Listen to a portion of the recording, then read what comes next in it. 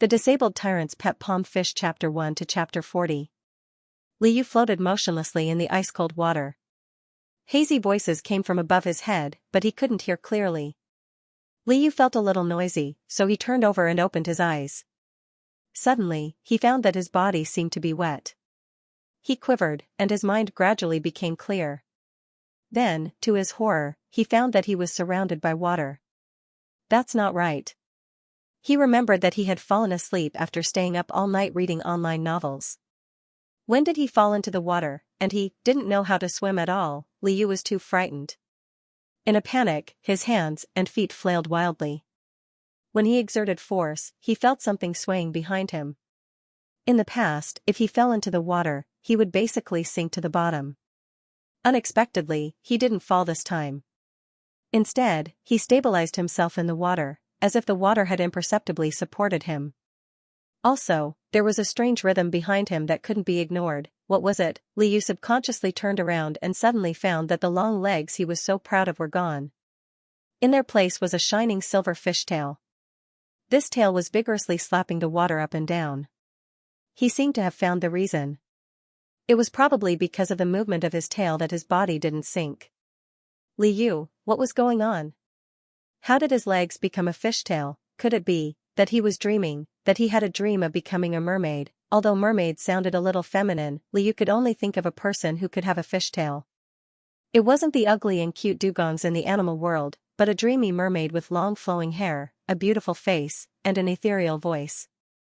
As everyone knew, this kind of mermaid didn't exist in reality, so he must have become a mermaid in a dream. Since it was just a dream, he didn't mind admiring his mermaid image in the dream at all.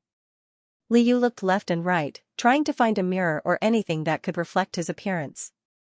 At the same time, he was still vigorously swinging his fishtail.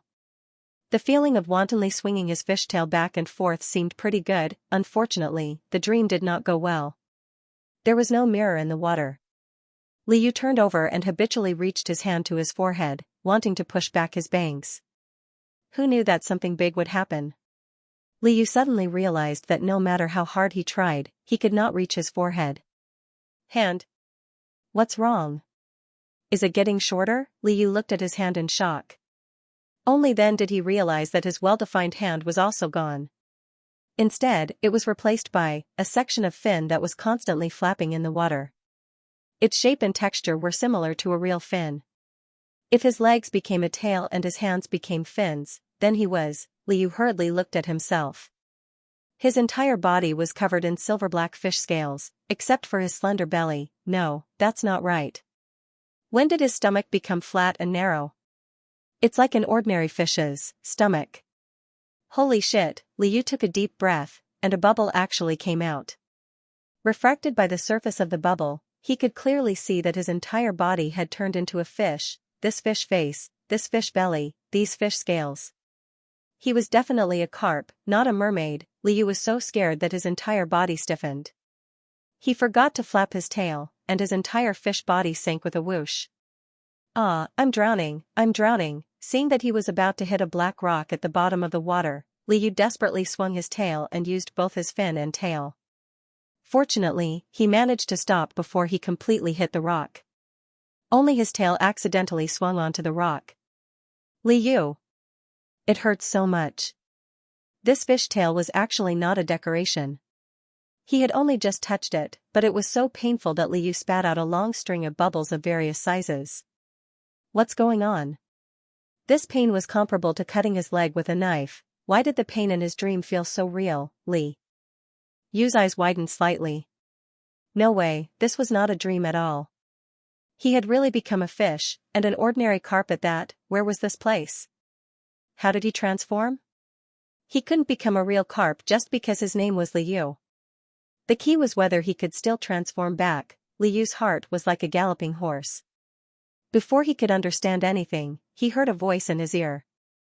A sharp and thin voice said, "Little Lin, the 1,000 carp soup for Imperial Consort Xianxia's birthday banquet is still missing a live fish." Another voice immediately flattered, "Eunuch Gao, this fish turned white just now." This lowly one didn't dare to give it to Imperial Consort Xianxia and was just about to throw it away. The birthday banquet is more important. How about this lowly one immediately prepare another fish? Liu? He discovered that there were other people besides him and was secretly delighted. But what imperial consort? Eunuch? Did he really transfigure into an ancient imperial fish? Then what the hell was the 1,000-carp soup? Before he could figure it out, a ray of light suddenly appeared above the water where Liu was. A crack appeared in the darkness above his head, and a hand that looked quite shocking to Liu reached in. Liu almost suffocated. This hand was too big. After thinking about it carefully, he realized that it wasn't. He had already turned into an ordinary fish. A human's hand was just too big for him. Liu instinctively sensed danger and involuntarily swam around. This hand reached out without any hesitation and clamped down on Liu, who was like a headless fly.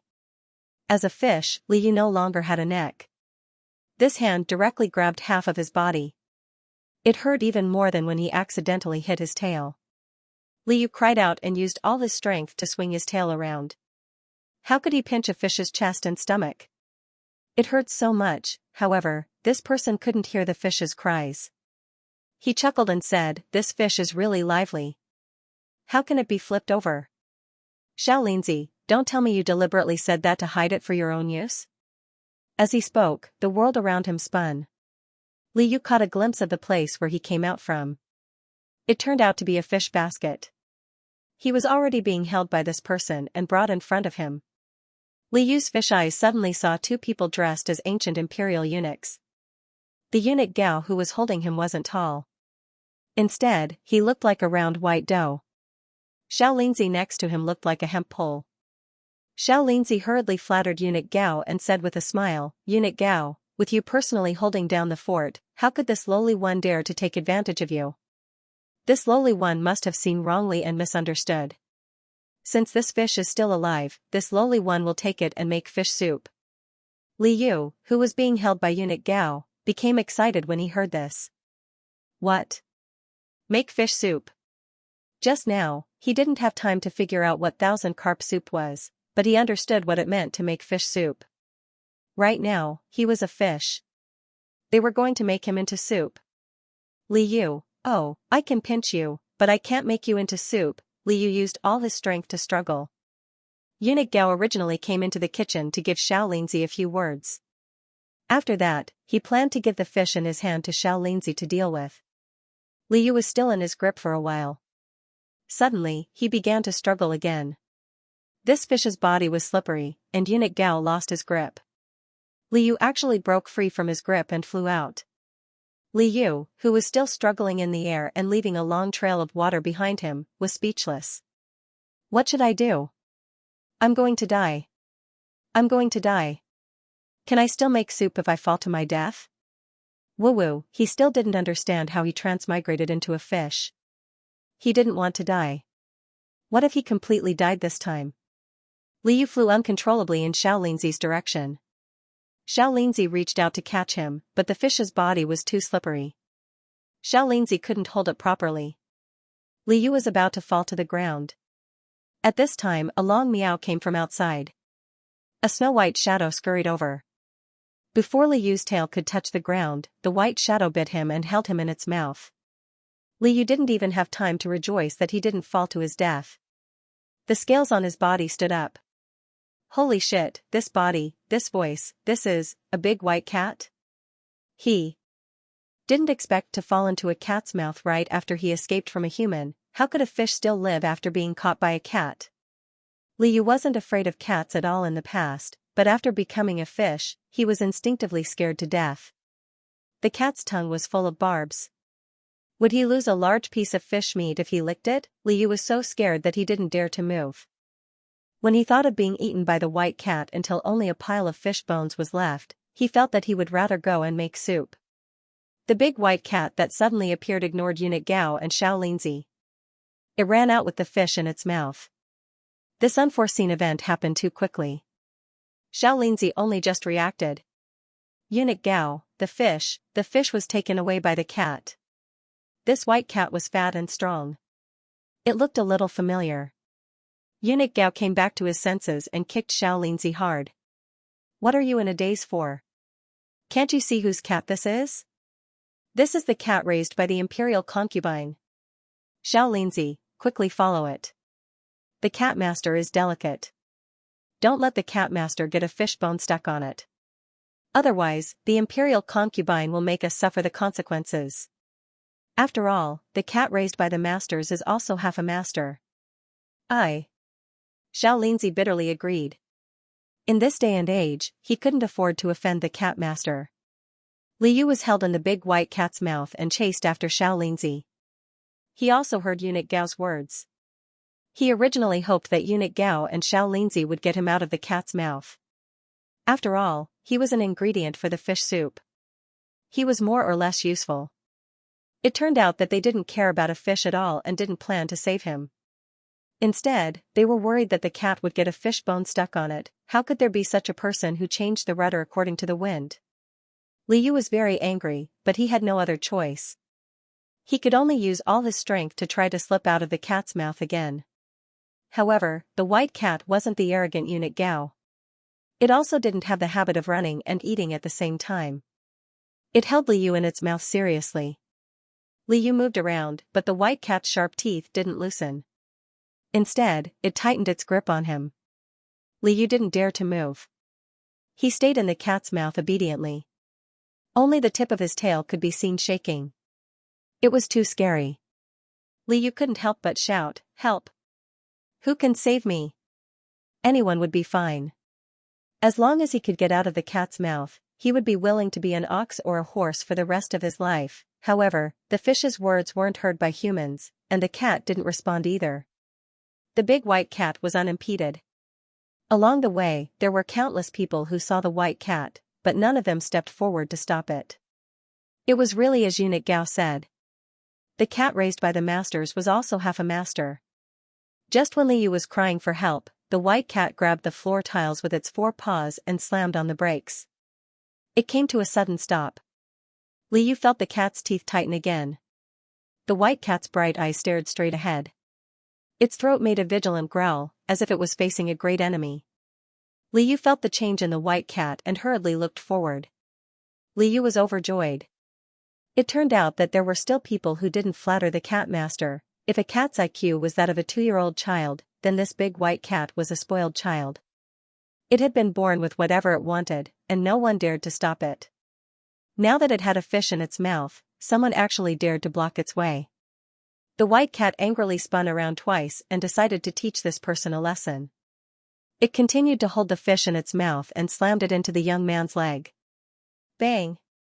The white cat slammed into the young man's leg so hard that Liu, who was in the cat's mouth, could feel the cat's body tensing up. However, the young man didn't move at all. Meow!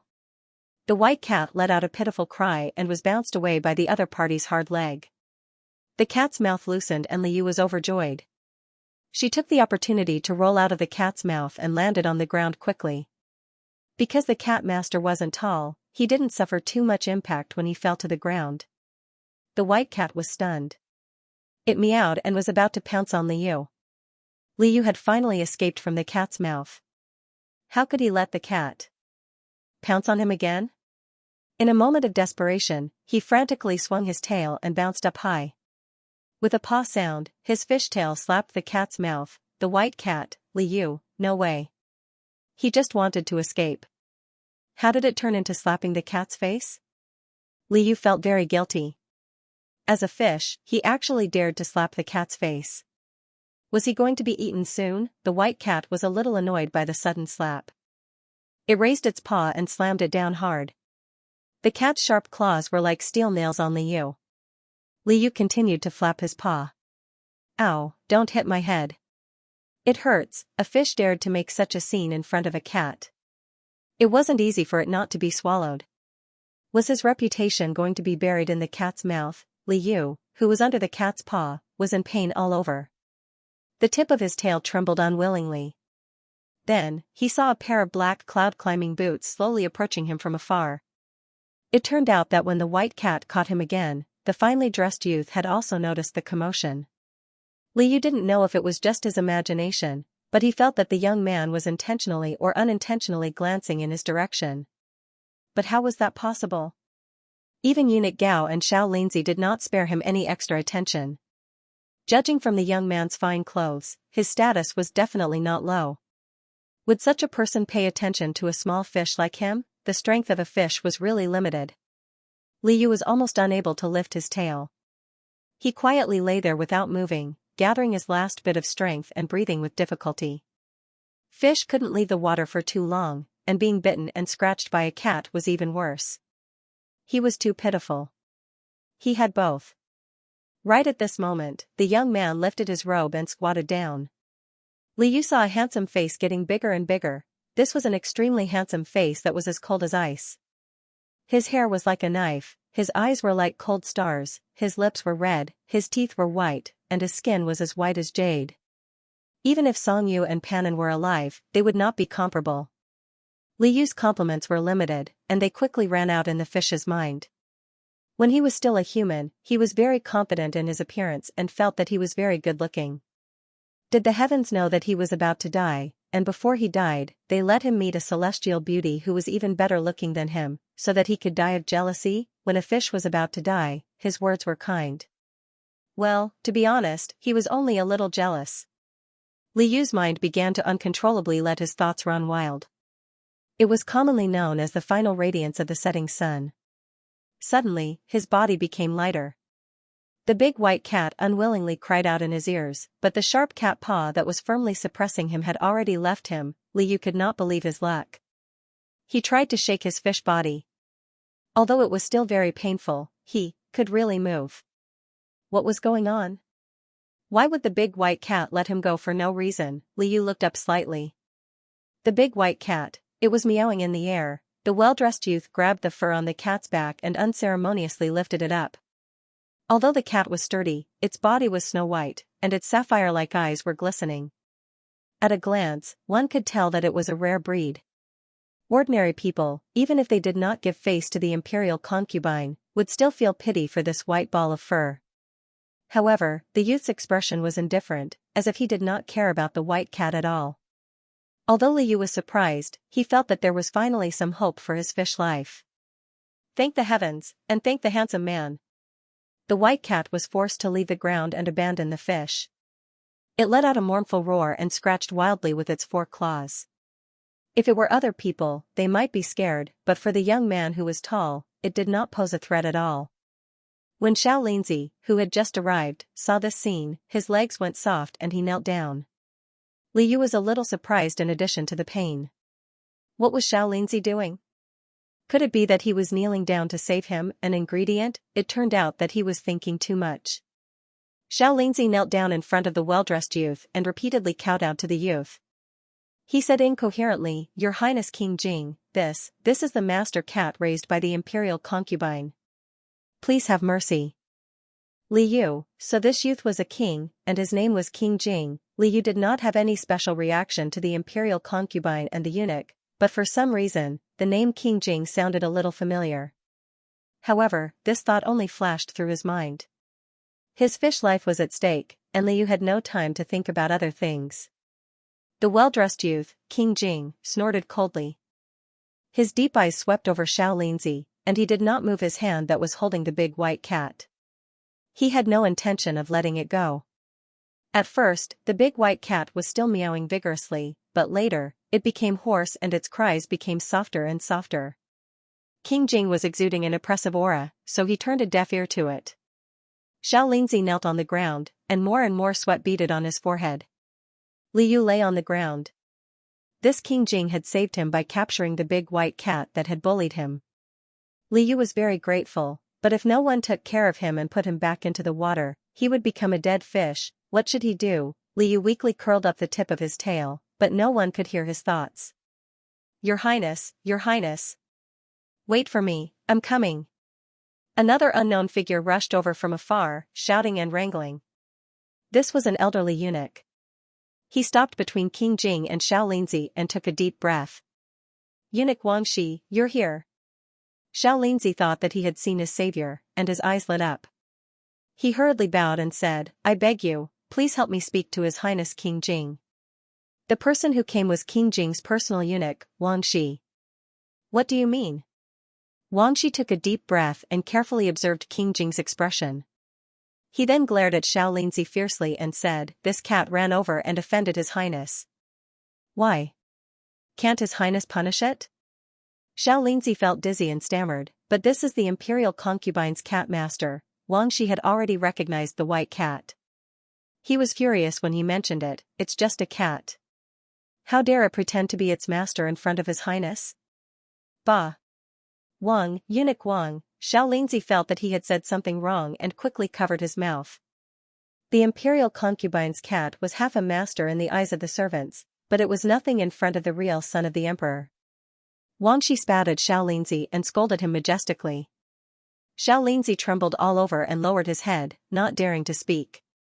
After Wang Shi finished scolding, he turned around and looked at King Jing inquiringly. King Jing's cold eyes moved. Wang Shi understood and immediately turned around and scolded loudly, "This cat offended His Highness. His Highness just punished it a little. What's the hurry?" The cat in King Jing's hand had failed in its attempt to show off its power. It had already lost its temper. Now, it seemed to know that it had scratched an iron plate. It finally restrained its temper and stuck out its pink tongue to meow softly. Most people would be soft-hearted at this time. However, King Jing wasn't an ordinary person. King Jing waited for the cat to stop meowing. He tactfully lowered his head and slowly threw the big white cat in the direction of Xianxia. The cat wasn't afraid of heights. After it left King Jing's hand, it hurriedly jumped into Xianxia's arms. Xianxia didn't have much meat on his body. He was hit in the chest and almost vomited blood. Wang Shi coughed softly, "His Highness is in a good mood today. He just punished it a little. Keep an eye on it. If there's a next time." "Haha, I've never seen anyone dare to offend His Highness twice in my life." "I know." Xianxia cowed out again and again. King Jing waved his hand indifferently.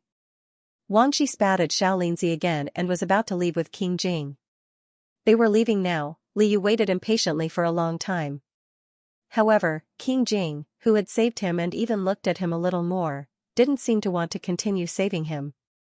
It was already very difficult for Liu to survive from the cat's mouth. Since no one could understand what he said, he could only gather the last of his strength and try to curl his tail. His messy tail gently hit the ground once, twice. This almost inaudible cry for help made people feel desperate. Liu was about to give up again and again, but he kept persuading himself to hold on. Maybe there would be a miracle if he persisted. Until he couldn't wave his tail anymore, the miracle didn't happen. The cloud-climbing boots that had saved him once didn't stay for him again. Liu gradually lost consciousness. His tail stopped moving and the air around him gradually condensed. King Jing had already walked a few feet away. Suddenly, he stopped and turned around. A trace of surprise flashed through his cold eyes. "Your Highness, what's wrong with you?" Wang Shi looked back in confusion. Linzi had already run away with the white cat, so there shouldn't be anyone else here. King Jing frowned and made a gesture to keep quiet. He walked back while paying attention to his feet.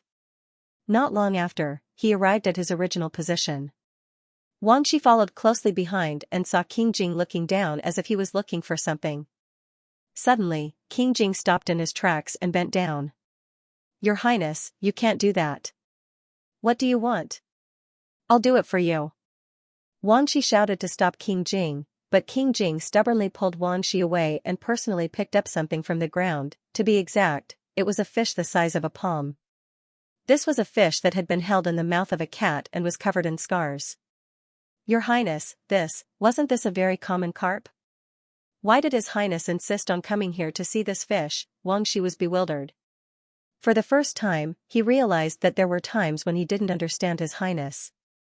King Jing hesitated for a moment, then reached out and touched the fish tail with his fingertips. The tail gently and listlessly patted the ground. King Jing's face darkened, but he picked up the fish with unusual gentleness and held it in his hands. Your Highness, let me do it." Wang Shi hurriedly opened his sleeves to take the fish. King Jing shook his head and walked straight to the nearest palace with the fish in his hands. Liu, who was in a daze, felt a long-lost warmth in his discomfort, as if it came from the quilt and pillow. sob, sob, sob. Life as a fish was too difficult. Was he going to die soon and become a human again? If he could become a human again, the suffering would be worth it. For a moment, Liu thought that he was hallucinating.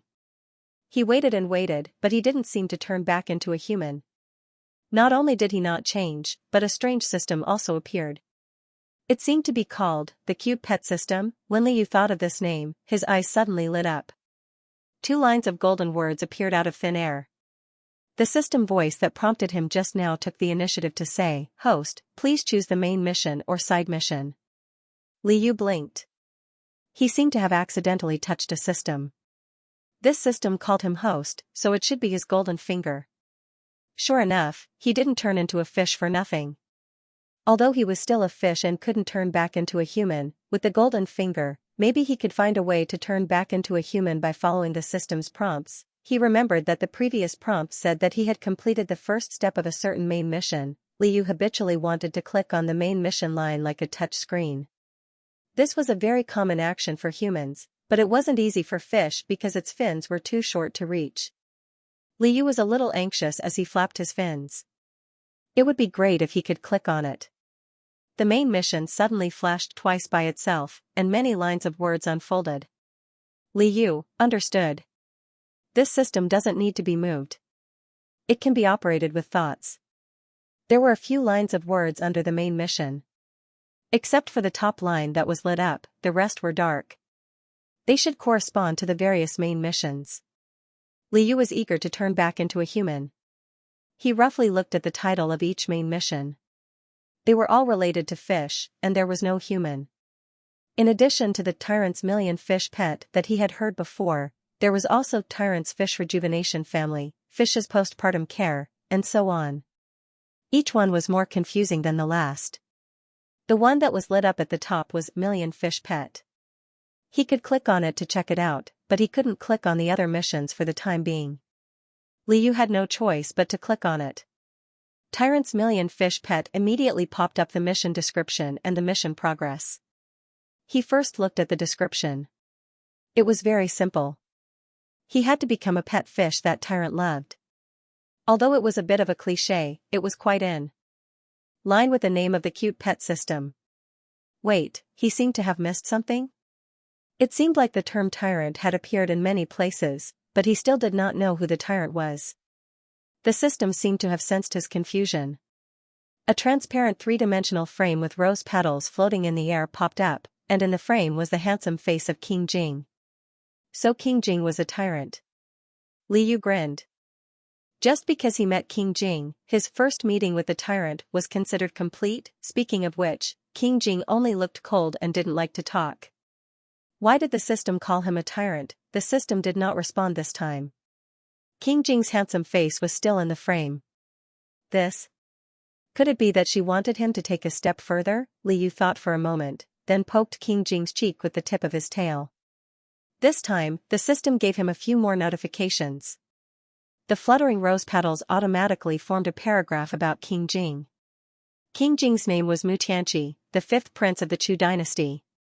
He was born mute and could not speak. Liu, so King Jing's name was Xianxia. Liu felt as if he had been struck by lightning. No wonder he found the title King Jing familiar the first time he heard it. It was also no wonder that King Jing was much quieter than Wang Shi and Shaolin. Back then, he had only been thinking about running for his life and did not react in time. Now, he finally knew where he had fallen into. He couldn't be more familiar with the name Xianxia. It was the male protagonist of a web novel called The Tyrant and the Delicate Concubine that he had stayed up late to read when he was bored. Xianxia was a cold and ruthless tyrant who would kill 9 generations of people at any time when he was in a bad mood. He had transmigrated into a book with the system. Don't ask him why he had transmigrated into a fish in a tyrant novel. Don't ask him why he was given a pet system in a tyrant novel, and why all his missions were fish. Just ask him, since you've already transmigrated, just accept your fate. I heard that raising pets can make people become more loving. The meaning of your existence is to change the character of the tyrant novel's male protagonist. The system slowly sent a system message over. Liu, he knew that the system was up to no good. He did not want to do these strange missions at all. If he did not want to do them, would the system force him? The system immediately said, the pet system cannot force the host, but if the host does not complete the mission, he will not be able to transform into a human for the rest of his life. Liu, what? I can't transmigrate back if I die? You can't. The system was very sure. If you can't become a human, you will only have the lifespan of a fish and will eventually turn into fish bones and fish ashes. Liu. What if I give up on the mission? The system, turn into fish bones and fish ashes immediately. Liu was about to swear. Wasn't this a disguised form of coercion? The system emphasized again, the pet system will not force the host. Liu, can you not repeat the same thing again and again? Liu did not want to turn into fish bones and fish ashes, and he was still not interested in the Tyrant novel's transformation. He only wanted to know, what exactly did he have to do to transform back into a human? The system, when the main mission reaches a certain point, there will be a step to transform back into a human. Liu, that's more like it. Fine, it's just a main mission. I'll do it. Although he pretended to not care, he knew very well that he would not risk his life. The pet system was right about one thing.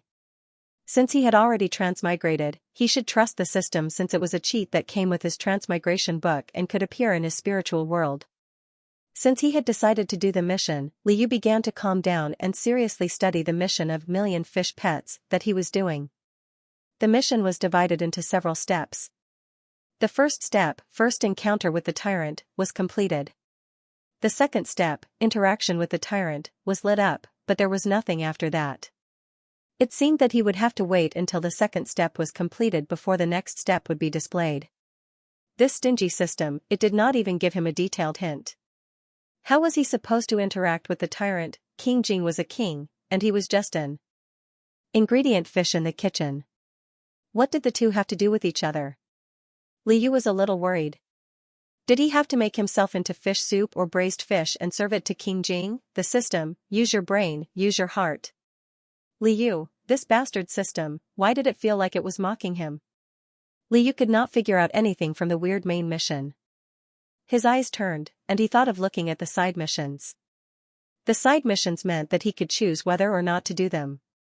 Anyone who had played online games would know that side missions were usually not too difficult, and they also had generous rewards. Since the main mission was so weird, maybe he could try to find some clues from the side missions. Liu chose to look at the side missions, and found that under the side missions were all dark mission names, which meant that it was not yet time to do these missions. For example, one of the side missions was, become a koi fish. This mission seemed quite good.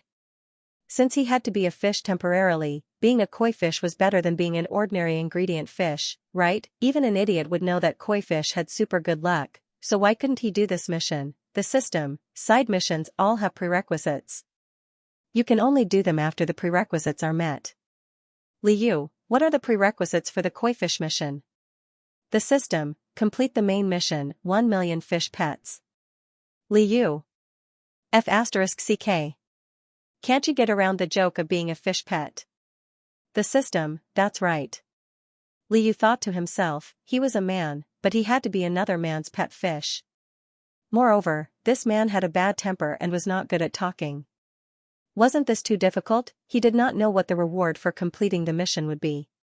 If the reward was not good, wouldn't he lose out? Liu, then what reward will there be after completing the 1 million fish pets? There should be some, right? The system, yes. You have completed the first step. The strength of your fishtail has been strengthened, please use it carefully. The reward for completing the second step is a portable space where you can store items. The other rewards will be announced as the mission updates. Liu's eyes lit up. He still could not understand the use of strengthening his fishtail, but a portable space was good. It could store items. It was inconvenient for him to be a fish, so he had to overcome his shame and complete the mission. As he thought about this, the system reminded him to quit. Liu woke up and opened his fish eyes. He found himself lying in a blue and white porcelain jar filled with water. The conversation with the system was in his spiritual world, so it could not be seen from the outside. In fact, he had been bitten by the big white cat and had been out of water for too long, so he had fainted for 2 hours. Pain came from his body. The wound from the big white cat's bite had not healed yet. Liu looked at his surroundings and was a little confused. He remembered that before he lost consciousness, he had almost broken his tail, but no one had responded to his call for help. He should still be lying on the floor now, so how did he change places? No matter what, he had to recover from his injury, and he had to figure out where he was. He had to find King Jing as soon as possible and complete the interaction step. After Liu thought about it, he carefully looked at the world in the jar. This blue and white porcelain jar was much better than the black fish basket he had been in when he first crossed over. It also did not have the smell of smoke from the kitchen. It was bright and ventilated, but the jar's mouth was a little high for him. He could only see the ceiling above him. Although it was small, he could still see that it was a richly ornamented room. It was obvious that he was now in a place of wealth. The water in the jar was very clear. He was the only fish in the jar. Beside him, there were a few green aquatic plants that swayed gently with the waves. Under his body, there was a pile of snow-white stones. Liu studied these stones. Each of them was round and had no edges. It was not uncomfortable for the fish to lie on them. It was a good place to recuperate.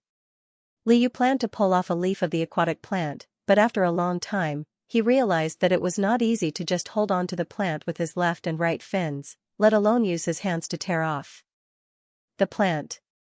No matter how he tried, it was not effective. Suddenly, he remembered that the system had said that it had strengthened the strength of his tail.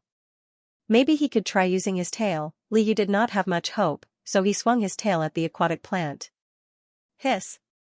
It hurts, it hurts, it hurts. It affected his wound. Liu grimaced in pain and regretted his recklessness. After swinging his tail, there was no change. Liu thought that the system was cheating him. At this moment, a green leaf of the aquatic plant slowly fell down and landed on top of his head. Liu looked at his tail excitedly. He tried to bite the broken leaf of the aquatic plant and pulled it down. It covered more than half of his body and he lay down on the white stone bed. He needed to be covered with a quilt to recuperate. Let him rest for a while to recover. When he felt better, he would go and find King Jing. He did not know how long he had slept, but there was a soft creak in his ear.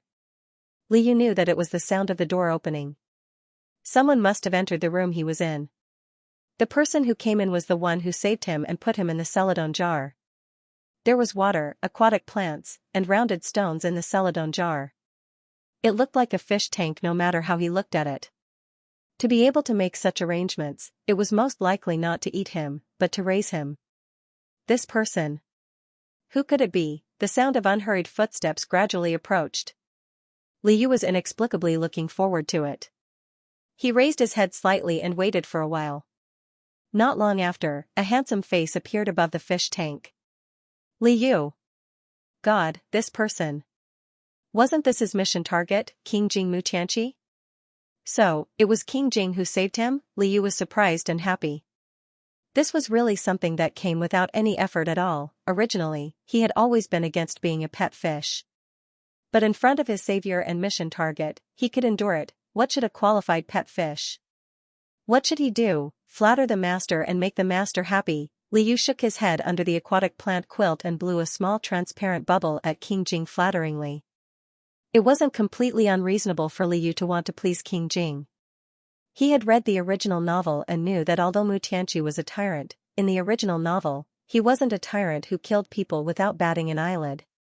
When Mutianqi was still King Jing, he was at most cold and aloof. Because he was born mute, he had long been disqualified from inheriting the throne. However, later on, he still managed to ascend the throne step by step from the most unlikely prince to the throne. He used thunderous methods to cleanse the imperial court and harem with blood. He truly transformed from a silent and cold king into a cruel tyrant who terrified the world. This transformation actually took a lot of mental journey, and it wasn't something that could be achieved overnight.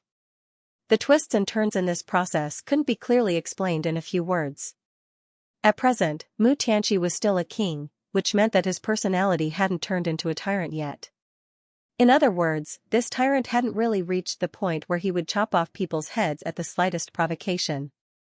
This point could actually be seen from the fact that the big white cat wasn't executed when it was caught by Xianxia. When the big white cat collided with King Jing punished it. When he punished it, he also looked cold and heartless. However, after he punished it, he released the cat without letting the cat's blood splatter on the spot. This was almost impossible after he ascended the throne. It could be seen that the current King Jing was just vengeful and not cruel. Moreover, wasn't the fact that this fish was saved by King Jing a ready-made example of this? Therefore, it wasn't difficult to understand why the system wanted him to do this task. It was to change the tyrant's personality. It was better to act in advance when Xianxia was still King Jing than to act after Xianxia had truly turned into a tyrant.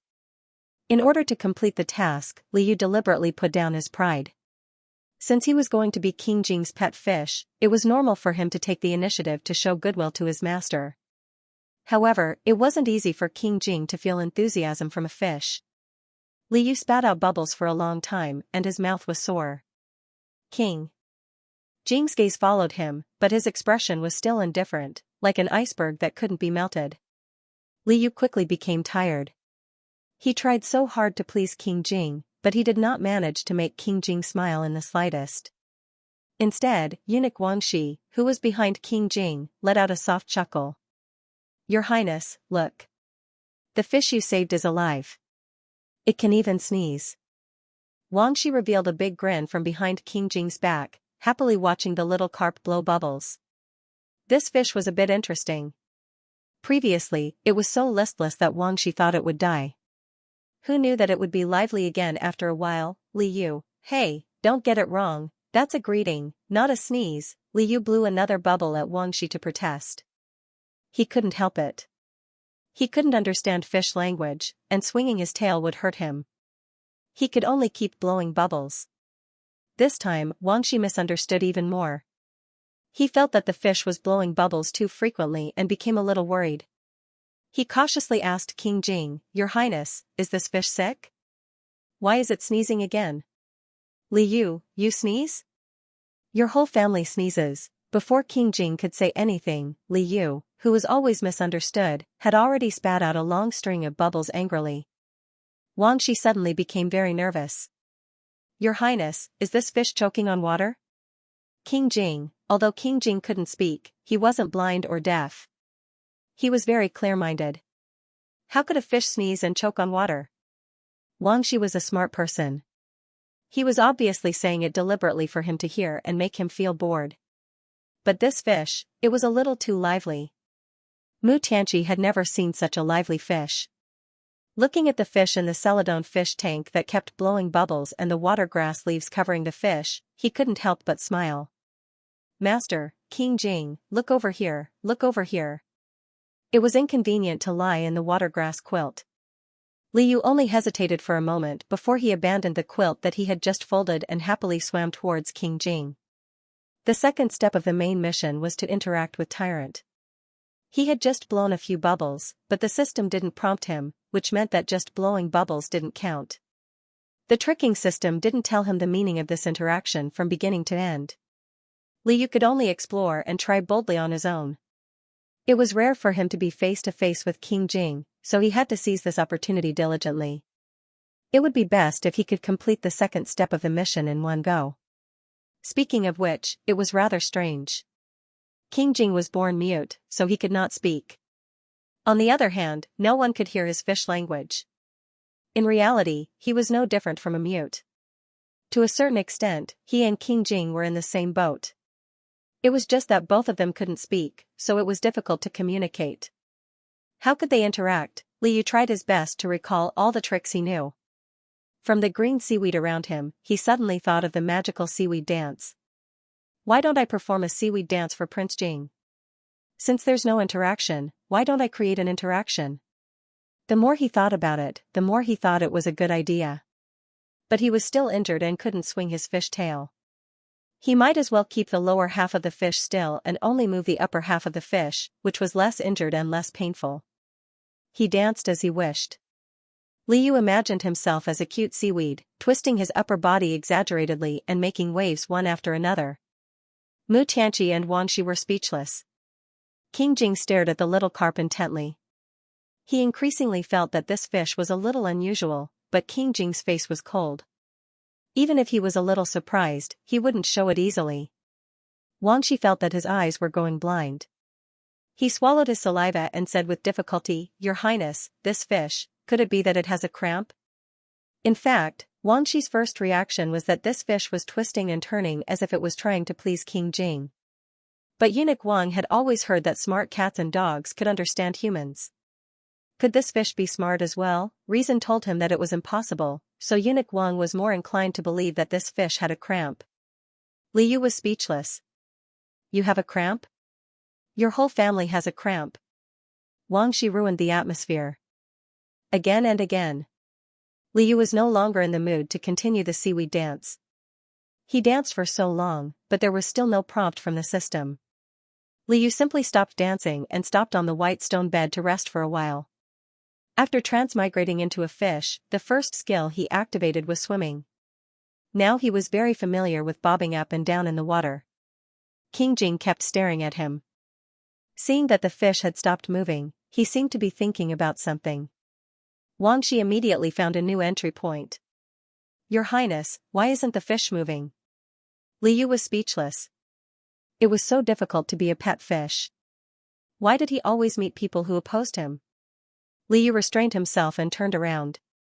He couldn't always sulk. He had to focus on how to complete the task as soon as possible. "Hey, system, what do you mean by interaction?" Li Yu tried to call the system. Even the seaweed dance didn't count as interaction. This task was too difficult. The system probably couldn't stand it anymore and reminded him, the so-called interaction means that you have to move back and forth. Li Yu was speechless. Li Yu finally understood why he couldn't complete the second step smoothly even though he had put in so much effort. It was because from beginning to end, he was the only fish that moved vigorously, and King Jing didn't move at all. How could this be considered moving back and forth interaction? Then, how could he make King Jing move? Li Yu was lost in thought. After all, this was the Tyrant master that even the seaweed dance couldn't move. Sob, sob, sob, life as a fish was too difficult. Li Yu was concentrating on his thoughts, and Wang Shi was also staring at the fish. King Jing had his own plans. This little carp was personally found, saved, and sent to the palace. Wang Shi had followed King Jing for many years. He knew that His Highness was cold on the outside but colder on the inside. He rarely cared about people or things. This time, he was willing to save the fish. What did this mean? It meant that His Highness had taken a liking to this fish, and His Highness was a little interested in this fish. His Highness even ordered him to prepare a fish tank and put the fish in it. Wasn't this the attitude of raising fish? It didn't matter what he raised. Wang Shi was so happy that he couldn't close his mouth. His cold Highness finally had a trace of warmth. Wang Shi nagged a few times, but he didn't dare to say it directly. He was afraid that if he said it out loud, King Jing's stubbornness would rise again and he wouldn't tolerate it. Therefore, he beat around the bush a lot. He found that King Jing's eyes were following the little carp. When the little carp wriggled around, King Jing didn't make any clear expression, but he also didn't immediately turn around and leave. The little carp swam and stopped moving. King Jing's expression didn't change, but the corners of his lips, which had been raised a little, quickly fell down. He was a little displeased. Wang Shi saw this and was anxious in his heart. This was not the way to raise a fish. How could he just keep looking at it? Wang Shi guessed that King Jing had never raised a fish or other living creatures before. He didn't know how to deal with it. Wang Shi probed, "Your Highness, is this fish so hungry that it has no strength?" Mu Tianqi quickly glanced at him. Wang Shi knew that Mu Tianqi wanted him to continue, so he explained with a smile, "When people are hungry, they will have no strength. This old servant thinks that this fish is the same as people. It should be full to have strength. This old servant has already prepared some fish food. Why don't you let this old servant feed it?" Mu Tianqi thought for a moment and gently nodded. Wang Shi bowed, nimbly pulled out 2 bamboo boxes from his sleeves, and opened them one by one. The boxes were each filled with red and green fish food, and each of them was rubbed until they were the size of a grain of rice. Mu Tianqi, Wangxi picked out a few fish food and sprinkled it in the blue and white porcelain fish tank in front of King Jing. Li Yu, who was thinking hard, smelled the aroma of food. He hadn't eaten anything after transmigrating into the fish tank, so his empty stomach immediately rumbled. Is there something good to eat? Li Yu looked around. Soon, the red and green particles scattered in the water attracted his attention. This thing smelled so good that it was even more tempting than the delicacies he had eaten before. If he was hungry, he wouldn't have the strength to complete the task. Li Yu immediately convinced himself to swim over and circle around one of the red particles. This seems to be fish food. He heard that fish food could be made from flour or insects. He didn't know what kind of food this was, but it smelled so good that he wanted to eat it. On one hand, Li Yu despised himself for adapting to the taste of fish so quickly, but on the other hand, he was drooling. In the end, his appetite defeated his self-esteem. How does fish eat? Li Yu hesitantly went forward and gently poked the fish food with his fins. Suddenly, he felt an intimidating gaze fixed on him. Li Yu looked up and saw King Jing's dark eyes staring at him without blinking. Li Yu, he wanted to be more elegant and use his fins to hold the fish food before eating. What if King Jing noticed something was wrong? Although King Jing was mute, he was very smart. Li Yu quickly grabbed the fish food with his mouth and slipped into the watergrass quilt. It was inexplicably embarrassing for him to eat fish food in front of King Jing. It was better for him to hide it and eat it again. After eating, he could continue the task. The delicious fish food quickly melted in his mouth. Li Yu ate a few mouthfuls. This is great. It's made from flour, but why does this rich taste so much like fish-flavored shredded pork? Whatever. As long as Li Yu had something to eat, it was fine. Fish-flavored shredded pork was good. At least, it comforted him that he couldn't eat human food. Li Yu quickly ate the whole red fish food. He was still very hungry, so he planned to go out and look for a few more. Because he knew that King Jing was looking at him, he was afraid that he would be found strange. Every time he found a piece, he would eat it sneakily and then come out to look for another one. Gradually, he found that the red fish food tasted better than the green fish food, and the green fish food tasted a little bland. King Jing watched the little carp eat for a long time with a heavy gaze. For a moment, he felt that the little carp's action of poking the fish food with his fins was a little like a human's. King Jing was still focused on watching the fish. Wangxi handed over the 2 boxes and looked at King Jing expectantly. Mu Tianqi was speechless. Wangxi had followed King Jing for many years, so he knew how to follow his master's wishes without batting an eyelid. He smiled and said earnestly, "Your Highness, I still have something to do, but I haven't finished feeding the fish yet. Could your Highness help me feed the fish?" Mu Tianqi was slightly startled. Wangxi pushed the box over and continued in a serious tone, "There are 2 kinds of fish food. Your Highness, please take a look. The red one is fish flavored with shredded pork, and the green one is mushroom flavored with vegetables."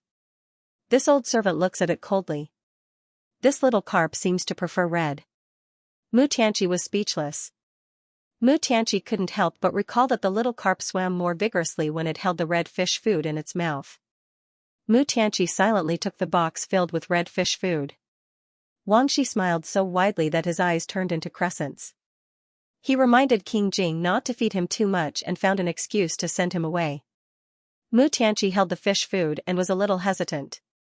After all, he had never done such a thing. Li Yu waited and waited, but Wangxi didn't feed him again. The little carp, who was still a little hungry, couldn't help but swim to the surface and wait. Then, he and King Jing's eyes met in an eerie manner. Li Yu was speechless. Li Yu wasn't mentally prepared and was taken aback. Then he remembered that he was just a fish. No matter how long he looked at King Jing shouldn't have noticed. This King Jing. What was he planning to do? Li Yu couldn't figure it out. The tall young man couldn't speak and always hid his emotions in his deep black eyes. Mu Tianqi stood in front of the fish tank for the time it took to drink a cup of tea. Then, he grabbed a small handful of red fish food from the box and sprinkled it into the water. Li Yu was almost hit by the fish food that fell from the sky. She stared at King Jing in a daze. She could not believe her eyes. By the time it came back to its senses, Its body had already involuntarily pounced on the fish food that King Jing was feeding it. With a spin, it drew a beautiful arc in the water. The little carp carefully held the fish food in its mouth, its chest thumping. Not only did the tyrant King Jing save him, he even fed him himself. Just as he swallowed the fish food, the system's voice, which had been silent for a long time, sounded. Congratulations, host. The second step of the main mission, the tyrant's million fish pets, interaction with the tyrant has been completed. Congratulations on receiving the corresponding reward. Li Yu was in tears. So this was the real interaction after all this fuss. He ate all the fish food that King Jing had fed him in one go. Lying on the snow-white stone bed, he was no longer hungry. Instead, his stomach was bloated. Regardless of whether it was a fish or a human, they all wanted to sleep after eating. Since the second step of the mission had been completed without any mishaps, Li Yu thought that it wouldn't be too late to get the reward from the system after sleeping for a while. Humans couldn't fall asleep anytime, anywhere. However, he didn't have to worry about that when he was a fish. He could sleep either lying down or lying down. Li Yu tilted his head and was about to fall asleep. King Jing recalled Wang Shi's words. He glanced at the little carp, curled 2 fingers, and knocked on the fish tank. Li Yu, who was about to fall asleep but was shaken awake by the vibration, was speechless. What's going on? I really want to sleep. I still have to recover from my injuries. Li Yu didn't want to interact with the tyrant if there wasn't a mission. King Jing saw that the fish was still lying motionlessly on the stone, so he reached out his hand. Li Yu, who was about to fall asleep, suddenly felt the rapid current in the fish tank. What's going on? Li Yu was so scared that he woke up. When he opened his eyes, he saw that King Jing had already reached into the fish tank and was groping towards him. Li Yu. Li Yu resisted the urge to swing his tail. First of all, he was injured, and moving his tail would hurt. Second of all, if he dared to swing his tail at King Jing's face, he would definitely become a dead fish. Li Yu's heart was in turmoil. However, King Jing didn't catch him directly. Instead, he gently pushed him with his fingers and chased him off the snow-white stone bed. Li Yu? Did King Jing mean that he wasn't allowed to sleep? Li Yu was completely confused as he was pushed away by King Jing's fingers. He still didn't know what King Jing wanted to do. King Jing's fingers led him around the blue and white porcelain fish tank. At first, he was a little scared. However, after a while, he realized that King Jing didn't do anything other than push him. Li Yu gradually relaxed and occasionally played along by lazily moving his fins. His soft fins inevitably touched King Jing's fingers. Mu Tianqi paused and looked deeply at the daring fish that didn't know what it was doing. If someone dared to do this, King Jing would definitely tear them into pieces. However, this was a fish, not a human. There was no need to be so strict.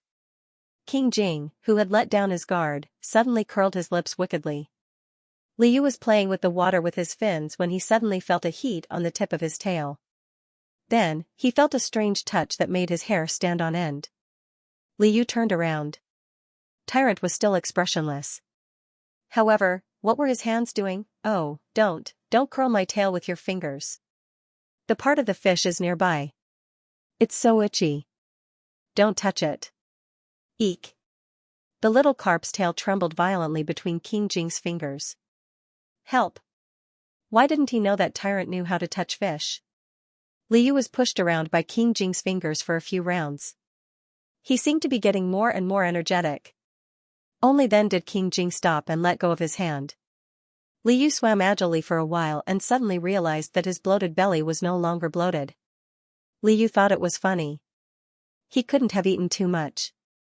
King Jing was forcing him to swim for digestion. He didn't think that King Jing was a person who would take the initiative to think for small animals. Just as he still didn't know why King Jing saved him when he was seriously injured and unconscious, King Jing suddenly pushed him around. This was also an unsolved mystery. King Jing's sleeves were stained with water. He raised his eyebrows slightly. Li. You felt that King Jing would definitely go to change his clothes soon. After all, a king who lived like a prince wouldn't allow himself to wear dirty clothes, even if it was just his sleeves that were wet. As he expected, King Jing turned around and left after a short while. He didn't show his face above the fish tank. However, Liu didn't hear the sound of King Jing opening the door. Usually, a master wouldn't change his clothes by himself. He would ask his servants to wait on him. Although King Jing couldn't speak, it didn't prevent him from opening the door and looking for the person waiting outside. Liu waited and waited, but there was no other movement. Fish seemed to have a faster healing ability than humans. Perhaps it was because he had the system, but after taking a nap and resting for a while, his body felt much better. His tail didn't hurt as much anymore. Liu decided to use his tail again. He couldn't see King Jing just by staying in the blue and white porcelain fish tank, unless King Jing came over himself. Liu wanted to make sure that King Jing wasn't in the room before entering the cute pet system to get the reward. He didn't want King Jing to suddenly have the thought of teasing him, only to find that he had become an unconscious fish. Liu swung his tail left and right a few times. It really didn't hurt anymore. Finally, he gathered his strength and swung his tail. This time, the strength of his tail made him jump high. Liu was already mentally prepared. He looked down at the world outside the fish tank leisurely. Sure enough, it was as he had imagined. It was exquisite and magnificent. No wonder it was a place for a king. He found King Jing. King Jing was still in the room. The moment he jumped, Liu caught sight of King Jing's figure. Mu Tianqi was facing him from 10 feet away. His black robe hadn't been fastened yet. The smooth lines of his body were visible at a glance. His black eyes looked at the little carp flapping in the air. He was shocked and stunned. Liu, King Jing, oh no, why did he bump into King Jing with his clothes disheveled? He thought that he must have finished changing. Perhaps he was muddle-headed and underestimated the complexity of ancient clothing. He also overestimated the speed at which King Jing changed his clothes. This situation made it seem like he was a pervert who was peeping at a handsome man. Liu quickly saw what he should and shouldn't see. His face heated up and his body tilted. He fell back into the fish tank with a small splash. This King Jing, why didn't he know to avoid me when he was changing his clothes? Fine, there was only one fish in the room. There was no need to do that. Liu hurriedly hid under the seaweed quilt. There was some movement from King Jing's side. Liu heard King Jing's footsteps getting closer and closer. Although King Jing might not notice that he was looking at him, a fish suddenly jumped out of the fish tank. As long as one wasn't blind, they would notice it, right? King Jing must have noticed him. Liu was frightened. He tried his best to pretend that nothing had happened, but King Jing had already come to the side of the fish tank. Once again, he felt a sharp gaze that made him uneasy. Liu felt as if there was a knife on his back. He quietly turned around and pointed his tail at King Jing, trying to get away with it. Your Highness, Your Highness. Before he could wait for King Jing's response, Wang Shi's anxious call came from outside the room. Liu finally breathed a sigh of relief. King Jing fastened his jade buckle and looked deeply at the suspicious little carp. He walked to the door and opened it. Wang Shi respectfully bowed and said, Your Highness, someone from His Majesty is here. The emperor was King Jing's father. King Jing's expression turned cold. He followed Wang Shi out to receive the imperial edict. King Jing was finally gone. Liu was overjoyed, but he still pretended that he didn't understand anything. He stayed as quiet as a chicken. When he couldn't hear the footsteps anymore, he quickly swam to a remote corner of the fish tank and quickly entered the system. The second step of the Million Fish Pets mission was completed. The reward was a portable storage space. He also wanted to see what the third step was. At this rate, he would be able to turn back into a human soon. Liu was very happy. As soon as he entered the system, a prompt popped up, asking him if he wanted to check the portable storage space. Liu thought to himself, here it comes. He was overjoyed and clicked yes. The portable storage space immediately opened, and he could see everything in front of him. Liu glanced at it and was about to blurt out a lot of praise. He thought that it would at least be as big as a warehouse, but in fact, it was actually the size of an adult's palm.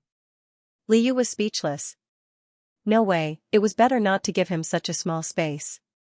This was too stingy, the system asked. The host thinks it's too small. Do you want to give up the reward? Liu almost forgot that the system was telepathic with him and knew what he was thinking. He quickly shook his head. Forget it, forget it. It's better than nothing.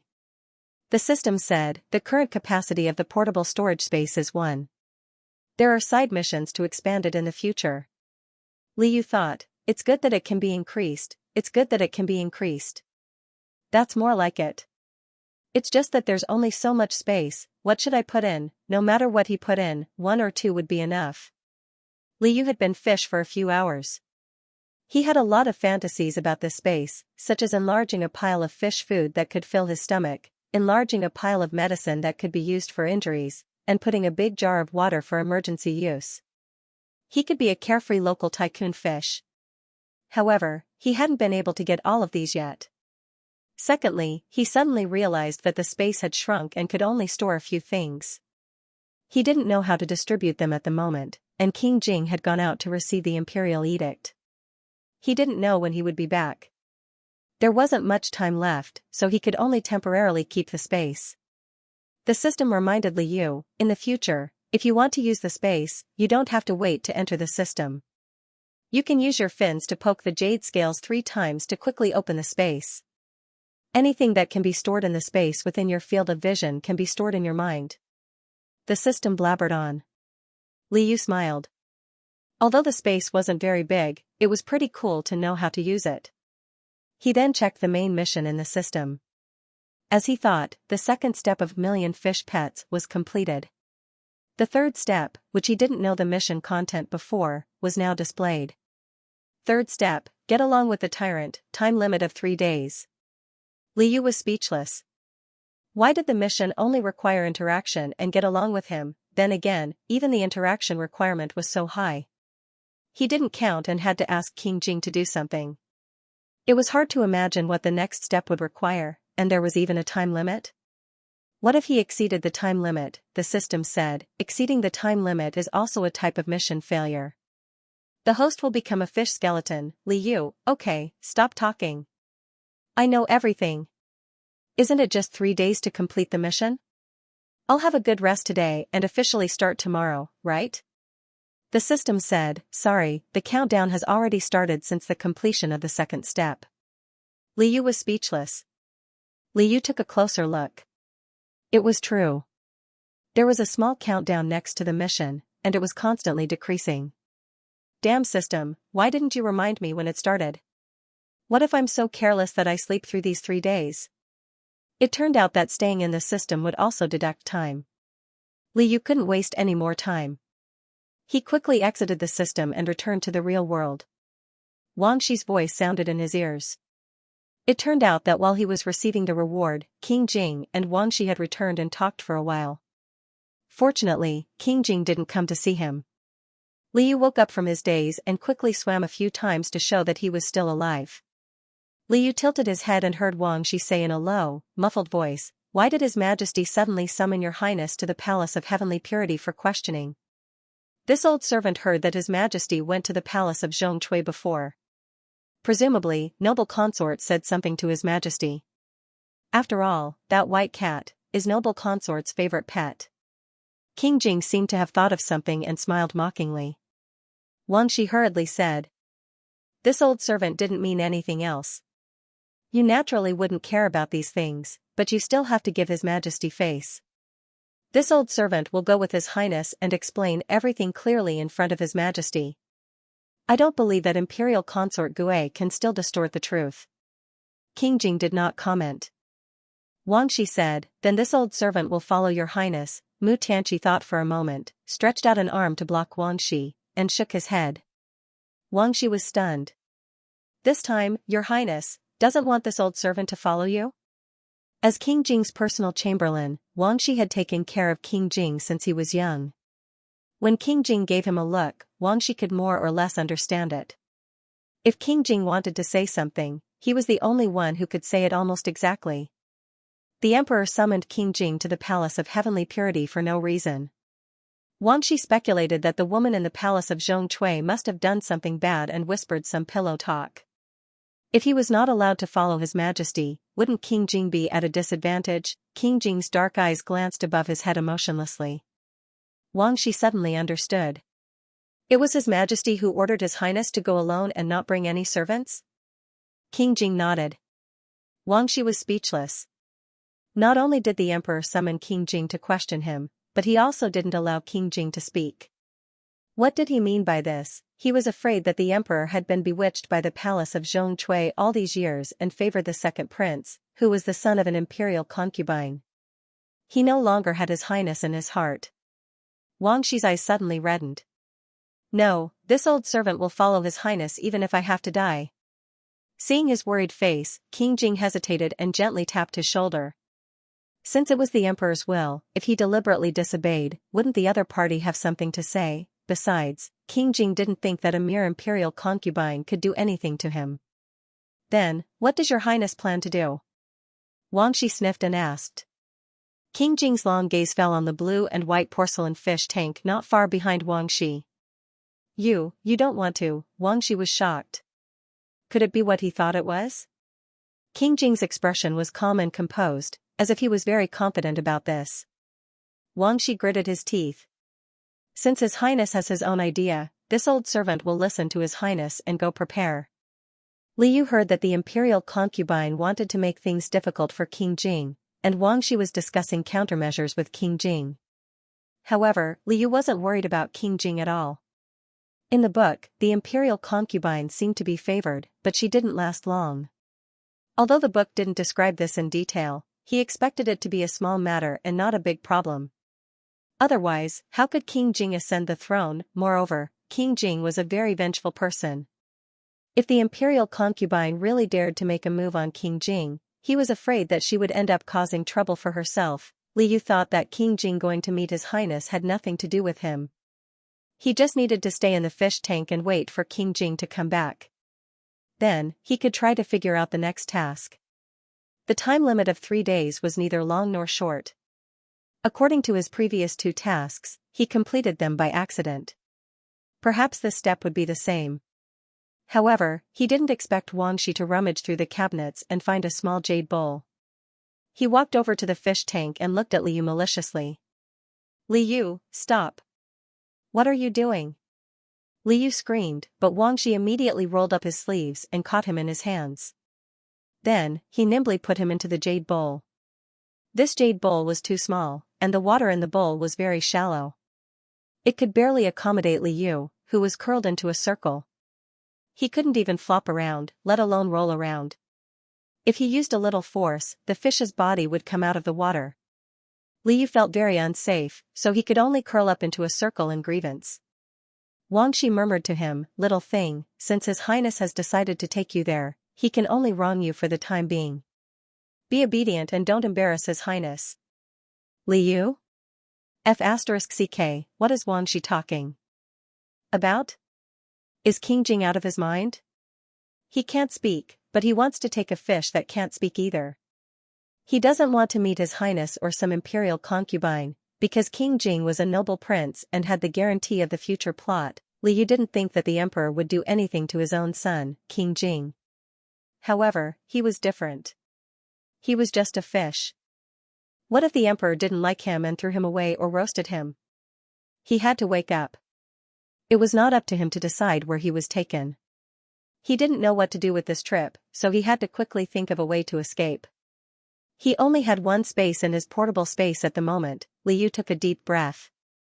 Taking advantage of Wang Shi's unpreparedness, he furiously tapped the jade scales with his fins. He thought to himself, give me water, I want water. As long as there was enough water, he could survive, unless the emperor directly chopped off his fish head. Although there was water in the jade bowl, it was too shallow. He didn't feel safe. If the person holding the jade bowl trembled, he would be in trouble. Rather than putting his life in the hands of unknown people, it was better to store more water for himself. Li Yu had never stored anything in his portable space before. He also didn't expect that the portable space would come in handy so soon. He had only heard the system explain how to use the portable space once, and it was completely based on luck.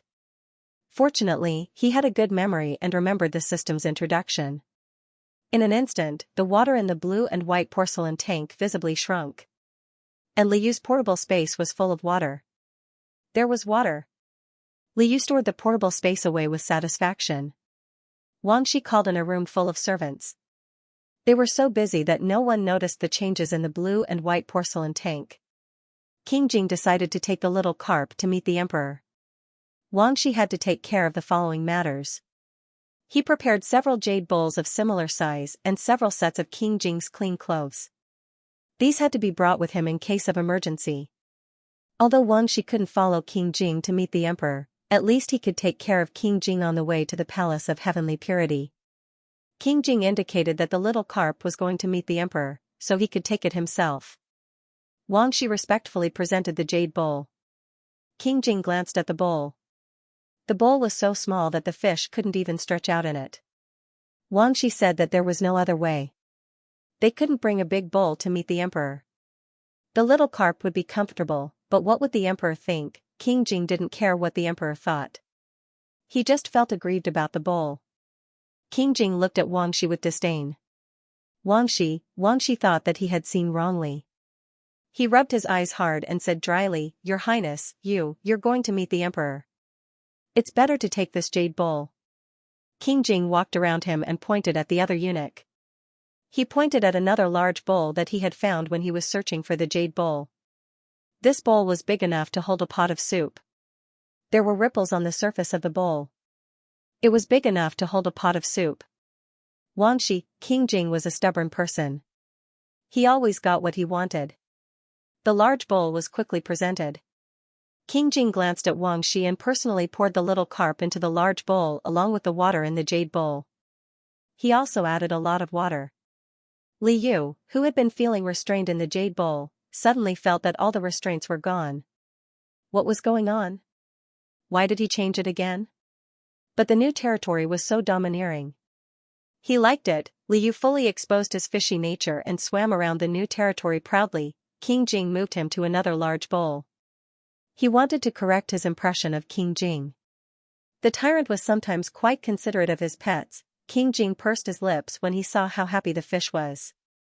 He thought for a moment and took out a bamboo box filled with red fish food from his sleeve. He carefully took out a few and put them into the bowl, in case the fish overdid it and got hungry again. Liu was extremely grateful that he had something to eat. He was completely oblivious to the fact that King Jing was now serving him in such a huge bowl. Red fish food floated in the bowl. From afar, it looked like a huge bowl of wolfberry fish soup. King Jing held the bottom of the bowl with one hand and firmly covered the top of the bowl with the other hand. He didn't want to spill the fish out if he lost his balance. His hand didn't directly touch the fish, but Liu could still feel the warmth from his palm. The warm feeling was unexpectedly heartwarming. Liu originally thought that traveling with others might not be reliable. But with King Jing protecting him like this, he should be safe, right? King Jing took Liu to the palace of heavenly purity. The system, which had been quiet all this while, suddenly gave Liu a notification. The prerequisites for the side mission, Bright Pearl, have been met. Host, do you want to start it? Liu was speechless. What was going on? He hadn't even gotten along with King Jing yet, and now there was another side mission. He couldn't tell anything from the name of the mission. Liu didn't want to complicate matters. It would be very tiring for his fish brain to worry about the main mission and the side mission at the same time. However, he still asked about the reward out of curiosity. System, the reward for this mission is a temporary shapeshifting medicine. It can temporarily turn the host back into a human. The medicine lasts for 2 hours. If the side mission fails, there will be no punishment. Liu was speechless. There was actually a medicine that could turn into a human? Why didn't it say so earlier? Liu cleverly thought that even if he could only turn into a human for 2 hours, he could do this kind of mission a few more times and take turns to use the rewards. Wouldn't he be able to maintain his human form? There is only one reward. The system meticulously reminded the host of his naivety and stupidity. Liu was speechless. Okay, I knew you were a scammer. He had to do this side mission. After all, he wouldn't lose anything if he failed. If he had the shape-shifting medicine, he could choose a suitable day. 2 hours was equivalent to 2 hours. He could eat a lot of human food, talk a lot, and go anywhere he wanted. He was originally a human, not a fish. After becoming a fish, he realized how free and happy it was to be a human. Although it was only for 2 hours, it was good to experience the feeling of being a human again. Liu was speechless. It's just one more mission. I'll do it. This mission named Bright Pearl only had one sentence: obtain a night luminescent pearl. The scammer system's missions had always been vague. Liu was used to it. He didn't know how he, a fish, would be related to a night luminescent pearl. The system had explained before that the side mission could only be started after the corresponding prerequisites were met. Since this side mission was refreshed when King Jing took him to the Palace of Heavenly Purity, it meant that this mission should be related to Mr. Noodles. Now that he thought about it, he didn't have to take a long detour. Although King Jing was a king, he did not like to ride in a sedan chair. He took the little carp by himself, followed by Wang Shi, and strolled to the Palace of Heavenly Purity. Head Chamberlain Luo Ruisheng had been waiting in front of the Qianqing Palace for a long time. As soon as he saw the King Jing, he hurriedly came forward and led the King Jing into the palace. Wang Shi was not allowed to enter, so he could only wait outside. Finally, they arrived. Liu deliberately swam to the surface of the water to admire the Palace of Heavenly Purity. As expected of the Emperor's bedchamber, the fragrance of sandalwood wafted through the air. It was magnificent and magnificent. At a glance, there were all kinds of rare and precious decorations. Yutong's eyes were about to pop out of their sockets. However, although the place was beautiful, there were no fish tanks. Liu still preferred places with blue and white porcelain fish tanks. It was only on this trip that he found out that King Jing had arranged for him to stay in the Jingtai Hall. The Jingtai Hall was King Jing's bedchamber in the palace since he was young. Although he was later conferred the title of king and left the palace, the Jingtai Hall was still kept by King Jing. It was truly King Jing's territory. Liu felt a little proud that he had casually stumbled into the tyrant's lair. After looking around, he did not find the night luminescent pearl. The side quest had come. Suddenly, Liu only hoped that the system would give him more hints. However, after the system reminded him that he had opened the side quest, it went silent. Liu could only put aside the side quest and the main quest. Without any clues, he could only leave it to fate. Seeing the Emperor was still more important. In the book, there were many secrets between the Emperor and King Jing. In the original book, King Jing's biological mother, Empress Xiaohui, was in poor health before she gave birth to King Jing. After giving birth, she suffered the blow of her son's muteness and passed away. The Emperor loved and respected Empress Xiaohui very much. He always had mixed feelings about his son, King Jing. He was not close to King Jing. Especially when King Jing turned 16, the Emperor ordered him to open the palace. He did not care that King Jing was not married. The other princes all opened their palaces at their wedding. Therefore, many people thought that King Jing was not favored. Of course, these many people did not include Liu, who knew the plot of the book very well. The Emperor was estranged from King Jing. It was not that he did not love King Jing, but it was a kind of disguised love. King Jing was born to Empress Xiaohui. He was of noble birth. However, because he could not speak, no matter how noble his status was, there was no possibility of him inheriting the throne. The Emperor ordered him to open the palace early just to protect his son. Because of the death of his beloved wife, the Emperor did not want to get close to King Jing. However, deep in his heart, he also knew that this was the flesh and blood of his beloved wife. He hoped that this son could live a peaceful life. King Jing's temperament was not kind. When he was young, there was a prince of the same age who mocked King Jing for being mute. King Jing rolled up his sleeves and gave him a beating. When the case was brought to the Emperor punished all of them. However, in private, he warned the other princes to be more tolerant of King Jing. King Jing could not speak, so it was not convenient for him to be enlightened. The Emperor also specially pointed to a strict teacher who taught deaf and mute people. These were the reasons why the Emperor doted on King Jing, but he never said it out loud. Therefore, Liu was really not worried about this trip at all.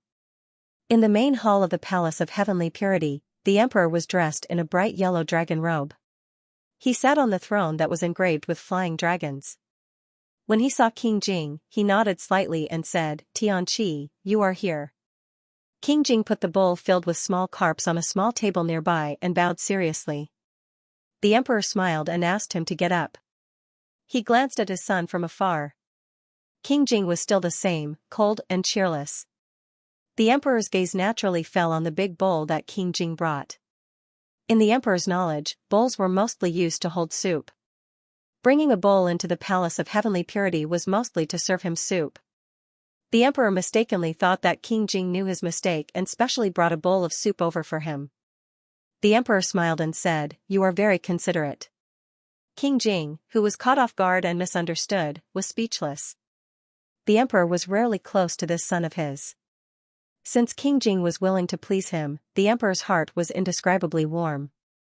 He immediately ordered Luo Ruisheng to bring the soup that King Jing brought over. King Jing couldn't stop him because he couldn't say it out loud. Eunuch Luo had already deftly picked up the big bowl, and the eunuch beside him also handed over a silver needle. The soup looked like wolfberry fish soup. Eunuch Luo had to check it out as usual. He took the silver needle and lowered his head. His eyes met with the lively little carps that were poking their heads out of the water to watch the show.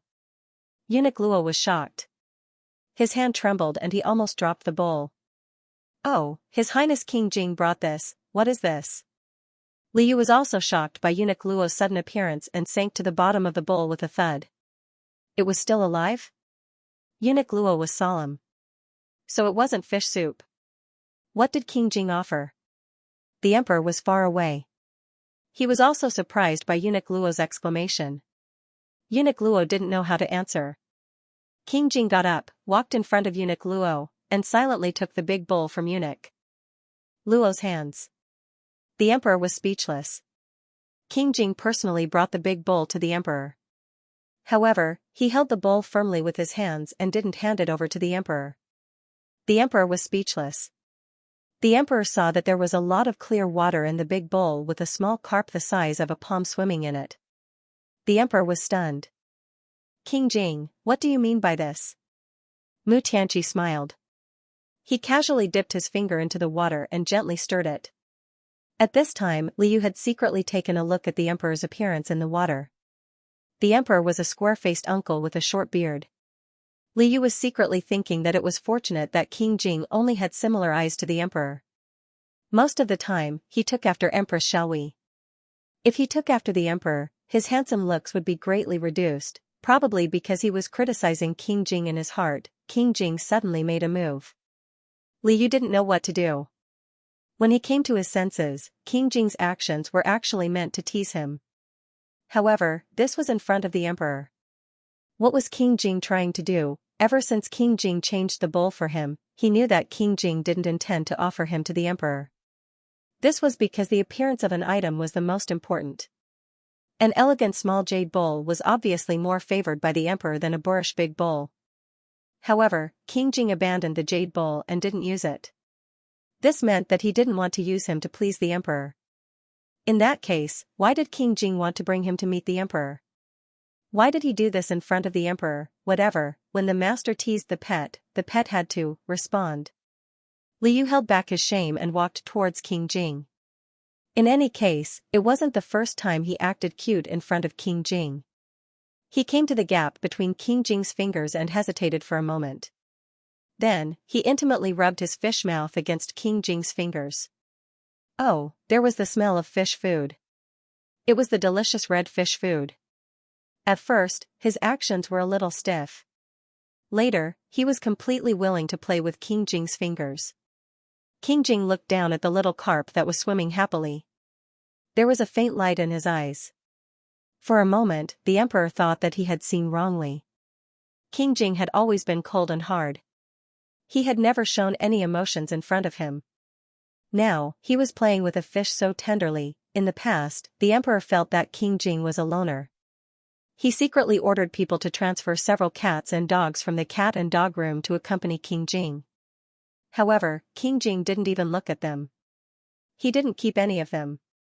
At that time, the emperor felt that King Jing didn't like pets. But now, King Jing, who didn't like pets, actually made an exception for a fish? The emperor thought about all kinds of possibilities in a daze. After a long time, he opened his mouth and said, Are you trying to tell me that you raised a fish? Mu Tianqi nodded slightly. The emperor was very surprised that King Jing really raised a fish. However, this son of his finally had some human feelings. It was a good thing. Looking at the fish again, this fish wasn't an expensive and auspicious koi. It was just an ordinary little carp. It looked like the kind that could be used to make fish soup. King Jing's taste was really hard to describe. At this moment, the emperor had already forgotten the purpose of summoning King Jing. The corner of his mouth twitched. Against his will, he said, raising a fish is not bad. King Jing, Liu also saw King Jing nod. His heart was like a small horse galloping with its head held high. Although eunuch Wang and he had already thought that he was King Jing's pet fish, this was the first time that King Jing had admitted it personally. So, King Jing wanted to bring him to see the emperor to admit that he was a pet fish in front of the emperor. This pet was too high profile, wasn't it? Liu was almost on cloud 9. The main mission of having a million fish pets was for him to be King Jing's pet fish. Now that King Jing had admitted that he was a pet fish in front of the emperor, did that mean that the main mission was completed? However, after waiting for a while, he didn't hear the notification that the mission was completed. It seemed that it was useless for his master to admit it personally. The system didn't want to admit it, so he had to continue to get along with it step by step. A chamberlain hurried in to report that the imperial consort and the second prince were outside the door and were asking for an audience. Liu was right next to King Jing. When he heard that the imperial consort was coming, he also wanted to take a look at her. He had already seen the emperor, and he looked more or less the same as what was written in the book.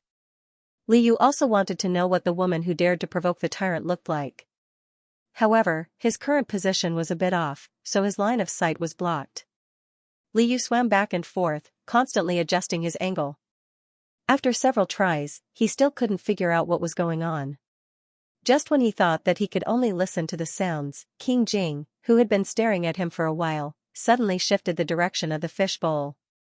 It just so happened that it was facing the palace door. Liu! How could there be such a coincidence? Could it be that King Jing sensed that he wanted to see the imperial consort? However, even if King Jing was occasionally considerate of his fish, he shouldn't be so meticulous. Perhaps he just randomly changed the position of the bowl on a whim. Liu quickly convinced himself not to think too much about these trivial matters. Since he could see, then he might as well do it openly. Soon, a graceful woman dressed in palace attire, accompanied by a tall and burly young man, walked into his line of sight, surrounded by palace attendants. Imperial consort Chao's hair was covered in pearls and jade.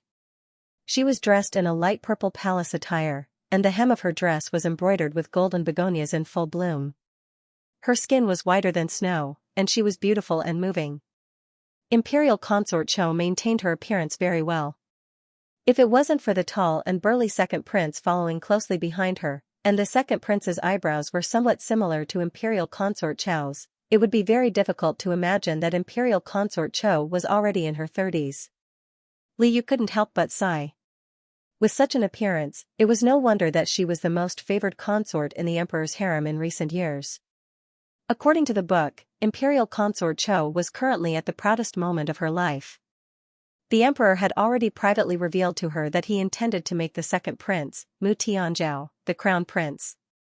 Like many ancient emperors, the emperor hoped that the first prince would inherit the throne. A few years ago, he had made the first prince, the son of Empress Xiaohui, the crown prince. Unfortunately, the first prince died when he was 7 years old. The emperor and empress were sad for several years. Empress Xiaohui then gave birth to the fourth prince, and the emperor was tempted to make another crown prince. Unfortunately, the fourth prince was unlucky. When he was 2 years old, he caught a cold and died. Empress Xiaohui had already experienced the pain of losing her children twice, and her health was already very poor. She desperately gave birth to the fifth prince, who was now King Jing. However, God played a vicious joke on the emperor and Empress Xiaohui. The emperor and Empress Xiaohui were both born mute. This was a heavy blow to the emperor and Empress Xiaohui. After Empress Xiaohui passed away, the emperor felt that he was not fated to be the first prince in this lifetime, so he never mentioned the matter of making a crown prince again. After more than 20 years, Imperial Consort Cho was wild with joy when she suddenly leaked some information. Although the Emperor's love for her in recent years was obvious to all, he had never intended to make her the Empress. But so what? As long as her son, the second prince, could become the crown prince and ascend the throne in the future, it didn't matter if she was the Empress or not. Imperial Consort Cho felt that she was about to succeed. She even walked with the wind. Imperial Consort Cho and the second prince saluted. The Emperor had ordered the Imperial Consort to come closer. Since he intended to make the second prince the crown prince, he still had to give her some face. Imperial Consort Cho smiled tenderly and sat next to the Emperor. She glanced at King Jing with the attitude of a victor. She thought disdainfully, so what if he is the son of the late Empress and has a higher status than me? In the end, I still have to bow my head to the crown prince and the future emperor. Imperial Consort Cho and the second prince smiled tacitly, but King Jing didn't react. King Jing didn't look sideways. His fingers were still immersed in the bowl as he casually pinched the little carp's smooth back. Li Yu was a little angry at being pinched here and there. Hey, you're using too much strength. The fish can't take it. Li Yu dodged with a whoosh and stared at King Jing vigilantly. King Jing's fingers missed, and his dark eyes stared unblinkingly at the little carp. Li Yu felt the surrounding air suddenly become cold. Is the tyrant angry because he didn't let me pinch him? Forget it. A good fish doesn't fight with people, let alone its master. He knew that King Jing would be unhappy to see Imperial Consort Cho sitting next to the emperor. Which child would like another woman to replace their mother's position? Although Imperial Consort Cho was full of smiles, she was just showing off and provoking King Jing. Seeing that King Jing was in a bad mood, Li Yu had a good reason to be scared. He leaned over again and rubbed King Jing's fingers ingratiatingly. I'll pinch you.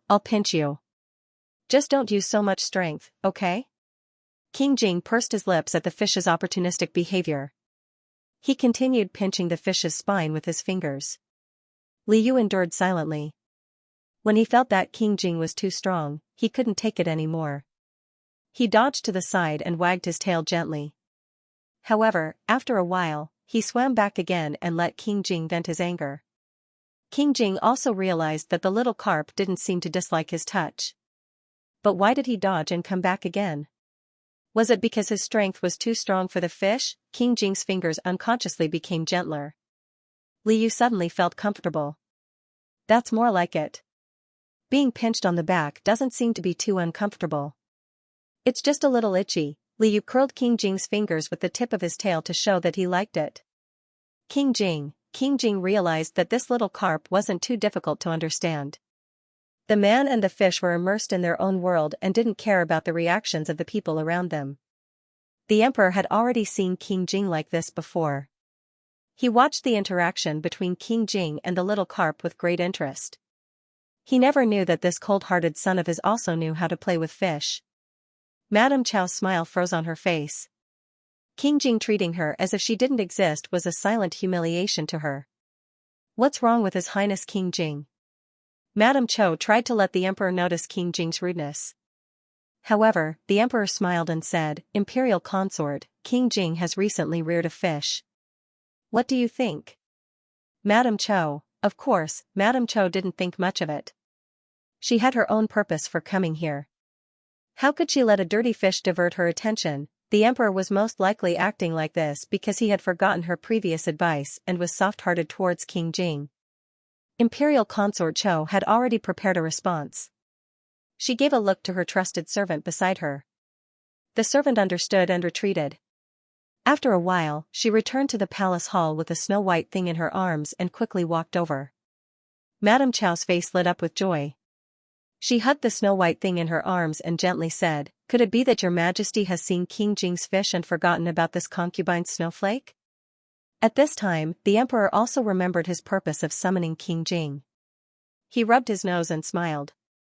The snow-white thing in Madame Chow's arms cooperated with its master's actions. It meowed and slowly raised its head. Li Yu, who was playing with King Jing, was so shocked that all the fish scales on his body almost exploded when he heard the cat's meow. Why was there a cat in the palace of heavenly purity? Li Yu carefully swam to the surface of the water to investigate. He saw the imperial consort holding a huge white cat in her arms. Her sapphire-like blue eyes immediately turned towards him. This size, this voice, wasn't this his enemy cat? Li Yu trembled and quickly dived into the water. However, it was too late. The big white cat found him and meowed excitedly. It broke free from the imperial consort's arms and pounced on him as fast as an arrow. Li Yu, ow, help! The cat wants to eat the fish. Originally, he thought that if he met his enemy cat again, he would definitely find a way to slip away. If not, he would use his tail to hit the cat. However, when he met the cat again, he realized that his fish instincts and the pain of being bitten by the cat made him tremble. Li Yu was in the bowl and had nowhere to run. In a moment of desperation, he jumped under King Jing's palm and curled up into a ball, hoping that the big white cat couldn't see him. However, he was only deceiving himself. The big white cat pounced on him in the blink of an eye. Cats weren't afraid of water. It raised its mouth to pick up the fish. Seeing that the fish was about to fall into the cat's mouth, King Jing's hand quickly gathered the small carp into a ball to protect it. The white cat only had time to bite into the wind. Meow? The white cat missed.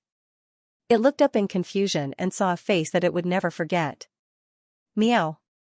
For a moment, the white cat felt that its cat life was hopeless. King Jing's face was as cold as frost. With a light flick of his finger, the white cat was flung away and hit the leg of the palace servant who brought it into the hall. The palace servant let out a painful cry. The white cat was dizzy for a moment. It stood up and shook its head. It didn't dare to think about the fish again and turned back to run into the imperial consort's arms. Li Yu hid under King Jing's hand and peeked through the gaps between King Jing's fingers. He was laughing so hard that he swayed back and forth. As expected of the tyrant's master. The big white cat was defeated again. When Imperial Consort Xiao saw that King Jing actually hit the cat in front of the emperor, she was secretly delighted. She bent down and picked up the white cat, pretending to check on it. Madame Qiao pretended to be distressed and scolded, "Piao Shui, you evil creature. You've been taught a lesson once, so why didn't you learn from it? Why did you provoke King Jing again? You're looking down on me." Li Yu was originally quite happy, but when he heard this, he was so angry that he wanted to stomp his feet. On the surface, the imperial consort was scolding the cat, but in fact, she was trying to remind the emperor that King Jing had taught her pet a lesson more than once and didn't take her seriously. Since the imperial consort had spoken, the second prince Mu Tianzhao naturally supported his birth mother. He said, "Fifth imperial brother is just young and playful. He doesn't have any bad intentions. Imperial father, imperial mother, please don't blame him."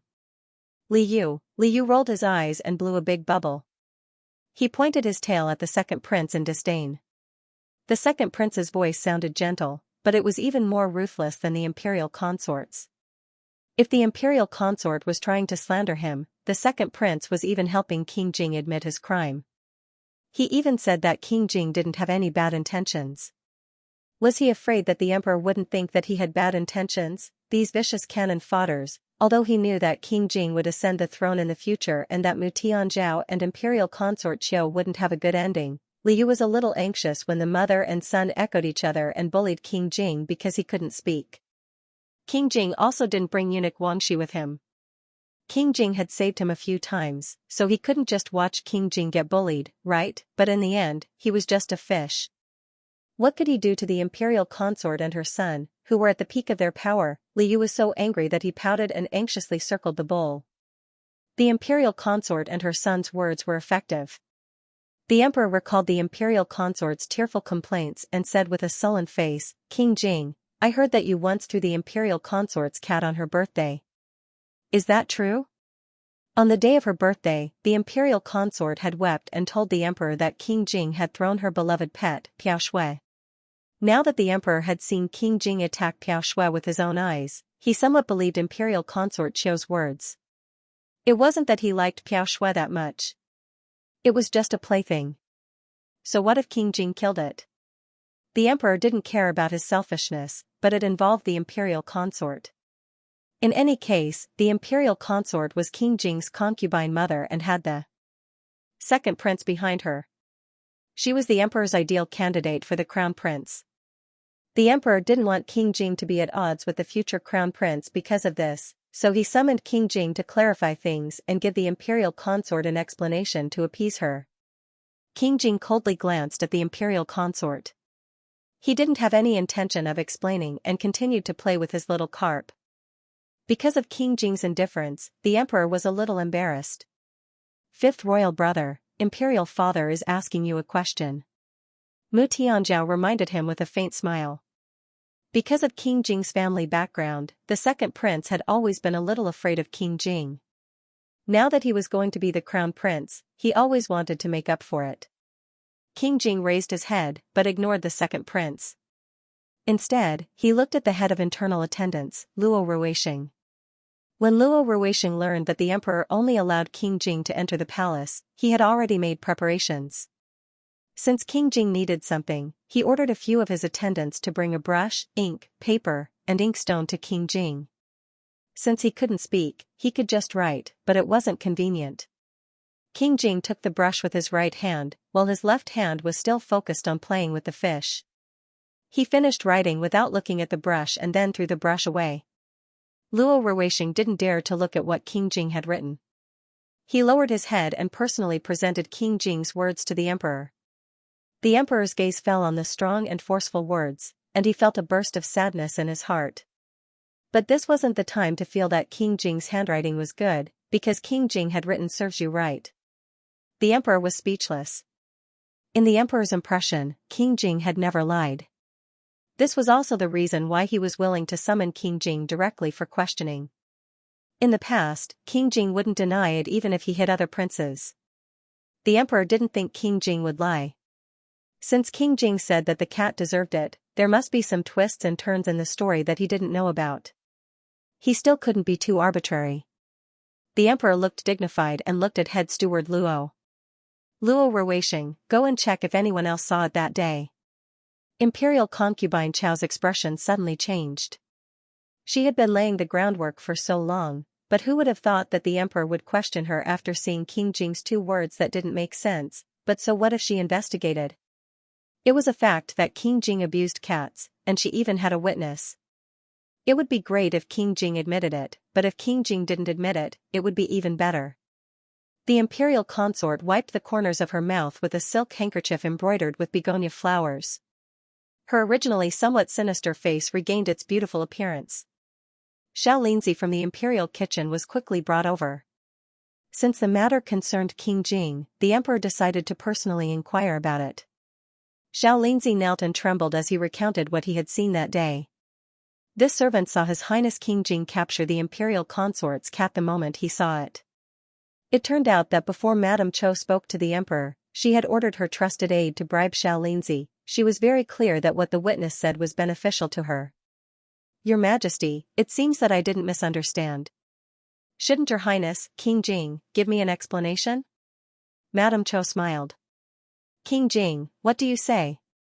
The emperor rubbed the space between his eyebrows, feeling a little tired.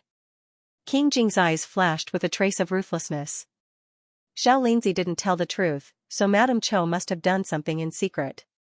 King Jing originally planned to ask the emperor to summon the imperial bodyguard who was on duty at the time for a confrontation. In such a large palace, Xianxia might not be the only witness. But after thinking about it, he didn't want to do so. It was hard to say whether there were other witnesses. Even if there were, it would be useless for both sides to stick to their own version of the story, so there was no need to go through so much trouble. It would be better if he directly grabbed Xianxia's throat. He didn't believe that Xianxia wouldn't change his story when his throat was broken. This was the fastest and most effective way to make Xianxia tell the truth. Don't do this, Liu was extremely anxious. He had read the original novel and could roughly guess what methods King Jing would use in this situation. But if he made a move in front of the emperor, he might fall into the imperial consort's trap. It would also be extremely detrimental to the relationship between the emperor and King Jing. But if King Jing didn't use his own methods, what should he do? The imperial consort was already prepared. First, she asked the emperor not to let Wang Shi follow King Jing. Then, no one could speak for King Jing. Now, there was a very unfavorable witness against King Jing.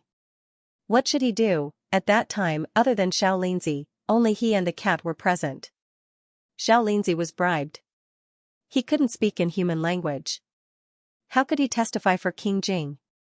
Could he count on that enemy cat, or perhaps, there was no other evidence? Liu even forgot to swim. He quietly stopped at the bottom of the bowl and tried his best to recall how the white cat met King Jing and how it bumped into King Jing. He remembered that when King Jing was changing his clothes, he had peeked at King Jing. He remembered that there seemed to be a bruise on King Jing's leg. That glance was too hurried. He was a little embarrassed at the time and didn't think too much about it. Besides, for a man, it wasn't strange to have some injuries on his body. Liu didn't take it to heart. Now that he thought about it, the bruise was on his calf. It felt about the same height as the cat. Could it be that it was caused by Piao Shui bumping into King Jing? It was possible.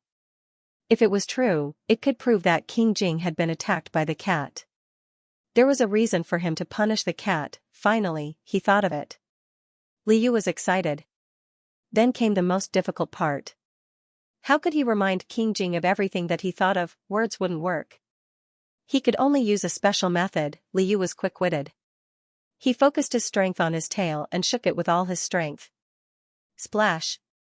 Half of the water in the bowl was splashed out by the vigorous shaking of his tail.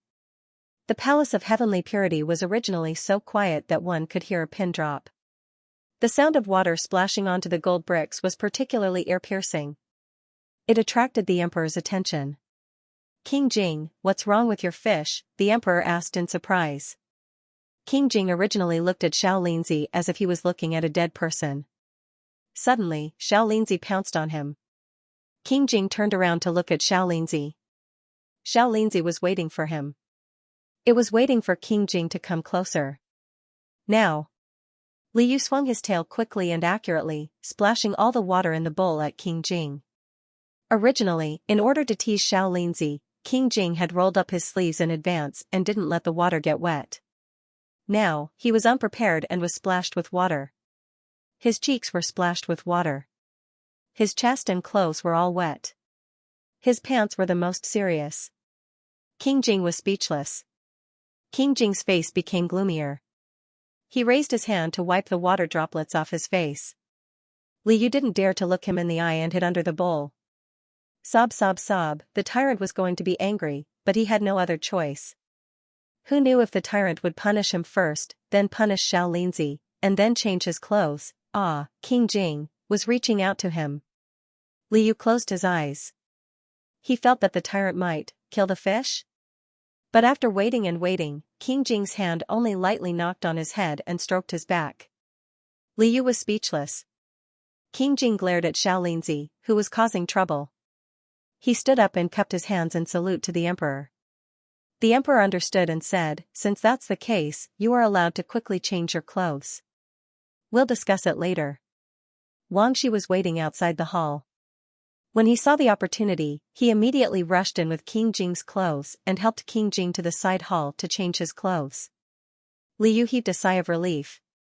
Fortunately, King Jing didn't get angry. He deliberately wet King Jing's pants in the hope that King Jing would see the bruises on his legs when he was changing his clothes and think of using the bruises as evidence. But even if King Jing didn't notice, it didn't matter. He had bought time for King Jing to calm down. Wang Shi was already here. Now, he didn't have to worry about no one protecting King Jing and speaking up for King Jing. King Jing and eunuch Wang should be able to find a way to deal with the imperial concubine. On the worst side, it didn't matter if they couldn't deal with the imperial concubine. At most, the emperor would ask King Jing to apologize to the imperial concubine. In reality, he wouldn't really do anything to King Jing. He would just let the imperial concubine and her son be proud for a while. He would get back at them later. Liu wagged his tail for the sake of the overall situation and waited for King Jing to appear after he was done changing his clothes. Madame Cho also saw the fish that King Jing brought. Madame Cho had been jealous of King Jing for a long time.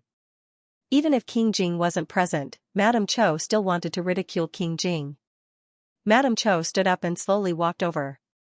She looked at the fish in the bowl with interest. She seemed to have thought of something and smiled in response.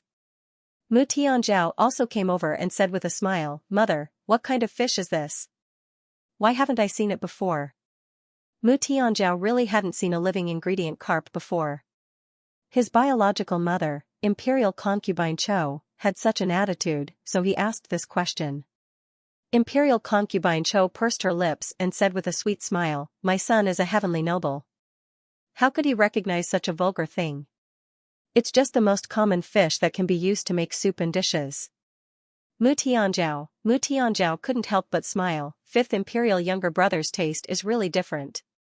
Son should ask Imperial father to give fifth Imperial younger brother some precious fish. The mother and son pair said that they were admiring the fish, but in reality, they were ridiculing King Jing. Li Yu didn't even try to cover up and just stopped right in front of their eyes to listen. He was almost disgusted to death by these two people.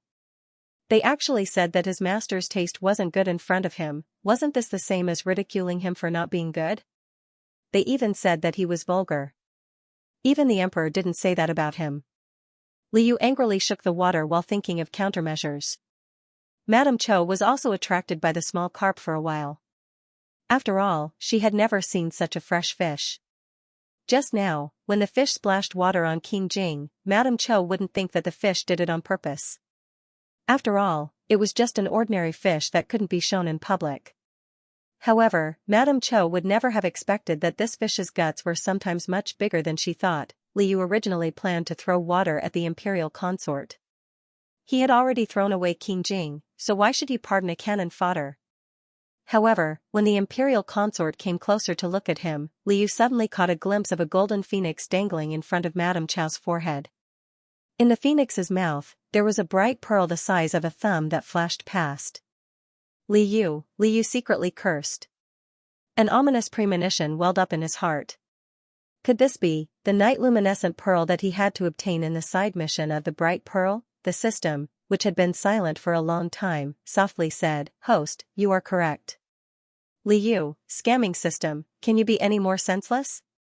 He was just a fish, how could he take the pearl in front of the emperor's favorite consort's forehead? Throwing water at her directly wasn't feasible. The imperial consort was still some distance away from him. He had to lure Madame Chou closer first. Then, Li Yu decisively flashed his fish tail. For the night-luminescent pearl and King Jing, he would attack her. As for how to lure her, he remembered that the imperial consort in the novel was very scheming, so she was also very suspicious. Li Yu began to have bad ideas. To deal with bad people, he had to use bad ideas. How was a fish supposed to turn its belly white? Li Yu mischievously rolled around and tried to slowly flip its belly upwards. He maintained this position and floated on the surface of the water, motionless. This position wasn't very comfortable for fish, but as long as he persisted for a while, he believed that it would be effective. As the second prince and Madame Chou were talking, he was facing the big bowl. Suddenly, he saw King Jing's fish strangely twitching and then flipping its belly. "Mother, what's wrong with the fish?" The second prince blurted out. Madame Chou, who was still feeling pleased with herself, also took a look. Her heart immediately sank. If a fish flipped its belly, wouldn't it be dead? But this fish was still very lively just now. Madame Chou didn't care whether a fish died or not, but this was a fish that King Jing brought to the emperor. Even the emperor knew about it. Now that King Jing had gone to change his clothes, she and the second prince were the closest.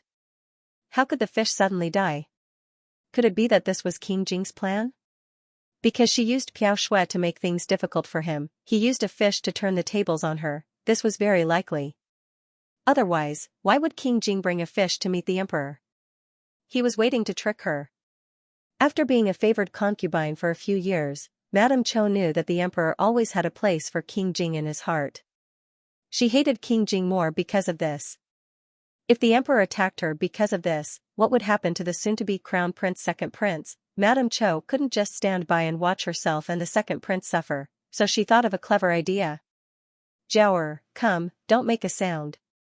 We have to quickly hide this fish." Mu Tianzhao? Madame Chou didn't want others to handle it. The palace of heavenly purity wasn't her territory, and the emperor was sitting on the dragon throne not far away. If she rashly asked her confidant to handle it, she was afraid that it would attract the emperor's attention. King Jing's fish was dead, so the fewer people who knew, the better. Madame Cho and the second prince blocked the big bowl and discussed in low voices. Madame Cho's idea was to hide the dead fish first, then pretend that they found it missing. The emperor would definitely order people to search for it, and she would have time to secretly prepare a live fish. If the right person found it at the right place, they could then transplant it. Will it be discovered? Mu Tianzhao was a little hesitant. He was about to become the crown prince, so he didn't want to make any mistakes. What are you afraid of? Madame Cho sneered, it's just fish stewed in soup. They all look the same, so even King Jing himself wouldn't be able to recognize it. Madame Cho was so confident that she dared to carry out this plan. Otherwise, would she be waiting for King Jing to make things difficult for her? Madame Cho glanced at the fish floating on the water with its belly turned white. The fish had to be hidden well and definitely couldn't be found, so it was safest to hide it in her sleeve. No one would dare to search the dignified imperial consort's body. Madame Cho suppressed her disgust and wrapped her fingers in a handkerchief to fish for the fish. Just as she caught the fish, the originally motionless fish's tail shook and it struggled desperately. Madame Cho and the second prince. Mu Tianzhao was stunned. Mother, isn't this fish dead? How could a dead fish come back to life? This was too strange. Cho sure did not have the time to think about it. She also did not have the time to talk to the second prince. Although the fish was wrapped in a silk handkerchief, it was still very slippery. Now that it was moving so violently, if she accidentally dropped the fish on the ground, this was in front of the emperor of the Palace of Heavenly Purity. Since he had already taken this step, there was no turning back. Madame Cho's forehead was covered in sweat. She was a woman and had been pampered for a long time, so her hands didn't have much strength. On the other hand, Liu was very good at struggling. This time, it was even more exaggerated. Coupled with his strong tail, it made it very easy for him to break free. At this moment, Little Carp was the closest to Lady Cho. Liu had swung his fish tail several times, so he had some experience. After calculating the approximate distance, he swung his tail neatly. He originally wanted to fly over and jump onto the imperial consort's body to scare her. Then, he would take advantage of the chaos to take the night luminescent pearl. Of course, if he wasn't careful and didn't succeed in rolling to the ground, then he would swing his tail a few more times and try to jump back into the bowl. The bowl was very close to him, so it wouldn't be a problem for him to leave the water. Moreover, he had stored enough water in his space. However, he didn't expect that he would use so much strength. That he would break a new record by jumping onto the imperial consort's face. Liu! Madame Cho suddenly felt a chill on her face. King Jing's fish was pouncing on her face. The imperial consort's vision darkened and she screamed in horror. When she screamed, Liu also panicked. After all, this was the first time he had climbed onto another person's face as a fish. He subconsciously swung his tail around and slapped the imperial consort's face several times. The second prince was dumbfounded. After a series of crisp slaps, he came back to his senses and shouted in panic, Imperial consort mother, someone come quickly. Quickly save my imperial consort mother. Quick, Jiaoer, quickly help me take it off. It's on my face, it's on my face. Madame Cho's eyes were blocked, so she was frightened and screamed again and again. Mu Tianzhao wanted to help, but his hand stopped halfway. He was afraid that if the fish flew onto his body, he wouldn't be able to explain himself. In the chaos, Liu took the opportunity to find a suitable position and swung his tail at the bright pearl again. This time, he carefully controlled his strength and hit the golden buyao. As he wished, the pearl rolled off the buyao. Imperial consort Cho originally wanted to attract the emperor's attention at night, so she spent a lot of effort on the buyao and used this priceless luminous pearl. However, at this moment, the imperial consort was so scared that her liver and guts were about to burst. How could she have the time to care about the hair ornaments on her head? Liu tried his best to flick his fin a few times, but he couldn't get the luminous pearl. The pearl was about to fall onto the golden brick. If he had the pearl, he would have the medicine to restore his human form. He was ready to risk it all. Liu also rushed over to catch the pearl. The emperor was drinking tea while waiting for the King Jing. Suddenly, he heard the imperial consort and the second prince shouting. He didn't know what happened, so he hurried over with Steward Luo. This was the scene that greeted him. The imperial consort's hair was disheveled, her face was pale, and her hands were scratching everywhere. The second prince stood at the side, not knowing what to do. The emperor didn't see Li Yu. The little carp was chasing after the pearl on the ground. In this kind of situation, the emperor would definitely notice the imperial consort and her son first. What's going on? The emperor was furious. Li Yu couldn't get the luminous pearl. Seeing the pearl rolling after falling to the ground, he still wanted to reach for it. However, he couldn't reach it. A hand appeared above him. This hand held him down when he was about to reach the pearl, causing him to miss the luminous pearl. Who was disturbing him while he was doing his mission? Li Yu angrily raised his head and saw King Jing's angry face. It's over, it's over.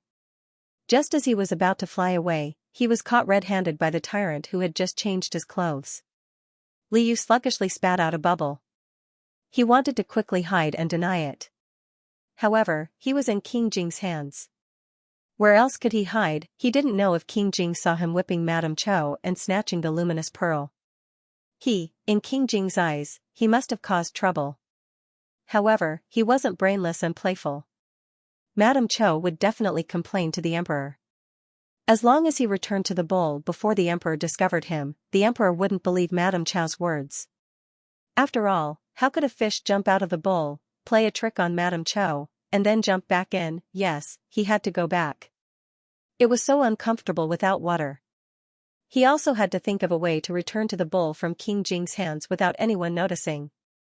However, this was even more difficult than scheming against Madame Cho. King Jing wasn't easy to fool.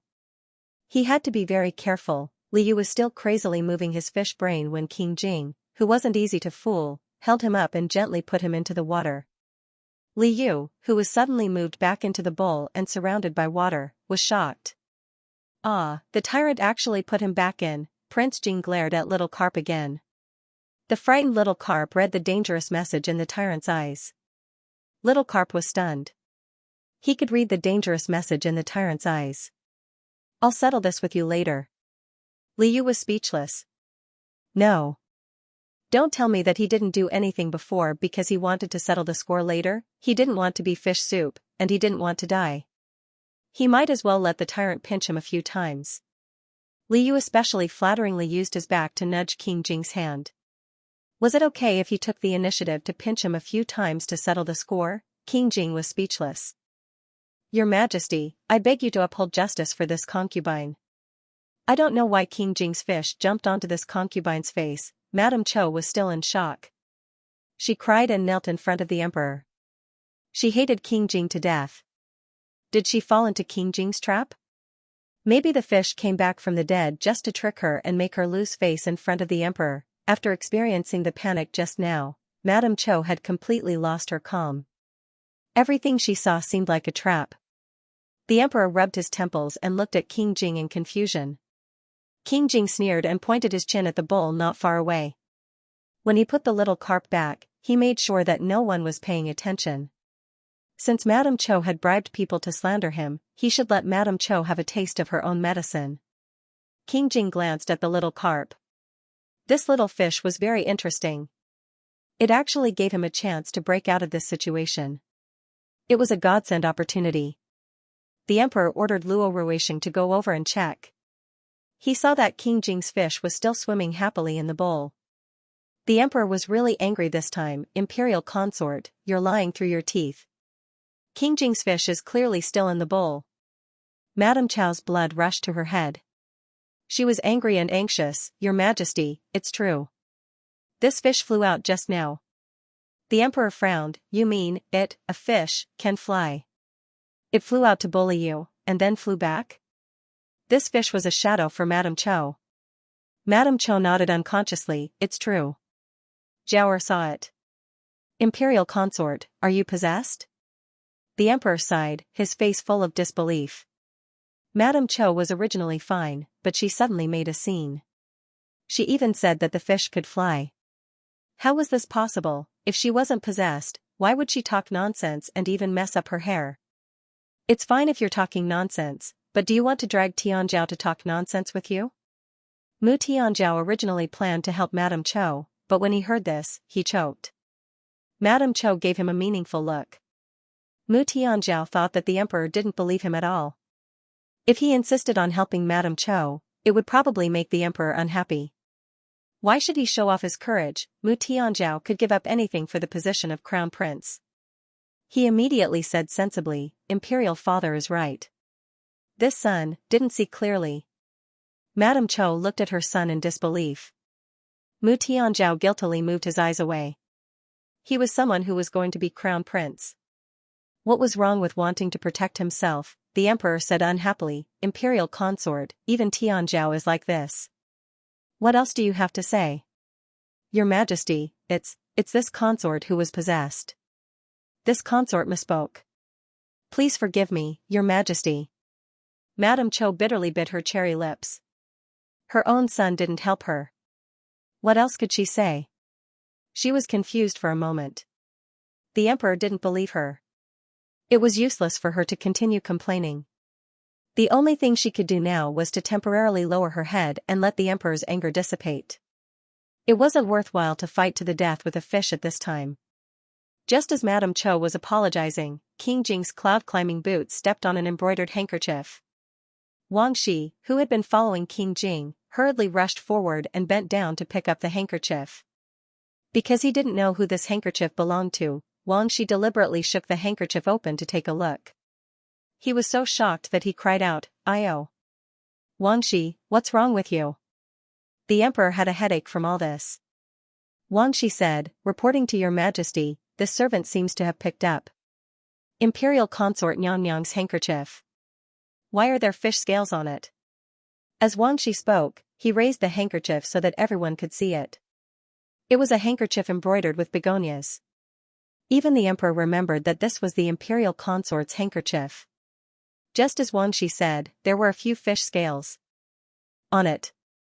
How could there be fish scales on the imperial consort's handkerchief? And right now, there was only one fish in the palace of heavenly purity. King Jing glared fiercely at the imperial consort. Wang Shi seized the opportunity and said on behalf of King Jing, "Fish scales grow on the fish's body and won't fall off easily." Could it be that imperial consort Nyang took advantage of His Highness' absence to do something to my fish master? Pfft. Eunuch Wang was worthy of being King Jing's spokesperson. Li Yu was overjoyed. He was just a fish. How did he become a master? What master? The emperor was stunned when he heard this. Wang Shi smiled wholeheartedly and explained, "Your Majesty, this servant heard from Shaolin that imperial consort Nyang's cat is called Cat Master. This servant thought that His Highness's fish must also be called Fish Master. The emperor was the ruler of the world. He was the rightful master of everyone. Yet, the imperial consort actually let someone call her Cat Master. Was she putting the cat and the emperor together? Nonsense. You're not allowed to call it that again in the future." The emperor glared at Madame Cho with dissatisfaction. "Madame Cho, what did you do to King Jing's fish? Why did fish scales appear on your handkerchief?" Of course, imperial consort Cho knew. She had used the handkerchief to catch the fish, but she would never admit it. Ever since she came to admire the fish, the situation that was originally very advantageous to her had unknowingly reversed. This fish must have a grudge against her. How could she have time to do anything to the fish? It was clearly the fish that abused her. Madame Cho sobbed, "Your Majesty, why don't you ask King Jing?" "It was King Jing who abused Xianxia's Piao Shui first, Your Majesty." Wang Shi disregarded everything and knelt down. He loudly said, "His Highness can't speak, but he is being framed for no reason. You know that the bruises on His Highness's body since he was young are not easy to disappear. The entire imperial hospital knows this. Just now, when he was changing his clothes, this servant caught a glimpse of bruises on His Highness's leg. The position was actually consistent with the cat's size. That day, it was imperial consort Nyang's cat that bumped into His Highness first, so His Highness taught it a lesson. This servant begs Your Majesty to also uphold justice for His Highness." Bruises caused by a cat bumping into him, Madame Chow's pupils violently shrank.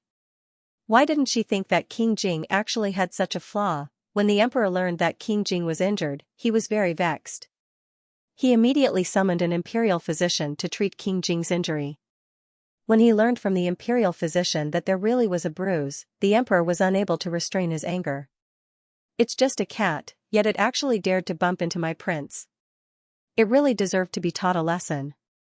Since it was the cat that took the initiative to bump into King Jing, it meant that Xianxia wasn't telling the truth. Later on, it was discovered that Xianxia had been bribed by imperial consort Xianxia. The palace of heavenly purity was in a state of bloodshed. The emperor's evil fire was burning. He hadn't even appointed a crown prince, yet Madame Cho dared to frame King Jing. In the future, when she became the Empress Dowager, would King Jing still have a way to live? The emperor punished Madame Cho by confining her in Xianxia Palace. She wasn't allowed to leave without an imperial edict. He originally planned to promote her to imperial consort Xianxia shortly after Madame Cho's birthday, but now he wasn't in the mood. The emperor, along with the future crown prince and second prince, didn't find her pleasing to the eye. No matter what, Madame Cho didn't expect that her meticulously planned scheme would end up in such a state because of a fish.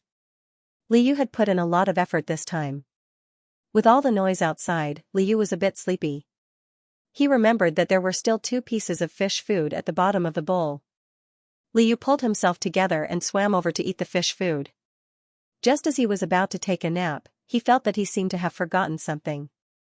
Wait, a bright pearl, I almost forgot. Liu quickly jumped to the surface of the water and looked around. He found it. The pearl was resting alone in a corner of the palace. At present, no one had noticed that the luminous pearl on imperial consort Xianxia's head was missing. Liu was eager to try again. He wanted to secretly jump out and take the pearl away. Even if he couldn't take it away, even if he touched it a little, it would be good. Maybe his task would be completed. At this time, Wangxi came over. He smiled and picked up the big bowl he was in and walked out of the palace. Liu? It turned out that the emperor was still reprimanding Madame Cho. King Jing couldn't bear to listen anymore, so he got up and left. Naturally, the little carp, who was with King Jing, had to be brought back with him. Liu, hey, are you kidding me? I haven't taken the pearl yet. Wangxi was about to leave the palace with the bowl when he saw the little carp clinging to the edge of the bowl and looking in a certain direction reluctantly. Wangxi almost laughed out loud. Shaking his head, he felt that he was thinking too much. Liu saw that the pearl was getting farther and farther away from him. He was afraid that he couldn't complete this task. Liu was so sad that he became a little listless. King Jing, who was beside him, also saw that the little carp was listless. King Jing thought for a moment in that direction and pointed to an attendant to check it out. The attendant quickly came back with a pearl. King Jing recognized that it was the luminous pearl on imperial consort Chao's head. He was very sure that the little carp was looking at this pearl because he saw the little carp chasing after the pearl when he walked out of the side palace after changing his clothes. So he wanted this pearl so much? Master, please give me the pearl. Liu immediately perked up. She walked over and shook Prince Jing's hand in a fawning manner. She was as flattering as she could be. King Jing, they still had a score to settle. You want the pearl just by twisting it? It's not that easy. Liu followed King Jing and his entourage back to Jingtai Hall. Along the way, Liu expressed his goodwill countless times, but King Jing, who even knocked on the fish's head in the Palace of Heavenly Purity, did not respond. Moreover, King Jing even kept the night luminescent pearl. In any case, he was the one who made the imperial concubine suffer. What was wrong with giving him the pearl? He would not really take it for himself. He would only use it to complete the task. After the task was completed, the pearl would not have anything to do with it. However, there was no need to be too anxious. King Jing might have taken the pearl by chance. It was too difficult for them to communicate. Liu changed his strategy in time and began to circle around the bowl. He wanted to remind King Jing with the circle, but King Jing still pretended not to see him. Little thing, what are you trying to do? Wangxi asked with a smile. Eunuch Wang decided that from now on, he would take good care of this fish.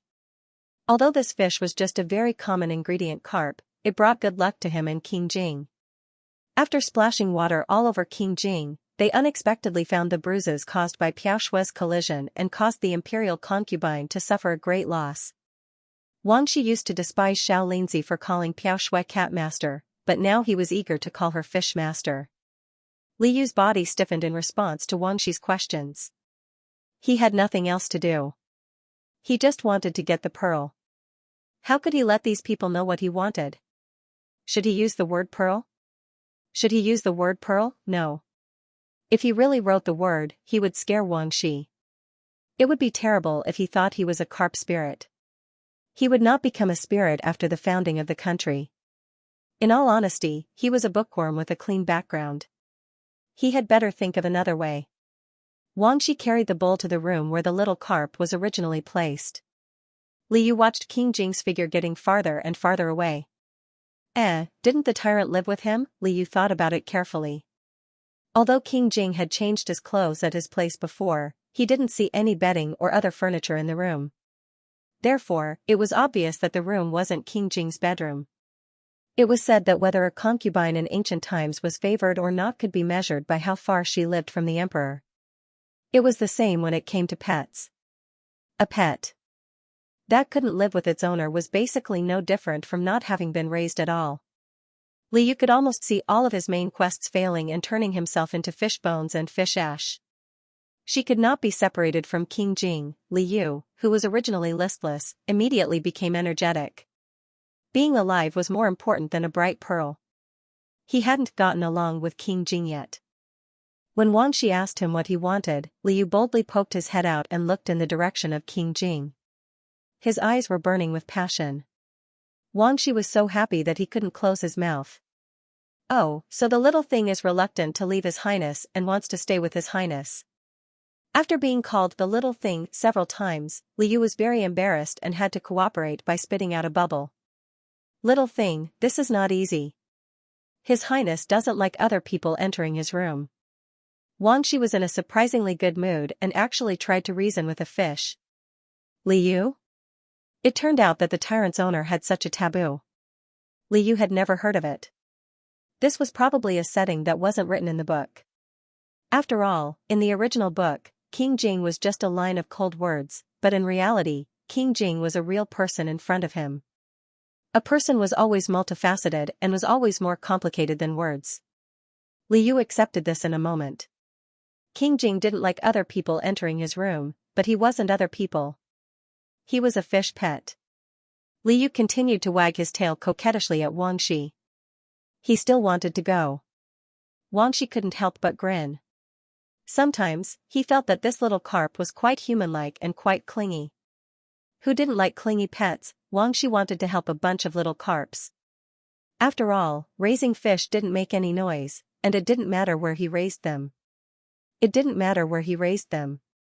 But before he could persuade King Jing had already taken the big bowl from him with a sullen face and carried it away. Wang Shi, eunuch Wang suddenly had the misconception that His Highness was unhappy and that this old servant couldn't understand His Highness anymore. King Jing took the little carp directly to the bedroom where outsiders were not allowed to enter. He deliberately ignored the fish along the way, intending to give it the cold shoulder, but the fish actually wagged its tail at Wang Shi. While Wang Shi was coaxing the fish, King Jing stood not far away, his gaze cold. This was a very strange feeling, just like when Mu Tianzhao snatched something from him when he was young. He was very unhappy, and only by taking it back would he feel better. Since the fish had been acknowledged in front of the emperor, it was his. He should arrange where it lived, and there was no need for others to interfere. King Jing directly took the little carp to the bedroom and didn't allow anyone to disturb him. Wang Shi simply didn't know that King Jing had so many twists and turns in his heart. In order to satisfy his master, eunuch Wang hurriedly ordered the eunuchs to return to the original room to move the blue and white porcelain fish tank. He was also afraid that King Jing didn't know how to raise fish, so he hurriedly transferred some eunuchs who had raised fish and cats and dogs over to prepare for emergencies. After tidying up, Li Yu was moved back into the blue and white porcelain fish tank. The tank had been replaced with clean water, and the seaweed quilt and white stone bed were still left for him. Li Yu circled around the fish tank. It was still better here, and he could swim to his heart's content. Li Yu, unconsciously, He realized that he was very used to thinking from the fish's point of view. Liu didn't know whether to laugh or cry. He didn't know whether it was good or bad to be so used to it. Liu waited for a while, and after confirming that no one was around, he pretended to rest under the seaweed quilt and entered the system. Last time, he came to collect the reward happily, but this time, he was disheartened. There was no progress in the main and side missions, and the system gave him a routine greeting, but there was no additional notification. Liu looked at the get-along step under the million fish pets task. Half a day had passed, and Noodle hadn't helped him complete the task. It seemed that he had to work harder. It was a pity that he couldn't complete the side mission of the bright pearl.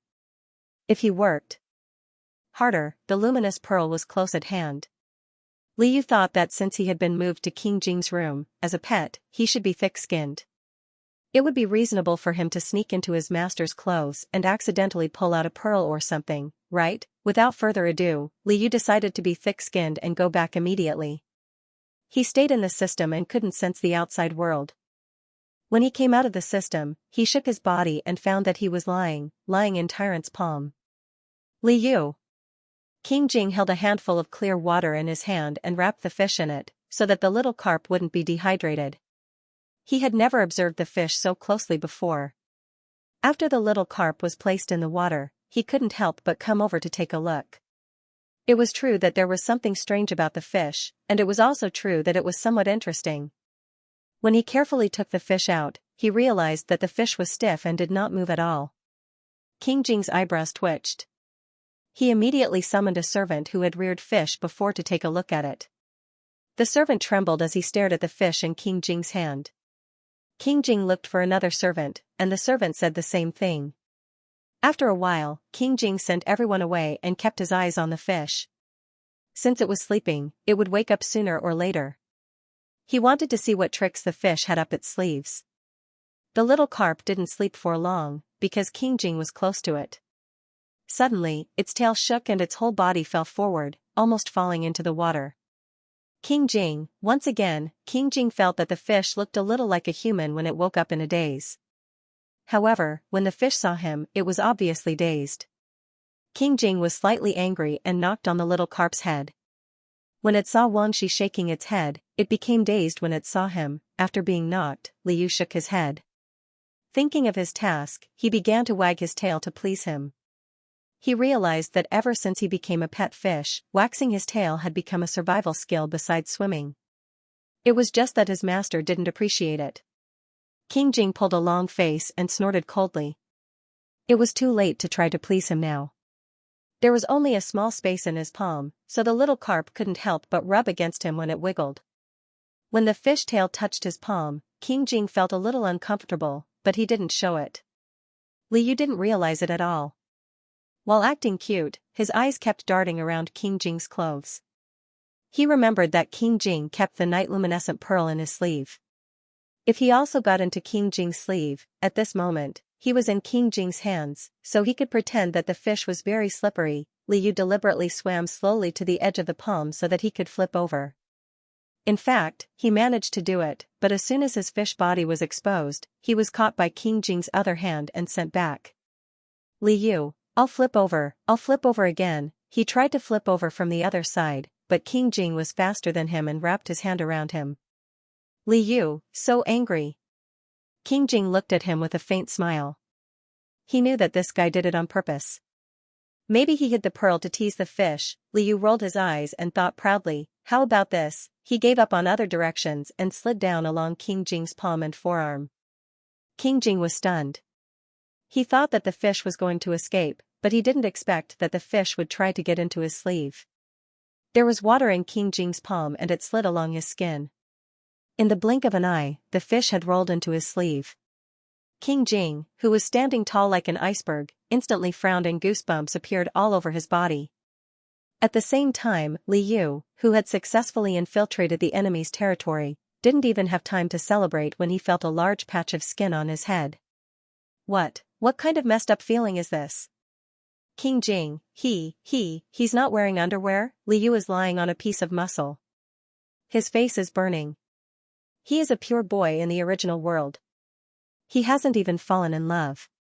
Now that he has transmigrated into this world, he is touching another man's skin contact. This was too embarrassing for a fish. Liu was so embarrassed that he covered his face with his fins. His fins were too short to cover his face, so he switched to using his tail to vent his feelings. King Jing, who was originally trying his best to endure the strange touch, suddenly felt that there was something scratching him. King Jing, how could a normal person endure this? King Jing was about to break out in a cold sweat. He hurriedly unbuttoned his clothes and wanted to pull out this troublesome fish. Liu, who was hiding in his sleeve, felt more and more suffocated. The sleeve was too narrow and too dark, so he couldn't stop himself from sliding down. As soon as he opened his eyes, he would be pricked by the cloth. Liu regretted his impulsive idea of searching for King Jing. He was anxious to get out, so in a moment of desperation, he fluttered around, which made King Jing even more uncomfortable. In a daze, Liu saw a faint light. He thought dizzily, how could there be light in King Jing's clothes? Could it be a bright pearl? King Jing was really treacherous. He hid a pearl so well, but in the end, he found it. Success was just a step away. Come on. Liu desperately pounced in the direction of the light. At this point, there was nothing in this world that could stop him. No matter what, he had to find it first. He was getting closer and closer to the light. In the haze, he seemed to see a round ball. Oh, the pearl was round. Liu let out a cry and bit it. When the round ball was caught in his fish mouth, Liu was extremely touched. He was afraid that he would lose the pearl, so he still bit it tightly. The fish felt King Jing's body tremble violently. Then, the sky above his head brightened up, and all the obstructing clothes were gone. King Jing's upper body was naked. His face was flushed, which was rare to see. He looked down at him angrily. The little carp was holding the night-luminescent pearl in his mouth. He couldn't spit out bubbles, so he was in a good mood and wagging his tail at his master. Suddenly, he realized that he was lying on King Jing's chest. Liu? How did he get from the sleeve to the top? Liu held the pearl in his mouth and looked it up and down. All he saw was white skin, especially around the pearl. He could even feel the strange life beating in his chest. Wait, Liu felt that something was wrong. Did King Jing hang the night-luminescent pearl in front of his chest? Was it necessary to wear the pearl of an imperial concubine? Moreover, he felt that the pearl's model didn't seem right. The texture was also a little soft. Liu suddenly realized something. He trembled and let go of the pearl. He glanced at the night-luminescent pearl in his mouth with difficulty. This wasn't a pearl. This was a bean used to distinguish a man's front from his back. His fish life suffered a devastating blow. The little carp fell from King Jing's chest and was quickly caught by King Jing. At this moment, Xianxia pushed the door open. He had something to ask, but King Jing didn't come out of the room for a long time. He had no choice but to come in to check on the situation. He saw that King Jing's clothes were disheveled, his face was red, and he was holding a fish in his hand. Xianxia was shocked. Eunuch Wang, who was experienced and knowledgeable, thought of something. He was so frightened that his tone changed. Your Highness, you can't. This fish is too small. It can't stand it. Liu knew that he had made a huge mistake. He didn't even need to think about it. King Jing must be furious. Moreover, he had splashed water on King Jing and caused chaos in the Palace of Heavenly Purity when King Jing wasn't around. Now, he had even molested King Jing himself. Liu felt that it was already a miracle that King Jing didn't strangle him to death on the spot. He had forgotten how he had rolled back into the fish tank from King Jing's hands, and how he had laid down on the white stone bed. Fish fell asleep easily, but he had tossed and turned for half the night without feeling sleepy at all. When the moonlight outside the window shone into the blue and white porcelain fish tank and the bottom of the water sparkled, Liu felt a little better about his absent-mindedness. He had learned from his lesson. No matter how thick-skinned he was, he couldn't continue to be a bright pearl. There should be a chance for him to become a real person in the future. It was better to give up on the side quest and focus on the main quest first. Liu convinced himself with great difficulty and prepared to focus on how to get along with King Jing. However, this big mistake had already cast a shadow over him. As soon as he saw King Jing, he felt uncomfortable all over. He always felt that the fish's mouth still retained the softness from that time, and the fish's tail felt like it had been roasted by fire. In a moment, the whole fish would burn up. How could he have been blinded by lard at that time? He couldn't even tell the difference between pearls and that thing. Liu irritably stuffed his head into the watergrass quilt. He was so uncomfortable, and King Jing probably wasn't comfortable either. If they were in each other's shoes and were bitten by a fish, they would probably become a laughingstock for the rest of their lives. Unfortunately, he still courted death and lived in King Jing's room. They saw each other every day. Now, he couldn't even buy medicine for regret. Liu unconsciously avoided King Jing. When King Jing passed by, he would either point his tail at King Jing or hide in the watergrass quilt and pretend to be asleep. He would wait for Xianxia to come over to see him, then he would act cute and beg for food. Every time, Xianxia would feed him a lot of red fish food. For some reason, her eyes were full of tenderness when she looked at him. She even whispered to him, "Little thing, you've suffered. Eat more and become fatter." Liu? Fattening a fish was also very dangerous. Little Carp became alert. Was King Jing planning to make him into fish soup? Fortunately, every time Xianxia finished feeding the fish, he would use a jade rui to push him to swim back and forth a few times. Liu was very puzzled at first. Perhaps Xianxia had always followed the especially quiet King Jing around, so he had developed a talkative nature. He had to think twice before speaking in front of his master, but he had no such concerns in front of the little carp. Liu learned from Eunuch Wang's long-winded chatter that he couldn't eat too much fish. Eunuch Wang had chased him away to help him digest. Liu was stunned. A hand appeared in his mind, its fingers pressed together and gently pushed him around. It was also when he had eaten a lot of fish food. It turned out that King Jing was also helping him digest. But because he couldn't speak, and because of his personality, King Jing didn't reveal this to anyone. Liu felt grateful and increasingly guilty. He knew that King Jing treated him well, but he had taken advantage of him. Sigh. Although it was a misunderstanding and an accident, he had taken advantage of him. Little Carp thought with a face full of vicissitudes. Since he had taken advantage of him, he and King Jing couldn't go back to the past. Could it be that if he continued to run away like this, he wouldn't be able to do missions anymore and would become fish bones and fish ashes? Liu was unwilling to end his life for such an inexplicable reason. He wanted to pull himself together and happily complete missions with King Jing, not hide whenever he heard King Jing's footsteps. He felt that he should try to apologize. Although it was a misunderstanding, it was ultimately his fault. As long as he apologized, even if the apology of a fish was insignificant to King Jing, he could completely turn over a new leaf and treat King Jing normally. But how was he going to apologize to her? He often did seaweed dances and twirls, so they weren't considered special. He couldn't write, and he couldn't express himself using human language. As a fish, he couldn't even prepare a proper gift. The fish tank he lived in, the bed, and the blanket he used didn't belong to him. How could he show his sincerity? Liu circled around the fish tank in distress, and his gaze fell on a piece of fish food. This was a piece of fish food that Xianxia had fed him not long ago. Liu wasn't very hungry, so he didn't eat it. The fish food that was given to him was his. He could give this to King Jing as a show of sincerity. Liu picked up the fish food and hid it well. He was afraid that the amount was too little, so he hid it a few more times and made up an auspicious number of 6. King Jing was rarely in the bedroom during the day. He usually came over at night. When the lights were turned on at night, Liu estimated that it was about time. He picked up the fish food one by one and carefully lined it up, waiting for King Jing happily. "What's the big deal about biting, Master?" "I'm just a fish." "Master, you'll forgive fish, right?" But he didn't know that King Jing had something important to do that night and returned to the Wang residence outside the palace. He waited until he fell asleep, but King Jing still didn't come.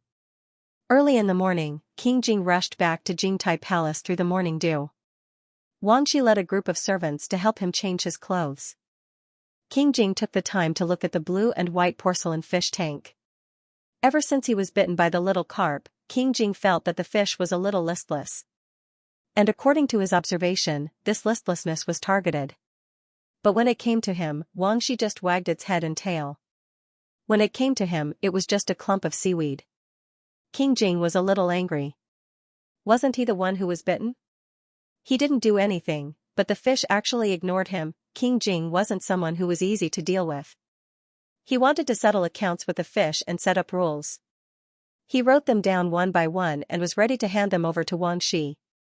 He wouldn't be so cruel to his fish. He just wanted the fish to suffer a little so that it wouldn't go overboard and cause trouble for him. One of the rules was to put the pearl picked up from the Palace of Heavenly Purity in a crystal bottle and put the crystal bottle in the fish tank. King Jing knew that the little carp really wanted the pearl, so he didn't let it have its way. He only wanted to let it see the pearl and temper it. He wanted to let it know that the way of the world was most likely not as it wished. Your Highness, can a little thing understand your painstaking efforts? Xianxia tried to persuade King Jing. In fact, Xianxia wanted to say that the little thing was just a fish. It definitely wouldn't understand such profound principles. However, King Jing insisted. He nodded solemnly at what he had to do. Xianxia couldn't dissuade his master, so he went to make the preparations. After King Jing finished changing, he went to the fish tank and found that the little carp didn't hide, nor did it hide on the white stone bed. Instead, it slept on a row of neatly arranged fish food. For a moment, King Jing almost thought that someone was mistreating the fish and that it had started to store food. The little carp woke up after a while. It looked around and found that the fish food was still there. When it looked up, it saw King Jing and happily spun in circles. No. Liu shook his head. He almost reflexively did a seaweed dance. Liu tried to lower his head in the water, but his fins were too short and he couldn't make a bow. Liu had to give up on arching his fins and put the fish food in front of King Jing one by one. Then, he lowered his head again. King Jing, Xianxia said in surprise, Your Highness, the little thing, what is the meaning of this? King Jing looked at the row of fish food and saw that the little carp kept nodding his head. He looked at it for a long time and also guessed for a long time. Was it begging for mercy, trying to please him, or something else? No matter what it was, the fish food seemed to want him to eat it. Of course, people couldn't eat fish food. King Jing smiled at the strange thoughts of this fish. Xianxia saw that he seemed to be deep in thought and didn't dare to speak rashly. The chamberlain who had been ordered to make preparations came to report. Xianxia tried to call out softly, Your Highness, the night luminescent pearl has been placed in the crystal bottle according to your instructions. King Jing originally indicated to Xianxia that he would personally sink the pearl and the crystal bottle into the fish tank as punishment for the little carp. This time, Xianxia called for a long time before King Jing came back to his senses. Xianxia was holding the crystal bottle with the night luminescent pearl in his hand. This bottle was very sturdy and the mouth of the bottle was sealed with wax. It was impossible for a fish to open it. Looking at the fish in the fish tank blowing bubbles at him, King Jing hesitated for a moment and pulled Xianxia back. Xianxia didn't know what was going on, but King Jing had already taken the crystal bottle from his hand and lifted it above the fish tank.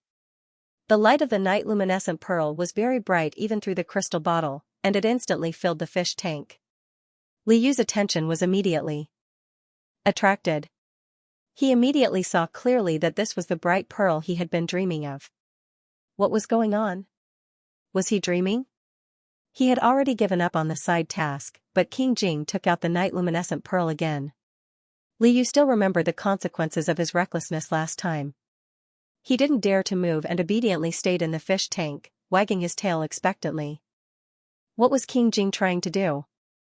Could it be what he was thinking? The young man standing in front of the fish tank silently opened the crystal bottle and threw the night luminescent pearl directly into the fish tank. Life was full of misfortunes. But as long as someone truly missed him, even if it was a fish, he would take care of it. The night luminescent pearl slowly fell.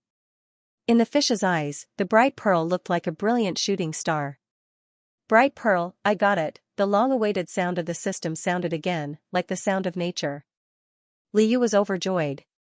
Of course, King Jing was still in front of him, so he had to restrain himself a little. He couldn't just abandon King Jing and enter the system. The night luminescent pearl should be useless to him the moment the task was completed. Liu couldn't keep holding the pearl in his mouth. He wanted to put it down, but King Jing and Xianxia kept staring at him in front of the blue and white porcelain fish tank. Liu felt that if he dared to throw the night luminescent pearl away, he might be stabbed to death by the tyrant's sharp eyes. King Jing must have thought that he liked the pearl very much, so he gave it to him, right? He had just apologized, so he couldn't throw the pearl away.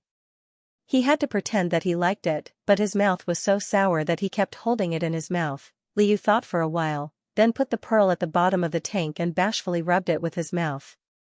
The round pearl rolled forward a few times and stopped. Liu continued rubbing it with his mouth and pushed the pearl far away. Just treat it as playing football, Liu comforted himself as he played happily. Your Highness, look, you gave the little thing a pearl. The little thing likes it very much. It's rolling the pearl. Xianxia was very excited when the little carp jumped around happily just now. It even knew how to catch the night luminescent pearl from its master's hand. Although the pearl was valuable, even eunuch Wang felt sorry for the imperial concubine. The night luminescent pearl was chased by the little carp. The bright light and the silvery shadow of the fish intertwined. It was a rare sight. King Jing smiled faintly. This little fish really wanted the pearl. Liu rolled the pearl all the way to a corner and pretended to be tired and wanted to rest. He laid on the white stone bed and entered the system. Sure enough, the reward of completing the side task came to him. Liu suppressed his excitement and carefully read the method of using the transformation medicine. Just as he was about to confirm that he had obtained it, he suddenly had an idea and remembered something. The medicine bottle was simple and unadorned. It was engraved with patterns that he could not understand. Although it did not look big, where would he put the medicine bottle if he took it directly? Was he going to let the bottle float in the pool of clear water in his portable space? It seemed a little perverted. Liu quickly calculated and asked the system, if I don't collect it immediately, will the transformation medicine disappear? The system replied, no. The reward for completing a mission will always be there. Liu nodded in satisfaction. Very good. I'll keep this reward for now. When I need it, I'll take it and use it immediately. The system, Liu found that he seemed to have opened the door to a new world. Even if the portable space was not big enough, it did not prevent him from using this clever method to keep things that were not very urgent. He was always cheated by the system, so it was not bad to cheat the system once in a while. When he first heard that there was a transformation medicine, he was overjoyed. However, after thinking about it carefully, this medicine could not be used casually. He did not exist in the original book world. If he suddenly appeared in human form, he was afraid that it would cause unnecessary chaos. Moreover, the transformation could only last for 2 hours. The timing of the transformation and what to do were all very important.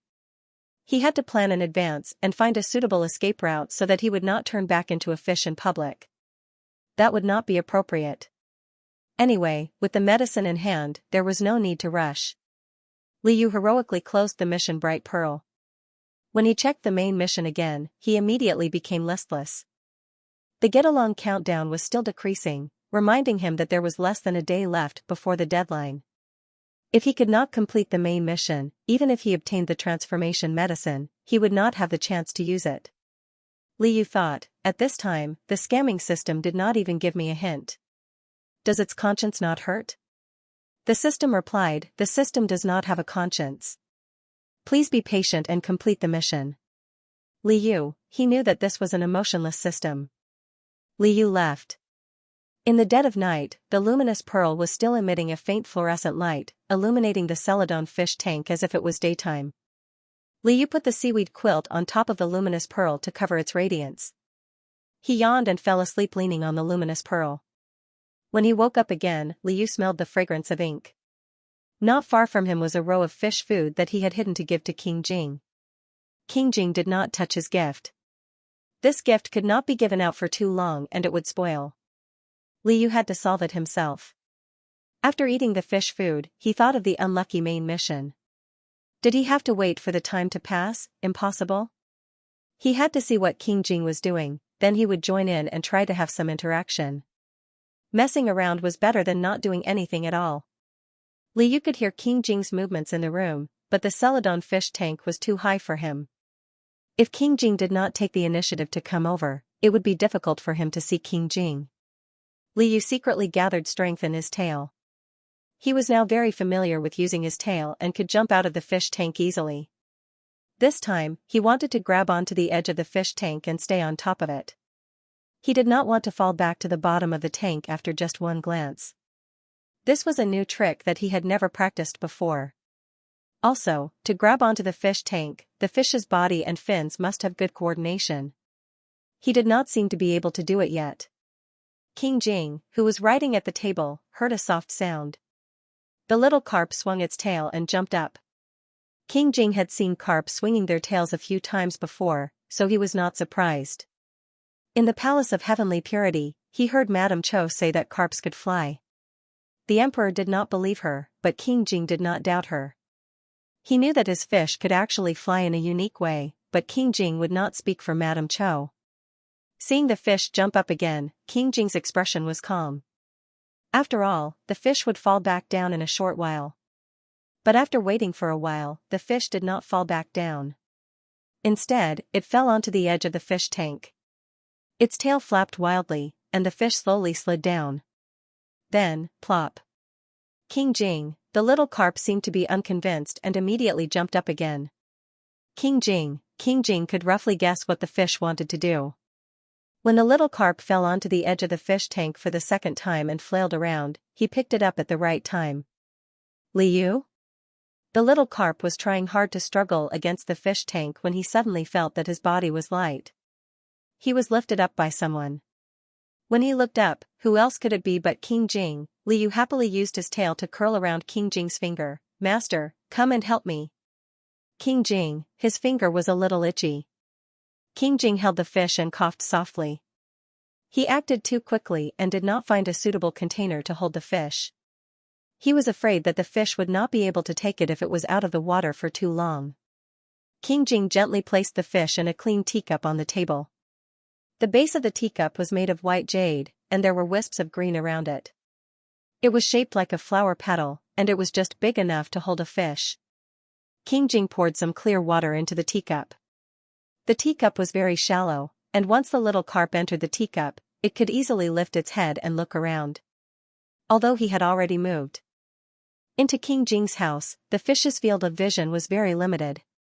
He could only hear the sounds of people coming and going all day long. He had never seen what King Jing's house looked like, but he soon saw it clearly. The little carp was a little upset. After seeing the exquisite luxury of the Palace of Heavenly Purity, King Jing's house was a little shabby in comparison. In summary, King Jing's house was restrained, simple, and steady. It was very suitable for the tyrant's cold temperament. Unless it was necessary, there were very few decorations. It was a little like a snow cave. It's okay, Liu thought. Anyway, his existence was to change the tyrant's personality. Maybe he could even warm up the snow cave in the future. There was a brush and ink beside the teacup. After King Jing settled him down, he sat down and picked up the brush. So he wanted to write and draw. Liu remembered the fragrance of ink and excitedly wagged his tail. He knew a lot about this and could give King Jing some ideas. When the little carp was happy, his tail was raised high. King Jing gave him a warning glance. Liu immediately put down his tail. It was not easy to get out of the fish tank. If he wet King Jing's manuscript or drawing, he would definitely be punished. The little carp stared at him quietly and passionately. King Jing pondered for a moment, then spread out the paper and drew a lifelike fish with just a few strokes. Liu looked at the fish head, body, and tail. Oh, King Jing was actually drawing him. Liu was very happy that someone was drawing his portrait. From his hair to his heels, King Jing was very pleasing to the eye. He thought that he should also contribute a little. Since King Jing had drawn his portrait, how about he be the model fish for King Jing? The little carp thought about it again and made a pose in the teacup that he felt was majestic. In fact, it was just an extremely twisted S shape. King Jing smiled. He felt that the little carp was very tactful, so he changed a few strokes according to the fish's appearance. Although the man and the fish did not make a sound, they were happy and harmonious. Your Highness, His Majesty's reward has arrived. Wan Shi came in to report with his forehead full of sweat. King Jing put down his brush and put the painting aside to dry. He was about to go out to receive the edict. Before he went out, he looked back and saw the little carp looking at the painting and wagging his tail, eager to try. King Jing's eyelids twitched. He turned back and put the fish in the teacup to take it away. He did not want to leave the fish alone in the room. When he came back, he saw that there were a few more tail prints on the painting. Li Yu, who was suddenly cleaned up by King Jing, was speechless. The news of imperial concubine Qiu framing King Jing had already spread throughout the palace. The emperor knew very well that if this matter had happened a few years ago, he would not have let it go so easily. However, since he wanted the second prince to be the future crown prince, he could not ignore the second prince's face. Although the emperor gave Mu Tianzhao the cold shoulder for a few days after the incident, he did not want to change the crown prince candidate because of this. Since the emperor punished imperial concubine Qiu, King Jing also had to spend a lot of effort to appease him. It could be seen from the thickness of the gift list. All kinds of rare treasures were given to King Jing as if they were free. The emperor did not even bat an eye. Among the gifts, there was one that was unusual. It was a rare koi fish that foreign countries had offered to the emperor as a tribute. There were only a few pairs in the world. In the past, the emperor had also given King Jing gifts. However, in the past, King Jing was too difficult to please. He did not lack gold or silver and was not interested in beauties. The emperor often had a headache over how to reward King Jing. Now that he suddenly found out that King Jing actually had interests, the emperor waved his brush as if he had been injected with chicken blood. Since King Jing loved to raise fish, he might as well give him more fish. Head steward Luo's face was full of smiles. He directed the chamberlains to carry a fish tank that was 3 to 4 feet long to Jing Tai Hall. This fish tank was carved out of a single piece of crystal and was rarely transparent. The fish tank was filled with rare red and gold koi fish that the emperor had personally picked out. These koi fish were very well fed and were very large. When they swam in groups, they shone brightly and were very dazzling. Li Yu was being supported by eunuch Wang and was eating the red fish food that Li Yu had been fed. When he heard that the emperor had actually stuffed fish into King Jing's mouth, Li Yu was so shocked that he opened his mouth and a piece of fish food floated away.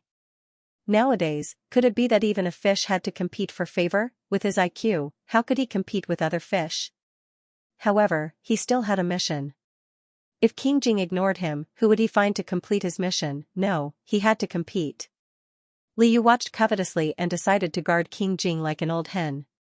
If there were other fish that tried to seduce King Jing, he would chase them away. The little carp secretly prepared for battle. Who knew that after King Jing looked at the crystal fish tank that contained the koi fish, he did not leave behind the only pairs of koi fish in the world. King Jing had a firm will and was not tempted by the beautiful koi fish. Li Yu was very happy. Li Yu moved to a brand new residence. The new fish tank was several times bigger than the old one, and it was carved out of an almost transparent crystal. Such a large crystal was very rare in ancient times, and only the royal family could have it. However, in the modern era where Li Yu lived, crystal was not rare, and transparent fish tanks were everywhere. Therefore, Li Yu was completely unaware of the value of the new residence, and no one would remind a fish. Little carp only knew that King Jing moved the white stone bed he was used to living in into the new fish tank, and used the same stones to make it bigger. The aquatic plants were also moved in the same way, and not a single leaf was missing. In addition, King Jing also installed a rockery for him to play with. There was a rock made of rockery that looked like a reclining chair. Li Yu lay on it and could even shake it. He was so happy that he shook it several times. Imperial concubine Qiu's luminous pearl was placed in the corner of the new fish tank. King Jing was probably afraid that he would get tired of rolling with just one pearl, so he gave him many other pearls of different colors and sizes. Li Yu could not tell how precious the crystal was, and naturally, he could not tell that these pearls were actually gems. In ancient times, it was impossible to cut gems perfectly. Most of the carving was for inlay ornaments, and the beauty and luster of the gems themselves were not outstanding. However, Li Yu was a fish, and he would only realize that they were gems when they sparkled. The rounded gems in the fish tank were just ordinary stones with a little more color. Eunuch Xianxia, who often came to take care of the fish, saw little carp pick up the scattered gems one by one, pile them up, and then pick out a pigeon blood red. Little carp moved a little further away, and with a swish of his tail, he threw the pigeon blood red onto the pile of gems. The pile of gems was knocked down. Eunuch Wang, who witnessed all this, twitched his lips. This was a box of special gems given by the emperor. His Highness thought that the little thing liked pearls, so he ordered people to turn the gems into pearls. Now, it seemed that the little thing liked pearls very much. With the gems and pearls given by His Highness, even Imperial concubine Qiu's luminous pearl did not roll much. It took Liu a long time just to get used to the new fish tank. By the time he realized what was going on, there was only half a day left for the get-along mission. Oh no, why are they playing for real? Liu hurriedly put down the beads that he had been playing with and looked around for King Jing. The crystal fish tank was transparent enough that he could easily find King Jing without any effort. The handsome young man was reading a book at the desk. The sunlight fell on the young man through the window lattice, covering him with a layer of gentle golden brilliance. Liu was stunned. In the past, when he was in a blue and white porcelain fish tank or in a teacup, he always looked up to King Jing. He was already very familiar with King Jing's cold face. He really didn't know that this face could also be so gentle. He stared at him in a daze, and an inexplicable sense of sorrow welled up in his heart. Come to think of it, they had spent a lot of happy times together. In this world, the person he interacted with the most was still King Jing. In another 2 or 4 hours, his life as a fish would come to an end. King Jing would never know that a person from another world had become his fish pet. For a moment, Liu suddenly had a crazy idea. He wondered if he should use the transformation medicine at all costs. Even if it would cause a riot, so what? He was a human. He felt wrong that he had inexplicably transmigrated into a fish. It wasn't too much to say goodbye to this world in a human form. Just as he was about to enter the system and become a newspaper fish, King Jing put down his book and walked over.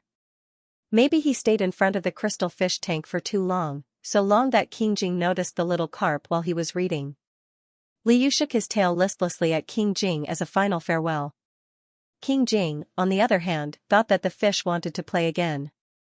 The crystal fish tank made it easier for him to see the movements of the fish, but because the fish tank was bigger and taller, it was inconvenient for him to stick his finger into the water to play with the little carp like before.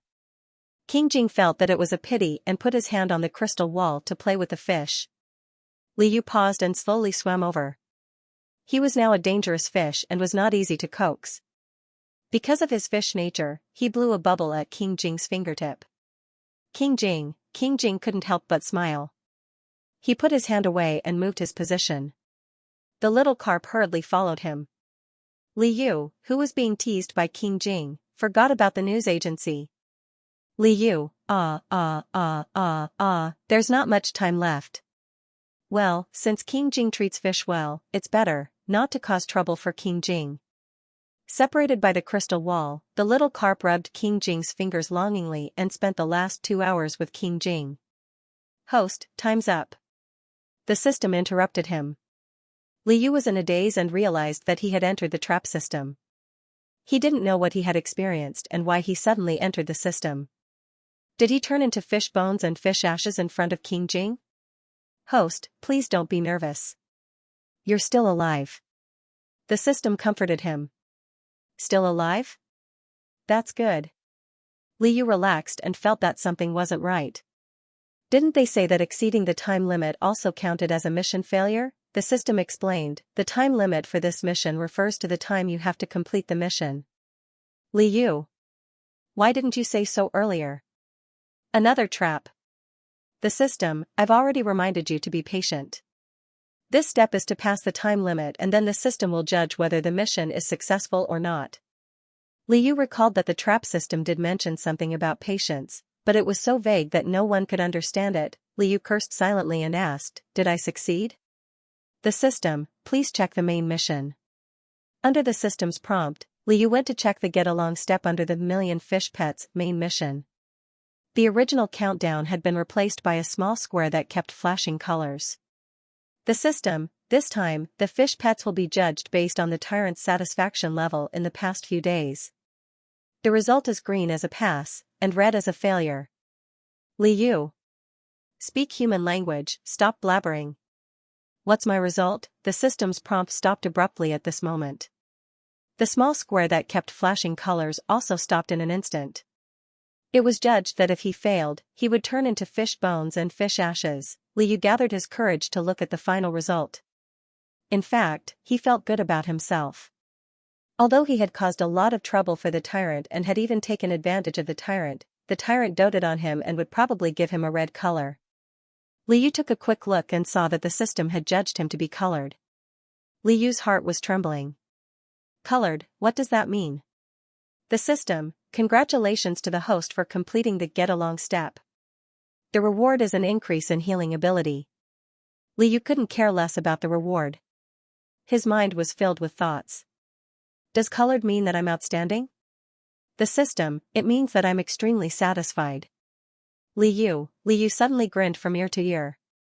Did this mean that King Jing was extremely satisfied with him?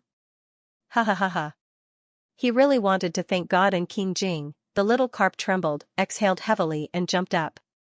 Liu exited the system and found that he was lying in King Jing's hands again. It turned out that when he was pulled into the system, he was playing with King Jing. The system didn't do anything for him and he sank to the bottom in front of King Jing without any warning. This scene was so shocking that King Jing couldn't help but think that the fish was sick again. The servants waiting outside King Jing's room were all experienced. They remembered that the last time the fish was in a similar situation. They saw that the fish was stiff, but there was nothing wrong with it. They could only vaguely say that the fish was asleep again. King Jing's face was still gloomy as he waited for the fish to wake up. Liu's eyes turned sour when he saw King Jing. King Jing didn't know that the fish in his hands was actually a human. He also didn't know that the fish in his hands had just experienced a life and death situation. It was his love for him that allowed him to escape death. The little carp looked at King Jing's handsome face and was overwhelmed with emotions. Fish don't cry and can't speak human language. No matter whether they were happy or not, they would just wave their tails and blow bubbles. However, Liu wasn't a normal fish. When he was excited, he felt that he had to do something to express his gratitude to King Jing. Thinking about how cats and dogs expressed their love, Liu thought that he could also use his fish mouth to rub King Jing's face. It shouldn't be a problem. And he was being held in King Jing's hands. This was a godsend opportunity. Liu tried his best to straighten his fish body, but fish were different from cats and dogs. When the cats and dogs straightened their bodies, their claws could almost touch their owner's shoulders.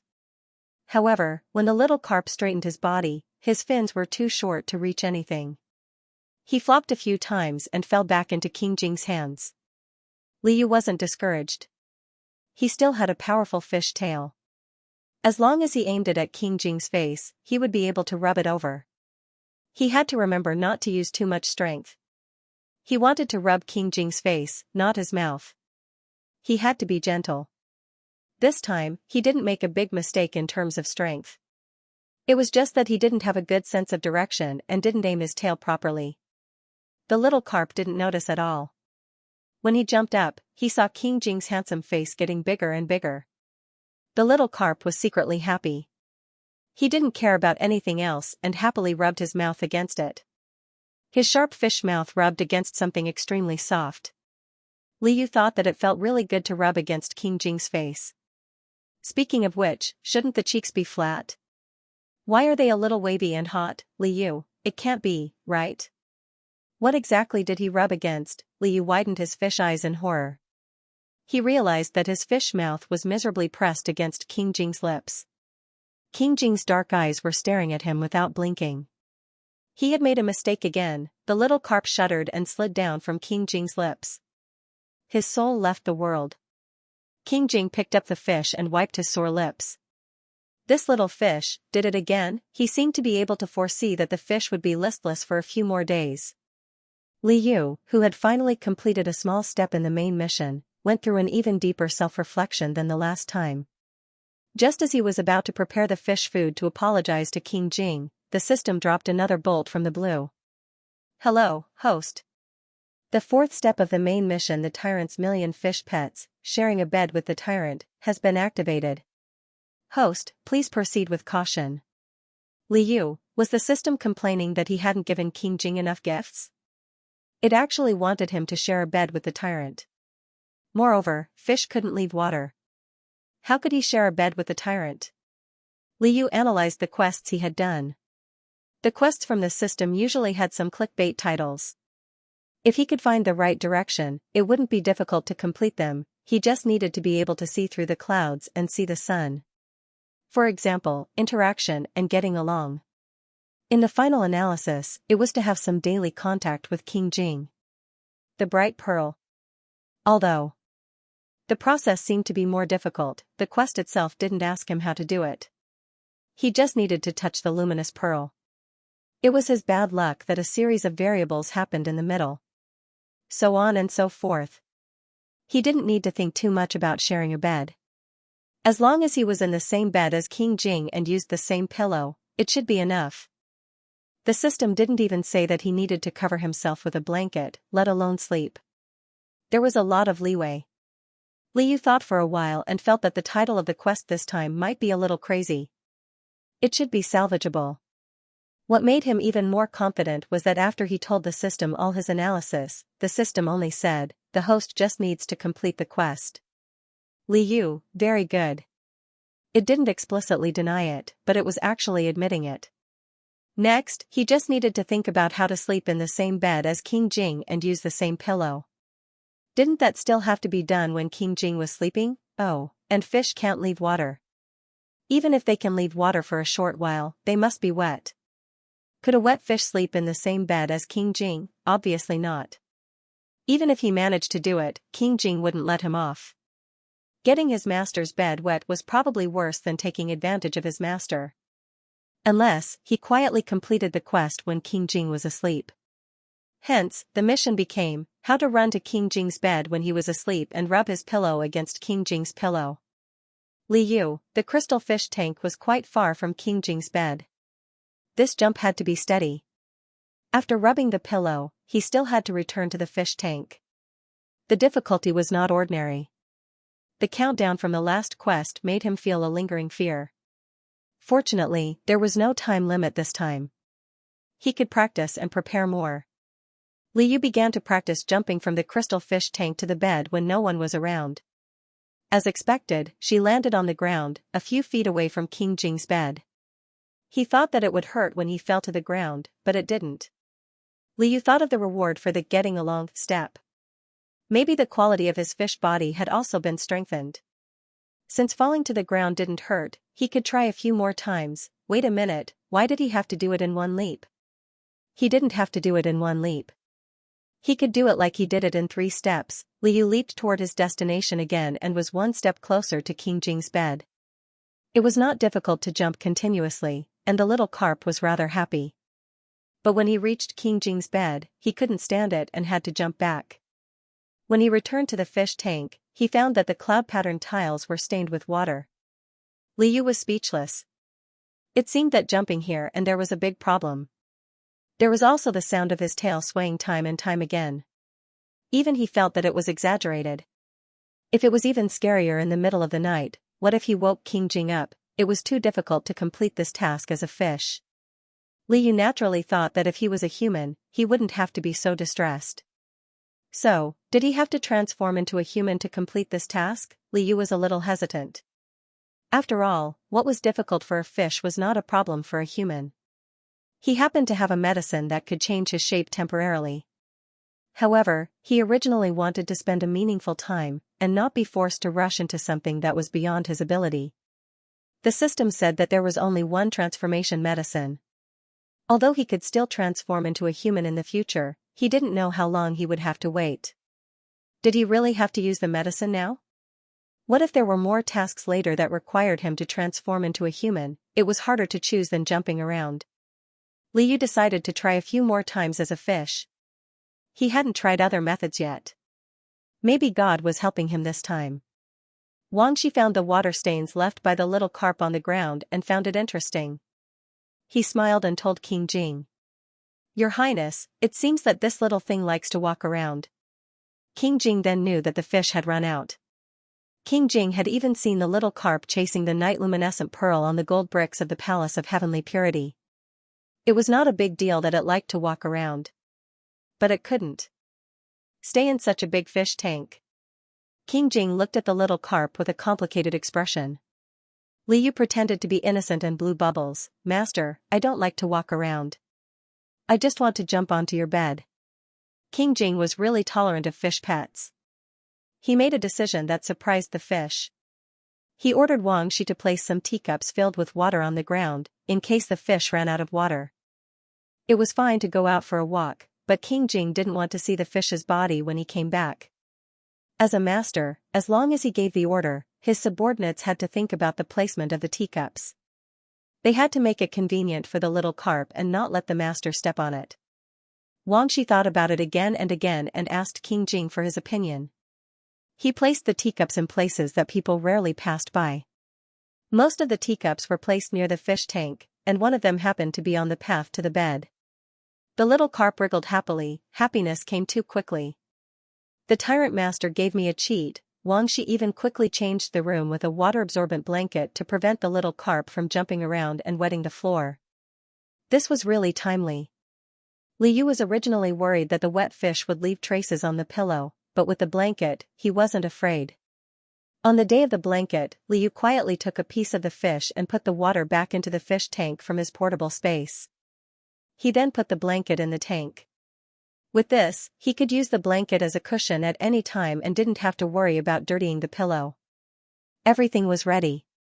In order not to let King Jing hear the end of the bang bang bang bang, Liu decided to wait until King Jing was fast asleep before taking action. That night, King Jing came back quite late. Liu heard the door open, but after King Jing came in, he didn't order the servants to turn on the lights. Instead, he went straight to the bed and flipped over, kicking over a few teacups on the ground. Liu laughed secretly. Was King Jing drunk somewhere? It was good that he was drunk. It would be easier for him to do things. Liu waited for a long time. After waiting for the bed to stop moving for a long time, he jumped skillfully and arrived at the head of the bed. He took out the water-absorbent cushion from his portable space and moved it to the bed. With a light leap, he jumped onto the cushion. King Jing's back was facing him. His head was covered with the brocade quilt and he was motionless. Half of the jade pillow was exposed. Liu couldn't wait for that. Just in case, he only touched the jade pillow with his fin. He was sure that the jade pillow wouldn't get wet and King Jing wouldn't find out the next day. Sharing the same bed and pillow should be fine. After doing all this, he waited for the system prompt. But after waiting for a long time, the prompt didn't come. Liu was a little anxious. Where did it go wrong? Liu planned to climb onto the jade pillow with his entire fish. If that didn't work, he would also bury himself under the brocade quilt. He was already very close to the person on the bed. Suddenly, he smelled a faint fragrance. Liu was stunned. Why was King Jing using fragrance like a woman? Last time, when he secretly nibbled on King Jing's lips, there didn't seem to be such a greasy fragrance. At this moment, the person on the bed turned around. A pair of watery eyes looked directly at Liu. With the help of the moonlight that penetrated through the window lattice, Liu clearly saw the person's appearance. This wasn't King Jing at all. It was a beautiful woman. No wonder his main mission hadn't been updated. It was because King Jing wasn't on the bed. Liu, who was quite shocked, fell headfirst and slid off the jade pillow. The unknown woman was also shocked. She raised her arm from under the quilt as if she wanted to take something out. But when she realized that it was only a fish in front of her, the woman spat lightly and didn't think much of it. She lay back down again. Half of the brocade quilt was covered, revealing a fair shoulder. Liu, at the moment when the woman raised her hand, Liu caught a glimpse of what she wanted to take out. It was actually a shiny blade hidden under the brocade quilt. It almost dazzled the fish's eyes. This is, at first, when he found the woman lying on King Jing's bed with her clothes disheveled, he thought that she was a palace maid who wanted to seduce the King Jing. But this woman actually hid a blade under the quilt. This made things complicated. This situation wasn't about seducing the King Jing, but a female assassin who wanted to take King Jing's life. No wonder this person knocked over the teacups on the floor at the beginning. King Jing wasn't like this usually. Liu curled up under the brocade quilt and tried his best not to attract the assassin's attention. At the same time, he was also very puzzled. Didn't the book say that Jing Tai Hall was like an iron bucket? How did this woman avoid the guards of Jing Tai Hall and break into King Jing's bedroom? He didn't have time to think too much. Wang Shi's voice faintly came from outside the door, calling out, "Your Highness." King Jing, this enemy of his, was about to come in. Liu was very anxious. How could he warn King Jing that there was an assassin hiding on his bed? Right, since this woman's clothes were disheveled, she probably wouldn't stab him directly. King Jing also knew martial arts and had attendants with him. So, she must have seduced King Jing to lower his guard first. As long as she didn't act immediately, the door was gently pushed open. Liu and the assassin instantly held their breaths. Wang Shi lit the candles. King Jing glanced into the room and found that there seemed to be a person lying on his bed. "How dare you?" Eunuch Wang was furious when he saw the situation. Who was so daring to climb into His Highness's bed? The woman on the bed turned a deaf ear to him. Wrapped in the brocade quilt, she sat up and revealed a beautiful face. She smiled sweetly at King Jing and her voice was like a silver bell. The sweeter her smile, the colder Liu felt. He only hoped that King Jing wouldn't be bewitched by this woman. Wang Shi was about to pounce on the woman and take her away when King Jing suddenly stopped Wang Shi and asked him to step aside. The woman was very pleased with herself. She giggled and said, "Your Highness likes me." King Jing walked over expressionlessly and glanced at the woman. Liu stared at him nervously, hoping that he would drive the woman out. But King Jing raised his hand and touched the woman's cheek. The woman smiled knowingly and rubbed his hand. Although the other party's cold fingertips made her shiver, she knew that he had taken the bait. Stupid King Jing. There's something wrong with this woman. At first glance, Liu was furious. Just as he was about to jump up and pounce for King Jing to see, a shocking change happened. King Jing's eyes turned cold and he grabbed the woman's throat as fast as lightning. He couldn't speak, nor did he need to speak. Anyone who dared to come into his room like this must have evil intentions. Only death awaited them. The woman didn't expect that King Jing would make a move on her. In order to protect herself, she had no choice but to endure the pain in her neck. She reached into the quilt and tried to pull out the knife hidden under the quilt. But something in the quilt bit her fiercely. The female assassin was distracted. Before she could scream, King Jing stabbed her in the chest. She looked at the big hole in her chest in shock. She also looked at King Jing's indifferent face in shock. She didn't say what her master wanted her to say. She thought that King Jing would at least spare her life and make her confess. But King Jing didn't care at all, he just wanted her to die. King Jing twisted his sword and the female assassin slowly fell to the ground. King Jing pulled out his sword and glanced at the bloodstains on it in disgust. Wang Shi heard the noise and ran in with his men. Seeing the dead woman on the ground, Wang Shi sneered, "You really don't know what's good for you." King Jing remembered that the woman seemed to want to take something out of the quilt, but for some reason, she let go. He guessed that something was hidden under the quilt. King Jing didn't need Wang Shi to do anything. He lifted the quilt with his sword and saw his fish shivering and curled up in the quilt. "King Jing, what happened?" King Jing once again stretched out his hand towards the little carp. Liu dodged again. He was very scared. This was different from the fear of being turned into fish bones and fish ashes if he couldn't complete the mission. He had seen King Jing kill the female assassin with his own eyes and was frightened by the scene of flesh and blood splattering everywhere. In fact, he knew very well that King Jing had killed the female assassin out of self-defense. Even if the female assassin hadn't been killed by King Jing, she couldn't have escaped death for assassinating a prince. But he had grown up in a peaceful world and had never seen a bloody scene. This killing had come so suddenly that he wasn't mentally prepared at all. To him, it was too shocking and too exciting. King Jing was usually calm in front of him and when he interacted with him. Sometimes, he could even be said to be a little gentle. Although he had always been called a tyrant, he had never deeply understood the meaning of the word tyrant like he did today. With just one meeting, he had decided the life and death of the other party. He hadn't even frowned when taking the other person's life.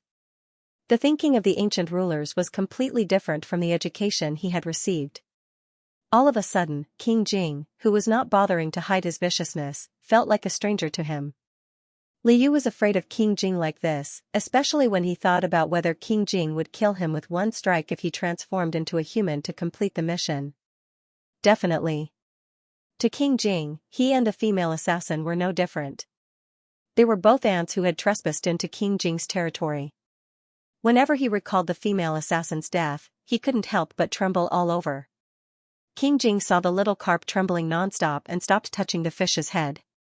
Liu knew that he was King Jing's fish and shouldn't avoid King Jing's touch. But no matter how much he tried to mentally prepare himself, his instincts still told him to be afraid. He always felt that there was a bloody smell on King Jing's body. He couldn't stand it, and it made it even more difficult for him to forget. After a few times, King Jing knew that the fish was resisting him. What's wrong with the fish? King Jing couldn't figure it out for a while, but the fish couldn't be out of the water for too long. King Jing found that the fins of the little carp were a little dry. King Jing turned his head and glanced at Wang Shi, then looked at the little carp. The meticulous eunuch Wang immediately said, "Your Highness, please rest assured. Leave the little thing to me." Wang Shi walked quickly to the bed, and Liu heaved a sigh of relief. He was not repulsed by Wang Shi. He allowed Wang Shi to gently lift him up and quickly send him back to the crystal fish tank. Little carp felt much better after entering the water.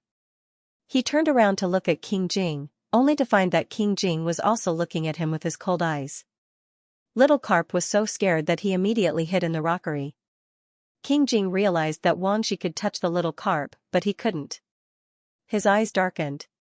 This wasn't the first time that the fish avoided him. Previously, it either bit him or bumped into him. He knew that his fish was a little special and could understand human nature. Why was it avoiding him this time? King Jing felt an inexplicable sense of irritation. He began to think about what he had done that was different from Wang Shi's. Soon, he figured it out. King Jing looked down and his gaze fell on his sword. He had just dealt with the assassin. Could it be that the fish was afraid of the smell of blood on his body? King Jing didn't actually have any blood on him. He still took off his sword and went to the bathroom to wash up. He deliberately changed into a clean white robe and ordered the chamberlain to burn his dirty clothes. After doing all this, King Jing went to touch the little carp again. Liu kept retreating. The tyrant was willing to change his clothes for him. He watched from the side and was more or less touched. He also felt that he was exaggerating. However, the fear of someone or something couldn't be eliminated immediately. Even though King Jing's displeasure was obvious, he couldn't control it. King Jing pursed his lips tightly. He paced a few steps in front of the crystal fish tank and finally stopped. He stretched out his long arm and fished out the fish that he had just put in. Liu thought that King Jing had completely lost his patience with him. He flapped around in a panic. King Jing glanced at the fish indifferently. He picked up the petal-shaped teacup and put the fish inside. Was he going to punish him? Liu was in despair. However, King Jing did something unbelievable. He put the fish next to the pillow. Liu? The messy bed and the bloodstains on the floor had been cleaned up. Not a single trace could be seen. But to Liu, not being able to see anything did not mean that nothing had happened. He still remembered King Jing's murderous intent and his determination to plunge his sword into the assassin's chest. He was even more afraid that King Jing would do the same to him one day. King Jing looked at him for a while. Then, he reached out and patted his head. Liu lowered his head in fear, and his body trembled. King Jing knocked on his head gently, then lay down beside the teacup where Liu was sitting. Liu was shocked. King Jing was putting him next to him even when he was sleeping. Right, wasn't this sharing the same bed? Liu, who suddenly realized that he was sharing the same bed, was shocked. At this time, the main mission could still be saved. Liu's mind was in a mess. He definitely wanted to complete the mission, but he was also very afraid of King Jing. The two emotions kept fighting. The temptation of completing the mission finally diluted some of his fear. Liu stretched out his fish tail and carefully touched the edge of the jade pillow. Sharing the same bed was only half of the mission. The other half was sharing the same pillow. According to his experience, as long as he touched the jade pillow, he would pass the mission.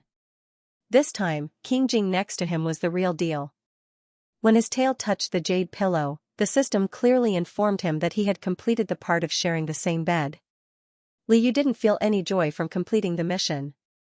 He was right next to King Jing. He looked up and met King Jing's eyes, which seemed to be able to see through everything. The little carp stopped breathing, shook his tail, and shrank back. He buried his fish face in the water. Would the tyrant kill him if he found out? Li Yu thought of the female assassin who was covered in blood before she died. He was so angry that he wanted to bite someone. He opened his mouth randomly and suddenly bit King Jing's finger. Wrong again. Li Yu's face was full of tears. How could he know that King Jing stretched out his hand again? Li Yu was still biting King Jing's finger. He looked at King Jing with his wet fish eyes. King Jing stared at him for a while and let him bite. Li Yu spat out his finger.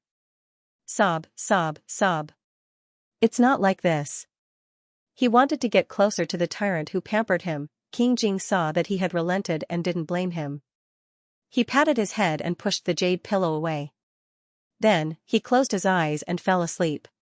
Li Yu, what was King Jing trying to do? Li Yu was also sleepy. He wanted to sleep but didn't dare. He also didn't dare to enter the system next to King Jing. The teacup was too small, so he was almost trapped on the bed. He was badly burned. Before tonight, when the teacup couldn't trap him, he definitely dared to jump around. At that time, he was ignorant and actually scratched the tiger's head. Li Yu lay on his stomach obediently. He felt that King Jing's breathing was gradually smoothing out. He didn't move for more than an hour, so he should be asleep. Li Yu was just about to enter the system to check on the mission when King Jing suddenly turned around and faced him. Li Yu immediately moved away, afraid that King Jing would crush him and turn him into a fish cake. Fortunately, King Jing's sleeping posture was very good. He had been obediently sleeping on one side of the jade pillow. Li Yu saw that he was really asleep and gathered his courage to move closer. King Jing's enlarged sleeping face was very close to him. His thick eyelashes covered his cold eyes, making him look harmless. The little carp's little heart that was beating wildly was no longer so flustered. He felt that the sleeping King Jing wasn't particularly scary. Of course, who would look fierce when sleeping? Wasn't King Jing the one who suddenly turned hostile and killed someone? Li Yu was suddenly startled. That's right, they were both King Jing. The King Jing who mercilessly killed the assassin, and the King Jing who was gentle and kind to him, were both the same person in front of him. He always said that people had many sides to them. This was also King Jing's multifaceted nature. Although he didn't clearly see King Jing's ruthless side, King Jing's ruthlessness didn't disappear just because he wasn't aware of it. His gentleness to him also coexisted with his coldness and ruthlessness to others. Regardless of whether he was fearless or fearless, King Jing was still King Jing. Nothing had changed.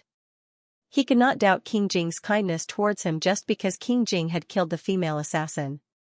If he really wanted to, he had offended King Jing countless times. If King Jing wanted to kill him, he would have done it a long time ago, right? Li Yu suddenly understood this layer of thinking. He was suddenly enlightened and his whole body relaxed.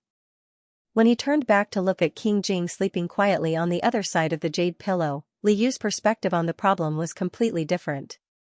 He thought awkwardly, could it be that King Jing had pushed the pillow to him because he felt that he wanted the jade pillow and pushed it to him? It was very likely. Didn't he also set up a teacup on the floor for him to play with and even helped him change his clothes to wash away his ruthlessness? Even when he was flustered and exasperated and bit him, King Jing didn't get angry. King Jing was really good to fish. He really shouldn't doubt him and be afraid of him just because he was frightened.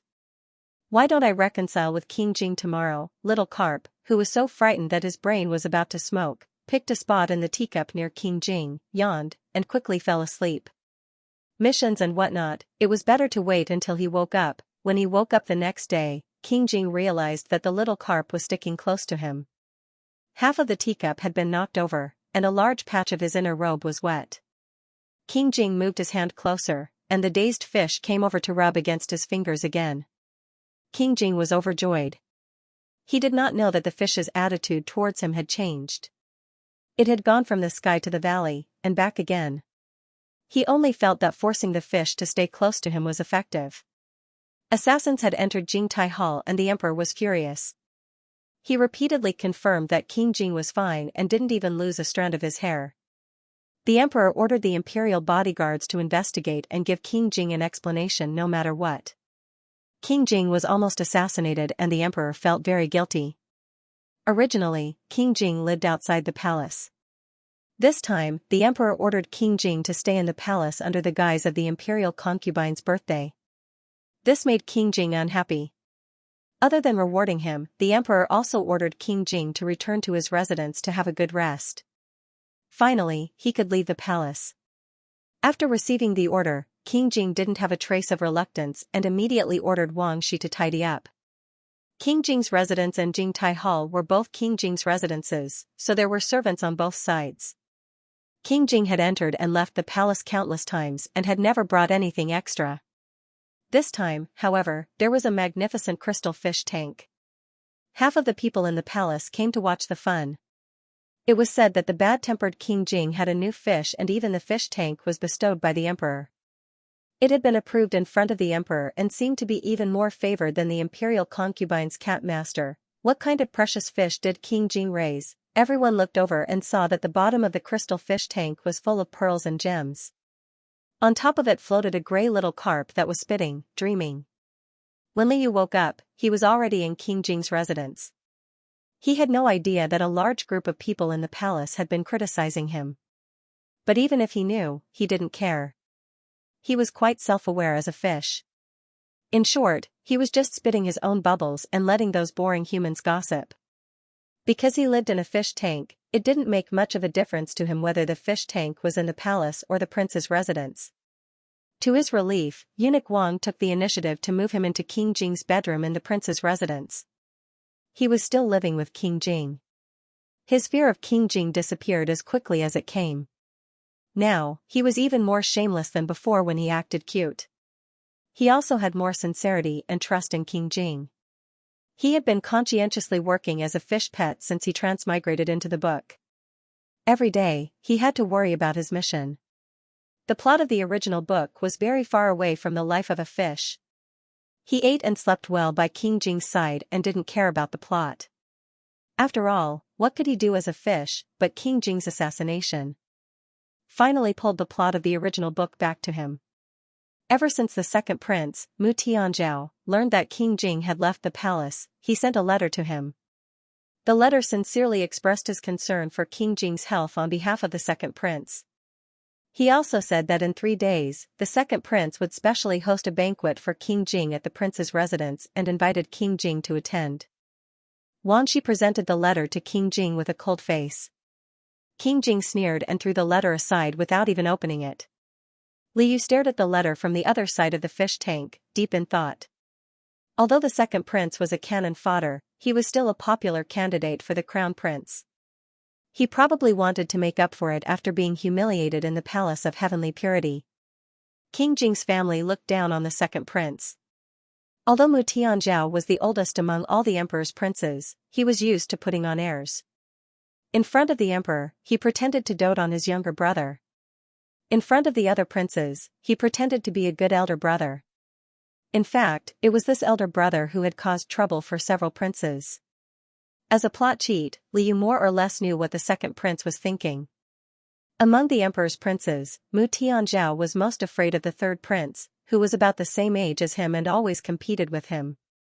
However, the one he disliked the most was King Jing. Although Mu Tianzhao was older, the imperial family did not follow the order of seniority. The first wife was always ranked before the eldest. King Jing was born by Empress Shelwi. In terms of status, he was far more honorable than King Jing. If King Jing was not mute, the emperor would never think of giving the crown prince position to the second prince. Because of this, Mu Tianzhao regarded King Jing as a thorn in his side.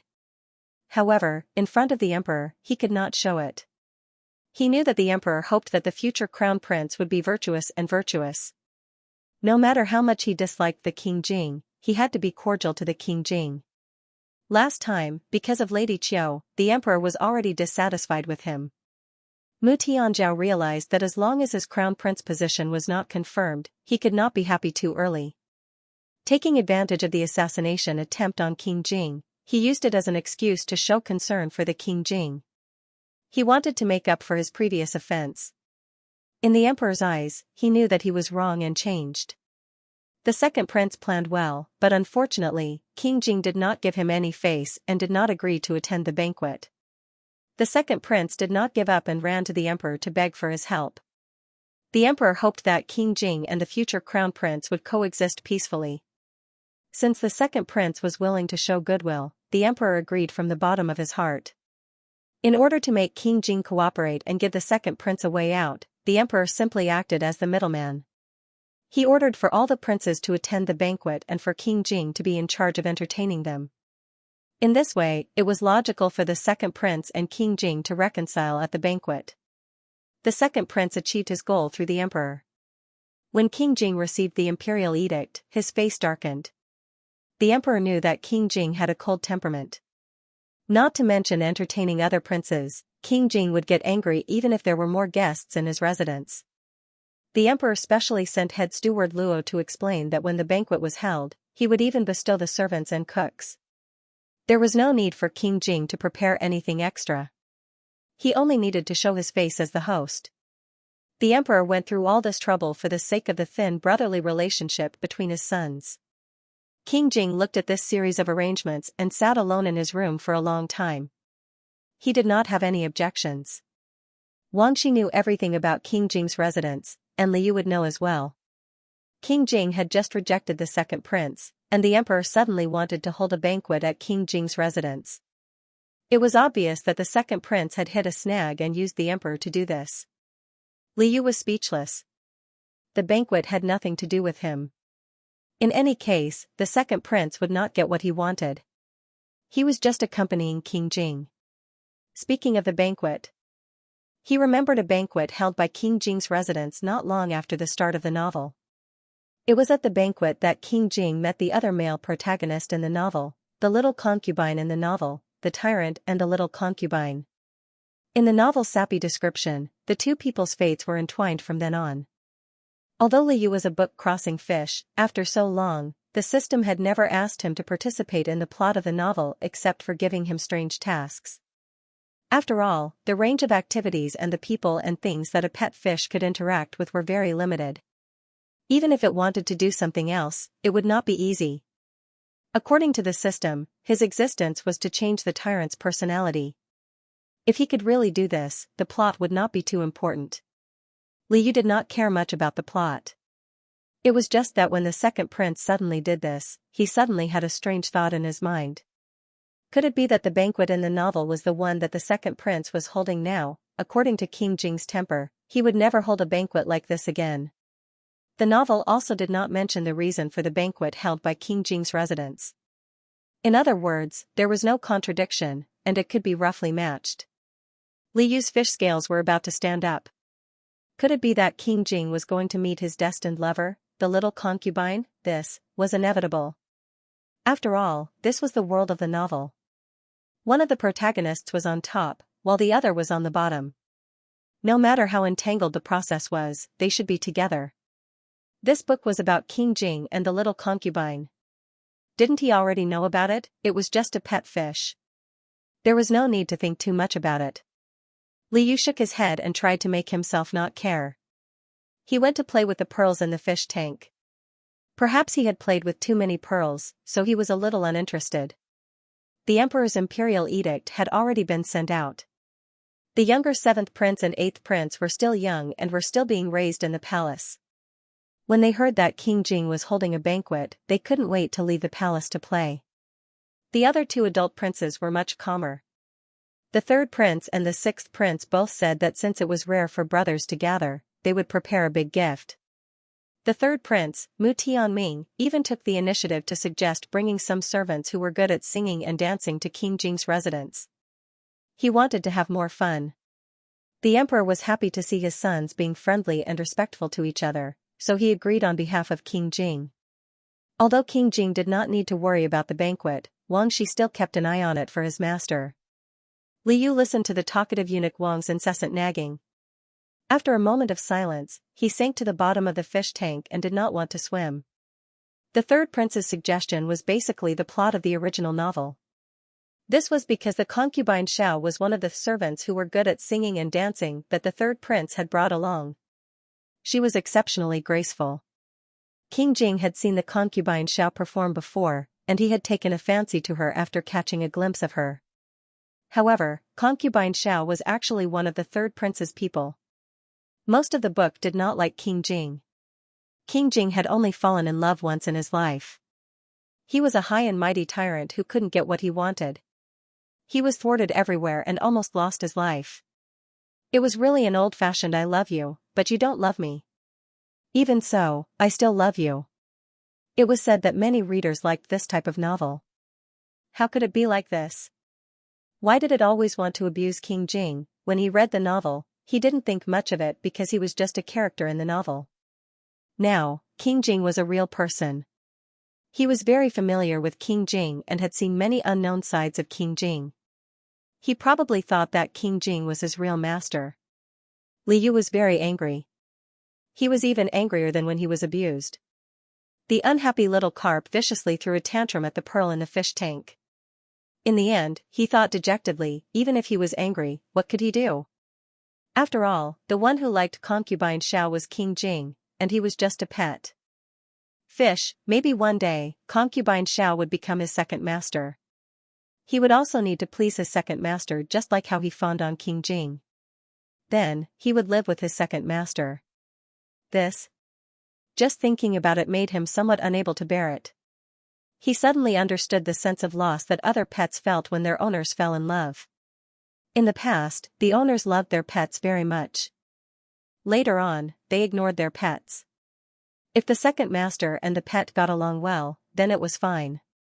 But if the second master and the pet did not get along well, would the master do anything to the second master? No, the master would definitely only get rid of the pet. Li Yu laughed coldly. He would never fall to such a state. If King Jing wanted to go through the plot, then go through the plot. Anyway, he, a fish, couldn't resist the wheels of the plot. Then, he should do something that he could, right? King Jing's mansion held a banquet and people came and went.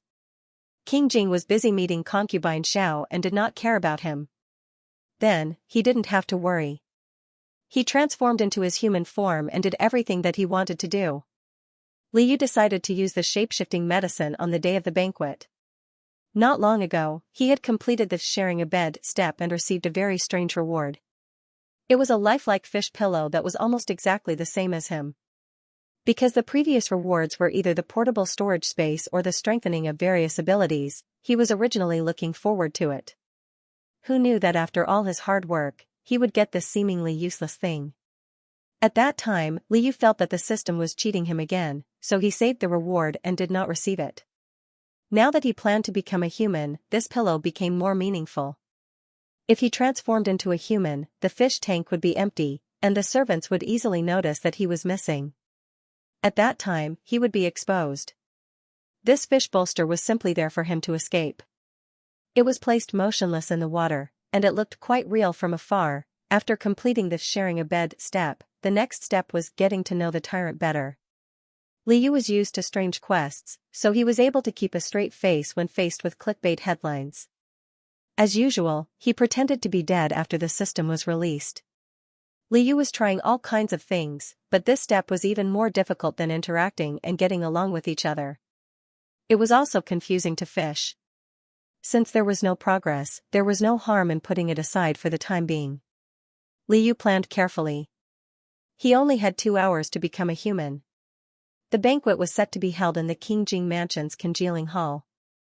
At that time, most people would gather there.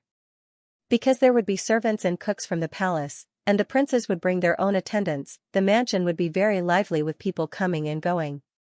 As a stranger, he would not stand out among the crowd. He wanted to go to the kitchen first and eat some human food. After becoming a fish, he could only eat fish food. The red fish food was made of flour. After eating so much, he missed ordinary food. He wanted to have a home-cooked meal and eat to his heart's content. The king's mansion's kitchen had to entertain guests, so there was no shortage of food.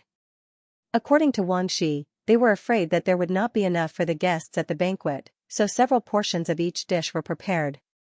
Li Yu decided to eat only a little of each dish. He was not afraid that he would finish all the delicious food. After eating, he walked around the King Jing mansion.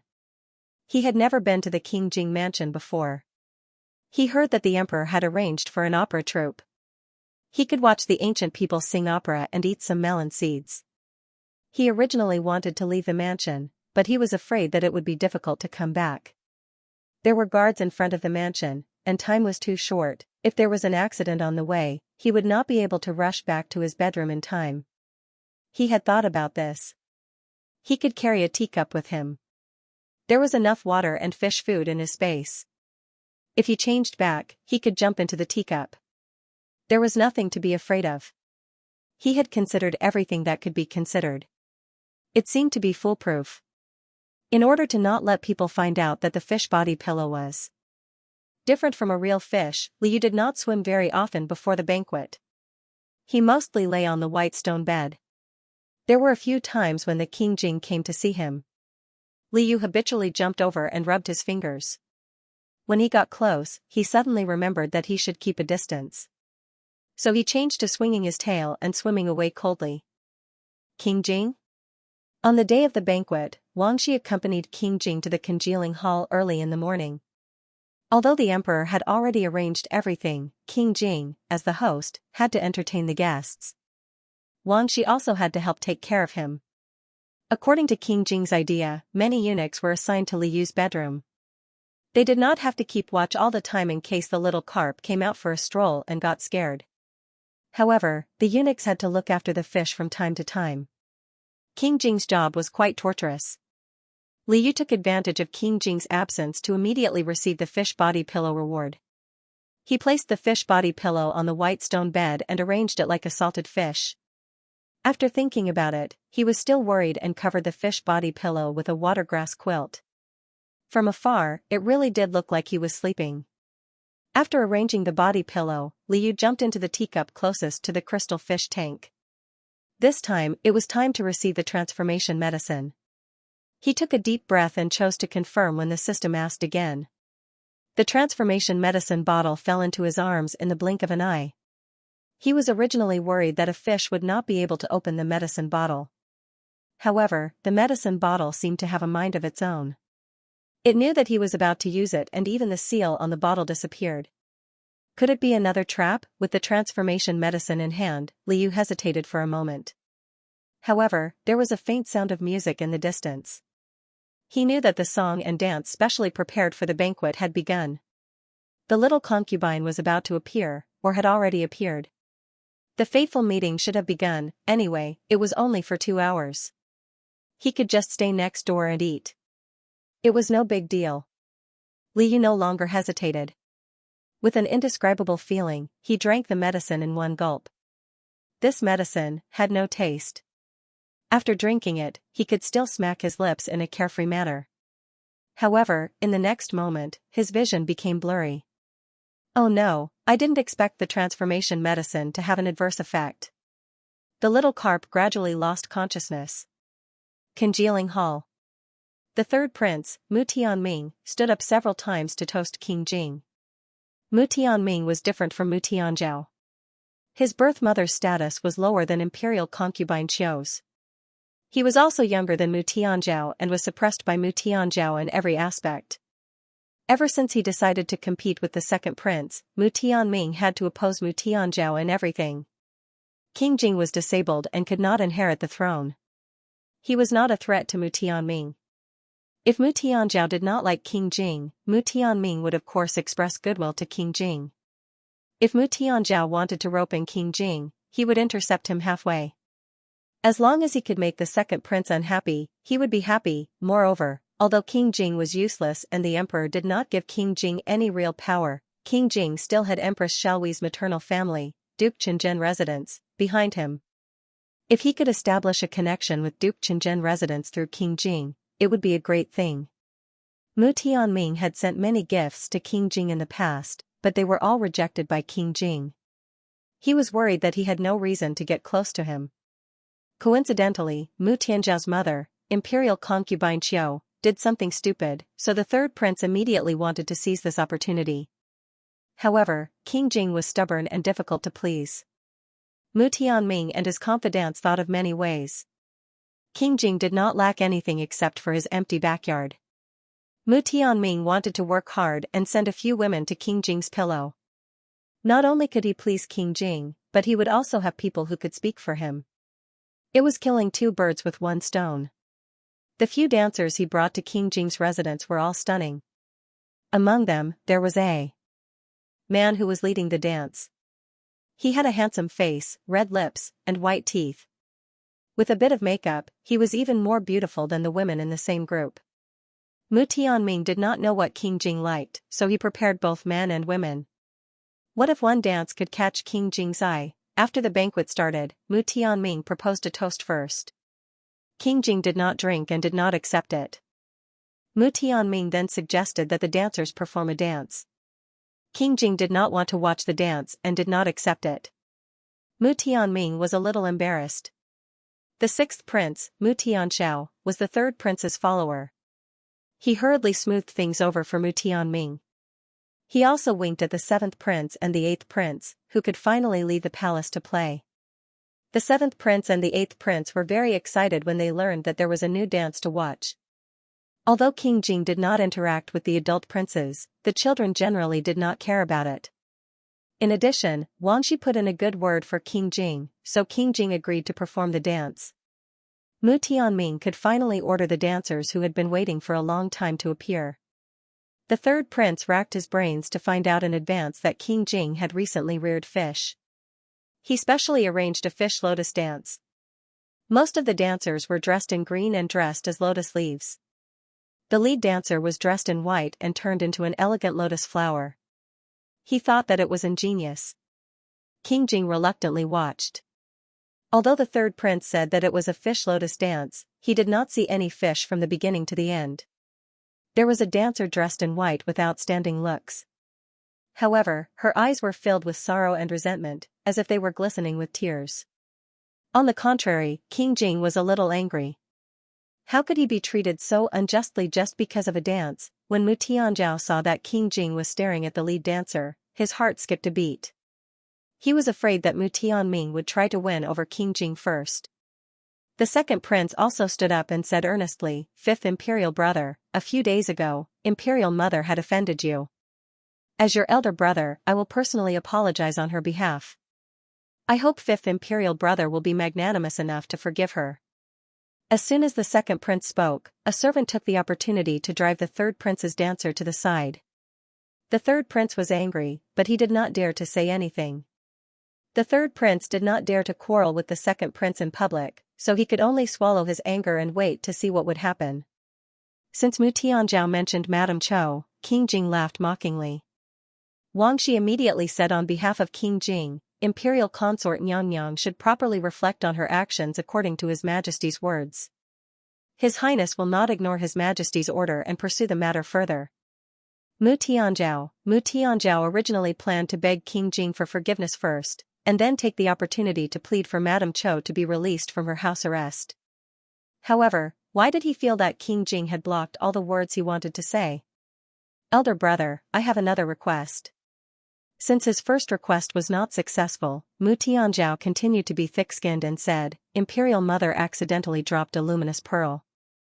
I heard that fifth imperial brother's people found it. Thank you for taking care of it for these past few days. If it is convenient for fifth imperial brother, please return it." In reality, although the luminous pearl that Madame Chou lost was valuable, it was a shame that she lost it. Madame Chou herself did not want to see this pearl again. Mu Tianzhao was just making up a reason. As long as King Jing returned the luminous pearl, at least he could fabricate the illusion that he and King Jing had a good relationship. The emperor would be happy to see this. The second prince wants the luminous pearl. King Jing glanced at Wangxi. Both of them coincidentally thought of the pearl that was buried at the bottom of the fish tank. King Jing himself did not like Madame Chou's pearl very much. He later gave the little carp many gemstones and pearls, but the little carp had not rolled a luminous pearl in a long time. He originally wanted to quietly get rid of it, but since the second prince asked for it, he would return it to him. King Jing nodded. At Xianxia, Mu Tianzhao secretly rejoiced. As long as King Jing handed over the luminous pearl, everything would be over. Unexpectedly, Eunuch Wang said, "Your Second Highness, please follow this old servant to retrieve the pearl." Mu Tianzhao? Because the second prince asked for it himself, King Jing did not object. The other princes were watching, so the second prince could not shrink back. He followed Xianxia to the back hall. The second prince felt a little guilty. He was afraid that King Jing's men would secretly attack him. Fortunately, he was quite safe along the way. Xianxia led Mu Tianzhao into a room. He pointed at a huge crystal fish tank and said with a smile, "There was an accident with the luminous pearl, so it sank inside. Your Second Highness, please retrieve it yourself." Mu Tianzhao. Xianxia was deliberately making things difficult for him. The second prince was shocked. What was King Jing trying to do? How could the luminous pearl fall into the fish tank? The fish tank was so big that he could not see the end of it at a glance. Moreover, the fish tank was full of gemstones. How was he going to find it? Mu Tianzhao braced himself and looked with his eyes. He wanted to find it first and then order someone to retrieve it for him. Suddenly, he found a fish lying on a piece of white stone in the fish tank. There was even a strand of seaweed on the fish's body. It looked very strange. This fish seemed to be the one that King Jing brought over. It was King Jing's pet fish. Mu Tianzhao and Madame Cho had both suffered from this fish. The second prince immediately became alert and wanted to stay away from this unlucky fish. However, his sharp eyes discovered that the fish was lying there very strangely. Its whole body was stiff and there was not even the slightest movement. King Jing's fish seemed to have died again. In the past, the second prince would not have cared about a fish. But this fish in front of him, he had no choice but to treat it with caution. He had suffered from this fish before, and he was almost certain that this seemingly dead fish was most likely playing tricks again. After Lady Cho was grounded by the emperor, she had complained to him at the top of her lungs that this fish was King Jing's scheme. The second prince had also suspected this. However, if he wanted to save his image in the emperor's mind and ensure that his position as the crown prince was secure, he couldn't avoid King Jing. He couldn't do anything disrespectful to King Jing on the surface. King Jing's status was special. It could be said that he was a test the emperor left for the next crown prince. The second prince had to make the emperor think that he was benevolent and would treat all his brothers well, especially King Jing, who was of noble birth. Therefore, even if Lady Cho and himself were to be wronged, he would accept it. Lady Cho's example told him that no matter what happened to this fish, he couldn't act rashly. He had to deal with all changes by sticking to the status quo. He thought that since he came here with Xianxia, as long as he pretended not to know, King Jing wouldn't be able to pin the blame on him. He did so, but he still couldn't stop himself from secretly looking at this evil fish. After a long time, the fish still didn't move. The second prince's eyelids twitched. This time, the fish was probably really dead. It was better to leave as soon as possible. The second prince said to Xianxia, "I have something to do in my residence, so I'll leave first. If the night luminescent pearl is found, just send someone to deliver it." Xianxia smiled and shook his head, "Look at what you're saying. If you ask His Highness personally, of course, you have to see it yourself." Xianxia had been with King Jing for many years and had met Mu Tianzhao many times. This was the first time that Mu Tianzhao felt that this old man was so difficult to deal with. The more he wanted to leave, the more he couldn't. The eunuch in charge of taking care of the fish came to inspect. He suddenly felt that something was wrong. He pointed at the fish in the tank and said anxiously, "Eunuch Wang, why hasn't His Highness fish moved for so long?" The second prince, Mu Tianzhao, cursed in his heart. Xianxia rushed over to take a look. He knew that the little carp had a problem, which was that it often fell asleep. Recently, the little carp did not like to move much. When Xianxia saw the fish lying neatly, he did not think much of it at first. After the attendant reminded him, he felt that it was too quiet. Could it be that something had gone wrong with the fish? Wang Shi looked at the fish carefully for a while and said uncertainly, "Guard it well. I'll go and invite His Highness immediately." Wang Shi looked solemn. He turned to Mu Tianzhao and said, "Your Highness, His Highness will be here soon. Please wait a moment." Mu Tianzhao still had a lingering fear after being tricked by this fish. Wang Shi refused to let him go, so he was a little angry. "What do you mean by this?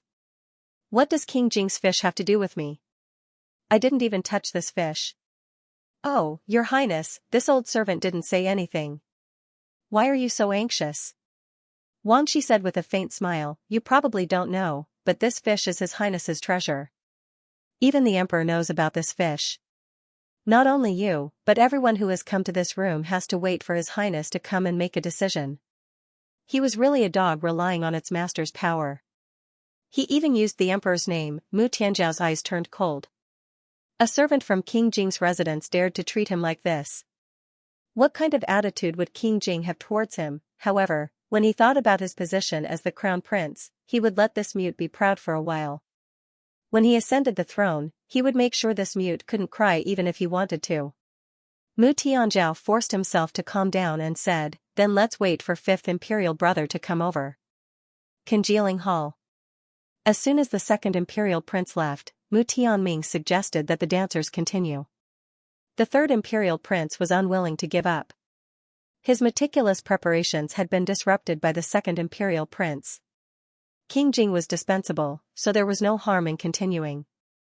However, just as the sound of the stringed and woodwind instrument started, a familiar-looking little eunuch ran over. He looked at King Jing from afar, scratching his ears and cheeks anxiously. King Jing had some impression of this eunuch. He remembered that he always followed Wang Shi around. He waved at the eunuch.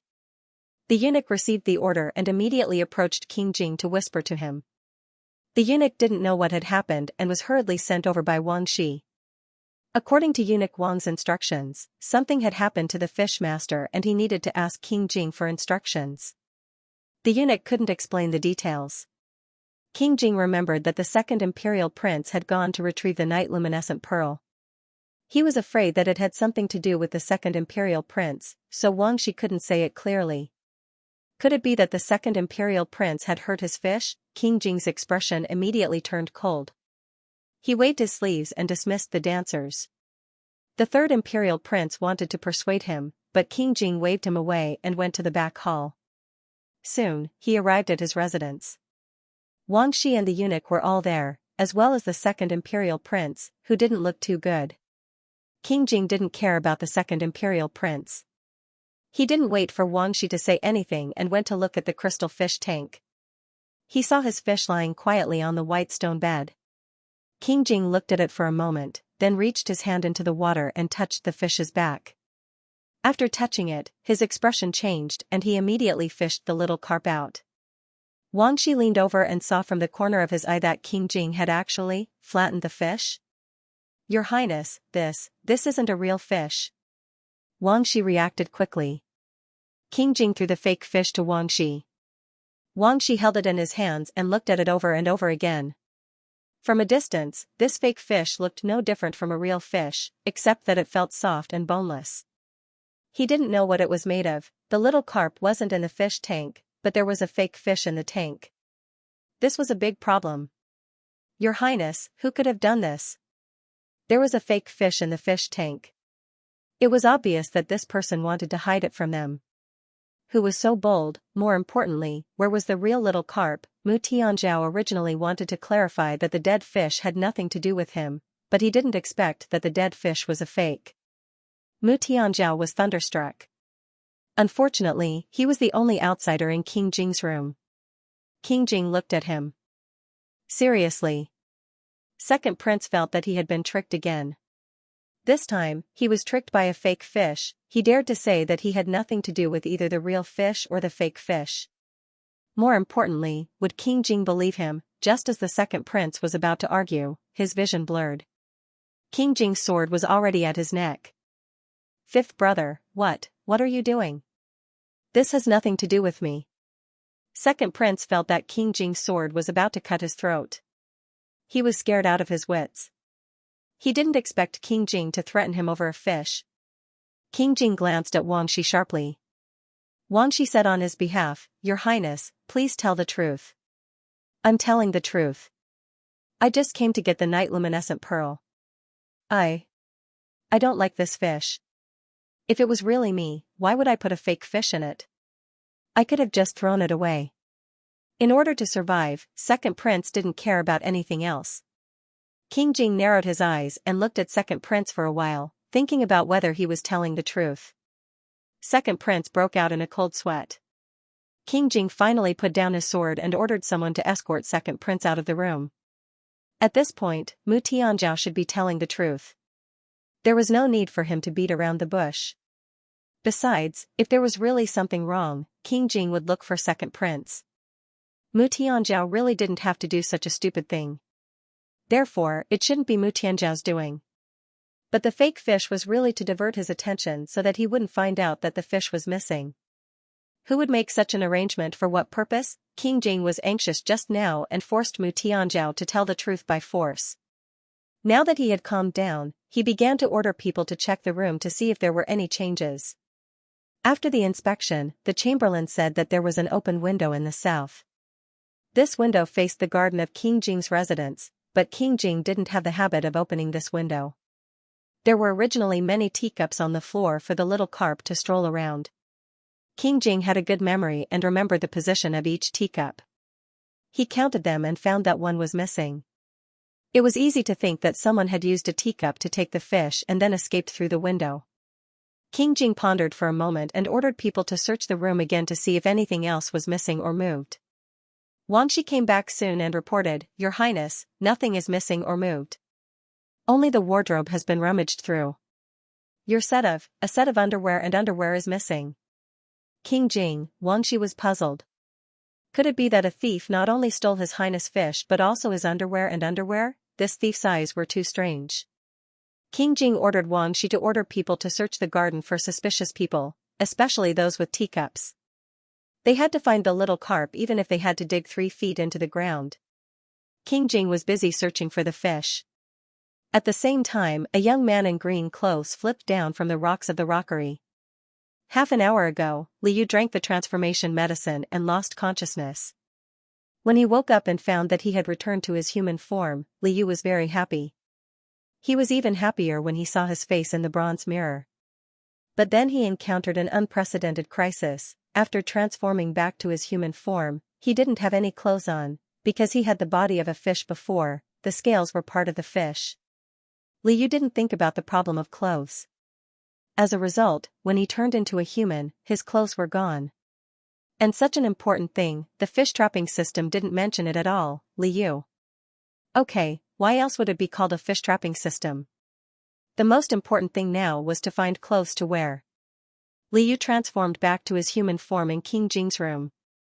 When he was still in his fish form, he lived with King Jing day and night, so he naturally knew where King Jing's clothes were.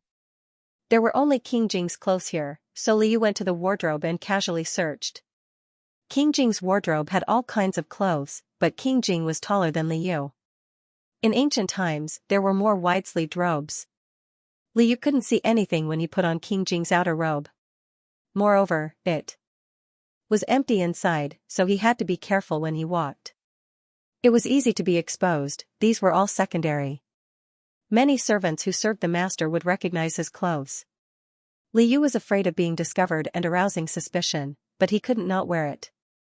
After thinking for a while, he picked out King Jing's inner robe and underwear. Underwear was much smaller than outer robes. The inner robe didn't have any embroidery or markings, so it shouldn't be obvious. Moreover, King Jing had hardly used the wardrobe that he took out his clothes from. It should be new or spare, so it wouldn't be too uncomfortable to borrow it. At the very least, even if King Jing wore it, he would have to grit his teeth and bear with it.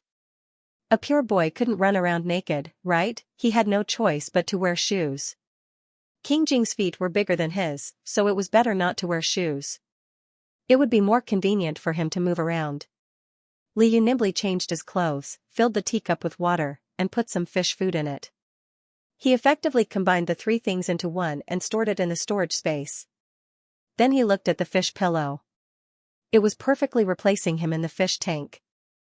As long as he didn't touch it, he wouldn't be able to find it. Everything was ready. Liu deliberately opened the window near the garden. Of course, he didn't want to go out from this window. There were definitely many guests in the garden. He just wanted to divert their attention. Liu felt that his legs weren't very strong. Perhaps it was because he had been a fish for a long time and was used to swimming. At first, his steps were light and he staggered, but this feeling didn't last long before he got used to it. Because he didn't have suitable shoes, he was barefoot the whole time. Fortunately, the weather was mild and he didn't feel cold. King Jing Mansion's floor was very clean, and he paid extra attention to the soles of his feet. After leaving the rockery, he walked for a long time without encountering any accidents. However, his attire, with only his underclothes and bare feet, was really too horrible to look at. It was also because of this that several servants didn't dare to come forward and question Liu when they bumped into him. Today was the King Jing Mansion's banquet, and there were many guests in the mansion, all of whom were nobles. There were imperial bodyguards outside the mansion, and only with an invitation could one enter. Therefore, there weren't any unidentified people in the mansion. Daring to dress like this, it was probably some family's young master who was throwing a tantrum. However, it wasn't appropriate to let this young master walk around. King Jing Mansion's servants had already rushed to ask Eunuch Wang to deal with this matter, while others followed Liu from a distance. There was a soft-hearted old woman who saw Liu walking barefoot all the way. She couldn't stand it anymore, so she walked out and asked softly, "Which family's young master are you? Why are you dressed like this?" Liu listened to Wan Shi talk a lot, so it wasn't a problem for him to talk to ancient people. He vaguely said, "Auntie, I'm here as a guest, and I accidentally got lost." When he planned, he felt that everything was safe, but in reality, he frequently encountered problems. It wasn't that he didn't have any clothes or shoes, so he solved it with great difficulty. Next, he thought that it would be easy to find the kitchen, but King Jing Mansion was too big. It was very difficult for him to find his way around the rockery. He didn't dare to ask for directions, so he was a little anxious. The old woman saw that his clean face was delicate and likable, and his dark eyes were like a pair of black balls raised in mercury. They were exceptionally spirited, so she liked him a little. The old woman said, "Since young master is lost, how about I take you to Eunuch Wang?" "How could you possibly meet Wang Shi?" She hurriedly said, "There's no need. Eunuch Wang must be at the congealing hall right now. I should be able to find him after walking around." "Auntie, do you know where the kitchen is?" Liu rubbed his stomach, and the old woman understood. She smiled and said, "Young master, are you hungry? If you trust me, please come with me." The old woman's SSSS. To use, to TTSS, T, S to the Wang to is to Wang's S. The old woman's surname was Su. She brought Liu into the kitchen. Liu saw many of the dishes that he had been yearning for day and night, and his eyes widened. Old Madame Su smiled and took out a plate. She asked Liu what he liked to eat. Liu looked at the dishes and drooled. He bluntly named a long list of dishes. Old Madame Su picked some dishes according to his preferences and filled 2 whole plates. "These dishes have already been served to the mistress. She won't ask for any more. This is an extra portion that no one has touched. Young master, please eat as much as you want." Old Madame Su took out a wooden bowl and filled it with fragrant white rice. She placed it all on a tray and gave it to Liu. Ever since Liu turned back into a human, this was the first time someone had been so kind to him. The steam from the food made his eyes dry. He thanked old Madame Su, took the bowl, and began to eat in big mouthfuls. The unique taste of human food bloomed on the tip of his tongue.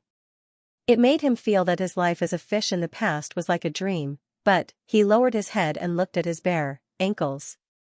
This was only a temporary transformation medicine. It shouldn't take long for him to turn back into a fish. Old Madame Su saw him wolfing down the food as if he had been starving for several days. She urged him to slow down, afraid that he would choke. Liu smiled and didn't explain. "Young master, why are you alone?" Old Madame Su asked hesitantly. The young man in front of her was about the same age as her youngest son. Old Madame Su couldn't help but want to show some concern. Li Yu remembered something sad, but he couldn't rashly mention King Jing's name. Thus, he made a random insinuation and said, "My master is about to find a second wife. He can't take care of me, so I came out for a walk." Old Madame Su heard this and paused. This young man was both a master and a wife. So he was actually a concubine of a noble family. No wonder he ran out with his clothes disheveled. He must have been chased out by his future mistress. His stomach must have been hungry for a long time. Old Madame Su imagined a scene of the first wife taking care of the concubine. Li Yu said it pitifully, but she didn't look down on Li Yu because of it. Instead, she kindly patted his hand and comforted him, "It's okay. You can stay here for a while and eat more." However, it wasn't a solution to keep wearing his inner clothes. Old Madame Su looked at Li Yu's figure and gave him her youngest son's clean cloth clothes and a pair of cloth shoes. The clothes were emerald green, the color of seaweed that Li Yu liked. Li Yu was worried that he couldn't find suitable clothes to change into and didn't have any shoes to wear. Seeing this, he was overjoyed. However, when he changed his clothes, he thought about it and still wore the inner clothes and pants that he took from King Jing. Old Madame Su was afraid that Li Yu would feel awkward, so she didn't continue to ask. It was rare for Li Yu to eat human food. He ate until his stomach was slightly bloated. Only then did he reluctantly put down his chopsticks. After eating, he followed Old Madame Su to the kitchen in the back of the kitchen to digest his food. This was a habit that had formed after being raised by King Jing. He still kept it even after becoming a human. The kitchen in ancient times looked very lively. Li Yu found the chopping board and the kitchen knife very fresh. However, he was very sensible and knew that some cooks and kitchen maids would avoid it. Therefore, he only looked at it with his eyes and didn't touch it. Li Yu found a fish basket. He remembered that when he first transmigrated, he heard about the imperial concubine's 1,000-carp soup. His curiosity was piqued. "Auntie, do you also want to cook 1,000-carp soup?" Old Madame Su burst out laughing. "That's for the palace to celebrate birthdays. The prince's residence doesn't pay attention to it. His Highness used to drink fish soup often, but I don't know why he doesn't drink it recently." Towards the end, Old Madame Su seemed to be talking to herself. Li Yu's ears were sharp and he heard it. He wondered if it was because of him. After all, King Jing still doted on him quite a bit. Thinking back to all the benefits that King Jing had given him, Li Yu couldn't help but feel a little sad. Old Madame Su smiled and asked him, "Young master, you mentioned fish soup. Do you want to drink fish soup?" Li Yu quickly shook his head. How could a fish like him drink fish soup? He quickly stopped talking and asked Old Madame Su about the location of the stage. According to his plan, he should return after eating and watching the children's play. Because of his clothes and getting lost, he had delayed a lot of time. He didn't know how long the transformation medicine would last. Old Madame Su told him that the prince's stage was set up in the elegant sound court near the congealing hall. Li Yu planned to rush to the elegant sound court. Before he left, he caught a glimpse of several bamboo boxes on the kitchen counter. Li Yu found the appearance of these bamboo boxes somewhat familiar. Old Madame Su generously opened the boxes for him to see. "This is the fish food that His Highness specifically asked for. There are several types, so it's not anything rare." Li Yu's nose twitched for no reason. He pointed at the box filled with red fish food and said, "Can I take some?" Old Madame Su said, "Of course you can. The kitchen has prepared a lot, so there's no need to worry about not having enough. However, this is for the fish. Does young master also want it?" Li Yu nodded his head carelessly. Yes. Old Madame Su thought that he also raised fish, so she took out an empty box and filled it with fish for him. Li Yu copied the ancient people and stuffed the box into his sleeve. He thanked Old Madame Su and walked towards the elegant sound court. As he passed by the congealing hall, Li Yu cautiously thought that he definitely couldn't resist going in to take a look. The main characters' meeting had nothing to do with the fish, so he didn't need the fish to do anything. He resolutely didn't look in the direction of the congealing hall. When he arrived at the elegant sound court, he could hear the sound of music from afar. However, the imperial bodyguards outside the elegant sound court stopped him and wanted to check his waist token. Li Yu thought that this was bad. Just now, no one checked him in the kitchen. Why would they check him for listening to a play? Besides, where would he have something like a waist token? Liu didn't know that because he was wearing old Madame Sue's son's old cloth clothes and cloth shoes, he looked like an ordinary servant. According to the prince's estate's rules, ordinary servants weren't allowed to enter the elegant sound court. That was why the imperial bodyguard stopped him. Liu didn't dare to argue with the imperial bodyguards. In any case, he didn't have to listen to the play. There wasn't much time left for him. If he didn't stay here, there would be other places. Liu cleverly wanted to change places. When he turned around, he saw an acquaintance, eunuch Wang Shi. Wasn't this Wang Shi? Before Liu could greet him, Wang Shi waved his hand and ordered the surrounding imperial bodyguards to surround Liu. Quickly catch this person. Wang Shi was still panting. It was obvious that he had been running for a long time. He was originally following King Jing to look for someone in the garden and didn't pay much attention to the news from elsewhere.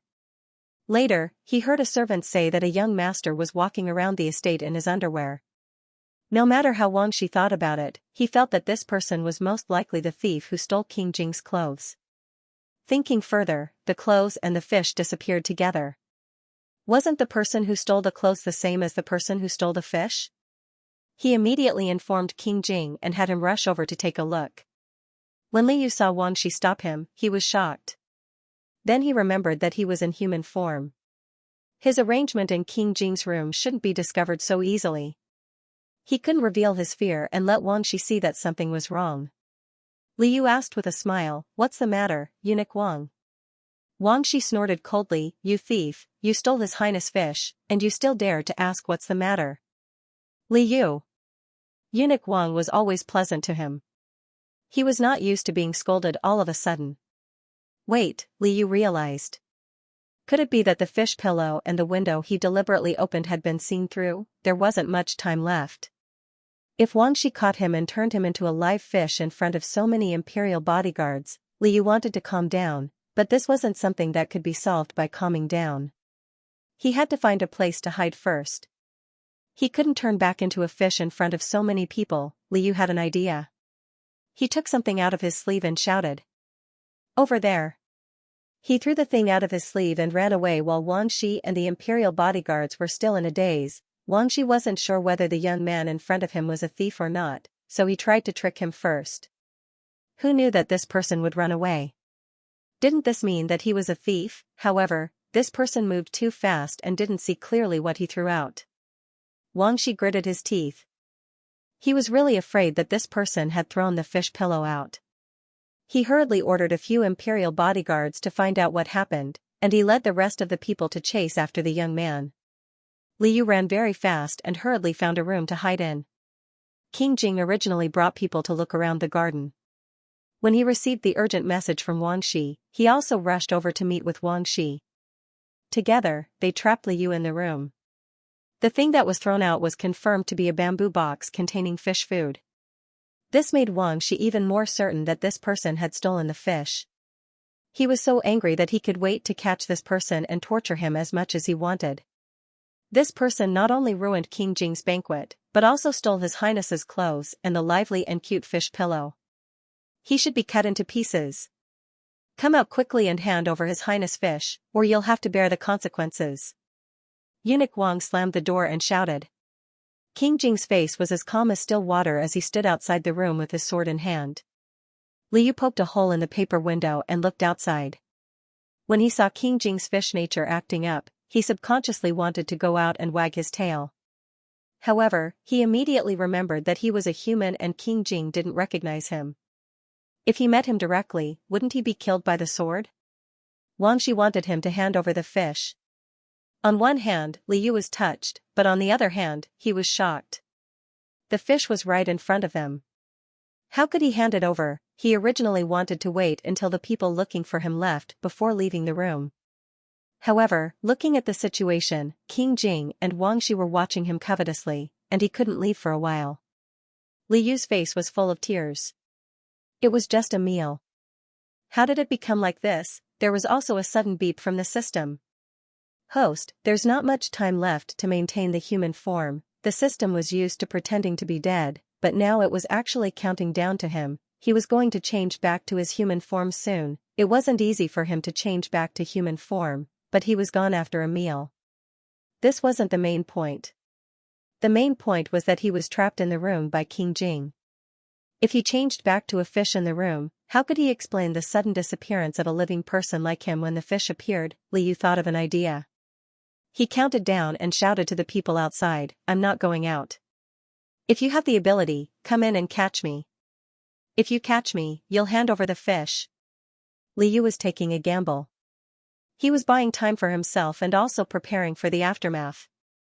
Usually, if someone took the initiative to ask the people outside to rush in, the other party would definitely think that there was a trap and wouldn't enter easily. He thought that King Jing would hesitate for a while, but who knew? As soon as he finished speaking, King Jing burst through the door and barged in. Liu was startled. "Ah," she exclaimed softly. Mu Tianqi saw a young man in green clothes that he had never seen before. The young man looked back at him and hurriedly ran to a window in the room. Mu Tianqi had suffered a loss before. Because of the open window, he mistakenly thought that the thief escaped through the window. In the end, he didn't catch the thief.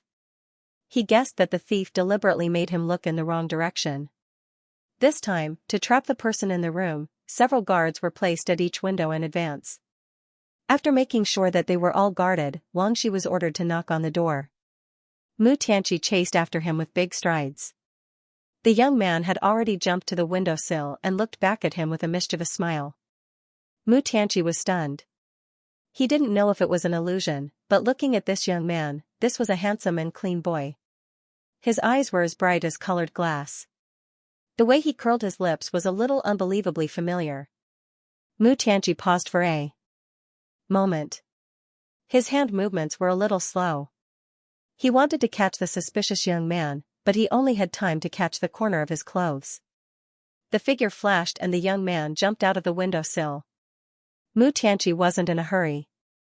He quietly waited for the guards to catch the young man, but after waiting for a while, there was no movement at all. Liu felt dizzy for a moment, but he quickly realized that he had turned back into a fish. His plan was originally flawless. He could pretend to escape by jumping out of the window, and then he would naturally be able to disappear and become a fish. But first, he didn't expect King Jing to break down the door directly. Alright, he was quite touched that King Jing cared so much about a fish. But this time, he was too hasty. Not only did King Jing see his true appearance, but he also almost transformed in front of King Jing. He was too hasty when he jumped out of the window and almost fell. Fortunately, he turned back into a fish the moment he jumped out. He thought that he had finally dealt with it. Second, he didn't expect King Jing to not only break down the door, but also order people to set up an ambush outside. Even if he was lucky enough to escape out of the window, what was the use? There were a bunch of people guarding outside, and they didn't even see his shadow. How could he explain that he disappeared after leaving behind a pile of clothes on the ground? Liu felt that sometimes, King Jing was even worse than the fish trapping system. At least when the fish trapping system tricked him, he could still think of a way to salvage the situation. When King Jing tricked him, he basically tricked him to the point that he couldn't even be angry anymore. The bodyguards in charge of the ambush all said that they didn't see the young man. Seeing that King Jing was about to personally check the clothes on the ground, Liu immediately wagged his tail loudly, hoping to divert King Jing's attention. The clothes he left behind shouldn't be a big deal, but he was afraid that if King Jing connected the dots, he would fall off the horse. Although wagging his tail to divert King Jing's attention might cause him to be suspected of betraying his fish color, Liu, ow, I can betray a little of my fish color, but I can't turn into a carp spirit. King Jing heard the sound of the fish's tail and stopped. He personally bent down to pick up the teacup. Liu wagged his tail even more vigorously. King Jing was still a little angry. He glared at the fish, and Liu felt a little guilty for some reason. The tip of his tail curled around King Jing's finger in an attempt to please him. He felt that King Jing should like this. Every time the tip of his tail brushed past King Jing's finger, his expression would relax a little. Sure enough, King Jing didn't ask about the clothes scattered on the ground after he tried to act cute. Instead, he pursed his lips and gently pinched the little carp's back. This meant that King Jing was willing to play with him. Li Yu held back his shame and continued to betray Yu say, "Your Highness, there is a pond near the house." It seems that the thief took advantage of the ambush and swam to escape. A guard walked over to report. The guards had also made this conjecture based on the clothes on the ground. Otherwise, it was impossible for a person to disappear into thin air. The guards had a headache thinking about it, and could only think of this one possibility. Li Yu was stunned. How could he force an explanation like this? Well, normal people wouldn't think that a person could turn into a fish, and a fish could turn into a person. Their first reaction would be that a suspicious teenager had escaped. The guard's explanation was not impossible. King Jing nodded and wanted to go to the pond personally to see if there were any suspicious footprints. Li Yu quickly jumped onto his palm. There was nothing in the pond. He couldn't let King Jing find out. King Jing was interrupted by him several times. His brows relaxed, and he gently knocked on the fish's head. What did he mean by knocking on the head? Li Yu had wanted to ask for a long time, but no one would tell him. Seeing that King Jing had let down his guard, Li Yu sighed softly. He had escaped. Since they all thought that he had swam to escape, it was not bad. When the guards finished inspecting the clothes on the ground, Wang Shi had already rushed over to confirm. Among the clothes on the ground, the inner clothes and pants were all King Jing's. The outer clothes were ordinary old clothes, and there was also a pair of old cloth shoes. Aunt Su was quickly brought over. She recognized the old clothes that she had given to the teenager. Aunt Su felt wronged. At first, she thought that the teenager was harmless. Who would have thought that he would steal His Highness fish? Aunt Su remembered that she had brought fish food for the teenager and regretted it so much that her intestines turned green. According to Aunt Su, the identity of the thief was a male concubine who had been chased out by the main wife. Eunuch Wang, what kind of reason was this? Because he was bullied by the main wife, he came to steal His Highness fish? They were not even close to each other at all. Li Yu listened in King Jing's hands. He didn't understand. At most, he was a lost person. How did Aunt Su imagine that he had become a male concubine? Aunt Su kept kowtowing. Li Yu couldn't bear it and stole a glance at King Jing. He was afraid that King Jing would be angry and punish Aunt Su. Wang Shi tried to guess King Jing's expression and said sternly, "Hiding a thief, you should be expelled from the Wang mansion." Li Yu. No, he wasn't a thief at all. Aunt Su only pitied him and gave him a bite to eat. Why did she have to chase him out? Li Yu hurriedly used the tip of his tail to grab King Jing's fingers that were tightly wrapped and rubbed them pitifully. King Jing found the fish. The fish looked good. King Jing was in a good mood and glanced at Wang Shi. Wang Shi understood. For the time being, since you didn't know anything and the fish master didn't do anything wrong, I won't expel you this time. You can receive 30 paddles and remember this lesson in the future. Aunt Su was moved to tears. She was indeed too careless. She couldn't lose her job in the Wang mansion. She was thick-skinned. Receiving paddles was much better than being expelled. Li Yu wasn't satisfied with the result of being beaten, but when he saw Aunt Su's sincere gratitude, he felt that he should have helped. If he used too much fish color, it might not work next time. Li Yu knew when to stop. King Jing, who was originally enjoying the touch of the fish tail, suddenly felt nothing. Wang Shi dismissed Aunt Su and said to King Jing, "Your Highness, although the Su family has been punished, this old servant still feels strange. Why did the thief steal the fish?" King Jing thought of the sleeve he had just pulled off and motioned for Wang Shi to take a look. On the cloth, besides the water stains, there was also a silver fish scale. Li Yu. F***ck, why did he leave such a big evidence behind? Would King Jing think that he left it behind when he turned into a fish? Your Highness. Wang Shi said in surprise, how could the thief's sleeve be stained with fish scales? King Jing's eyes darkened. In the past, the imperial consort's handkerchief had fish scales because she had done something to the fish. Now that the thief's sleeve also had fish scales, it meant that the thief had also done something to the fish. How dare these people, Wang Shi said on his behalf, Your Highness, the fish master has really suffered. King Jing touched the fish's head as if to comfort it. Li Yu? How could this work? Should he be glad that he had teased the imperial consort in the past, since King Jing had already found the fish? Xianxia reminded him that there was still a large group of guests waiting at the Tsunghui Hall. Even if many people wanted to leave, they still had to wait until King Jing came back before they could say goodbye. After all, this was a banquet organized by the emperor. As the host, King Jing had to leave temporarily. Moreover, King Jing's temperament was like this, so they couldn't leave at will. King Jing couldn't be bothered to return to the inner courtyard. He held the teacup in his hand and brought the fish to the Tsunghui Hall. Li Yu, who had originally wanted to secretly clean up the mess, was speechless. No, he didn't want to see the second master. However, a fish couldn't say no to his master's decision. King Jing brought him into the Tsunghui Hall and placed him on the main table. The group of guests at the Tsunghui Hall were all stunned. They had heard that King Jing had a pet fish that was extremely precious. This must be it. It wasn't known who started it, but all the guests started to praise King Jing's fish in unison. Li Yu wagged his tail happily and felt a little smug. Aya, how could he be so good? It was more like saying that he was clever and cute. It was definitely blind to say that he was more good-looking than a koi. Suddenly, Li Yu's dark fish eyes saw a young man wearing a white dance costume. This young man was very good-looking. His eyebrows and eyes looked as if they were drawn. He stood quietly in the noisy crowd and stood out from the rest. This was the aura of a main character that seduced others. Li Yu shuddered. Could it be the legendary main character show? The main character's name was Xianxia. Li Yu held the teacup and looked at Xianxia. Although he didn't really like the second master, Xianxia was really too good-looking. It was no wonder that fish liked to look at him. King Jing was speechless. King Jing frowned. What was this fish looking at? King Jing flicked his long fingers and pushed the little carp back into the teacup. Li Yu suddenly stumbled and mischievously threw a handful of water at King Jing. However, King Jing actually dodged it. King Jing laughed silently.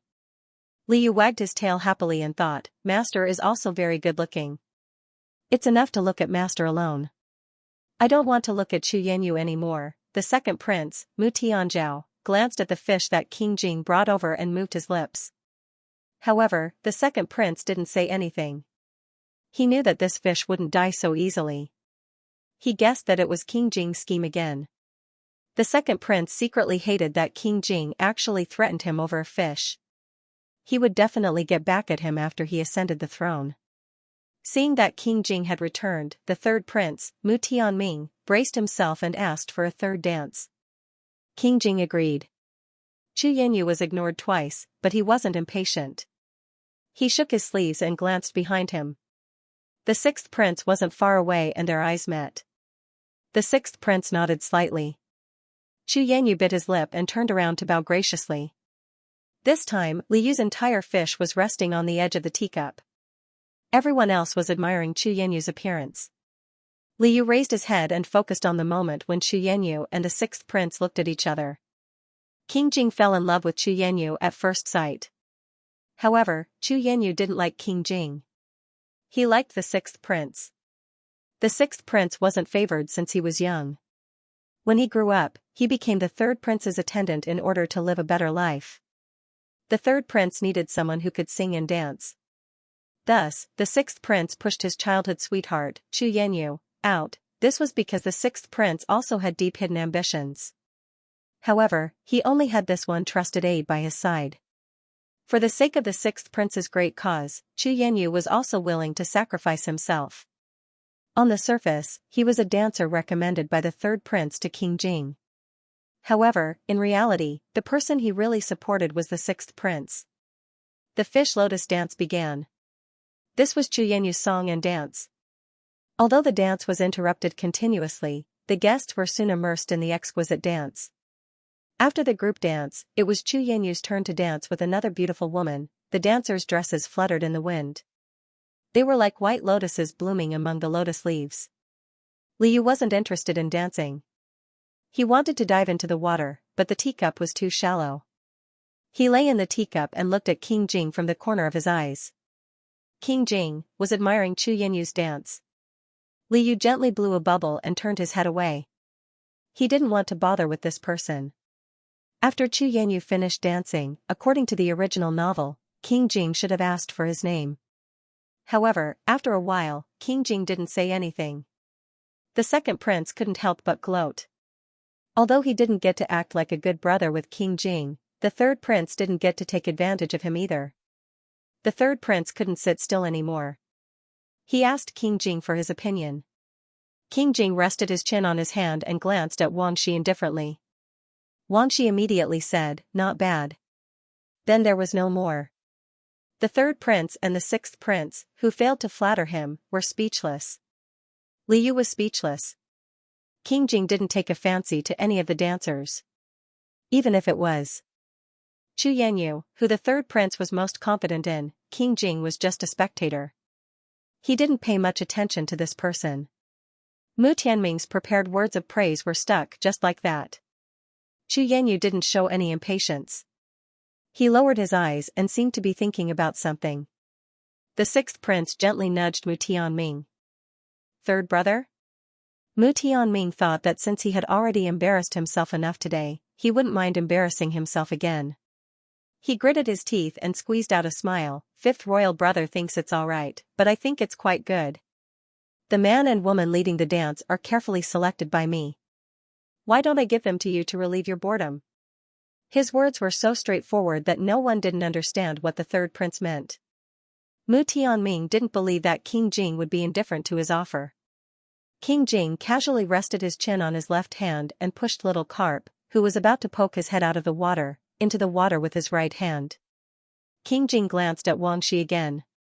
King Jing and Wang Shi had a telepathic connection and said, "His Highness said, no." It was no, not no or no. No meant that he didn't like them. Mu Tianming, is His Highness King Jing dissatisfied with me? Chu Yanyu's skinny back was straight as a pencil. His fingernails dug into his palms, and his eyes were burning with anger. His heart already belonged to someone, but King Jing's neglect was a great insult to him. Chu Yanyu had a high self-esteem and wanted to know the reason. Li Yu was surprised. Was this still the concubine who was cold and indifferent to King Jing in the original novel? Why did it feel like the opposite? Chu Yanyu regretted his rashness as soon as he said that. King Jing smiled sarcastically and shook his head. He got up and held the teacup in his hand, asking Wang Shi to see him out. Chu Yanyu thought carefully. Since King Jing shook his head, did that mean that he was not displeased with him? Wang Shi said, "Young Master Chu, please don't misunderstand. His Highness didn't mean anything else. What he meant was, what does your life have to do with him?" The third prince, Chu Yanyu, and the sixth prince, Mu Tianming had a headache. King Jing didn't even want to accept the gift that was delivered to his doorstep. What should he do? Li Yu was trapped in the teacup by King Jing and couldn't come out. King Jing didn't seem to like Chu Yanyu. He was secretly pleased. After all, the one who had been chasing after Chu Yanyu in the novel was King Jing. King Jing had done too much for Chu Yanyu and had also been hurt countless times for Chu Yanyu. Now that he didn't like Chu Yanyu, did that mean that he had avoided this torturous relationship? But would the change in the plot cause a butterfly effect? Would it affect King Jing in the future? Li Yu was conflicted for a while, but he didn't think about it anymore. Anyway, he existed to change King Jing's temperament. Wasn't this in itself a change in the original novel? Li Yu finally returned to the backyard, to King Jing's bedroom. King Jing put him into the crystal fish tank. Li Yu saw that the fish bolster was gone. He guessed that King Jing had discovered the secret of the fish bolster. Li Yu smiled. Could it be that King Jing found out that he was the one who put the bolster there? However, this was basically impossible. King Jing didn't even think that his real body was a fish. How could he suddenly realize that he was the one who put the fish bolster there? Li Yu was relieved and continued to follow King Jing. When King Jing walked in front of the fish tank, he also swam around. Suddenly, King Jing stopped. He took something out of his sleeve and put it into the fish tank. Li Yu looked up in a daze. He saw a black ball floating down slowly from the top of his head and landing beside him. Li Yu looked and saw that it was another fish that looked exactly like him. Li Yu? This was a fish bolster? Li Yu didn't know what King Jing meant. He secretly glanced at King Jing, then pretended that he didn't know anything. He used the fish bolster as a toy and swam back and forth in the water a few times with the bolster on his head. He didn't dare to drag the fish bolster onto the white stone bed like he did before. He even covered the bolster with a seaweed quilt. This was tantamount to giving himself away. King Jing saw that the little carp seemed to be playing happily with the fake fish. From afar, it looked like he was raising a pair of fish. King Jing paused. He suddenly felt a little unhappy with the fake fish. He decided to ask Xianxia to fish out the fake fish and dispose of it later. King Jing still had something to do. He walked to the side of the table and sat down. Liu thought of a new way to play with the bolster. He humped the bolster on his back as if he was carrying another fish. The bolster was very light, so he didn't feel tired at all. After playing for a while, he realized that King Jing was busy. The little carp and the bolster stuck to the wall of the crystal tank and peeked at King Jing. King Jing was painting again. King Jing had previously painted a picture of the little carp in King Jing Palace. After he finished painting, he asked Xianxia to frame it. This time, he brought it with him to King Jing's residence and hung it on the wall diagonally opposite the crystal tank. Liu thought proudly, is King Jing painting fish again? He also wanted to go over and pose. Liu let go of the bolster and jumped into the teacup on the floor. He had eaten a little too much in his human form, so his movements weren't very nimble. He had to jump a few times to reach King Jing's table. There was a petal-shaped teacup on the table, which was also where he often squatted. King Jing seemed to know that this fish would come to watch him paint. He wasn't surprised by the sudden appearance of the little carp. Liu held his breath. King Jing's painting was a little bigger this time.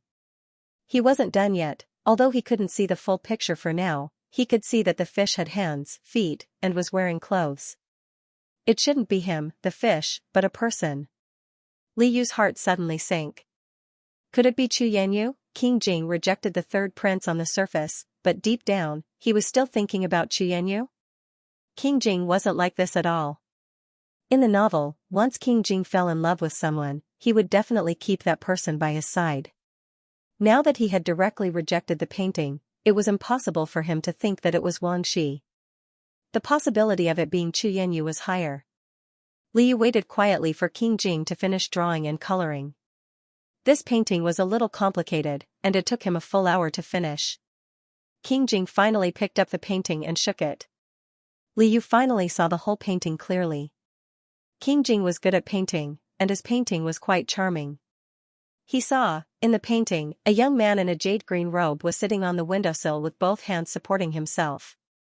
He turned his head back with a smile. Liu, damn, why did he feel that the person in the painting looked strangely familiar? Wasn't this his human form? The painting was exactly the scene where he was almost caught. He could understand King Jing drawing a fish, but why would King Jing draw a person he had never met? Little carp couldn't figure it out. King Jing put the painting aside, took out a jade bell, and shook it. This was King Jing's way of calling for his attendants. Xianxia quickly came in from outside. King Jing solemnly handed the painting to Xianxia. Xianxia whispered a few words in King Jing's ear, asking King Jing to confirm. After King Jing confirmed, Xianxia's expression became a little serious. Liu thought to himself, could it be that he also asked Xianxia to frame this painting and put his portrait and his fish portrait together, although it was both him and it felt a little strange. Xianxia quickly said, Your Highness, please don't worry. This old servant will instruct the guards to look for the person according to the painting. Liu, King Jing drew a circle on the paper with his pen again. Xianxia nodded, let them search along the pond. They will definitely find this person. Liu, no way, after selling so many fish portraits, King Jing still wanted to catch him in person, whatever, even if there was a painting, they wouldn't be able to find him. There was nothing in the pond. He was raised in King Jing's fish tank. After the banquet at King Jing's residence, the third prince took Xianxia and the others and left dejectedly. Mu Tianming was still unwilling to let his meticulous preparation go to waste. After discussing with his confidant, he decided to send the lead dancer, Xianxia, and another girl to King Jing's residence.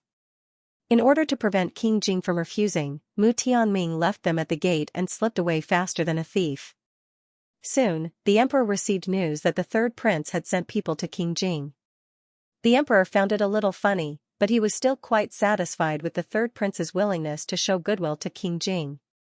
After all, this banquet was held for King Jing and the second prince. However, according to the spies, the second prince, Mu Tianzhao, went to King Jing's room and the fish disappeared. The emperor wondered if the second prince was looking for trouble with the fish again. Now that he was still here, the second prince couldn't even tolerate a fish. Would he make a move on King Jing in the future? This wasn't the first time that Mu Tianzhao had disappointed the emperor. The emperor wondered if it was a little too early for him to reveal the future crown prince's candidate to Lady Chou. The emperor wanted to give the second prince a wake-up call. A few days after the banquet, he only rewarded the third prince with a tea set. Although it was an inconspicuous item, the other princes, including the second prince, didn't get a share.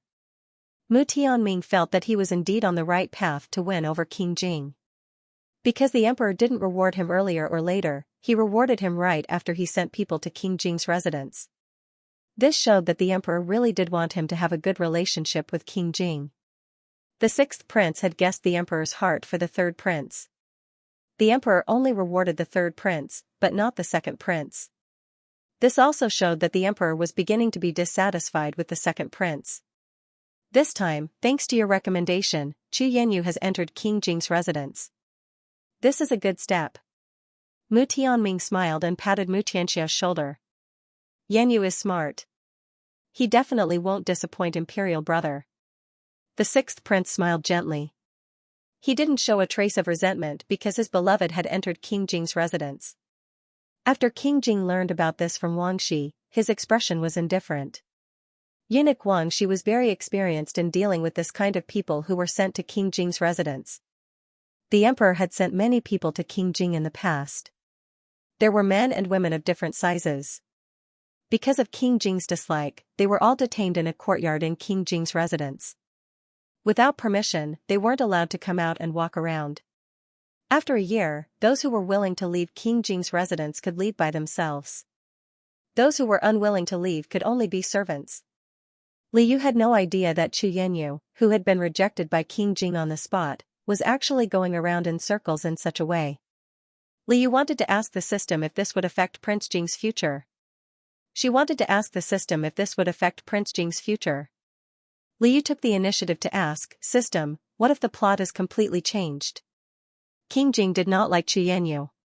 He felt that something was not right. The system, which always played dead, finally stopped playing dead.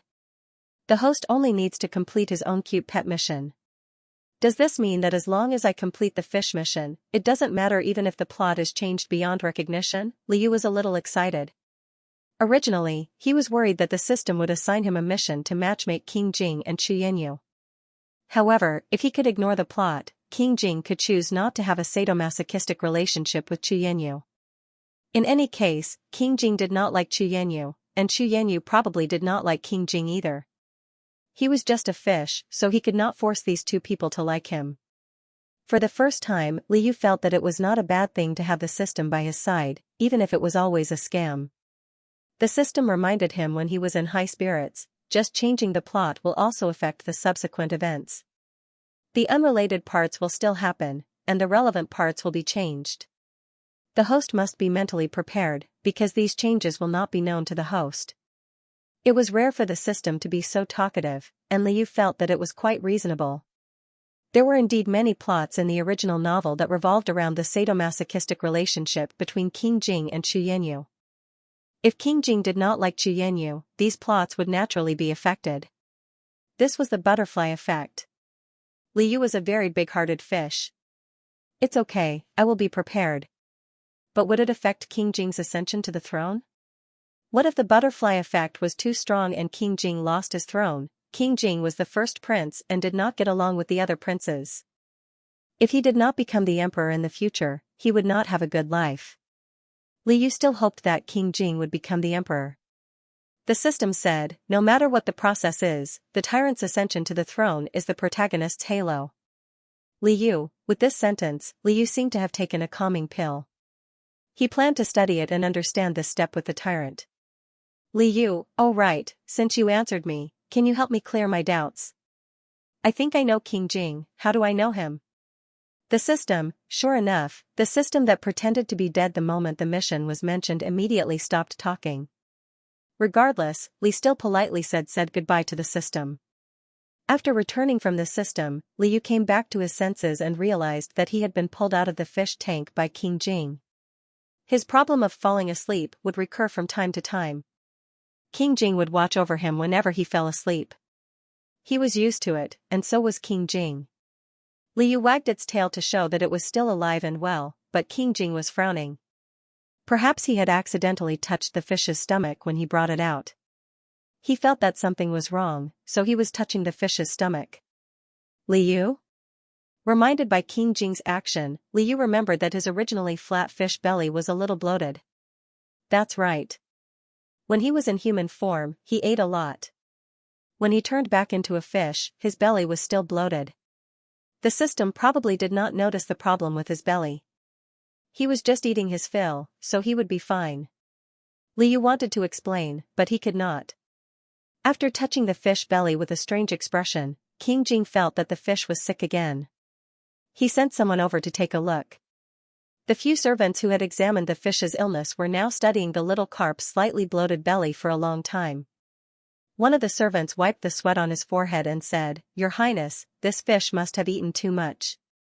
Another servant said, "It will disappear if you let it swim more." "It's not a fish. That one is pregnant." The servants in the field wanted to poke their eyes out. This fish was male. Why did His Highness ask? Liu? The servant's words frightened Liu. What pregnancy? Did King Jing suspect that he had a little fish? How could that be? Men did not have the ability to give birth. A male fish could not give birth to a little fish. King Jing had raised him for so long. Could it be that he had gotten the boy's gender wrong? Liu was so angry that he looked like a puffer fish. After examining the illness, King Jing personally pushed him to swim for digestion. He lay on King Jing's hand and did not even want to move. Fortunately, the food that he had eaten when he was a human did not have indigestion when he turned back into a fish. Liu quickly returned to normal. His movements were nimble and lively. After recovering, Liu soon forgot his anger. He thought of something that might be related to deeper understanding. When he was still in the modern world, he often heard a saying that if a man wanted to have a deeper understanding, he had to take a bath together. Liu thought that this was a breakthrough. It would be a waste not to try it. He decided to take a bath together with King Jing. He could even sleep on the same bed. It would not be difficult for him to take a bath together, right? Since King Jing was willing to put him on the jade pillow, he would not be stingy to put him in the bathtub. Of course, the premise was that he would not directly come into contact with hot water and become a boiled fish. Being afraid of hot water was easy to solve. There must be a spoon or other utensils in the bathroom to scoop up hot water. Liu could not help but think that it would be great if there was a task to become a small fish in a hot spring. Perhaps the system was speechless, so it ignored him. On this day, when King Jing was taking a bath, Liu jumped more eagerly than ever. Wang Shi was outside holding a portrait of Liu and fiercely catching people. When he turned around and saw the little carp, the wrinkles on his face bloomed like a flower. "Little thing, do you want to take a bath with His Highness?" Liu jumped to the edge of the fish tank. In order to have a deeper understanding of this task, he was ready to risk everything. Once again, he became a shameful little thing, acting cute and blowing bubbles at Wang Shi. Wang Shi asked King Jing for instructions. King Jing also felt that it was strange. After thinking for a while, he agreed and ordered people to make the necessary arrangements. Wang Shi used a large wooden spoon to scoop the little carp out of the fish tank and carried it to the bathroom. King Jing was also ready. There were many charcoal basins in the bathroom, so it was warm. Behind a screen in the middle, there was a bathtub that was about the height of a person. King Jing was sitting in the bathtub, wearing an unlined garment. He motioned for Wang Shi to put the wooden spoon into the water. The wooden spoon carried the little carp and floated in the bathtub. It looked like King Jing was taking a bath in the bathtub, and the fish was washing in the wooden spoon. Liu excitedly flopped around in the spoon, wanting to swim with the spoon to King Jing. However, the wooden spoon was much lighter than the teacup he was used to using. Because it was in the water and was filled with water, it was difficult to control the strength of the spoon. Liu couldn't make the spoon move forward. Instead, he made the spoon spin. After a few rounds, Liu felt a little dizzy. Qingjing smiled and raised his hand to press down on the spinning wooden spoon.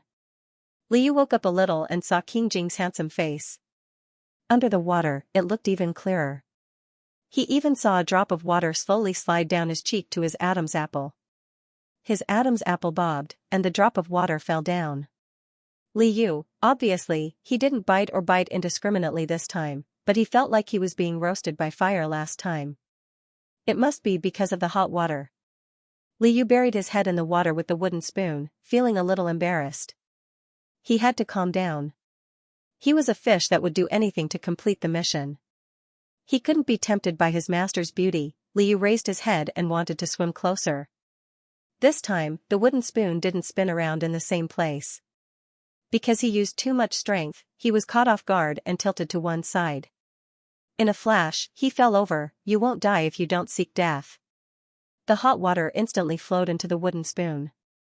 Liu tragically thought that other than turning into fish bones and fish ashes, there was also a way to die by turning into boiled fish. This water, the water wasn't hot. Liu stayed in the hot water for a while. To his surprise, he found that he could still flop around. The water in the bathtub was also cold. What was going on? Liu carefully swam out of the tilted wooden spoon and stayed in the same bathtub as Qingjing. It didn't take long for him to understand. Because he wanted to play in the bathtub, Qingjing changed all the hot water in the bathtub to cold water. Woo-woo, master, how can you be so good to a fish? Liu swung his tail twice, wanting to swim closer to his master. It was rare for a fish and a human to be so close without restraint. Qingjing curled his lips into a smile. He scooped up a handful of water and poured it on Liu's head, as if he was taking revenge for the fish splashing water on him several times. Big bastard, how dare you tease a fish? Liu shook off all the water droplets on his head. Qingjing was smirking smugly. Liu had never seen such an expression on the other party's face. Hot-headed, he pounced on him and opened his mouth to bite him. A human and a fish both flopped around in the water. Wangxi was originally a little worried that Qingjing's body wouldn't be able to take the cold water. However, the water had been placed in the greenhouse for a long time, and Qingjing would sometimes practice martial arts in the cold water during the winter, so it shouldn't be a problem. Just in case, Wangxi boiled ginger soup to dispel the cold and prepared it for Qingjing in advance. He felt that His Highness had become much livelier after the little thing, the fish master, came. Wangxi listened to the sounds inside and was sincerely happy for Qingjing. After the bath, Liu was still scooped up in a wooden spoon and brought out by Qingjing himself. Liu giggled happily. His mission had been updated when he and Qingjing were having a water fight. Sure enough, if men wanted to get to know each other better, they had to take a bath. This was correct. In the dead of night, Liu went to look at the reward. When this mission was released, he was in a bad mood, so he didn't pay much attention to the reward. But then again, the system had even given him a fish pillow before. Liu felt that he shouldn't have too much expectations. When he received the reward this time was very similar to the time when he received the spatial reward. It was also a ray of light that gathered under the fin for a while and then disappeared. Liu hurriedly looked down. Next to the jade scale that represented the spatial pocket, there was another scale that looked almost the same. Liu, what's the use of this? The two scales are so similar, and they're even side by side. Will I click the wrong one in the future? Liu tried to poke the new scale, but he didn't feel anything special. The next moment, he realized that his whole fish had become bigger. Liu looked at his fin in surprise. His fin had become a human hand. System, what's going on? Liu was overjoyed. He touched his face happily. His cheeks were smooth and there were no fish scales. Although he didn't know why, he had become a human. Was this what the system meant when it said that he could return to being a human if he followed the main mission? Had he completely recovered? I'm sorry to inform the host that this is just a skill. The system, who was late, began to explain. Liu. Skill, system, the main mission will become more and more complicated. It will be difficult to proceed without turning into a human. The reward this time is a skill, a method. Once used, the host can maintain his human form. There is only one chance per day, and each time, it lasts for an hour. Liu. What kind of skill is this? The effect is even shorter than the transformation potion. But if it can be used once per day. Oh right, didn't the system say that there was only one transformation potion? The system cheated him again. If he had known that the reward for this step would allow him to transform for an hour every day, he wouldn't have been so stingy when it came to using the transformation potion. System, there is indeed only one transformation potion reward for an hour. This time, it is a skill. If the host doesn't like it, you can give it up. Liu hurriedly said, who said I'm giving it up? I worked hard to get this. Liu guarded the position of the jade scales tightly. When he was in human form, there were no fish scales.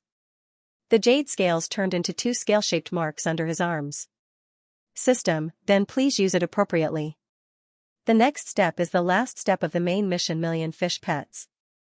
After it is completed, all the host's attributes will be doubled, the portable interspatial storage will increase by 1, and the side mission, become a koi fish, can be unlocked. Was he finally going to complete a main mission? Just from the sound of the reward, he knew that he could unlock the long-awaited koi fish mission. But what was this last step? In the spiritual world where the system was, the entire line of words corresponding to the million fish pets mission glowed with a golden light.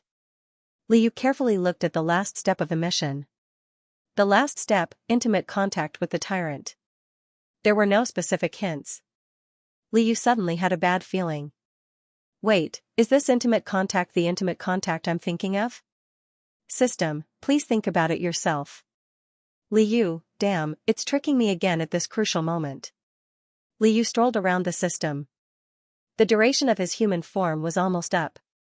Liu turned back into a fish.